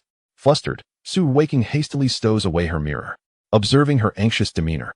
Luo Yuyao chuckles, oh really? Suddenly, the dormitory door bursts open, and Xiaobai rushes in, panting. Xiaobai, what's wrong? You seem frantic, Su Weiking inquires, seizing the opportunity to divert Luo Yuyao's topic. After catching her breath, Xiaobai exclaims, oh heavens, it's terrible. Strategist, aren't you supposed to have lunch with Mengdi Kun? He has been taken away by the police. What? He was arrested? Su Weiking's mirror slips from her grasp and shatters on the floor. Wait. The person you're meeting is Mengdi Kun. Luo Yuyao sits up in shock, her chest rising and falling with the sudden realization. Although she and Mengdi Kun are not in a romantic relationship, he had once taken her for a thrilling ride, showcasing his exceptional driving skills and impressive physique. The very thought of her good friend dining with this man stirs a pang of jealousy within her. Su Weiking, adept at steering conversations, notices Luo Yuyao's envious expression and cleverly deduces that there might be more to the story between Luo Yuyao and Li Kun. Yao Yao. The pressing matter isn't who I'm meeting, but why Mengdi Kun was taken away. Xiaobai, what exactly happened? If Luo Yuyao's attention was diverted, she quickly regains it. Yes, Xiaobai, what transpired? Xiaobai grabs a cup of water from the table and gulps down a few mouthfuls before vividly recounting her experience at the cafeteria entrance. Upon learning that Mengdi Kun was unharmed and had willingly entered the police car, both Luo Yuyao and Su Weiking exhale in relief. Strangely, Su Weiking feels as if she has usurped Luo Yuyao's potential love interest, unable to confront her friend. Even though nothing significant exists between her and Mengdi Kun, she merely appreciates his kindness in delivering notes. They say a woman's intuition is uncanny. Could it be that something truly transpired between Luo Yuyao and Mengdi Kun? Xiaobai takes another sip of water, gazing out the window, and muses, you know? Mengdi Kun looked quite dashing when he was fighting. You all missed it. The usually arrogant Zhao Gongzi was left battered and bruised, receiving 3 slaps. Each one resonated with my heart. And that shot he made, tossing Zhao Baoyu into the trash can, a perfect 3-pointer. He eclipses those boys who merely play basketball on the court. Xiaobai, clutching her cup, gazes dreamily out the window, lost in her thoughts. Suddenly, she snaps back to reality and turns to Luo Yuyao and Su Weiking. By the way, don't you both have Mengdi Kun's WeChat? Could you share it with me? Luo Yuyao and Su Weiking, still in shock from Xiaobai's infatuation, freeze in place. Faced with Xiaobai's inquiry, they do not respond but instead immerse themselves in their tasks. Su Weiking tidies her desk, while Luo Yuyao hurriedly dresses. After a brief preparation, Luo Yuyao declares her intention to leave. Yao Yao, can you give me his contact information? Xiaobai pleads. In a flurry, Luo Yuyao replies, Xiaobai, I'm in a rush. I need to visit the campus security bureau. The conflict with Zhao Baoyu stems from my involvement. I must check on it. With that, she sways her hips and departs the dormitory, still radiating youthful beauty even without makeup. Xiaobai watches her leave, squinting her eyes in contemplation. Once Luo Yuyao is gone, she approaches Su Weiking and asks, strategist, don't you think Yao Yao has changed recently? Changed? How so? Su Weiking furrows her brow. Oh, you're still the strategist. You haven't noticed that Yao Yao has become more feminine lately? Just look at her sparkling eyes and her walk. It's reminiscent of my aunt after marriage. Suddenly, Xiaobai seizes Su Weiking's arm, her other hand covering her mouth in realization. Oh, I know. Yao Yao must have a boyfriend. It's not that Zhao Baoyu has. Su Weiking falls into contemplation. Observing Luo Yuyao's demeanor, it seems unlikely there is anything between her and Zhao Baoyu. If Xiaobai's analysis holds, then Luo Yuyao's physical transformation would not be linked to Mengdi Kun. At this thought, a pang of envy stirs in Su Weiking's heart. Xiaobai, regardless of the situation, that is Yao Yao's private matter. Though we are good friends, we must respect certain boundaries. Xiaobai nods in agreement. By the way, strategist, could you share Mengdi Kun's contact with me? Xiaobai, I'm currently busy, Su Weiking responds, picking up her cartoon backpack and heading toward the door. Strategist, where are you going? Xiaobai inquires. I'm off to the campus security bureau. Mengdi Kun's encounter with Zhao Baoyu occurred because he was delivering notes to me. It's somewhat related to me, so I should check on it. As Su Weiking reaches the door, she pauses and turns back to Xiaobai. Xiaobai, from what I know, Mengdi Kun, like me, hails from a humble background. As the dormitory's love strategist, I advise you, you are not suited for one another. Even if he agrees, your parents would not approve. With that, Su Weiking strides out of the dormitory in her cream-colored platform shoes, leaving Xiao Bai in a daze. What else with them today? It's just a contact number. How stingy. In Lehigh City, Jingshui District, at the Phoenix Mansion, Zhou Minjing anxiously calls out, Aunt Wang, could you please look after Duo for a moment? I need to step out. Her heart races as she hurriedly slips on her shoes. Just moments ago, Su Weiking had called to inform her that Meng Dikun had been taken by the police. She trembles at the thought. During this time, she has grown exceedingly reliant on him. What would she do if something were to happen to him? Regret washes over her. Why had she hesitated before? She had already gone so far as to give him a massage. Why not take it a step further? Being overly perfectionistic is not always beneficial. She vows that if Meng Dikun returns safely, she will ensure he knows what it truly means to be a man. What is wrong, Ying? Dai Kun has been taken by the police. I'm going to check on him. Wang Fong pauses momentarily, but recalling Meng Dikun's remarkable abilities, she reassures her, Ying, don't panic. Mr. Meng has a guardian angel and will be fine. Zhou Minjing, now fully ready, takes a deep breath. I understand, Aunt Wang. I hope Dai Kun is okay. With that, she leaves the house. At Linhai Vocational and Technical College, within the confines of the girls' dormitory, Liang Tingting was preoccupied with her flower arrangement, albeit somewhat distracted. Since signing the contract with Meng Dikun and having briefly indulged in the privileges of her boyfriend, he had not sought her out again. As a newlywed, she found herself savoring the experience, and surprisingly, she began to miss Meng Dikun. Suddenly, the thought of him striking her fiercely crossed her mind, and she found it rather handsome. Her legs involuntarily twisted. Just then, her roommate Su Qianqian entered the room, cheerfully asking, Tingting, still arranging flowers? Su Qianqian wore a friendly expression, addressing Liang Tingting as if they were close sisters. Liang Tingting glanced at her without engaging. But Su Qianqian remained undeterred, stepping closer with a curious tone. Tingting, I heard that your infatuated Meng Dikun has crossed paths with young Master Zhao and is now in serious trouble, likely never to emerge. Really? Liang Tingting paused her work, excitement lighting her eyes. If what Su Qianqian said were true, that would mean she could escape her contractual obligations and gain a windfall of 300,000. Yet, considering the implications, she felt a pang of reluctance. It's absolutely true. My brother Yang Wei witnessed it himself. Su Qianqian's eyes sparkled with mischief. Tingting, that's Zhao Young Master's WeChat ID. If you don't believe me, you can ask him yourself. I'll facilitate the connection. Su Qianqian had a motive. Yang Wei had promised her a new bag if she could get Liang Tingting to contact Zhao Baoyu.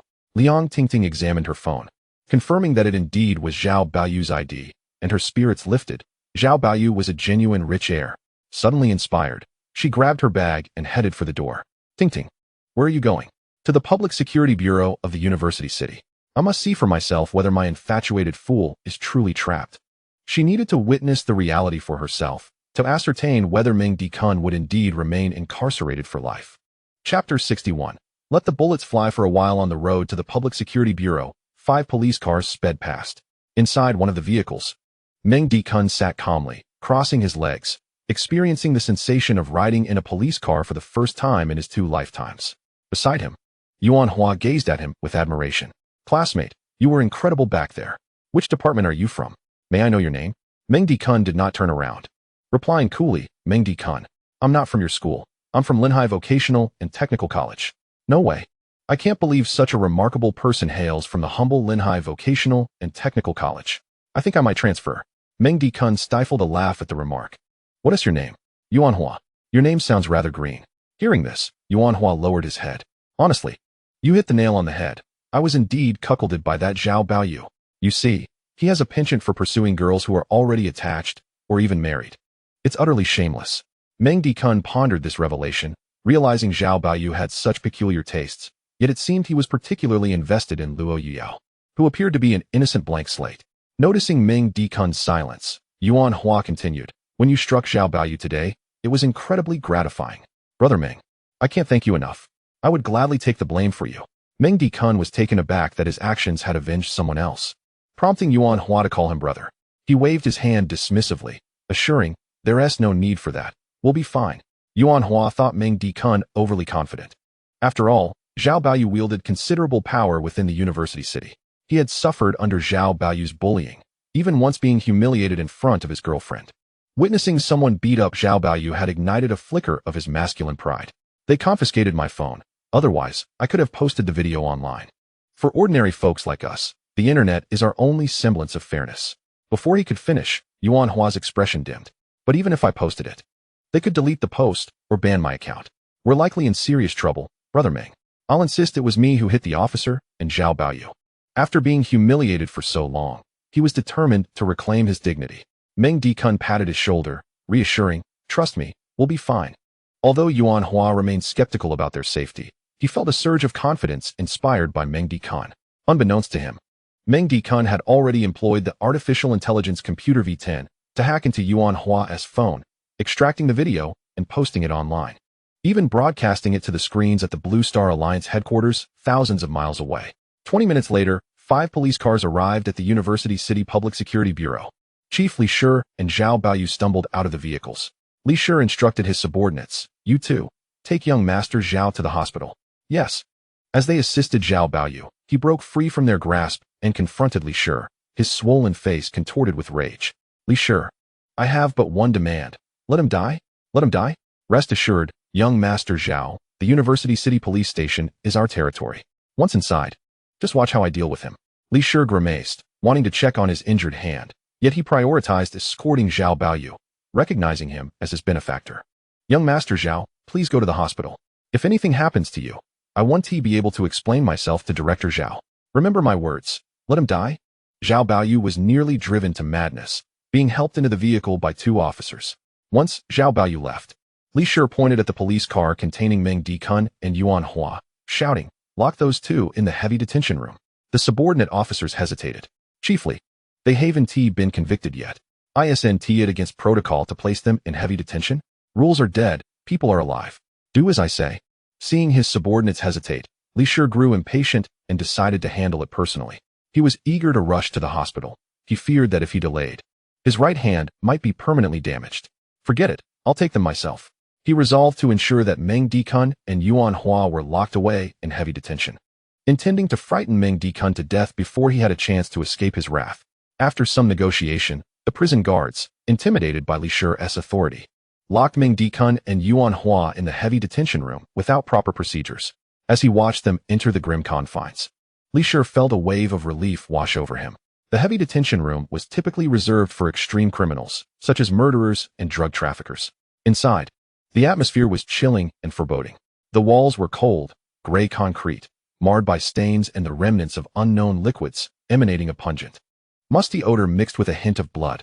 The dim lighting came from a solitary, suspended iron bulb, flickering weakly. One side of the room housed a drain, where the occasional sound of dripping water echoed ominously. Yuan Hua huddled next to Meng Dikun, trembling with fear, while Meng Dikun leaned against the wall, seated in a relatively clean spot, resting his eyes. "Brother Meng, are we truly going to be okay?" Yuan Hua stammered. "You need not worry." Meng Dikun replied in a calm tone, eyes still closed. "I want to get out of here. How long will we have to wait?" In stark contrast to his earlier bravado in the police car, Yuan Hua was now nearly paralyzed with fear. Meng Dikun continued to keep his eyes closed, waiting for a moment, allowing the bullet to fly. In the office of the University City Public Security Bureau, a faint scent of tobacco lingered in the air. A corpulent, middle-aged man with a shiny face sat at the desk. He was the director of the bureau, Li Lianying. Li Lianying was staring at a document on his computer screen, which listed the recent personnel changes in Linghai City's upper echelons along with their background information. Each line of text seemed to remind him, the winds have shifted. It is time to choose sides.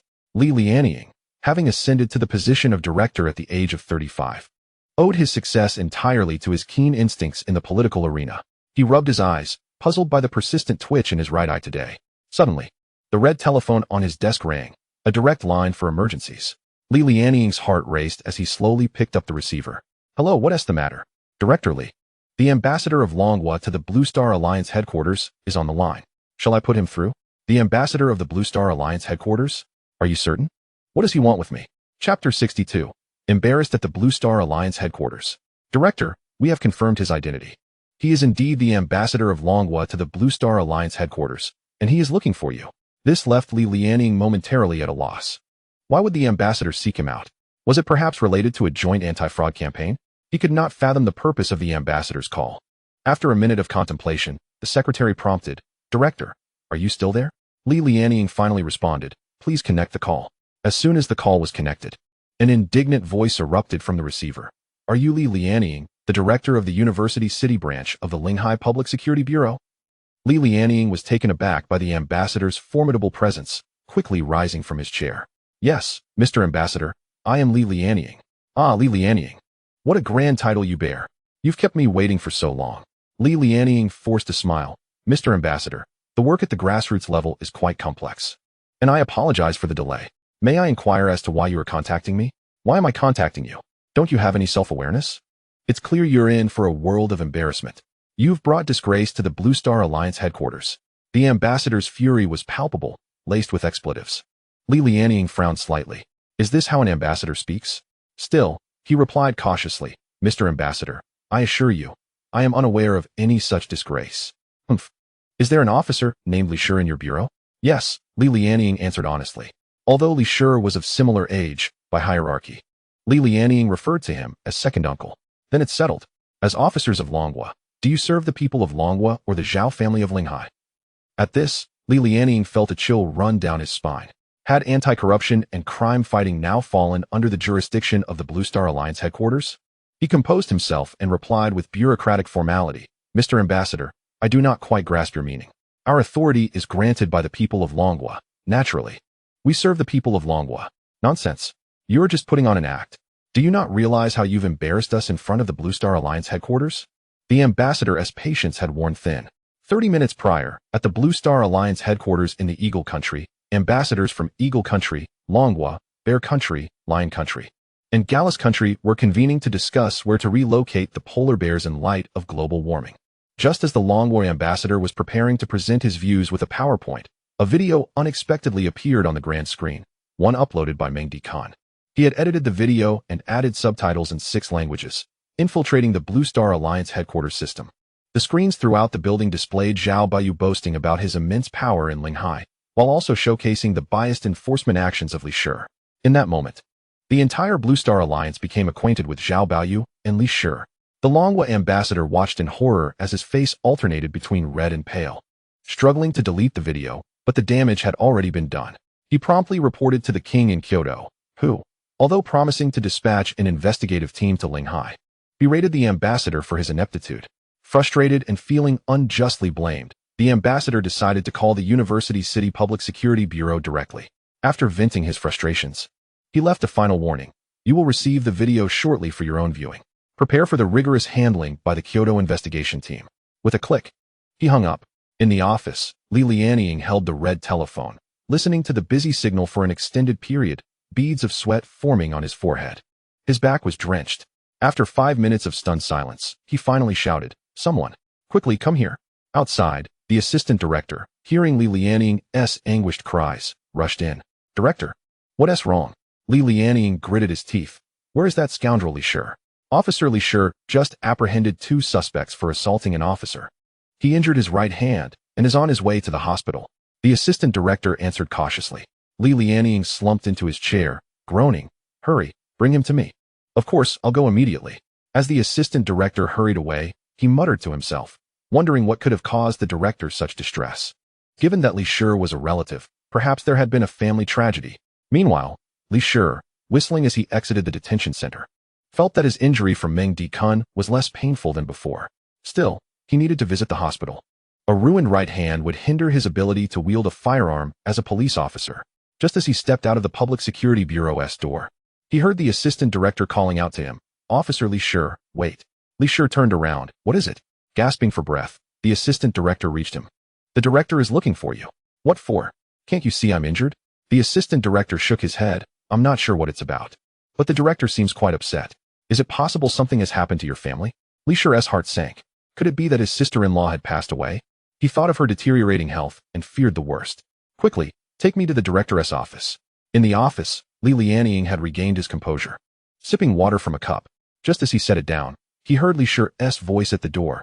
Nephew, did you call for me? Seeing Li Shi walk in, still nursing his injured hand, Li Lianying sprang forward and slapped him across the face. I've told you countless times to use your title while on duty. Li Shi stood with his feet together. Yes, director. Li Lianying, exasperated, asked. Have you been helping Zhao Baoyu settle scores again?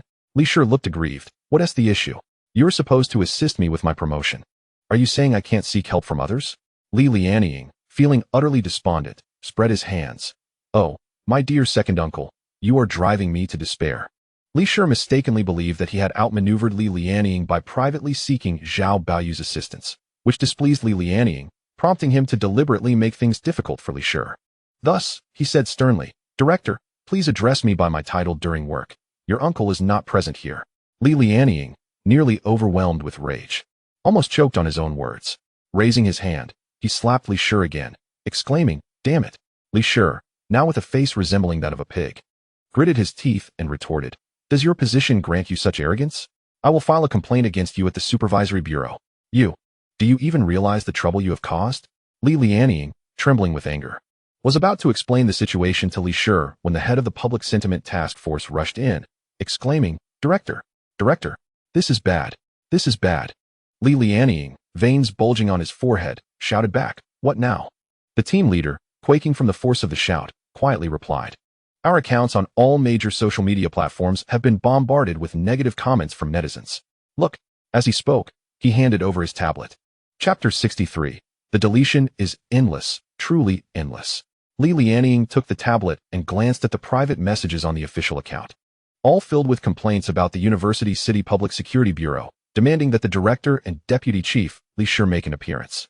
Li Lianying's face paled, and as he scrolled through a short video app, he found an array of videos sent by the ambassador from the Blue Star Alliance, complete with subtitles in 6 languages. His complexion darkened further, and he ordered the task force leader, quickly contact all short video platforms to delete posts and ban accounts.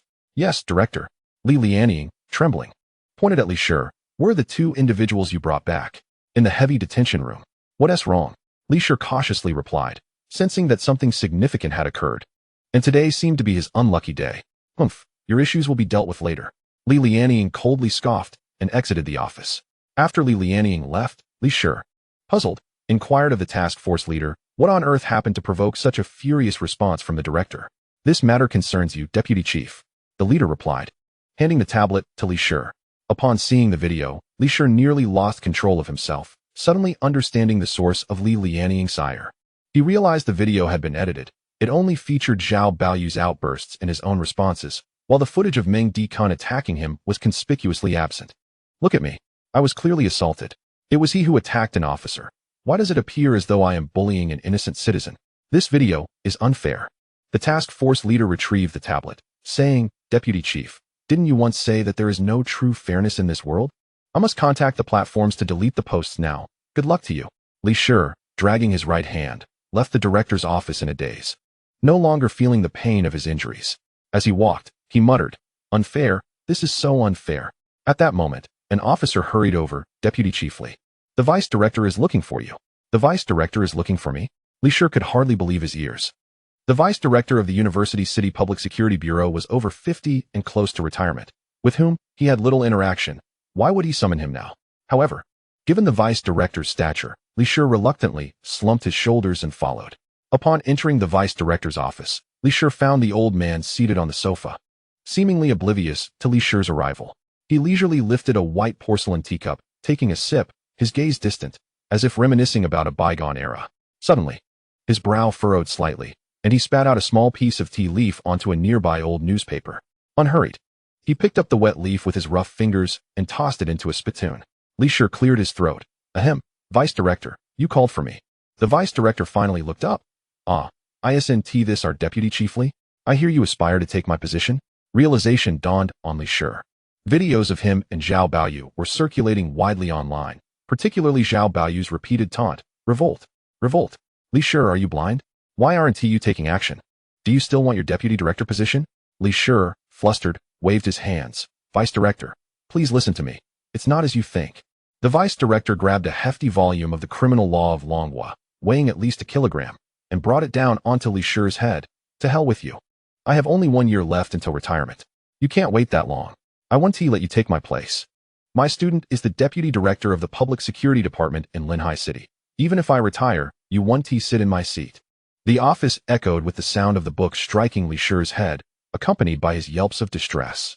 Meanwhile, in the East Suburb Villa District, at Villa number 46. In a luxurious bedroom, Lu Xiaolon was in a passionate encounter with her secretly hired male secretary, unaware that a spectral figure lurked in the corner of the room, observing their every move. This male secretary was still in his probationary period, and whether he would secure a permanent position depended on his performance today. At that moment, he was giving it his all. Suddenly, there was a frantic knocking at the door. Director Lu. Director Lu. The unexpected interruption startled the young secretary, who had hoped for another chance. However, Lu Xiaolon recognized that her personal secretary would not disturb her unless it was urgent. Unfortunately for the young man, his luck had run out, and he had failed her assessment. With a swift motion, Lu Xiaolon smacked the young secretary's handsome face. You really are all show and no substance. Then, with a powerful kick, she sent him tumbling to the floor. Get out. Useless. The young man awkwardly gathered his clothes from the ground, hastily putting them on, and bowed to Lu Xiaolon. I'm sorry, Director Lu. Next time, I will surely satisfy you. Leave. Lu Xiaolon lay back on the bed, her voice tinged with dissatisfaction, pointing toward the door. Yes, I'm leaving right now. The young man stumbled out of the bedroom, casting a forlorn glance at the secretary waiting outside, who thought to herself, they say women in their 30s are like wolves, in their 40s like tigers, and in their 50s can suck the earth. Lu Xiaolon was indeed at the age where she could do just that. He had come well prepared. Even taking a blue pill, it was all the fault of the secretary for knocking at such an inopportune time, disrupting his performance. Otherwise, he surely would have secured a permanent position. Alas, what a wasted opportunity. The personal secretary shot a disdainful glance at the young man, then closed the bedroom door behind her, hastily approaching Lu Xiaolon. Director, this is bad. The young master is causing trouble again. Lu Xiaolon shot her an irritated look. I thought it was something serious. So he is causing trouble? Haven't I told you? Handle what can be resolved with money. And what can't be resolved with money with power. You can't manage such a trivial matter? Hurry, call back the young Wong who just left. I'll give him another chance. Director, this incident has escalated significantly. I contacted Mr. Ma from the short video platform. They're already taking down videos and banning accounts. But the effect seems minimal. The videos involve the young master, Director Zhao, and the University City Public Security Bureau, which is having a considerable impact. The personal secretary handed the pad to Lu Xiaolon, who lazily donned her pajamas and swiped through the device. Indeed, her accounts on Douyin and Butterfly were inundated with videos of Zhao Baoyu's rants, some even accompanied by background music and DJ effects. However, it was evident that the accounts were swiftly banned, rendering the videos invisible. Yet, other accounts emerged, posting the same content. Call me. I need to speak directly with Mr. Ma from Penguin, Lu Xiaolon ordered, exasperated. The personal secretary dialed the number and handed the phone to Lu Xiaolon, who narrowed her eyes and, upon connection, launched into a tirade. Hello, Mr. Ma. This is Lu Xiaolon from Huanyu Group. What on earth is happening on your end? You can't even manage to ban a few accounts and delete some videos? You may disregard me, but do you not hold the Zhao family in high regard? At the other end, in the top office of Penguin Group headquarters, Mr. Ma was sweating profusely. Looking thoroughly innocent, he cleared his throat and spoke with a thick accent. His tone cautious. Director Lu, is there perhaps a misunderstanding? After your secretary called, we immediately began banning accounts and deleting videos. However, there are far too many of them. It truly takes time. My apologies. Meanwhile, Meng Di-kun, while resting in the detention room, had connected to the AI computer V10 and crafted a program that infiltrated many officers' phones via cellular networks, disseminating the videos to their respective Douyin and Butterfly accounts. This program continued to spread like a virus. Lu Xiaolon snorted coldly. I don't care. You have 30 minutes. If you can't resolve this in that time, don't blame me for speaking ill of you in front of old Zhao. With that, she hung up the phone. In the top office of Penguin Building, Mr. Ma slammed his palm on the desk, fuming. What nonsense is this? Does she think she's the emperor? Yet, recalling the overwhelming power of the Zhao family, he felt a chill run down his spine, leaving him with a sense of helplessness. He summoned his subordinates. What is going on? You have 20 minutes. Fix this.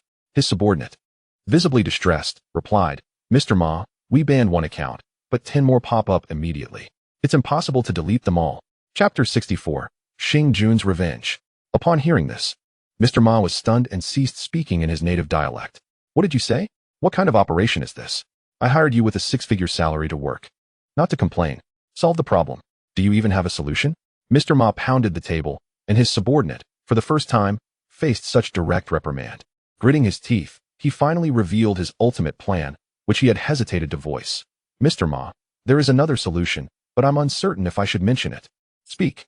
Quickly, Mr. Ma urged, exasperated. His subordinate took a deep breath, as if summoning immense courage, and said, Mr. Ma, my ultimate solution is to temporarily shut down our platform's servers in Linghai. Shut down. Mr. Ma was taken aback. The butterfly server in Linghai generates nearly 100 million daily. Yes, to resolve this issue within 20 minutes, we must initiate a shutdown first. We cannot eliminate the individuals posting the videos. We must first address the platform. His subordinate bowed his head, fully aware that uttering such words was tantamount to treason. This strategy was truly a double-edged sword, inflicting heavy losses while attempting to thwart the enemy. Mr. Ma contemplated the proposal, his brain racing. Shutting down the servers meant sacrificing significant revenue. However, angering the powerful could cost more than just money. After a minute of deliberation, he slumped into his luxurious chair and waved his hand. Shut down. Issue an announcement to halt all servers in Linghai. Suspend services for 1 hour, and during that hour, find a solution. Yes, Mr. Ma.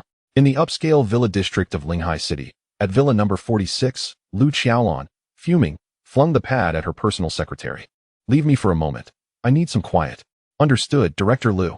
The personal secretary exited, closing the door behind her, standing by, waiting for Lu Qiaolon to call for her again. Lu Qiaolon paced the room, contemplating the situation. Why was there such a delay? Usually Mr. Ma would resolve such matters in under a minute. Could the rumors be true that old Zhao was really on the verge of downfall? As she pondered, she suddenly noticed a pair of male feet before her. Her gaze traveled upward, revealing a cold smile on a familiar face. Xingjun, you're not dead. Lu Qiaolon gasped, and before Xingjun could respond, she muttered to herself, damn it, my subordinates are getting paid, but not working. You, how did you get in? Despite the shock, Lu Qiaolon maintained her composure, honed from years as a chairperson. Xingjun, his pallid face twisted into a smile, replied, Director Lu, you always doubt your subordinates. They did not deceive you. I have indeed died. Does this appearance not indicate I am no longer among the living? Lu Qiaolon finally observed the lack of color in his face. Are you a ghost? She stammered, retreating toward the bedside cabinet. Xingjun's lips curled into a sinister grin. Indeed, I am a ghost. Did your people fail to inform you? My last words before death were, even in death, I shall not spare you. Shaking her head, Lu Qiaolon, in her panic, lost her grip on her pajamas, which only accentuated her well-maintained physique. Yet, Xingjun was consumed by rage. This cannot be. It's impossible. There are no ghosts in this world. Who sent you? He screamed. You treacherous wretch. I was loyal to you, yet you sent someone to kill me. With a kick, Xingjun sent Lu Qiaolon crashing from the end of the bed to the cabinet. The impact shattered an expensive antique vase. Lu Qiaolon tasted blood at the corner of her mouth, but ignored the pain. She yanked open the drawer of the bedside table, retrieving a small handgun equipped with a silencer. With the safety off, she aimed at Xingjun, ready to pull the trigger. He smirked, removing a paper ring from his finger, rendering his form ethereal. At that moment, Lu Qiaolon pulled the trigger. Outside the door, the personal secretary heard the sound of shattering glass and hurriedly opened the door. Director Lu, are you? Before she could finish, a bullet whizzed through Xingjun's incorporeal body, striking the secretary squarely in the forehead.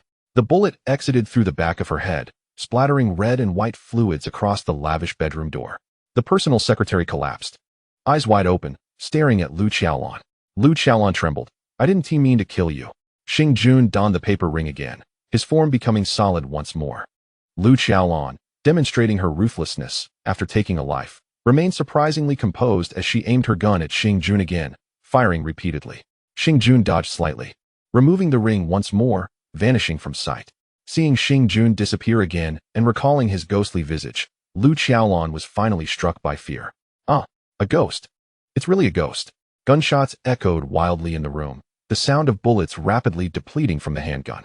The figure of Xingjun reappeared, this time striking terror into Lu Qiaolon, rendering her helplessly seated on the floor, a faint yellow liquid seeping between her legs.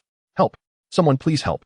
Xingjun swiftly advanced, seizing Lu Qiaolon by her hair and lifting her. He forcefully drove his knee into her abdomen, eliciting a cry of anguish from her lips. You wretched woman! Scream all you like. Have you forgotten that the entire third floor of this villa has been soundproofed for your convenience? The only person who could hear your cries has just been silenced by you. Lu Qiaolon fell silent. Xingjun, I am so sorry. I will perform a ritual for you. Burn paper money. Please don't kill me. I will give you anything you desire. It's too late for that. I heard you were planning to harm my child. If it weren't for the brother who took the order and has a good relationship with me, my daughter would have been dead at your hands. You are truly ruthless. What must I do to be spared? Xing Jun recalled Meng Dikun's words.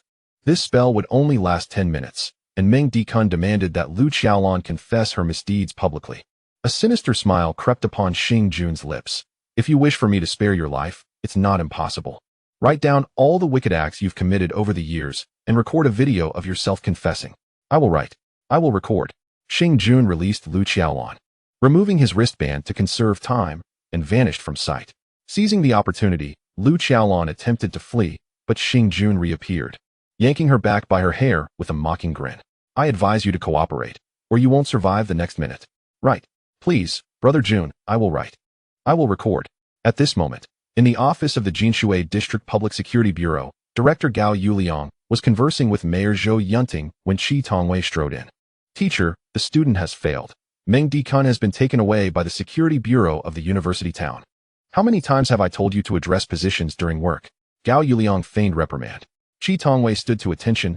Yes, Director. Mayor Zhou Yunting smiled kindly. Approaching Qi Tongwei and patting him on the shoulder, he turned to Gao Yuliang, saying, Yuliang, you must be less stern. What is wrong with calling him teacher? There are no outsiders here. I find young Qi quite commendable. He appears to be loyal. Gao Yuliang quickly rose, introducing, Tongwei, this is the new mayor of Linhai. Mayor Zhou Yunting. Qi Tongwei immediately saluted Zhou Yunting. I have heard much about you, Mayor Zhou. My teacher often speaks of you as his former leader. Zhou Yunting clapped his shoulder again. No need for formalities. As I said, we are all on the same team. There is no need to worry about Meng Dikun. It seems he is quite safe now. The astute Qi Tongwei quickly discerned that the mission to protect Meng Dikun was likely a request from the mayor himself. He continued, Mayor Zhou, Director, I have heard that Li Shi from the Security Bureau of University Town often resorts to extrajudicial measures. I am concerned.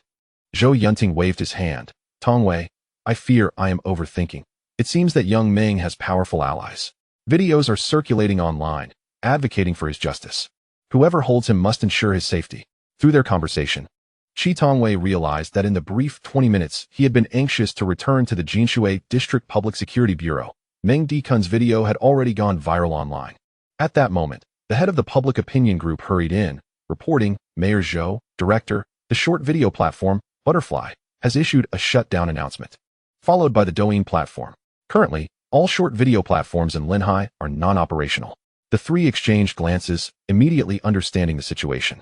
Zhou Yunting looked out the window, sighing. It seems the Zhao family truly wields significant influence in Linhai. Gao Yuliang gestured for the public opinion group leader to leave. Once he departed, silence enveloped the office. Suddenly, Zhou Yunting's secretary rushed in with a phone. Mayor, a call from the royal office. Zhou Yunting took the call. Yes, this is Zhou Yunting. Understood, please rest assured. I will accomplish the task. After hanging up, an excited smile spread across Zhou Yunting's face. Who would have thought that Meng Dikun possessed such capability? Bringing this matter to the headquarters of the Blue Star Alliance. This has directly alarmed the king. The king had issued a direct order to apprehend Zhao Dahan. Zhou Yunting had delayed action in Linhai because his superior and Zhao Dahan's superior were evenly matched in power, and in some respects, Zhao Dahan's superior had the upper hand. Hence, Zhou Yunting's superior had repeatedly instructed him not to act without absolute certainty and to strike decisively if he did. Now, with the king's order circumventing all obstacles, Gao Yuliang appeared delighted. Old leader, this is great. We no longer need to second-guess our actions. That student Meng has truly been of great assistance. Zhou Yunting beamed with pride, his future son-in-law growing increasingly favorable in his eyes. He turned to his secretary with seriousness, returned to the mayor's office immediately. Gather all senior officials of Linhai for a meeting. Turning back to Gao Yuliang, he said, Yuliang, await the appointment of the action commander.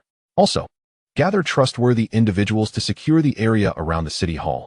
You are the one I trust most in Linhai. Gao Yuliang saluted. Rest assured, leader.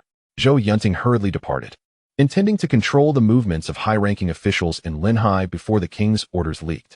Watching Zhou Yunting's retreating figure, Gao Yuliang patted Qi Tongwei's shoulder, murmuring, Tongwei, our days in Linhai are finally looking up.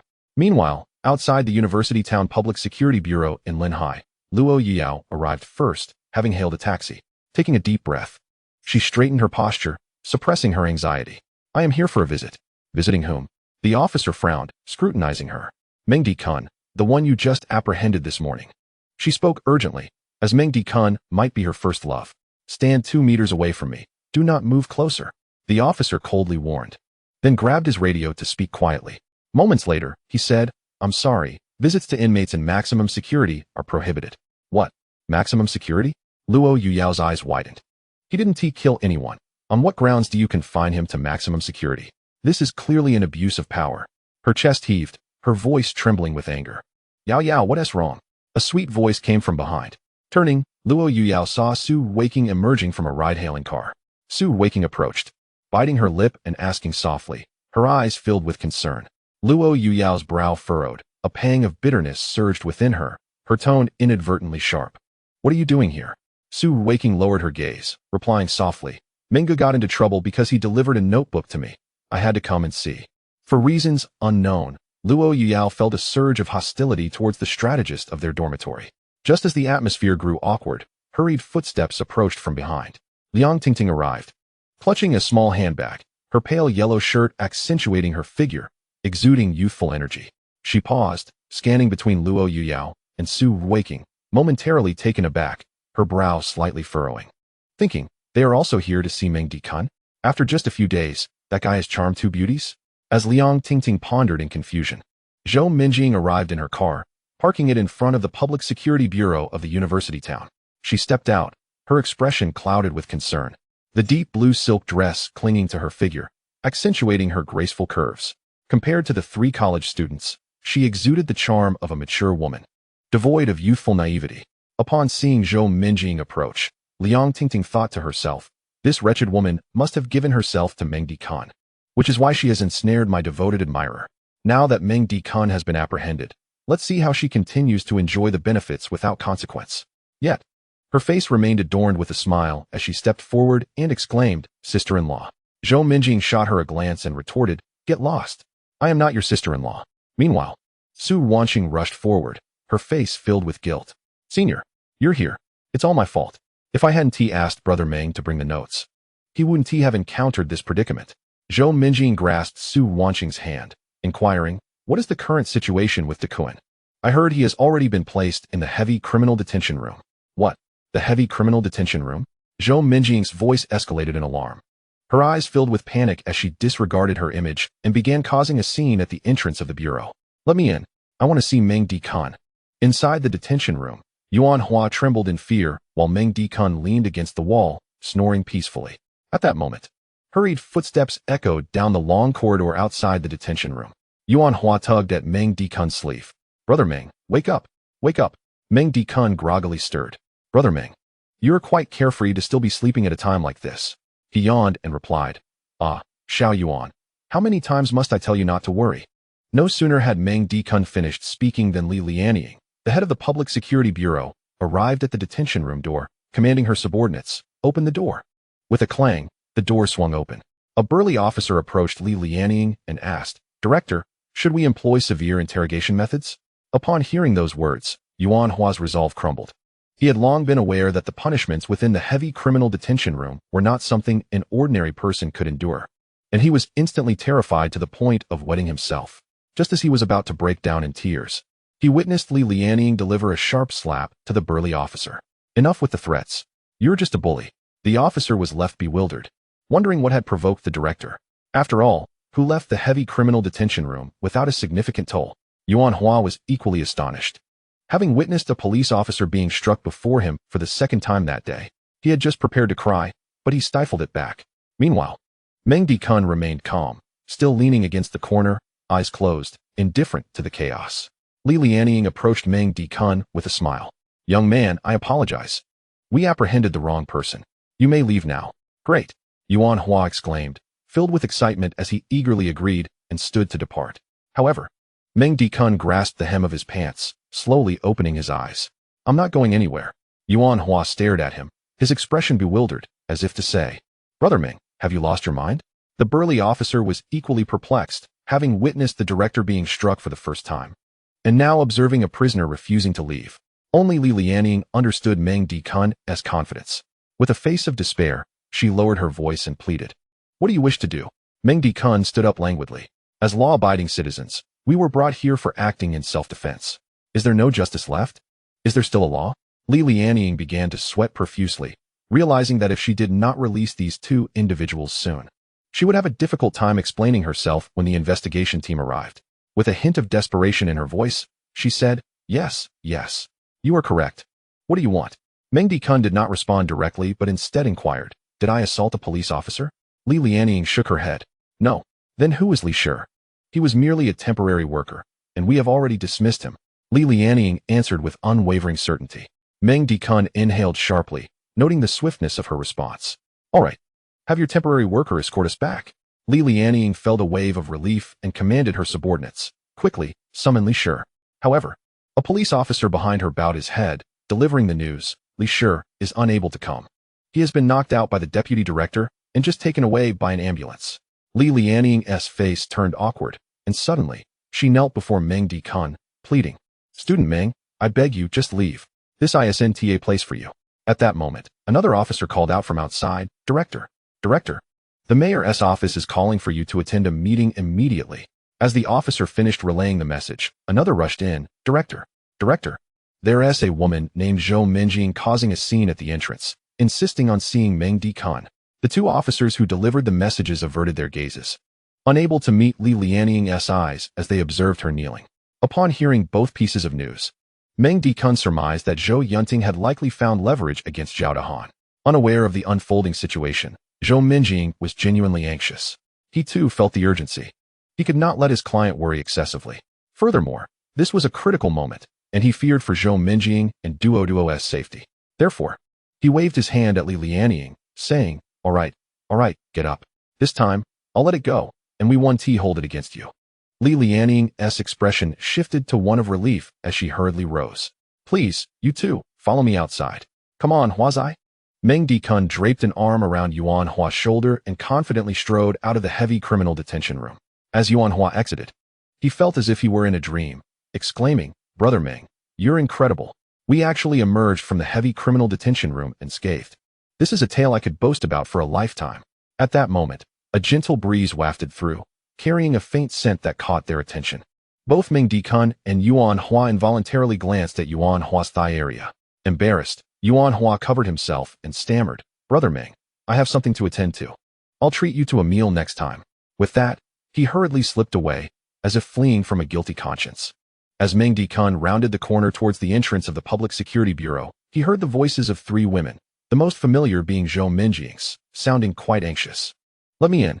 I want to see Meng Dikun.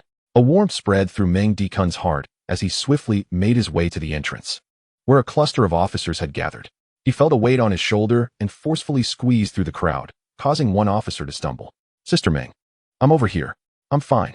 Zhou Minjing turned abruptly, her dress swirling as her usually meticulously styled hair was now tousled, strands clinging to her forehead, sweat dampening her temples and adding a touch of disarray to her otherwise composed visage. Her almond-shaped eyes widened, glistening with tears. Yet her allure remained undeniable as she dashed towards him, unhesitatingly throwing herself into his embrace, her arms tightly wrapping around his waist as if fearing he might vanish in the next moment. Her hair brushed against his chin, carrying a delicate fragrance of jasmine and a hint of cream. Dikun, I thought I would never see you again. Her voice trembled, the usual composure shattered, revealing an unmistakable panic. Meng Dikun stood frozen in place, his hands hovering in midair, and after a few moments, he gently placed them on her shoulders. In that instant, Zhou Minjing's disheveled hair stripped away her usual elegance, revealing a raw and authentic vulnerability that stirred something deep within him. Meng Dikun tightened his grip on Zhou Minjing's shoulders as he gazed down at her slightly trembling frame, reflecting on her resolute stance in front of the officers earlier. And his heart softened. It seemed that this client genuinely cared for him, willing to forsake her image out of concern for his well-being. In the distance, Liang Tingting had just witnessed three individuals causing a commotion outside the Public Security Bureau, fearing that she might become entangled in their antics. She quietly slipped away and concealed herself around the corner, observing them furtively. At that moment, as she watched Zhou Minjing embrace Meng Dikun with such affection, her conviction strengthened. My suspicions were indeed correct. That shameless woman has resorted to underhanded tactics. How despicable, stealing my devoted admirer. Liang Tingting fumed, her heart sinking slightly as she saw Meng Dikun leaving the Public Security Bureau unscathed. Yet, inexplicably, A flicker of relief washed over her. Behind Zhou Minjing, Su Ruqing and Luo Yuyao gazed, mouths agape, at the animated scene. They exchanged knowing glances, pondering the nature of this sibling-like bond. It seemed that Zhou Minjing sensed the penetrating gazes upon her and recalled something important. She quickly released Meng Dikun, tidied her disheveled hair, and attempted to regain her composure. Thinking, I lost my composure. I was just overly concerned for you. Zhou Minjing did not wish to hinder Meng Dikun's pursuit of a romantic partner. Turning back, she noticed Su Ruqing and Luo Yuyao's expressions softened slightly. The two approached Meng Dikun to greet him, and Zhou Minjing understood that both harbored feelings for him. However, at that moment, her sole desire was for Meng Dikun to be hers. With a playful glint in her eye, she said, Dikun, I think Duo has a fever. We should hurry back. What? Duo has a fever? Why didn't you say anything sooner? We must return immediately. Duo is a crucial client for Meng Dikun, and nothing must happen to her. Meng Dikun hastily bid farewell to Su Ruqing and Luo Yuyao, leaving them in a daze. Zhou Minjing waved goodbye, saying, Little sisters, do come visit my home sometime.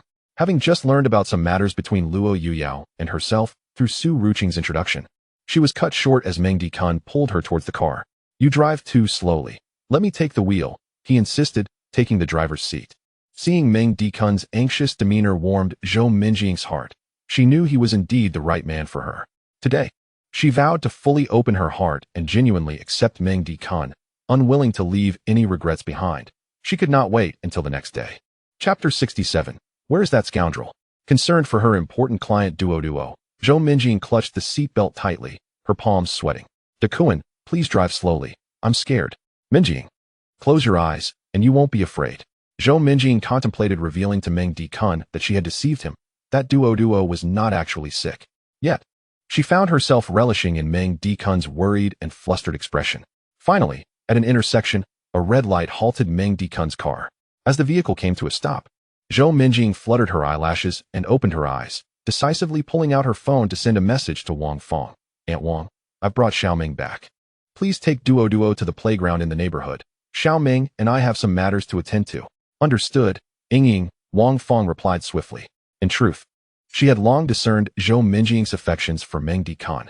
Soon, Meng Dikun and Luo Yuyao arrived at Phoenix Mansion, entering room 311101. As the door clicked shut, Meng Dikun rushed into the master bedroom, only to find it empty.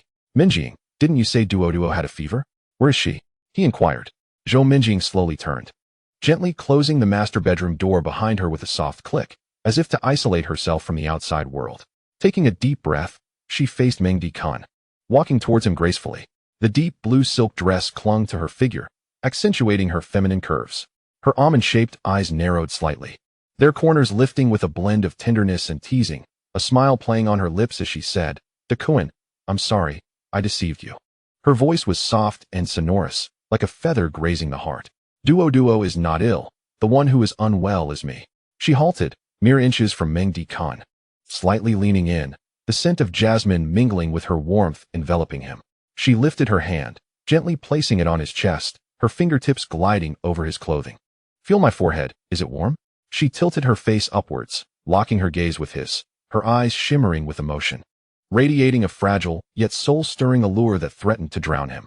Meng Dikun's throat tightened. How could anyone withstand such temptation? With a smirk, he placed his hand on Zhou Minjing's forehead. My dear Minjing, it seems the one with a fever is not Duo but you. Before he could finish his sentence, Zhou Minjing rose on her toes and sealed his lips with hers. Moments later, they parted. Minjing, I haven't bathed, not a problem. I love your scent.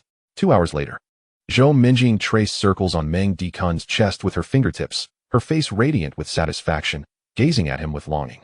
Meng Dikun laid his eyes closed, his mind echoing a poem. You do not comprehend. She understands everything. What you cannot do, she excels at, captivating and intoxicating with her charm. She is perceptive, knows how to be gracious, can charm and be playful, exudes nobility in public, and is virtuous in the kitchen. They say youth fails to recognize the allure of mature women, mistaking young girls for treasures. Dikun, what are you thinking about? Nothing much. Zhou Minjing rose and nestled against Meng Dikun's sturdy chest, gazing at him earnestly. Dikun, was I very uncouth at the Public Security Bureau? Did I seem lacking in grace? Meng Dikun chuckled lightly. Though it was a bit audacious, I do not mind. I do care. Zhou Minjing's eyes were resolute. I am a traditional woman. I may feel incomplete, but I hope to be virtuous in your eyes. Her words ignited a warmth within Meng Dekun's heart.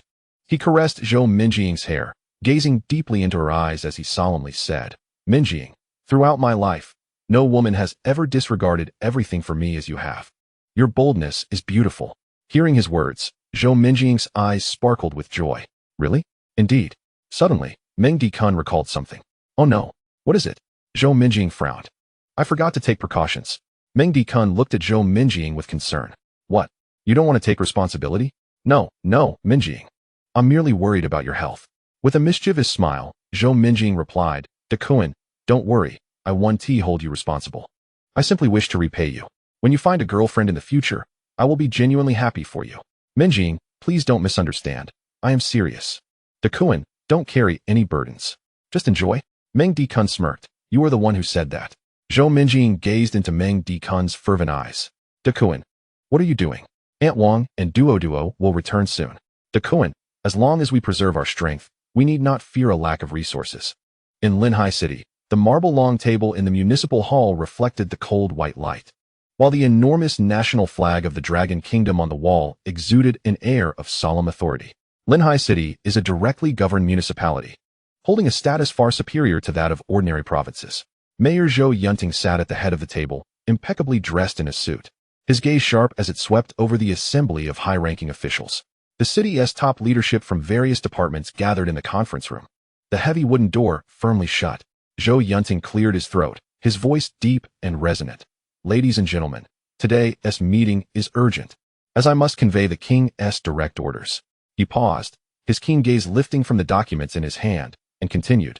Director Zhao Dahan of the Energy Bureau is suspected of embezzling public funds, colluding with businessmen, establishing an underground trading network, trafficking state assets, and even implicated in human trafficking.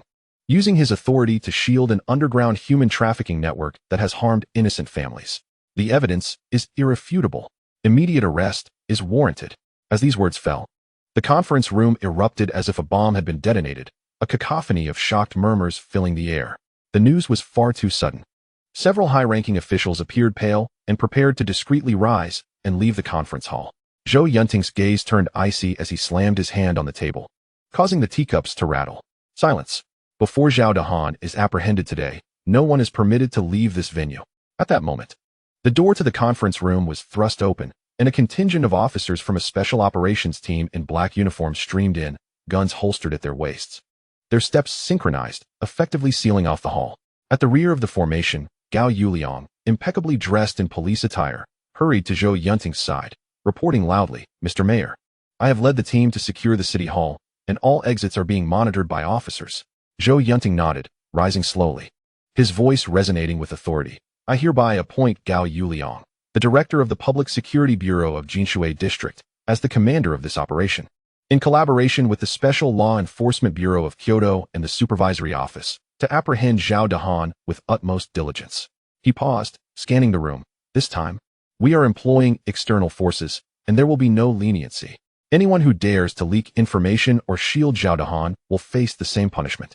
At this moment, Zhao Dahan remained unaware of the events unfolding at the city hall, deliberately kept in the dark. After viewing a viral short video online, he had taken leave, intending to deliver a stern lesson to his son. Infuriated, he pushed open the door to Villa number 46, bellowing, Where is that wretched son of mine? Zhao Baoyu. Chapter 68. The meal of Duo was stolen, you old fool. What are you shouting for? Zhao Baoyu lay on the sofa in the hall, groaning softly. He had just returned from the hospital. During his examination, aside from losing a significant tooth, all other tests were consistent with the previous results. No issues. Though his thigh had been bothering him. Just as he returned to the villa, Zhao Dahan arrived, showing no mercy. He slapped Zhao Baoyu on the still unbruised right side of his face. You ungrateful wretch. Had I known, I would have ended you in your mother's womb. You are driving me to my grave. Zhao Baoyu, already frustrated from being beaten by Meng Dekun, rushed upstairs, covering his face and crying. All old men are worthless. I'm going to find my mother. He knew Lu Qiaolon would surely be resting on the third floor of the villa. Sometimes, anger could unleash a formidable strength, and recently, climbing 10 steps had left Zhao Baoyu breathless. Yet somehow, he managed to ascend to the third floor. Mom, that old man hit me again. I refuse to acknowledge him as my father. As he spoke, he pushed open the door to the luxurious master bedroom, only to freeze in shock. At the entrance of the lavish bedroom, Lu Xiaolon's personal secretary lay lifeless, her head shattered. Beneath the grand crystal chandelier, a long rope hung, and from it dangled a woman's body, gently swaying. Soon, the front of the body turned toward Zhao Baoyu, who then recognized the woman. It was Lu Xiaolon. Zhao Baoyu fainted from the fright. In the corner of the room, Xing Jun's ethereal figure observed the scene, a cold smile gracing his lips.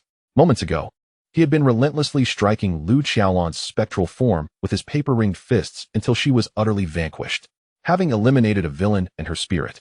Xing Jun considered his actions a form of atonement. Now, with vengeance fulfilled, he longed to return to his wife and daughter. Thus, he floated out of the villa through the window. In the hall below, Zhao Dahan was seething with rage, awaiting Lu Xiaolon's descent to address her, and hoping to educate her on recent whispers suggesting she was hiring a personal male assistant.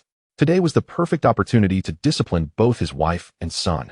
Children need discipline, and women require correction. However, Zhao Dahan grew impatient. As neither of them appeared downstairs, the soundproofing on the third floor was remarkably effective, and he hadn't heard Zhao Baoyu's cries. Unable to wait any longer, he resolved to ascend the stairs himself to confront them. As he flung open the door to the luxurious master bedroom on the third floor, the sight before him caused Zhao Dahan to stagger backward. A murder. Yet, being a man of experience who had held office, he regained his composure after a moment of panic, scrambling down the stairs to the first floor hall. Trembling, he collapsed onto the sofa, picking up the telephone from the coffee table. Hello, is this the reporting center? I am Zhao Dahan, director of the energy department. Please send help to Villa number 46 in the east suburbs. There has been a homicide. Just as Zhao Dahan hung up, the villa's door was forcefully thrown open. Gao Yuliang, accompanied by officers, stormed in. Upon seeing the officers, Zhao Dahan felt a flicker of hope, thinking, it seems I still wield some influence in Lehigh. They arrived almost immediately after my call. But when he spotted Gao Yuliang among the crowd, he was taken aback. This director, who frequently opposed him in public, was here? Could it be that he had yielded? Was he attempting to impress Zhao Dahan by arriving at the crime scene so swiftly? Calming himself, Zhao Dahan slowly rose, hands clasped behind his back. Director Gao, your speed is commendable. I am quite pleased with your performance today. These words left Gao Yuliang bewildered. What is happening? I am here to arrest you, and you are pleased? This man must have gone mad upon hearing the news. Gao Yuliang produced the arrest warrant. Zhao Dahan, you are under arrest. I must inform you that you have the right to remain silent, but anything you say may be recorded and used as evidence in court. What? Zhao Dahan's eyes widened in disbelief. I am being arrested? This must be a mistake. Aren't you here to handle a murder case? Zhao Dahan questioned, perplexed. What? Another murder? Where? Gao Yuliang demanded sharply. Zhao Dahan, feeling guilty, pointed hesitantly upstairs, thinking, it's over. These officers are not here to handle a murder, but to deal with me. Gao Yuliang commanded his subordinates, take a few officers upstairs to investigate. We will first bring Zhao Dahan back for questioning. Yes, chief. On the top floor of the Penguin Building, President Ma sat at his opulent desk, rubbing his temples in distress. The city servers had been down for 4 hours, resulting in significant financial losses, with countless objectives at stake. Just then, his subordinate, Director Wang, rushed in, panting heavily. President Ma, this is bad. Ma shot up, his eyes narrowing like daggers. What now? Director Wang swallowed hard, stammering, President Ma? Mayor Zhou Yunting personally called. He said we must restore services within 20 minutes and ensure the public's right to freely post short videos. Hearing this, Ma nearly slipped from his chair, gripping his hair in frustration. What madness is this? One leader demands the removal of posts while another insists on freedom. I am caught in the middle like a sandwich. He leapt to his feet, pacing around the desk. This is intolerable. He kicked the trash can, sending it tumbling across the floor. At that moment, the office's glass door swung open once more, and the PR manager strode in. Her high heels clicking sharply against the floor, her red suit resembling a flame, yet her face betrayed an unmistakable excitement. President Ma, big news, monumental news. Ma glared at her, his anger bubbling over. What now? Is the sky falling or the earth sinking? Speak. He planted his hands on his hips, his expression fierce enough to intimidate. Li Wei took a breath, lowering her voice, though her tone was laced with eager gossip. I just received word from a friend at the city hall. Zhao Dahan has been taken away. The winds of change are blowing in Lehigh. Mr. Ma was momentarily taken aback, and after a while, he finally reacted. He slammed his hand on the table with a broad grin stretching from ear to ear. Really? Absolutely. The main conference hall of the city hall has just lifted its lockdown. I heard it was a direct order from the king. Haha, this is splendid. Director Wong, hurry. We must respond to the mayor's call and restore the servers. That's a fortune we can't afford to lose. No problem, Mr. Ma. I'm on it. 10 minutes later, various short video platforms within Linhai resumed their services, while a confession video recorded by Lu Qiaolan, the chairwoman of Huanyu Group, once again surged to the top of trending searches. In Linhai City, Jinhai District, Phoenix Mansion, apartment 311101. In the secondary bedroom, after enjoying a comfortable massage from Zhou Minjing, Meng Dikun had a delightful nap. During this time, he dreamt he was driving on the highway. Unlike some people, Meng Dikun wasn't too particular about cars. A second-hand vehicle would suffice as long as it was clean and aesthetically pleasing. In fact, second-hand cars could often be more resilient. Feeling relaxed, Meng Dikun stretched and rolled off the bed with a flourish. At that moment, he heard Duo crying incessantly in the living room. He opened the door and stepped out to find Zhou Minjing gently rocking Duo, trying to soothe the little one. Hearing Zhou Minjing's words, Meng Dikun sheepishly scratched his head, unable to help but recall the scene from his dream, which left his throat parched. He casually took Duo from Zhou Minjing's arms, gently swaying her in his own, his movements as adept as that of a seasoned father. Strangely enough, as soon as Duo was in his embrace, her cries ceased abruptly. She gazed up at him with her round, glistening eyes, resembling two black grapes, blinking curiously and clutching his shirt. She cooed softly, attempting to engage him in conversation. Meng Dikun looked down into her eyes, amused by how she went from wailing to silence in his presence. Clearing his throat, he adopted a serious tone and teased, Duo. You're now a 3-month-old big baby. It's time for you to learn to share. Look, you have a bun, and I have a bun. If we swap, we both hold one bun, yet in reality, we have 2 buns. Don't you think that's right? Zhou Minjing, standing by, blushed deeply, her almond-shaped eyes widening with a mix of playful reproach and bashfulness. She let out a soft huff, her delicate hand playfully pinching Meng Dikun's waist, her touch gentle, yet teasingly affectionate. Oh, stop it. Talking nonsense in front of Duo. At that moment, Duo suddenly burst into giggles, waving her little hands as if she understood Meng Dikun's words, revealing 2 charming dimples on her chubby cheeks. Meng Dikun, feeling triumphant, raised his eyebrows at Zhou Minjing. See, Duo agrees with my sharing theory. This little girl truly has an eye for wisdom. He gently tapped Duo's small nose. Your smile is sweeter than your mother's, melting your godfather's heart. Zhou Minjing chuckled softly, her face flushed like a ripe peach. She stepped closer to Meng Dikun, adjusting Duo's clothing in his arms, and the tender contact sent a ripple of warmth through Meng Dikun. She glanced up at him, her gaze as soft as water, her tone playful yet affectionate, addressing Duo. Our Duo isn't foolish. Don't listen to your godfather, or he might trick you out of all your things. In the dining room, Wang Fong, wearing an apron, emerged from the kitchen with the last dish. Observing Meng Dikun amusing Duo while Zhou Minjing giggled behind her hand, she smiled warmly. Mr. Minjing, dinner is ready. Shall we eat? Setting down the platter, she wiped her hands, and Meng Dikun gently placed Duo in the baby carriage, joining Zhou Minjing at the dining table. The table was adorned with a sumptuous spread.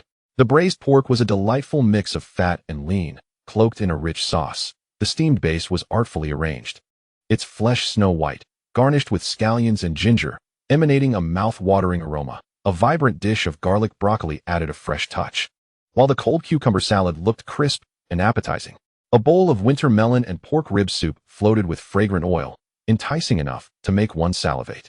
In the center of the table sat a small dish of bright red chili sauce, a special appetizer prepared by Wang Fong for Meng Dikun. His eyes lit up, and a grin spread across his face. Wow, Aunt Wang, this is extravagant. Braised pork, base, and rib soup. This calls for a toast. He rubbed his hands together, his gaze lingering over the dishes. Wang Fong, noticing his excitement, smiled brightly. It's rare to see Mr. Meng so happy. I'll go get the mitai that Minjing prepared for you earlier. As she turned and briskly walked to the liquor cabinet, Meng Dikun seized the moment to grab the remote control and turned on the television. The Linhai City News Channel's female host spoke brightly, broadcasting a special report on anti-corruption and crime eradication. Our city has recently launched a significant crackdown, dismantling a major criminal syndicate colluding with officials and businessmen, involving overseas telecom fraud amounting to hundreds of millions, with numerous victims. The list of affected individuals began to scroll across the screen. Wang Fong, carrying the matai from the cabinet, suddenly halted, her eyes fixed on the television, her pupils narrowing as she saw the name Lin Xiang appear prominently on the list. Her body stiffened, frozen in place, her fingers tightening around the bottle, knuckles turning white, tears welling up in her eyes. Her lips trembled as she murmured, "Xiang. Those who harmed you have finally received their comeuppance." Her voice quavered, "Xiang, my son, you can finally rest in peace." Meng Dikun slowly rose and approached Wang Fong, gently patting her shoulder in silent comfort. Zhou Minjing also set down her chopsticks and walked over, softly holding Wang Fong's hand. "Aunt Wang, don't be sad. From now on, Dikun and I will be your family. We'll be here for you."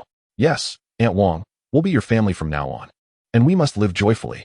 Come, let us raise a glass in honor of Xiang's revenge." Meng Dikun chimed in.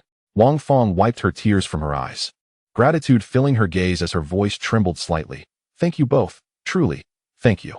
Having bid farewell to the sorrowful past, they welcomed the promise of a brighter tomorrow.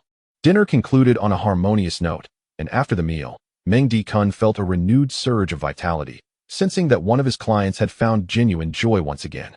Later that night, after a refreshing bath, Meng Dikun swaggered into the master bedroom. Zhou Minjing gestured for silence, and after glancing at the peacefully sleeping Duo, he whispered into Zhou Minjing's ear, "Sister Minjing, Duo says buns taste better when shared, don't you think?" Zhou Minjing playfully scoffed. Her face flushed crimson as if it could bleed, raising her hand to swat him, but merely giving a gentle pat on his shoulder, chiding, "You cheeky rascal." Then, gazing at him with tender eyes, she added, "Dikun, you're still young. Some matters require restraint." At 5 in the morning, in the master bedroom of Phoenix Mansion 311101, the air still carried traces of last night's jasmine fragrance. Meng Dikun was fast asleep, cradling Zhou Minjing, her soft body pressed against him, her breath shallow like a languid kitten. Suddenly, a thumping sound echoed from upstairs, rhythmic footsteps as if someone was dancing, the noise hammering against his head, disturbing the tranquility. Zhou Minjing furrowed her brow, her eyelashes fluttering as she murmured, turning to bury her face in Meng Dikun's chest, her voice soft and petulant. "Why is it so noisy?" "Dikun?" Fortunately, Duo sleeps soundly, otherwise she would have been awakened by the noise. Meng Dikun, disturbed by the ruckus, felt a surge of irritation as he glanced at his phone. 5 in the morning, and what on earth was the cause of such a commotion? He was not one to tolerate such behavior. Bare-chested and clad only in loose shorts, he hastily slipped on his slippers and stormed out. Ascending the stairs in a few brisk strides, he stood at the door of room 1201, clenched his fists, and knocked forcefully. "Open the door." After a moment, the door creaked open, revealing a 19-year-old college student with a strong scent of alcohol.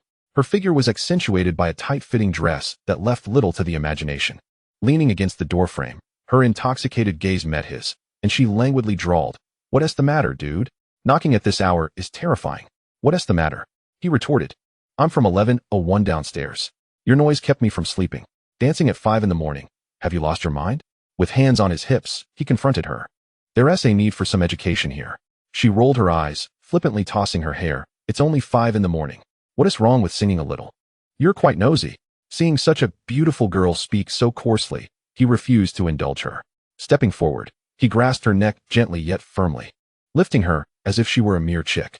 "The decibel level of your noise must be at least 70. This is a serious violation of the Environmental Noise Pollution Prevention Law." Meng Dikun smirked. "Do you believe I won't call the police before teaching you a lesson?" With her feet dangling off the ground, the alcohol-induced haze began to lift. Sorry.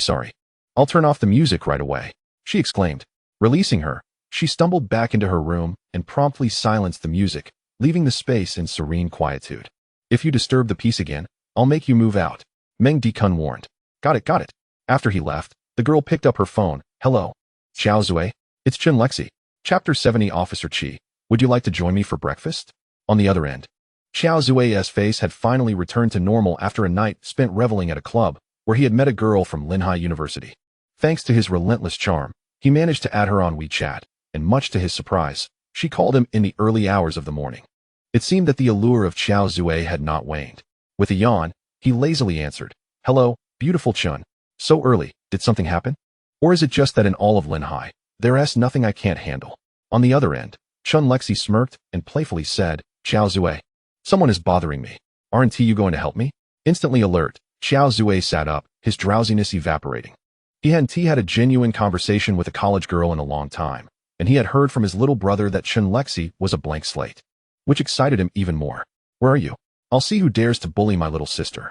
I'm at home, and someone just came to threaten me. At home. A beautiful girl is inviting me over. This is half the battle won. Xiao Zui was practically euphoric. What's your address? I'll be right there. I live in Jinshui District. Jinshui District? Xiao Zui's hand, which was mid-pull on his pants, froze. He instinctively touched his recently swollen face. Wasn't he that where Meng Dikun resided? That guy had warned him that he would hit him whenever they crossed paths. Feeling a surge of anxiety at the mention of Jinshui District, Xiao Zui hesitated. What's wrong, Xiao Zui? Can't you handle it over here? Chen Lexi inquired. Sensing his reluctance, clearing his throat awkwardly, he scratched his forehead. It's not that. Which community do you live in? It's not the Shifeng Garden, is it? No. I live in the Phoenix Mansion. Are you coming or not? While the Phoenix Mansion was not far from Shifeng Garden, Xiao Zui knew it was a high-end community. Since they were not in the same complex, the chances of running into Meng Dikun were virtually zero. After a moment's internal struggle, he replied, send me the address. And I'll be right over. I want to see who dares to bully my sister. Meanwhile, Meng Dikun returned to 1101, having changed back into his slippers. Just as he was about to enter, he encountered Wang Fong, who was heading out to buy groceries. Mr. Meng, is there anything special you want for breakfast? Nothing in particular, Aunt Wang. You decide. Your cooking is always delightful.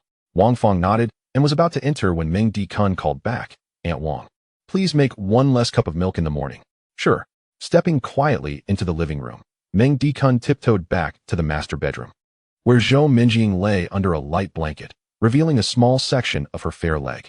He carefully climbed into bed, lifted the blanket, and nestled in beside her. As he wrapped his arms around her, her nightgown slipped off her shoulder, exposing her delicate collarbone. With her eyes closed and a smile gracing her lips, she murmured, My hero, did you take care of it? Of course. The youth of today lack any manners. Who dances at such an hour? Feigning maturity. She nestled her head against his chest. Aren't you youthful yourself? Meng Dikun leaned down, his nose brushing against Zhou Minjing's forehead, his voice low and hoarse. Sister Minjing, I can't sleep. Shall we do some exercise? She playfully nudged him, her cheeks flushed. You're incorrigible. As she turned to face him, Meng Dikun's hands began to wander, prompting her to catch his wrist. No, when you get worked up, you're like a wolf. Duo will wake up. I'm afraid she'll be frightened. In room 1201, Chen Lexi hung up the phone, her fingers deftly tapping on her device to send Xiao Zui her location. A mischievous smile playing on her lips. This apartment was her rental, a temporary escape from familial pressures to meet someone she detested. Feeling rebellious, she had decided to rent a place and let loose. Though she was still a college student, her influential family background had exposed her to many sycophants like Xiao Zui, and she thought it would be amusing to toy with someone like him. Lately, she felt restless and rebellious, craving a bit of chaos. After witnessing a brawl between a handsome man and another, she felt a surge of excitement. Remembering how Meng Dikun had dared to grip her neck, she fumed. So what if he is handsome? Who does he think he is? An hour and a half later, Xiao Zui stood at the door of 1201, clad in flashy attire that highlighted his muscular build. Upon seeing Chen Lexi's stunning figure, enveloped in a tight dress that accentuated her curves, he swallowed hard. Lexi, who has wronged you? Your brother is here to help. Just as he was about to step inside, Chen Lexi playfully covered her mouth and laughed, her eyes sparkling with mischief. She stepped forward to block the entrance and sweetly said, Xiao Zui, a boy just bullied me. You must help me get even. In the presence of the enchanting young woman, Xiao Zui's masculine instincts surged. Where's that guy? I'll make him kneel and apologize. Downstairs. Let us go. With a resounding knock, Xiao Zui's fist struck the door of 1101, echoing through the halls. Chen Lexi hid around the corner, peeking at Xiao Zui's powerful physique and thinking, this big oaf will surely fight fiercely. Handsome guy, soon you'll be begging at my feet. Imagining Meng Dikun kneeling before her, she felt a thrill of satisfaction. In room 1101, Meng Dikun had just concluded an in-depth conversation with Zhou Minjing and, feeling rejuvenated, stepped out of the master bedroom. Suddenly, a loud banging on the door interrupted him. Who was the inconsiderate neighbor disturbing the peace? He thought, striding towards the door. Upon opening it, he was met with the startled gaze of Xiao Zui, whose hand was frozen mid-air, the arrogance on her face doused by a wave of shock. Big brother, what are you doing here? She stammered, her legs giving way as she collapsed to her knees, the thud echoing on the floor. From around the corner, Chen Lexi peeked in, her hand covering her mouth in disbelief. Wasn't it said that this handsome man was supposed to kneel before her? How had he ended up in this position instead? Frustrated, she stomped her foot, causing her spaghetti-strap dress to sway even more. At the doorway, Meng Dikun raised an eyebrow, hands in his pockets, a cold smile gracing his lips. Xiao Zui, feeling a bit too frisky, are we? Do you remember what I said before? Of course I do, big brother, but weren't you living at Happy Garden? When did you move? Does that really matter? Meng Dikun stepped closer, his fists cracking ominously. He raised a hand as if to strike, causing Xiao Zui's face to drain of color as she quickly shielded her face. Big brother, no need for violence. I can handle this myself. She began slapping her own face, the force behind it enough to redden her skin, repeatedly exclaiming, I was wrong. I was wrong. Knowing that if Meng Dikun were to intervene, she would likely find herself nursing a few extra dental repairs and possibly dislocated limbs. Just then, the elevator chimed, and several police officers burst forth, led by Chi Tongwei, impeccably dressed in uniform. As he strode past Chen Lexi, he shot her a glance. Startled, she recoiled. Oh no, why are the police here? The officers arrived at the scene, momentarily taken aback by the spectacle before them. Xiao Zui, thinking Chen Lexi had summoned them, hurriedly got to her feet, pleading, Officer, please don't arrest this big brother. He hasn't harmed me. I'm the one punishing myself. The officers exchanged glances, then one inquired, Are you Xiao Zui? She nodded. Without further ado, they advanced and restrained her. The handcuffs clicking ominously. You're the one we're looking for. Xiao Zui looked at Meng Dikun with a sense of injustice. Big brother, I didn't do anything. Why would you call the police? Meng Dikun shrugged, feigning innocence. Officer Chi, what is going on? He asked. Recently, there's been a special operation targeting criminal elements. And individuals like Xiao Zui are our primary focus, Chi Tongwei replied, issuing commands to his team. Take her away. As they prepared to leave, Meng Dikun felt a spark of curiosity and suggested, Officer Chi, how about breakfast together? Upon hearing the word breakfast, Chi Tongwei paused, momentarily intrigued. Was Meng Dikun from Hubei province? However, according to his records, he wasn't. This piqued Chi Tongwei's interest, especially since he hadn't eaten that morning. 2 blocks from here, there's a Hubei breakfast shop known for its delightful offerings. Would you care to join me, Meng? Absolutely. Meanwhile, at the staircase corner, Chen Lexi continued observing. Noticing the apparent camaraderie between Meng Dikun and the officer, she muttered to herself, Oh no. Have I inadvertently entangled myself with someone who operates in both the legal and illegal realms? Hurriedly, she ascended to gather her belongings, then descended to her BMW Mini. Racing off to school. Upon returning to the dormitory, she found only Xiaobai present. Lexi, what a rare sight. You haven't been back in ages. Xiaobai exclaimed, but Lexi, exhausted from a night and morning of activities, opted to ignore her and lay down for a nap. Xiaobai, however, had other plans. She mischievously tugged at Lexi's arm. Producing her phone to show a photo she had sneakily taken of Meng Dikun. Lexi, look. ISNT my boyfriend handsome? Wow, Xiaobai. After half a month away. You finally found a boyfriend? Let me see, Lexi said, taking the phone and gasping upon recognizing the face. Is this really your boyfriend? What a small world. Feeling embarrassed, Xiaobai retrieved her phone. ISNT he handsome? Though I don't have his contact information. Lexi shot her a look. Xiaobai, it sounds like you're harboring unreciprocated feelings. Wait, you know where he lives? Xiaobai exclaimed, shocked. How come you know Meng Dikun's address when I only have this candid photo? Ah, so his name is Meng Dikun. Lexi mused, a sly smile creeping onto her lips. Lexi, please tell me where he lives. I'm tired and need a nap. Lexi replied, turning her back to Xiaobai. Lexi, please. I'm begging you. Irritated, Lexi pondered Meng Dikun's toned physique and chiseled abs, yet stubbornly refused to divulge his address. Oh Xiaobai, you're just too naive. I was only teasing you earlier. Xiaobai, teeth clenched in frustration, retorted, Lexi, you wicked woman. Just wait until I tickle you to death. Meanwhile, Meng Dikun had shared a few words with Wang Feng before heading to the nearby breakfast shop with Chi Tongwei. Sitting across from each other, Chi Tongwei inquired, So Meng, are you from Hubei? Meng Dikun shook his head. No, but I heard Uncle Zhou mention that Officer Chi hails from Hubei. Chi Tongwei was pleasantly surprised that Mayor Zhou remembered him, igniting a flicker of excitement within him, which in turn enhanced his regard for Meng Dikun. Of course, Meng Dikun had fabricated that remark. Mayor Zhou had never mentioned such a thing. Ordering a serving of hot dry noodles and 3 fresh bean cakes, Meng Dikun savored the delightful flavors of his dish. This noodle is quite good. Chi Tongwei chuckled. You didn't order soy milk to accompany your breakfast? To be honest, I drank too much milk this morning and felt full. I was in the mood for something savory, Meng Dikun replied. By the way, Officer Chi, did you arrive so promptly this morning because you were monitoring me? With a faint smile, Chi Tongwei replied, you're quite astute, Meng. However, it's not surveillance. It's protection, and the subject is not you, but Miss Zhou Minjing. Moreover, Xiao Zui and her associates from Tianhao Group are indeed targets of this special operation. They were already on our radar for apprehension, and they will face severe penalties. Xiao Zui is likely looking at a minimum of 10 years. Meng Dikun frowned slightly. From what I understand, ISNT Tianhao Group aligned with Mayor Zhou. Why are they being targeted? He knew that the world of crime was a complex web of conflicting interests. You seem to know quite a bit. Especially about that video from the Blue Star Alliance headquarters. Was that your doing? Chi Tongwei did not respond directly, but instead posed a counter-question to Meng Dikun. Subconsciously, Meng Dikun found Chi Tongwei to be a commendable individual, especially since he was responsible for the protection of both himself and Zhou Minjing. Eager to befriend him, Meng Dikun recognized that genuine friendship required more than just a breakfast together. Thus, he acknowledged, indeed, I have some acquaintances in the hacker community.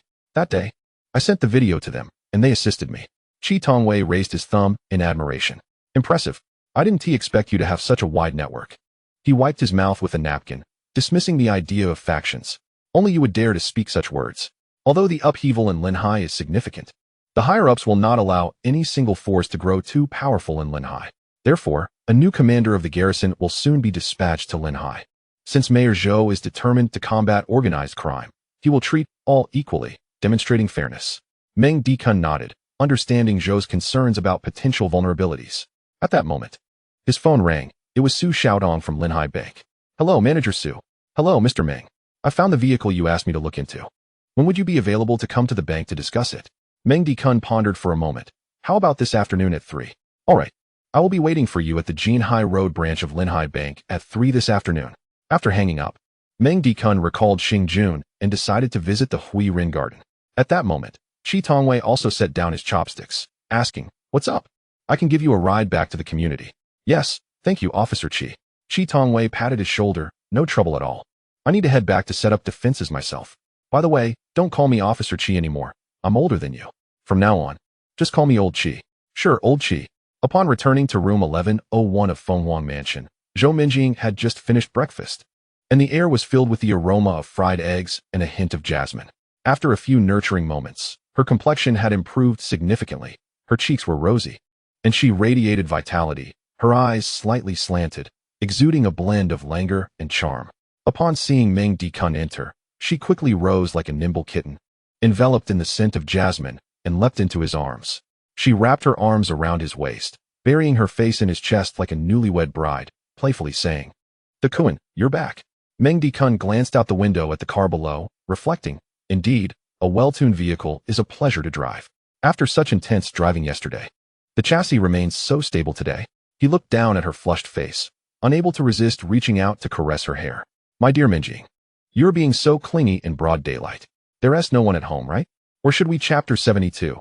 Deep father-daughter bond. Meng Dikun leaned in closer, his nose nearly brushing her forehead, his eyes narrowing. Shall we engage in some deeper communication? Zhou Minjing turned crimson, and Meng Dikun could feel her heart racing. She hurriedly pushed against his chest, though her hands lacked the strength to resist, playfully scolding, "Tycoon, don't be silly. Such matters require restraint. I don't want to exhaust you." Meng Dikun raised an eyebrow and chuckled, "Exhausted? Not a chance. My stamina could handle 10 of you." Without further ado, he bent down and swept her off her feet as if she were a feather. Zhou Minjing gasped in surprise, instinctively wrapping her arms around his neck, her nightgown slipping to reveal a fair shoulder. Her face flushed crimson, struggling as she exclaimed, "I'm exhausted. Please, let me go." Her voice was soft and sweet. Meng Dikun laughed heartily, gently placing her back on the ground, leaning in to whisper in her ear, "All right, I won't tease you anymore." He straightened up and ruffled her hair. "Have the kids been taken out by Aunt Wang?" "Yes," Zhou Minjing replied, lowering her head to adjust her dress, still blushing with a hint of shyness. Meng Dikun nodded. "Sister Minjing, I'll be stepping out for a bit. Prepare yourself for this afternoon. I'll take you shopping for a gift. Isn't your birthday next month?" Zhou Minjing's heart warmed at his words, playfully retorting, "Buying a gift so early diminishes the mystery." Though she feigned disdain, her eyes sparkled with gratitude. Meng Dikun grinned mischievously. "Don't worry. There's a mysterious surprise awaiting you next month that will surely astound you." Observing her smile, he teased, "I'm worried you might be scheming." Leaning closer to her ear, He whispered, "You know me too well, don't you? Next month, I'll gift you a father." His hands wandered to her waist, and Zhou Minjing let out a soft gasp, her face reddening further as she quickly grasped his hand, playfully scolding, "Enough? You're too much. Hurry and get back to your work. I haven't tea-shopped in ages." At 9 a.m., Meng Dikun stepped out. Since the previous Volkswagen Passat had been damaged, he drove the rented Toyota Alpha towards Huiren Garden. On the way, he thought about returning the rental after buying the vehicle and compensating for the damaged Passat, while also arranging to fix Zhao Baoyu's Ferrari, with plans to purchase it for him later. In this parallel world of the Blue Star Dragon Kingdom, as long as there was a record of the transaction and video footage of the scene, one could directly transfer ownership at the Vehicle Administration Office. While waiting at a traffic light, he connected with the artificial intelligence computer V10 to check his stock account in the Eagle Nation and discovered that his holdings had reached a staggering $2.8 billion. Slow. Still too slow. Once this busy period was over, Meng Dikun planned to revise the program again. Before he knew it, he arrived at the entrance of Huiren Garden. Indeed, there was Xing Jun's ethereal form lingering at the entrance. Since Meng Dikun had changed vehicles, Xing Jun hadn't noticed him until Meng Dikun parked in front of him and whistled. "Mr. Meng, you finally arrived. Get in, let us talk." Meng Dikun gestured for Xing Jun to enter the car. As Xing Jun's ghostly figure floated inside, he asked, "How does it feel to take revenge personally? Is it satisfying?" "Incredibly satisfying. Thank you, Mr. Meng." "No need for thanks. You've done a service to the community." Meng Dikun waved his hand dismissively. "By the way, do you have any other matters that require my assistance?" Remembering Xing Jun's previous request, Meng Dikun inquired further. Xing Jun hesitated, rubbing his hands together. "Mr. Meng, could you please look after my wife and daughter?" Meng Dikun felt a wave of annoyance. Not every request could be accommodated. This again, he thought. Knowing that while he had experience caring for Zhou Minjing, he also understood the folly of expecting too much. If this continues, I want to be able to accommodate an entire community. Sensing Meng Dikun's expression, Xing Jun quickly waved his hands. "Mr. Meng, please don't misunderstand. You, a tall, handsome, and promising young man, could never be a scapegoat. What I mean is, if possible, could you assist them financially? Their lives have not been easy since I've been incarcerated, and my wife has faced bullying at work, but she is incredibly proud. Recently, she has been quite anxious and even enrolled in an AI course, heading to Hangqing today." Meng Dikun pondered. Providing assistance was feasible, especially since his support for Xing Jun would yield rewards from the system in terms of space and artificial intelligence computer V10. "All right, I can manage that. I can provide them with 120,000 Dragon Kingdom coins each month." "Thank you so much, Mr. Meng. But it's best if you don't give her the money directly. Her pride is strong." Meng Dikun sighed inwardly, recognizing that this client had quite a few demands. "All right, that is manageable. Is there anything else?" Xing Jun thought for a moment. "I'd like to see my daughter. The ring you gave me last time has 1 minute left. I'd like to use it to let her see me." Meng Dikun hesitated at this request, recalling that he had previously instructed Xing Jun that anyone he wished to see must be approved by him. He preferred to keep his abilities discreet. "Is your daughter home alone right now?" Meng Dikun inquired. "Indeed, her mother has gone to Hangzhou, and her grandmother has come to care for her for 2 days. The elderly lady just went out to buy groceries, leaving her alone at home," Xiang Jun hastily replied. "All right, then, Brother Xiang. Do you have any other requests aside from this?" "Just this one," Xiang Jun answered succinctly. "Very well, let us proceed." Upon arriving at the entrance of room 501, Meng Dikun knocked on the door. It opened, revealing the first grader Su Ruhan peering out with her small head, her large, watery eyes observing him through the rusty security door. Since Xiang Jun had entered the bureau, Su Ruhan had taken her mother's surname. "Are you the uncle who visited my home last time? Do you need something?" Given that it was an old community, the 5th floor was the top. Meng Dikun glanced around the empty corridor and whispered, "Henin, Uncle has brought a surprise for you today." He then gestured for Xiang Jun to don the manifestation talisman ring. In an instant, the air shimmered slightly, and Xiang Jun's ethereal figure gradually solidified into a tall man. "Daddy!" Su Ruhan exclaimed excitedly, hurriedly unlocking the security door. With a click, she flung herself into Xiang Jun's embrace, choking back tears as she cried, "Daddy, it's you. It really is you. I missed you so much. Mommy said you went to a faraway place and would never come back. Come inside." Meng Dikun urged softly. "Time is short. Brother Xiang, hurry." He pushed open the security door, ushering the father and daughter inside, gently closing the door behind them. Xiang Jun knelt down, caressing his daughter's face, his voice urgent yet filled with affection. "Henin, Daddy cannot be with you anymore. You must listen to your mother, study hard, and grow up to be a kind person. My little princess, the greatest regret of my life is you and your mother. Do not engage in fights. Do not adopt my bad temper. Remember to cover yourself well at night and wear more clothes when it gets cold in winter. Daddy will always love you. Xiangjun spoke rapidly, wishing to impart a lifetime of advice in this fleeting minute. Meng Daqiyuan felt a pang in his heart at Xiangjun's urgency in that moment. He understood the value of time, how precious each second is.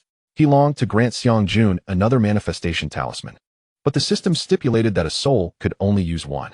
Soon, the countdown reached its final moment, and Xiangjun's form began to fade, dissipating like mist. He exerted all his strength to embrace Su Ruhan one last time. Henin, if you encounter difficulties in the future, remember to seek this uncle. He is very capable. Listen to him. Xiangjun's tangible form vanished before Su Ruhan, while Meng Daqiyuan, with his angelic vision, witnessed Xiangjun's ethereal figure also dissipate, indicating that his obsession had been fulfilled. Daddy! Su Ruhan screamed, reaching out to grasp him, but catching only a handful of air. Daddy! Daddy! Where have you gone? She was unwilling to accept it, her little feet pattering around the room, pushing open the bedroom door, rummaging through the wardrobe, even crawling under the bed in search of him, her tears staining her face. She rushed back to Meng Daqiyuan, clutching his clothing tightly with her small hands. Gazing up at him with tear-filled eyes, Uncle, can you perform another magic trick to bring my daddy back, please? Meng Daqiyuan's heart ached. He knelt down and gently wiped her tears away. Henin, Uncle's magic can only be used once. Your daddy has to go to a faraway place. He paused, forcing a smile, but he wanted me to tell you that he will watch you grow through the stars in the sky. Su Ruhan sniffled. Despite being only in first grade, she understood some things. Meng Daqiyuan glanced at the time. It was nearly up. Ruffling her small head, he asked, can you promise, Uncle, that today's magic will be a secret between you and me, and you won't tell anyone else, all right? Su Ruhan nodded vigorously, her nose still sniffing. At that moment, a soft notification from the system echoed in Meng Daqiyuan's mind. Ding! The host has completed the current task. The system grants an additional reward. The memories of the helped individual and the personal space has increased to 6 cubic meters. Chapter 73. I've got a dad again. As the system notification concluded, Xiangjun's memories surged into Meng Daqiyuan's mind. At this moment, Meng Daqiyuan noticed that Su Ruhan was wearing a smartwatch. Henin, be strong. Save Uncle's number. If you encounter any difficulties, just call me. Su Ruhan ceased her weeping, nodding resolutely. After saving the number, Meng Daqiyuan thought that Su Ruhan's grandmother would likely return from grocery shopping soon. He reminded her to secure the security door and bid farewell as he left room 501. Upon reaching the ground floor and settling into his car, Meng Daqiyuan lit a cigarette, beginning to sift through Xiangjun's memories. It seemed that most villains had a tender side for their daughters. Although Xiangjun had just displayed deep paternal affection, he had indeed been a thoroughly wicked man in his lifetime. In the telecommunications fraud park, he transformed into a cold-hearted overseer, causing untold suffering to countless female university students and models, employing various nefarious methods. Xiangjun's wife, Su Yanqing, could also be considered quite exceptional. Yet he spared no woman in the park who possessed even a modicum of beauty, exploiting every avenue available. However, as a mature man, Meng Daqiyuan could comprehend the situation. After all, beauty blooms in the wilderness. A wife is always better when she from childhood to adulthood. I have never taken a cold shower. To jump or not to jump? This question weighs heavily upon him.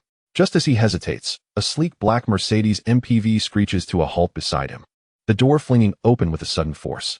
A group of robust men clad in black suits and sunglasses leaps out, seizing Zhao Baoyu and attempting to usher him into the vehicle. Panic grips Zhao Baoyu as he exclaims, "What are you doing? Do you know who I am?" "My uncle is." He falters mid-sentence, realizing that his uncle has long been apprehended. He hastily alters his claim. "My mother is," but is cut short by the surge of grief that overwhelms him.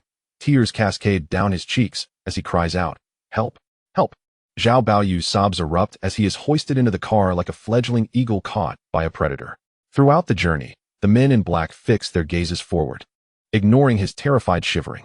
At last, the vehicle halts in front of a 5-star hotel, and the burly men escort him into a luxurious suite on the top floor, where 2 guards stand sentinel at the entrance. Zhao Baoyu is unceremoniously tossed onto the sofa, sitting rigidly like a frightened schoolboy. His mind races with dread. What do these men intend to do? Is it possible that some wealthy individual with sinister intentions has taken an interest in me? I was once privileged, but now that I have fallen from grace, they must have brought me here for nefarious reasons. Oh, how I fear pain. In the throes of terror, he waits anxiously. After a while, the door swings open, and a 28-year-old man strides in, his round face adorned with a cigar.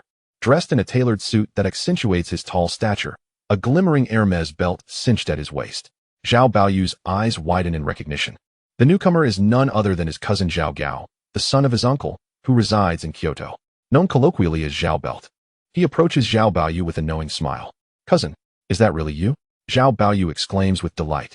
Zhao Gao steps forward, letting his coat slide off his shoulder. Deftly caught by a bodyguard behind him, he settles into a chair, perfectly positioned by another bodyguard. Crossing his legs, he takes a puff of his cigar, extending his hand as someone promptly appears to catch the ash. Little brother, I hear you were contemplating a jump into the river? Zhao Gao inquires. Cousin, my mother has passed, our family fortune has been seized, and my uncle has been arrested. Moreover, you may not know this, but our uncle is my biological father. What reason do I have to continue living? Zhao Baoyu laments. With a chuckle, Zhao Gao shakes his head. I'm aware of all that. And I have information you are yet to learn. Zhao Baoyu blinks, intrigued. What information? Zhao Gao narrows his eyes, pointing with his cigar. Our uncle is not your biological father. Your true father is my father. Zhao Baoyu is taken aback. Are you saying my second uncle is my father? Zhao Gao scrutinizes Zhao Baoyu's expression of disbelief, then speaks slowly. Your second uncle is the round-faced one, correct? Zhao Baoyu nods. I am indeed round-faced. Zhao Gao continues. And you are also round-faced. Zhao Baoyu nods again, then hesitantly shakes his head, stammering, but to determine paternity based solely on appearance seems rather hasty.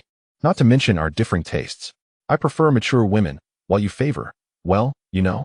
Zhao Gao chuckles quietly, and suddenly Zhao Baoyu realizes something. Are you suggesting that my second uncle is? Precisely. If you still doubt it, take a look at this. Zhao Gao tosses a paternity test document to Zhao Baoyu. As he reads the results, his hands tremble with excitement.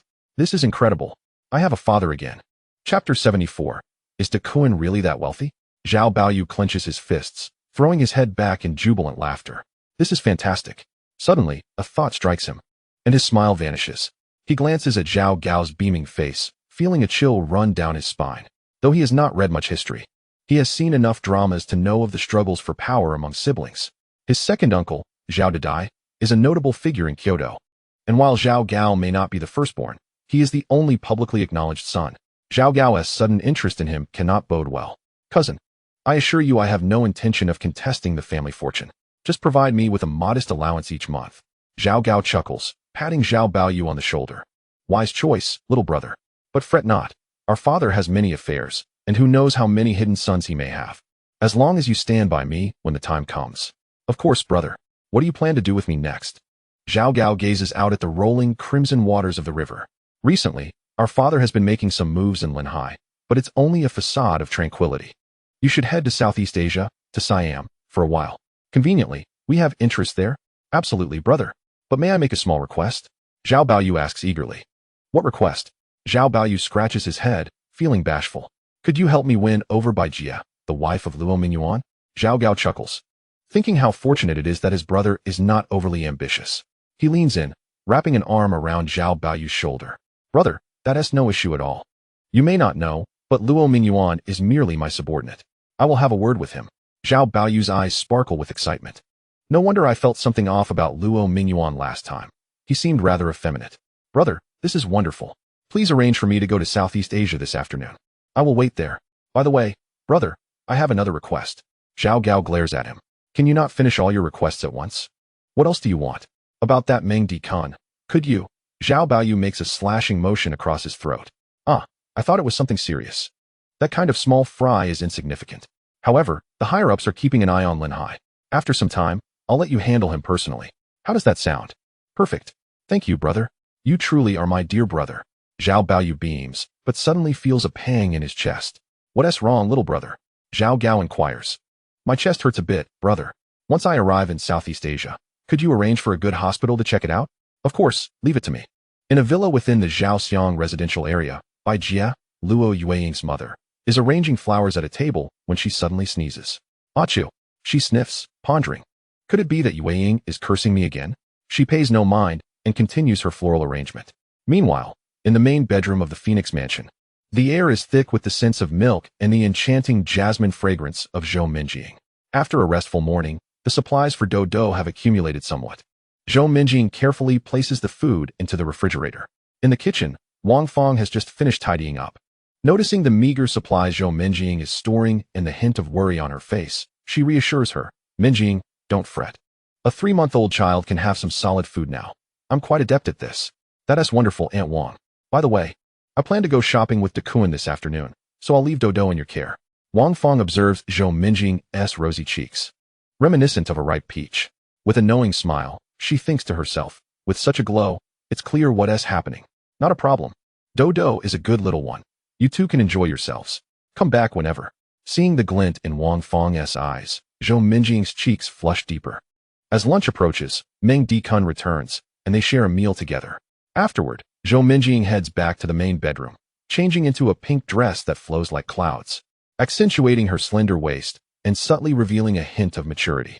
She dresses Meng Dikun in casual attire, and as they step outside, Zhou Minjing dares to entwine her delicate fingers around his arm, her soft form pressing against him as the scent of jasmine wafts into his nostrils, stirring his heart. At home, with Wang Feng present, Zhou Minjing feels a bit shy. As they approach the car, Meng Dikun took the driver's seat, while Zhou Minjing settled into the passenger side. After fastening his seatbelt, he assisted Zhou Minjing in securing hers. Inhaling the jasmine fragrance that enveloped her, his gaze warmed, and he couldn't resist planting another kiss on her cheek.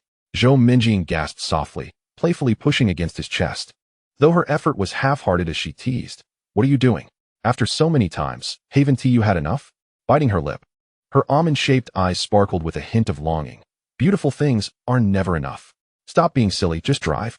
I haven't visited the mall in ages." Meng Dikun started the car and exited the residential area. Glancing in the rearview mirror, he noticed a vehicle trailing them. Recognizing the license plate, he realized it was the car arranged by Qi Tongwei earlier that morning for Zhou Minjing's protection. He felt a sense of relief regarding her safety. But the thought of such unyielding surveillance made him ponder whether her father, Mayor Zhou Yunting, was aware of their intimate moments. But what did it matter? If he knew, he knew. After all, it was Zhou Minjing who initiated these moments. The car headed towards the Linhai Bank, specifically the Jinhai Road branch. As they drove, Zhou Minjing gazed out the window, occasionally stealing glances at Meng Dikun, whose chiseled profile was undeniably handsome as he focused on the road. She felt a delightful sense of being in love, a sweet sensation she had never experienced before. Soon, the car came to a stop outside the bank. Zhou Minjing blinked, tilting her head in confusion. "Tycoon, weren't we supposed to go shopping for my birthday gift? Why are we at the bank?" "Patience, Minjing. You'll find out soon enough." He exited the car, walked around to her side, opened the door, and took her hand as they made their way into the bank. Zhou Minjing's cheeks flushed, and she gently withdrew her hand, chiding, "Tycoon, this is a public place. We should be more discreet. I wouldn't want to hinder your future in finding a girlfriend." Meng Dikun smiled softly, "As you wish." Inside the bank's lobby, the client manager, Su Xiaodong, awaited their arrival, dressed in a sharp business suit, complete with black-rimmed glasses that gave her a scholarly air. Upon spotting Meng Dikun at the entrance, she greeted him with a bright smile. "Mr. Meng, welcome. This way, please." Her gaze briefly flicked to Zhou Minjing behind him, and upon noticing her strikingly beautiful face, a flicker of barely concealed hostility crossed her features. Zhou Minjing, catching the glint in Su Xiaodong's eyes, mused to herself, "It seems this girl has an interest in Tycoon too." Su Xiaodong led them into the VIP lounge and served them both coffee. "Mr. Meng, please hold on. I'll fetch the documents." Meng Dikun nodded, while Zhou Minjing remained perplexed. "Tycoon, what are we really here for?" "You'll find out shortly." Meng Dikun chuckled. "Oh, I need to use the restroom. I drank too much milk this morning." Zhou Minjing playfully shot him a glance. "Go on, then." As soon as Meng Dikun left, Su Xiaodong entered with the documents. "Where's Mr. Meng?" Zhou Minjing smiled warmly. "He went to the restroom. He'll be back shortly." Taking a seat, Su Xiaodong's gaze swept over Zhou Minjing's pink dress, her tone inquisitive. "May I ask, are you Mr. Meng's secretary?" Zhou Minjing's cheeks flushed, her fingers tightening around her coffee cup. "Oh no, I'm his sister-in-law." Zhou Minjing was uncertain about her relationship with Meng Dikun, thus she spoke casually. Su Xiaodong sighed in relief. "Ah, so you're the sister-in-law? It's a pleasure to meet you." As long as she wasn't a girlfriend, Su Xiaodong felt she still had a chance. The two engaged in small talk, yet an undercurrent of tension crackled between them, akin to two cats cautiously testing each other's claws. Moments later, Meng Dikun returned from the restroom, casually plopping down next to Zhou Minjing, his shoulder brushing against hers. causing her cheeks to redden once more. Su Xiaodong quickly placed the documents before Meng Dikun. Mr. Meng, this car dealership has a solid reputation, and they're currently quoting 1 billion. What do you think? Zhou Minjing's eyes widened in disbelief. What? A car dealership? 1 billion? Dekuin is that wealthy? She struggled to fathom the figure. The last time she had glimpsed his account after selling his ancestral Tang boa bracelet, it held over 30 million. And he had given her 12 million for a house purchase. How could they suddenly be discussing 1 billion? Despite her inner turmoil, she maintained an air of composure. Embodying the poise of a dignified lady, Meng Dikun took the documents, swiftly scanning them with his angel eye, and then connected to the artificial intelligence computer V10 for data verification. As he reviewed the documents, Su Xiaotong analyzed them alongside him. This dealership specializes in ultra-luxury and luxury brands: Rolls-Royce, Bentley, Lamborghini, Mercedes, BMW, Audi, and so forth. Although the market is currently tough and many dealerships are incurring losses, this one made a profit of 50 million last year. My cousin also works there, and I spoke with her a couple of days ago. She mentioned the business is doing quite well. Meng Dikun had no intention of profiting. He merely sought to provide Zhou Minjing with something to occupy her time, and it would also make his own transportation more convenient. Furthermore, with Zhou Minjing being the mayor's daughter, anyone considering encroaching on his venture would likely think twice. Hearing Su Xiaodong's remarks, Meng Dikun set the documents down and asked, "What is your cousin's name?" "My cousin is named Su Yanqing." Su Yanqing? Meng Dikun recalled that his acquaintance Xingjun's wife was also named Su Yanqing and worked at a car dealership. He glanced back at the documents and confirmed the dealership's name, King S Auto. Yes, that was indeed the one.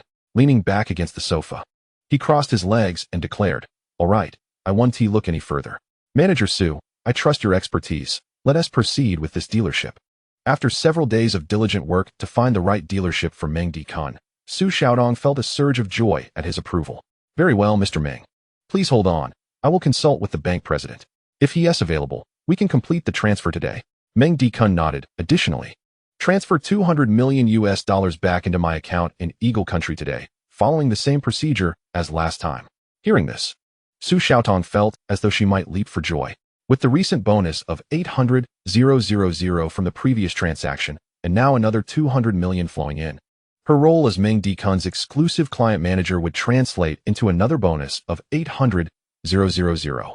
As she glanced at Zhou Minjing beside Meng Dikun, any sense of jealousy evaporated. Meng Dikun was practically her benefactor. It didn't matter who was with him. She would gladly accept any role, even if it meant being a minor player in his life. Su Xiaodong excitedly grabbed her tablet. "All right, Mr. Meng, I'll report both matters to the president." Then she turned to Zhou Minjing with a smile. "Sister-in-law, please wait here. I will bring you a cup of floral tea shortly." With that, she hurried away in her high heels. Zhou Minjing felt bewildered, sensing that the young woman had suddenly become much more amiable towards her. Indeed, a woman's demeanor could shift as swiftly as the turning of a page. Yet, she was still left questioning whether Meng Dikun truly possessed such wealth. "Dekuin, do you really have that much money?" Meng Dikun nodded nonchalantly. "Yes, I made a bid in the stock market in Eagle Country. Didn't you see me trading stocks last time? Goodness, how is it possible to earn over 10 billion in such a short time?" Zhou Minjing's eyes reflected both doubt and admiration. Meng Dikun grasped her delicate hand, grinning mischievously. "With your hand, I could generate 200 million in just 2 hours. Is it not equally plausible for me to earn billions through trading in a matter of days?" Zhou Minjing's cheeks flushed deeply as she quickly withdrew her hand, exclaiming, "Oh, stop it. You're being inappropriate again." However, Zhou Minjing, contemplating the fact that this was a bank, dismissed her initial doubts. If there were no substantial assets involved, the young lady would not have provided such professional service. She thought to herself, the stock market is perilous. It is wise to secure gains while one can. No wonder she had come to the bank today. Dekuin was preparing to present her with a car. This thought filled Zhou Minjing with delight, akin to a young girl receiving her boyfriend's gift for the first time. Moments later, branch manager Su Jiangwo hurriedly approached, his voice arriving before he did. "Ah, Mr. Meng. I apologize for keeping you waiting." He turned and entered the VIP room, beads of sweat glistening on his forehead as he caught his breath. Presenting a cigarette to Meng Dikun. Meng Dikun rose to accept it, and Su Jiangwo promptly retrieved a lighter from his pocket, igniting the cigarette while respectfully explaining. "There was a meeting at headquarters that I couldn't postpone. I heard you were coming, so I rushed back to the branch immediately after. I encountered traffic along the way, which delayed me, hence I could not greet you personally. Manager Su, you are being too courteous." I am merely a client here to conduct some business. Meng Dikun took a seat, and Su Jiangwo sat opposite him. I heard from Xiao Su that you are interested in acquiring Wangzhe car dealership? Indeed. Su Jiangwo continued, Mr. Meng, you possess remarkable insight. The owner of that dealership is one of our major clients. However, his strategic vision is lacking. A few years ago, he invested his entire fortune in real estate and suffered considerable losses. The dealership is valued at 1.2 billion, and we have collateralized it for 800 million, which he is unable to repay. Acquiring it now for 1 billion would certainly be a bargain. Su Jiangwo glanced at the table, noticing only 2 cups of coffee, and reproached Xiao Su, why are there only 2 cups? Did I not inform you that Mr. Meng is our esteemed VIP client? And what about the fruit platter? He then commanded his assistant, Xiao Wang, quickly, go to my office and bring that box of Longjing tea for Mr. Meng. Su Jiangwo was eager to impress Meng Dikun, understanding that while the dealership was valuable, failing to recover the loan would create bad debts. 800 million, for which he would bear significant responsibility. Meng Dikun's involvement could potentially resolve his predicament. Observing Su's eagerness to please, Meng Dikun waved his hand gently. Manager Su, as you know, I value efficiency and do not concern myself with trivialities. Let us proceed. Very well. Here is the asset transfer agreement, the asset list for the dealership, and the documents that the seller must provide, including the business license, tax registration certificate, land use rights certificate, and property deed, all free of disputes. These materials have already been verified through the artificial intelligence computer V10. Meng Dikun interrupted. Let us proceed with the transfer. Of course, Mr. Meng, please provide your ID card. Meng Dikun turned to Zhou Minjing. Please take out your ID. Having just witnessed the branch manager's respectful demeanor towards Meng Dikun, Zhou Minjing felt admiration bubbling within her, transforming into a little fan of his. Without considering why he needed her ID, she obediently retrieved it from her bag. However, as she extracted it, realization struck her. What did he need my ID for? For the transfer, of course. Did I not mention I would be gifting you a dealership? Since you have studied business management, it would be an excellent way to keep you engaged. Zhou Minjing clutched her ID tightly, her eyes widening in disbelief. Transfer? You mean to say you are giving me this 1 billion dealership? Indeed. Is there a problem? Meng Dikun observed her hand, which had paused in midair holding the ID, and directly took it from her, handing it to Su Jiangwo. Manager Su, please expedite the process. Oh, and my 200 million overseas should also be credited today. Su Jiangwo received the ID. Rest assured, my esteemed Mr. Meng. This afternoon, the entire branch will be at your service. Standing beside Su Jiangwo, Su Xiaodong was equally astounded. What was happening? Mr. Meng was purchasing a dealership for his sister-in-law? It was worth noting that possessing the property deed and asset list would allow any bank to extend a loan of 780 million effortlessly. This was essentially akin to gifting his sister-in-law 780 million. How close were Mr. Meng and his brother? Or perhaps Mr. Meng enjoyed this ambiguous relationship. Meanwhile, Su Jiangwo handed the ID to Su Xiaotong. Xiao Su, why are you dawdling? Hurry and get this processed. Oh, right, Manager Su, I will do it right away. Su Xiaodong hurried off, heels clicking as she reassured herself. Why overthink it? I am willing to be his little confidant. Besides, what is wrong with having a few peculiar preferences? Wealthy men often have their quirks. Mr. Meng is not only affluent, but also handsome. If he had no flaws, would he still be human? Indeed, once a man possesses wealth, his shortcomings can easily be overlooked. To what extent this is true depends on one's wealth. Of course, Meng Dikun was oblivious to Su Xiaodong's musings. Soon, with the full cooperation of the Jinhai Road branch's operations, in just 3 hours, Meng Dikun received the additional 1.4 billion, and the ownership of Wangzhe car dealership was successfully transferred. The adage money makes the world go round proved true. The typically cumbersome transfer process became remarkably straightforward in the face of financial incentives and mutual interests. At the bank entrance, Su Xiaotong accompanied Meng Dikun and Zhou Minjing outside. Mr. Meng, thanks to your recent transactions, I have received a substantial bonus. Are you free for dinner tonight? Su Xiaotong unabashedly expressed her intentions, disregarding Zhou Minjing's presence. Meng Dikun hesitated for a moment. Manager Su, I have other commitments tonight. Perhaps I will treat you to dinner another time. All right, I will await your invitation. Su Xiaotong felt a twinge of disappointment. Meng Dikun genuinely had plans. He intended to visit the library at Linghai University that evening to learn about Bitcoin using the Angel's Eye. It was rumored that the king of the Eagle Nation was set to launch a new currency, and he planned to capitalize on the opportunity. As Meng Dikun turned to get into his car, Zhou Minjing followed closely, much like a devoted companion. Su Xiaotong watched wistfully as Meng Dikun's vehicle departed. Inside, Zhou Minjing leaned against the passenger seat, glancing at Su Xiaotong through the rearview mirror. She turned her head, smiling at Meng Dikun. Her eyes crescent-shaped as she twirled a strand of hair. "Dikun, did you not notice? That client manager, Su Xiaotong, is quite taken with you. She even invited you to dinner. Why did you not respond?" Meng Dikun, gripping the steering wheel, tapped his fingers thoughtfully. "I noticed, but women only slow my pace. I have studying to do tonight." He cast a sidelong glance at Zhou Minjing, a slight smile playing on his lips. Zhou Minjing rolled her eyes at him. "I believe you." Meng Dikun turned to wink at her. "Hee, I was merely trying to prevent our dear Minjing from feeling jealous."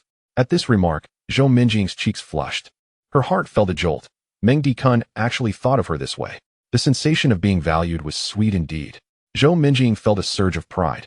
Yet she quickly asserted, "I am not the least bit jealous, Xiaoming. As I mentioned, you need only to enjoy yourself here. My only requirement is that you avoid unclean women. That bank lady seems decent enough. If you are interested, perhaps you should get to know her better. There is no rush. We have options."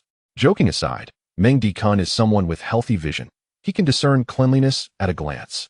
He chuckled, "Minjing, you truly are a wonderful sister to me." Zhou Minjing smirked, "Of course. I am grateful and self-aware." She then turned to gaze out the window, furrowing her brow. "Xiaoming, this route seems incorrect. This is not the way home. Where are we headed?" "At the mall.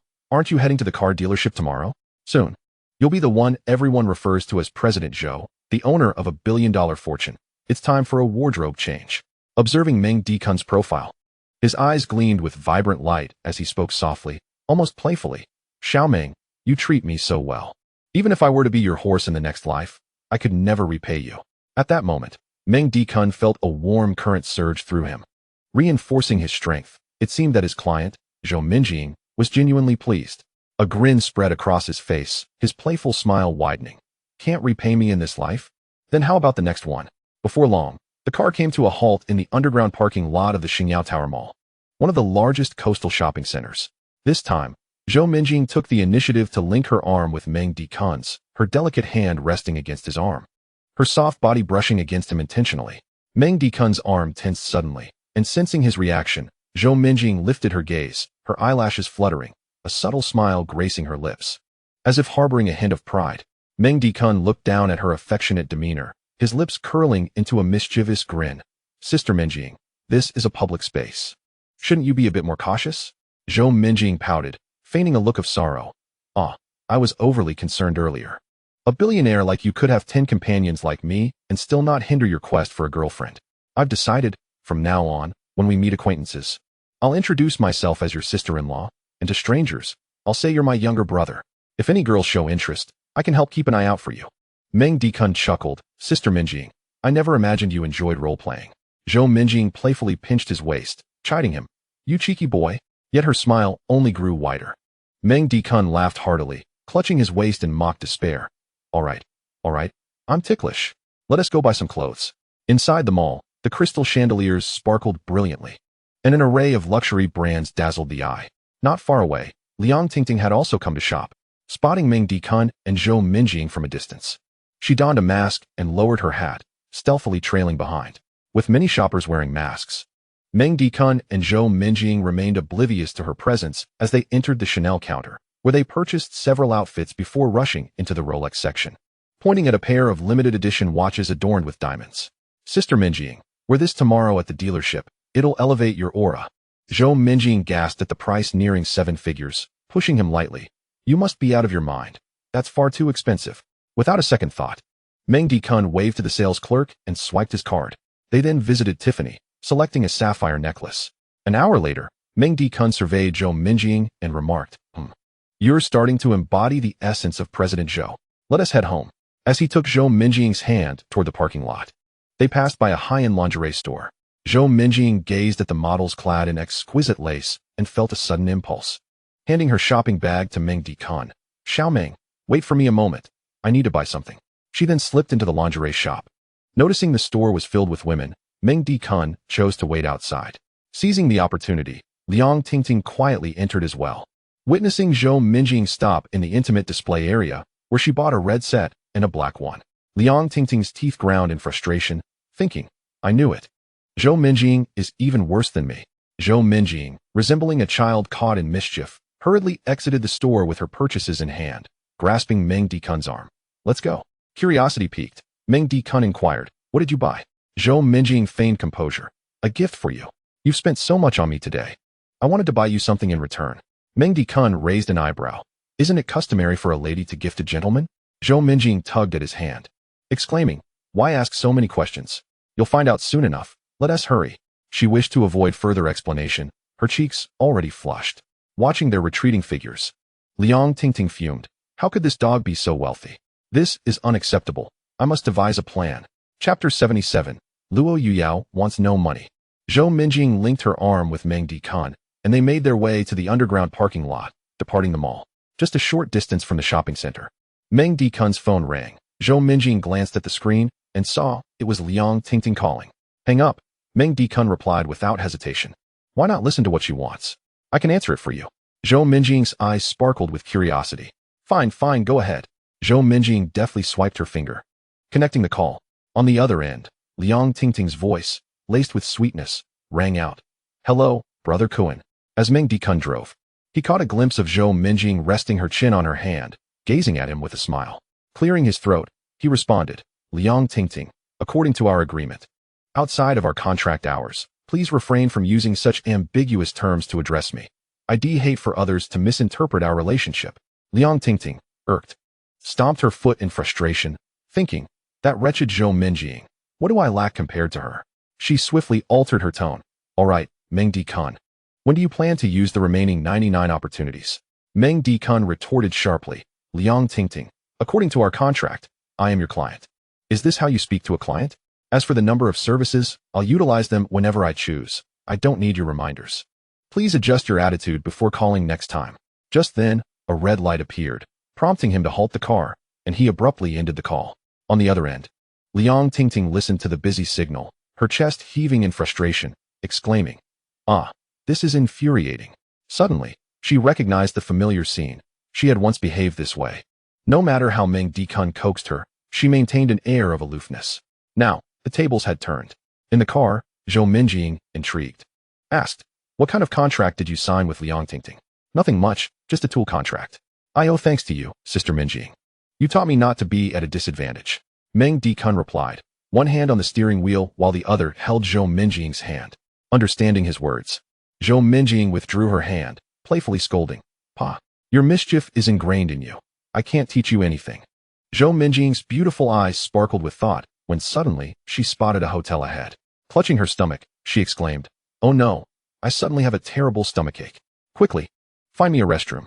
Meng Dikun glanced around, perplexed. Where can we find a restroom around here? Minjing, just hold on a bit longer. I'll drive faster. Zhou Minjing bit her lip, lowering her gaze, pointing ahead. No, it's too painful. Let us just rent a room there. Surely they have a restroom. Meng Dikun's heart raced, realizing, wait, is she really in pain? Yet, her expression genuinely conveyed distress. Without hesitation, he swerved the car towards the hotel entrance. After securing a room, Zhou Minjing hurried into the bathroom with her purchases from the lingerie store. Moments later, the sound of a shower echoed from the bathroom. Lying on the hotel bed, Meng Dikun, feeling bored, opened a certain app and began scrolling. Suddenly, he stumbled upon a streamer who bore a striking resemblance to Luo Yuyao. Clicking on her profile, he discovered she was an educational content creator, primarily teaching the language of the Arctic Bear Nation. It seemed this account had only recently been created, with merely 5 videos uploaded. As he prepared to employ his hacking skills for a brief investigation, the bathroom door swung open. Amidst the swirling steam, Zhou Minjing emerged. Draped in a pristine white bathrobe, her cheeks flushed with a gentle rosy hue from the warmth of the water. She stepped barefoot onto the wooden floor, her slender ankles as delicate as jade, and beneath the robe, a hint of a crimson nightgown peeked through. Meng Dikun observed her, as if he had gleaned some secret, and thus feigned innocence, inquiring, Sister Minjing, is your stomach no longer in pain?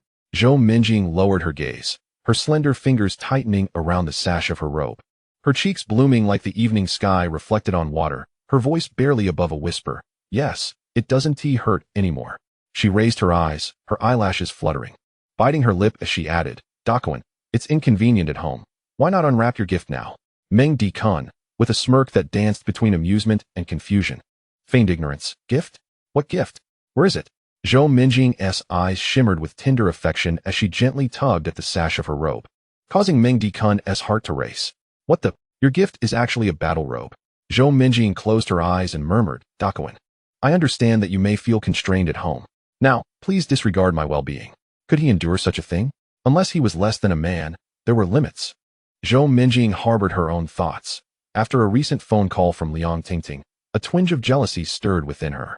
Somewhere along the line, she felt an undeniable attachment to Meng Dicun, both physically and emotionally, yet she believed she was unworthy of him. The only solution was to transform herself into a form of irresistible allure, making him dependent on her. An hour and a half later, her voice hoarse, Zhou Minjing inquired, Dakuan, what do you think of my junior sister, Suruwatching? Meng Dicun smirked, Sister Minjing, were you not just jealous? Now, why do you wish to push me towards her? With your petite frame, are you perhaps at your limit? If so, you must practice more. Zhou Minjing turned, her eyelashes fluttering like butterfly wings, playfully rebuking, you, always so frivolous. You cannot shear all the wool from a single sheep. Meng Dicun sighed, bemused by the turn of events. It was she who had initiated this encounter, yet he was now the one accused of taking advantage. Besides, this is clearly. Noticing his silence, Zhou Minjing exhaled softly, her gaze dreamy, her lips parting. You could educate Liang Tingting, or if that fails, seek out Luo Yuyao. Although I am not as familiar with her as I am with Suruwatching, she is still my junior sister. Don't think I haven't noticed. I sensed something was amiss at the entrance of the Public Security Bureau last time. Have you two already shared something? Meng Dicun felt a jolt. Indeed. A woman's intuition was remarkably astute.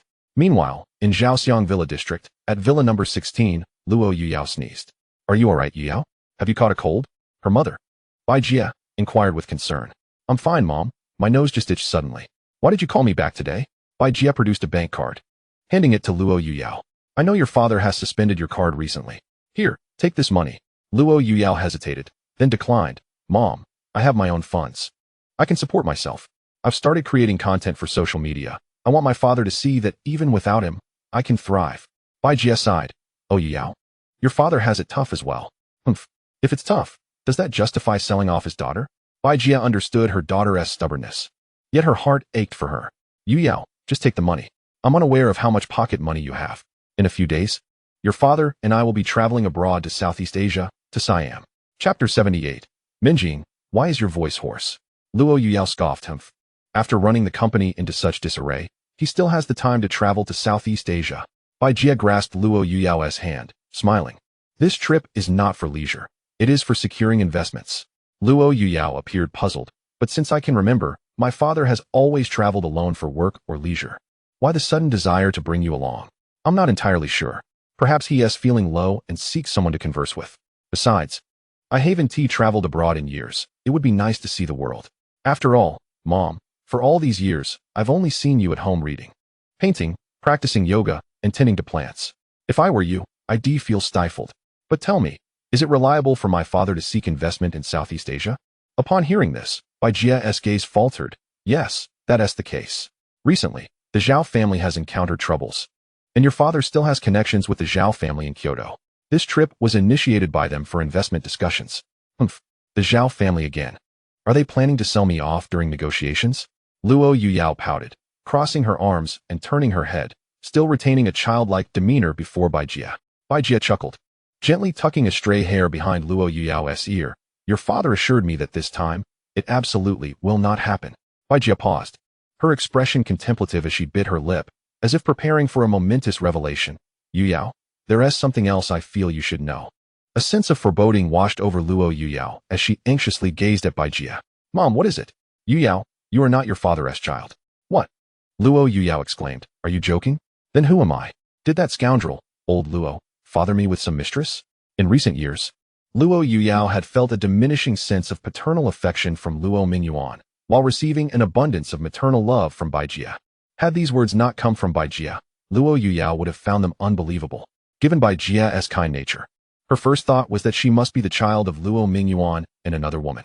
No, if your father had that capability, it would be a blessing. You are the child of his sister. By the normal familial hierarchy, you should call him uncle, and me Annie. When your mother gave birth to you, she passed away, and your father discovered he was infertile, thus he raised you as his daughter. Luo Yuyao was left astounded. Infertile? After all these years? And he never sought better doctors? Bai Jie sighed. He never ceased seeking treatment, trying various methods and spending quite a bit of money, but nothing worked. Remember, when you were 15, your father went on a business trip and returned as if he were a different person.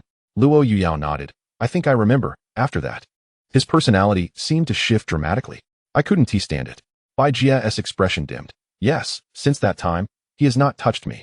And he ceased mentioning anything about treatment, focusing entirely on the company. Luo Yuyao was left in utter shock.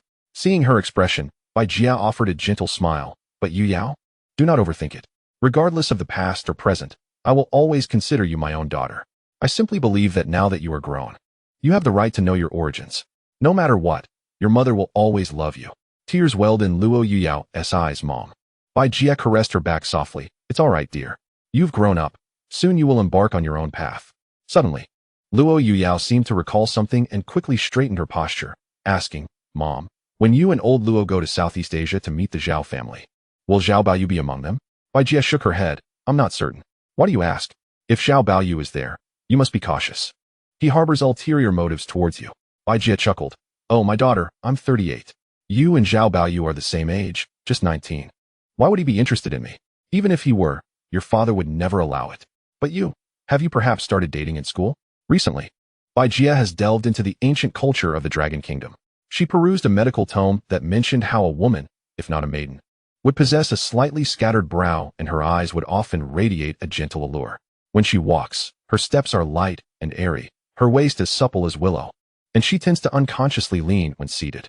Upon the return of Luo Yuyao, Bai Jie noticed some changes in her, and upon closer observation of her eyes, her suspicions were further confirmed. Luo Yuyao, feeling shy under scrutiny, quickly denied it, exclaiming, No way, that's all nonsense. Bai Jie, with a warm smile, reassured her. Yao Yao, do not be embarrassed. If you truly have a boyfriend, bring him to me for approval, dear. I'll look out for you. Came Luo Yuyao's response, barely above a whisper. Well, in a few days, I shall be heading to Southeast Asia, specifically to Siam. I must contemplate what to bring along. You should rest early. As Bai Jie rose and made her way to the door, she heard Luo Yuyao call out to her mom. What is it? Do you have something else to say? Yao Yao, you must promise to take care of yourself in Southeast Asia. Bai Jie smiled with reassurance. Do not worry, get some rest. Once outside the room, Bai Jie closed the door behind her. Inside, Luo Yuyao lay upon her princess bed, her thoughts inadvertently drifting to Meng Dikan. What might he be doing now? In a hotel, within an hourly room, the air was suffused with a subtle fragrance of jasmine emanating from Zhou Minjing. Her cheeks flushed with a gentle hue. Her eyes slightly lifted at the corners, and a satisfied smile graced her lips, her breath soft and prolonged, as if her spirit roamed in the clouds before gently descending into slumber. Meng Dikan had taken a shower and stood by the hotel window, smoking a cigarette. At home, with a child present, he had not enjoyed the luxury of a post-dinner smoke in recent times. After finishing a cigarette, he returned to the bed, finally understanding why some couples occasionally sought hourly rooms. Having someone at home indeed constrained certain liberties. Much like the enchanting sounds he had just heard, a melodious murmur that lingered in the air, echoing for days. Zhou Minjing slowly opened her eyes and saw Meng Dikan lounging against the headboard, shirtless. Lazily, she inquired, Xiao Meng, what time is it? Sister Minjing, you truly can sleep. It's already 8:30 in the evening. Duo must be waiting impatiently. It's all your fault. Meng Dikan chuckled. Sister Minjing, how unreasonable. Who was it that feigned a stomach ache, insisting on coming to an hourly room? Zhou Minjing's little scheme was unveiled, her face reddening further as she playfully scolded. You tease. Yet, thinking of her daughter, she mustered the strength to rise. Observing her struggle, Meng Dikan comforted her. No need to worry. I just called Aunt Wang. And the little one has been enjoying her supplementary food. Otherwise, I would have woken you much sooner. With her mind at ease, Zhou Minjing checked out. Leaning on Meng Dikan as they made their way to the parking lot, her voice barely above a whisper. Xiaoming, could you be a bit gentler next time? My back feels like it might give out. Meng Dikan smirked. My dear sister, you weren't saying that just now. Who is it that said, please do not concern yourself with her well-being? Zhou Minjing's face flushed like the evening sky, playfully pushing him away. You are incorrigible. Where did you learn such behavior? All thanks to Teacher Zhou. He laughed heartily. Upon returning to Phoenix Manor, it was already 9:30 p.m. The first words Zhou Minjing uttered upon seeing Wang Fong were, Aunt Wang. Duo did not cause any trouble this afternoon, did she? Not at all. She was very well behaved and enjoyed the supplementary food I prepared. She has just fallen asleep. Wang Fong replied with a hint of pride. But she soon noticed that Zhou Minjing's voice sounded off and asked with concern, "Oh, Ying Ying, why does your voice sound hoarse?"